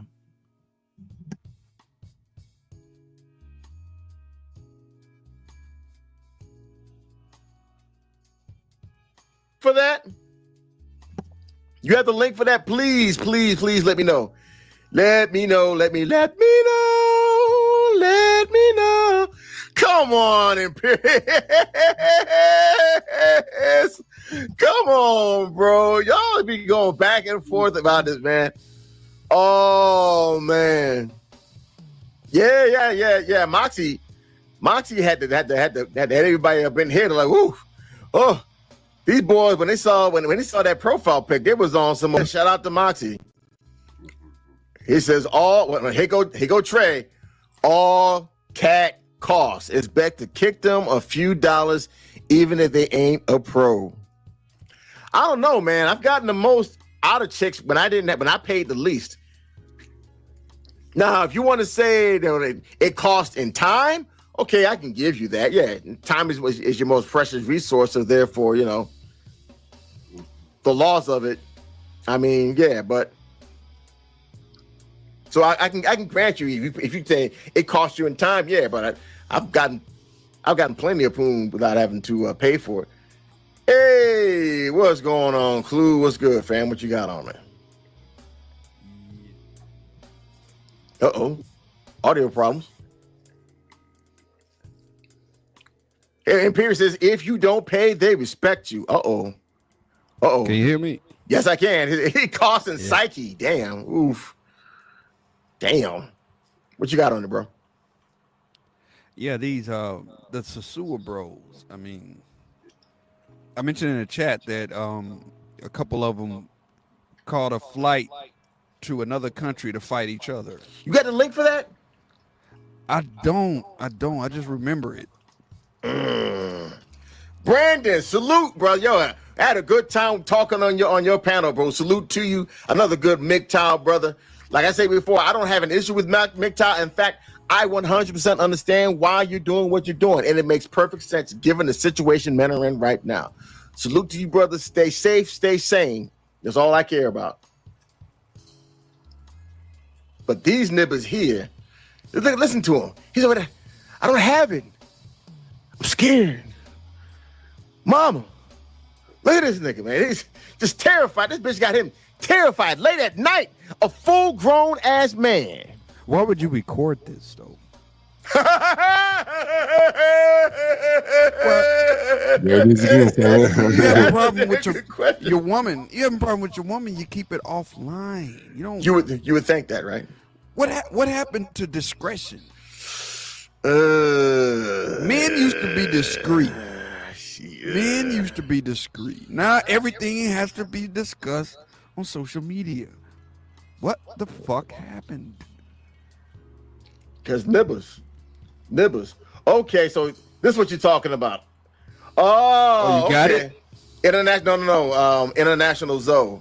He was talking about this Free Zone sent me this link too. We're gonna look at that shit too. But now everybody, he wants to talk about all the negative associations with Passport Bros. Well, there's a reason why there's negative association with Passport Bro. So much, in fact, that the dude that helped to build the fucking shit decided to retire from it. He said, "Depart from me, for I never knew you." Correct. Biblical. Yes. What's going on, Sigma? What's good, bro? You got it? Can you hear me, Sigma?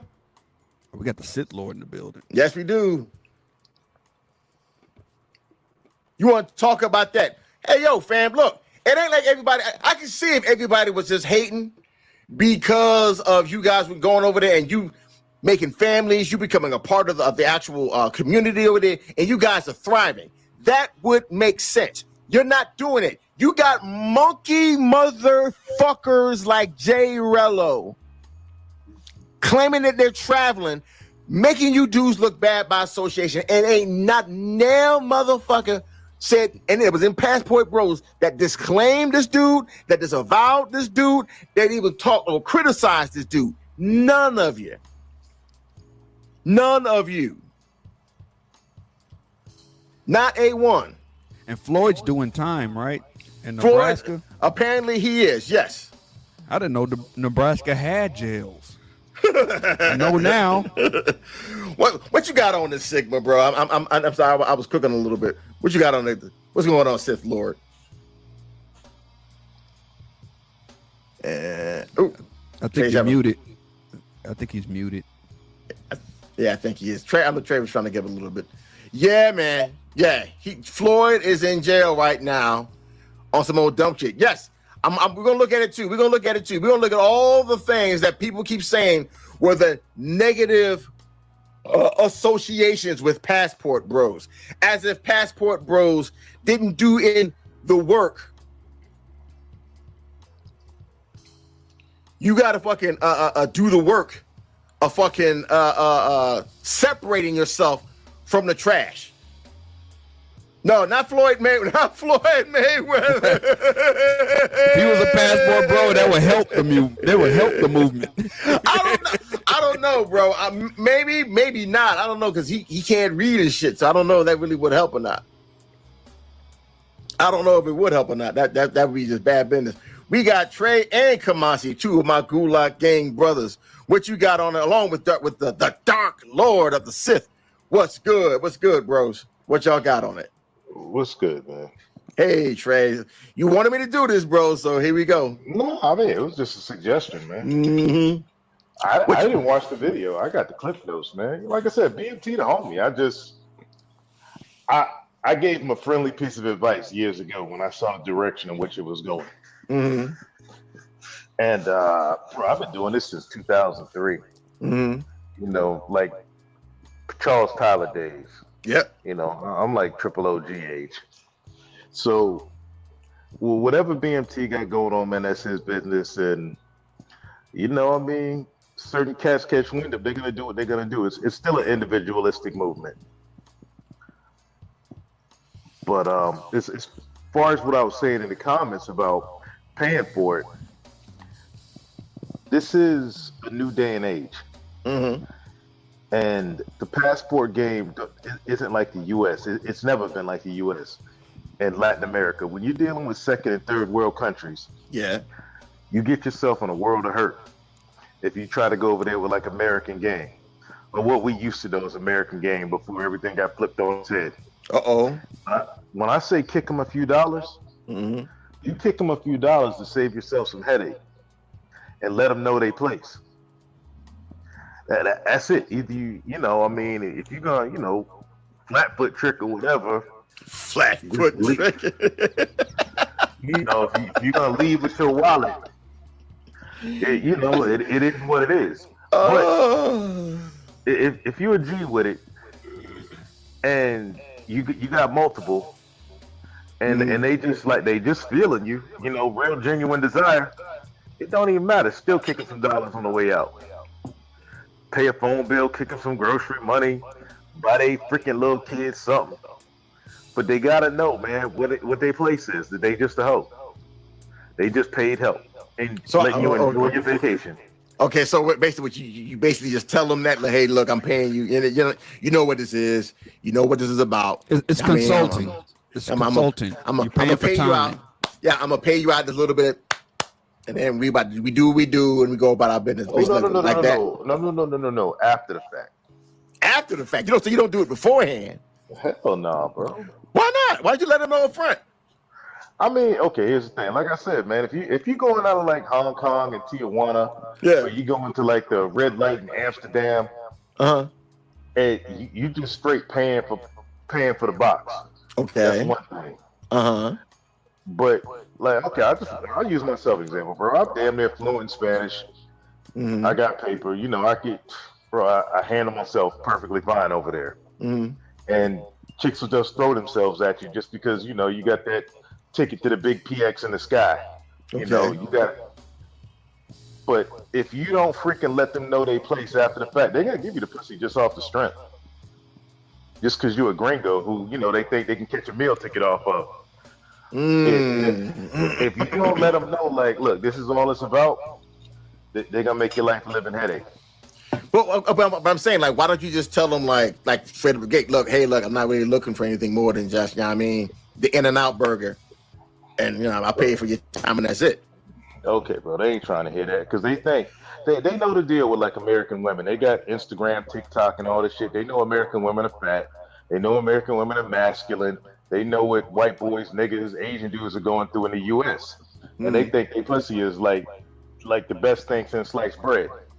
And trust me, they will do shit to you that make a dumb nigga get married. And then they got you. So all that shit, tell them like right off the gate, that shit don't mean nothing to them. They still gonna try to freaking like reel you in.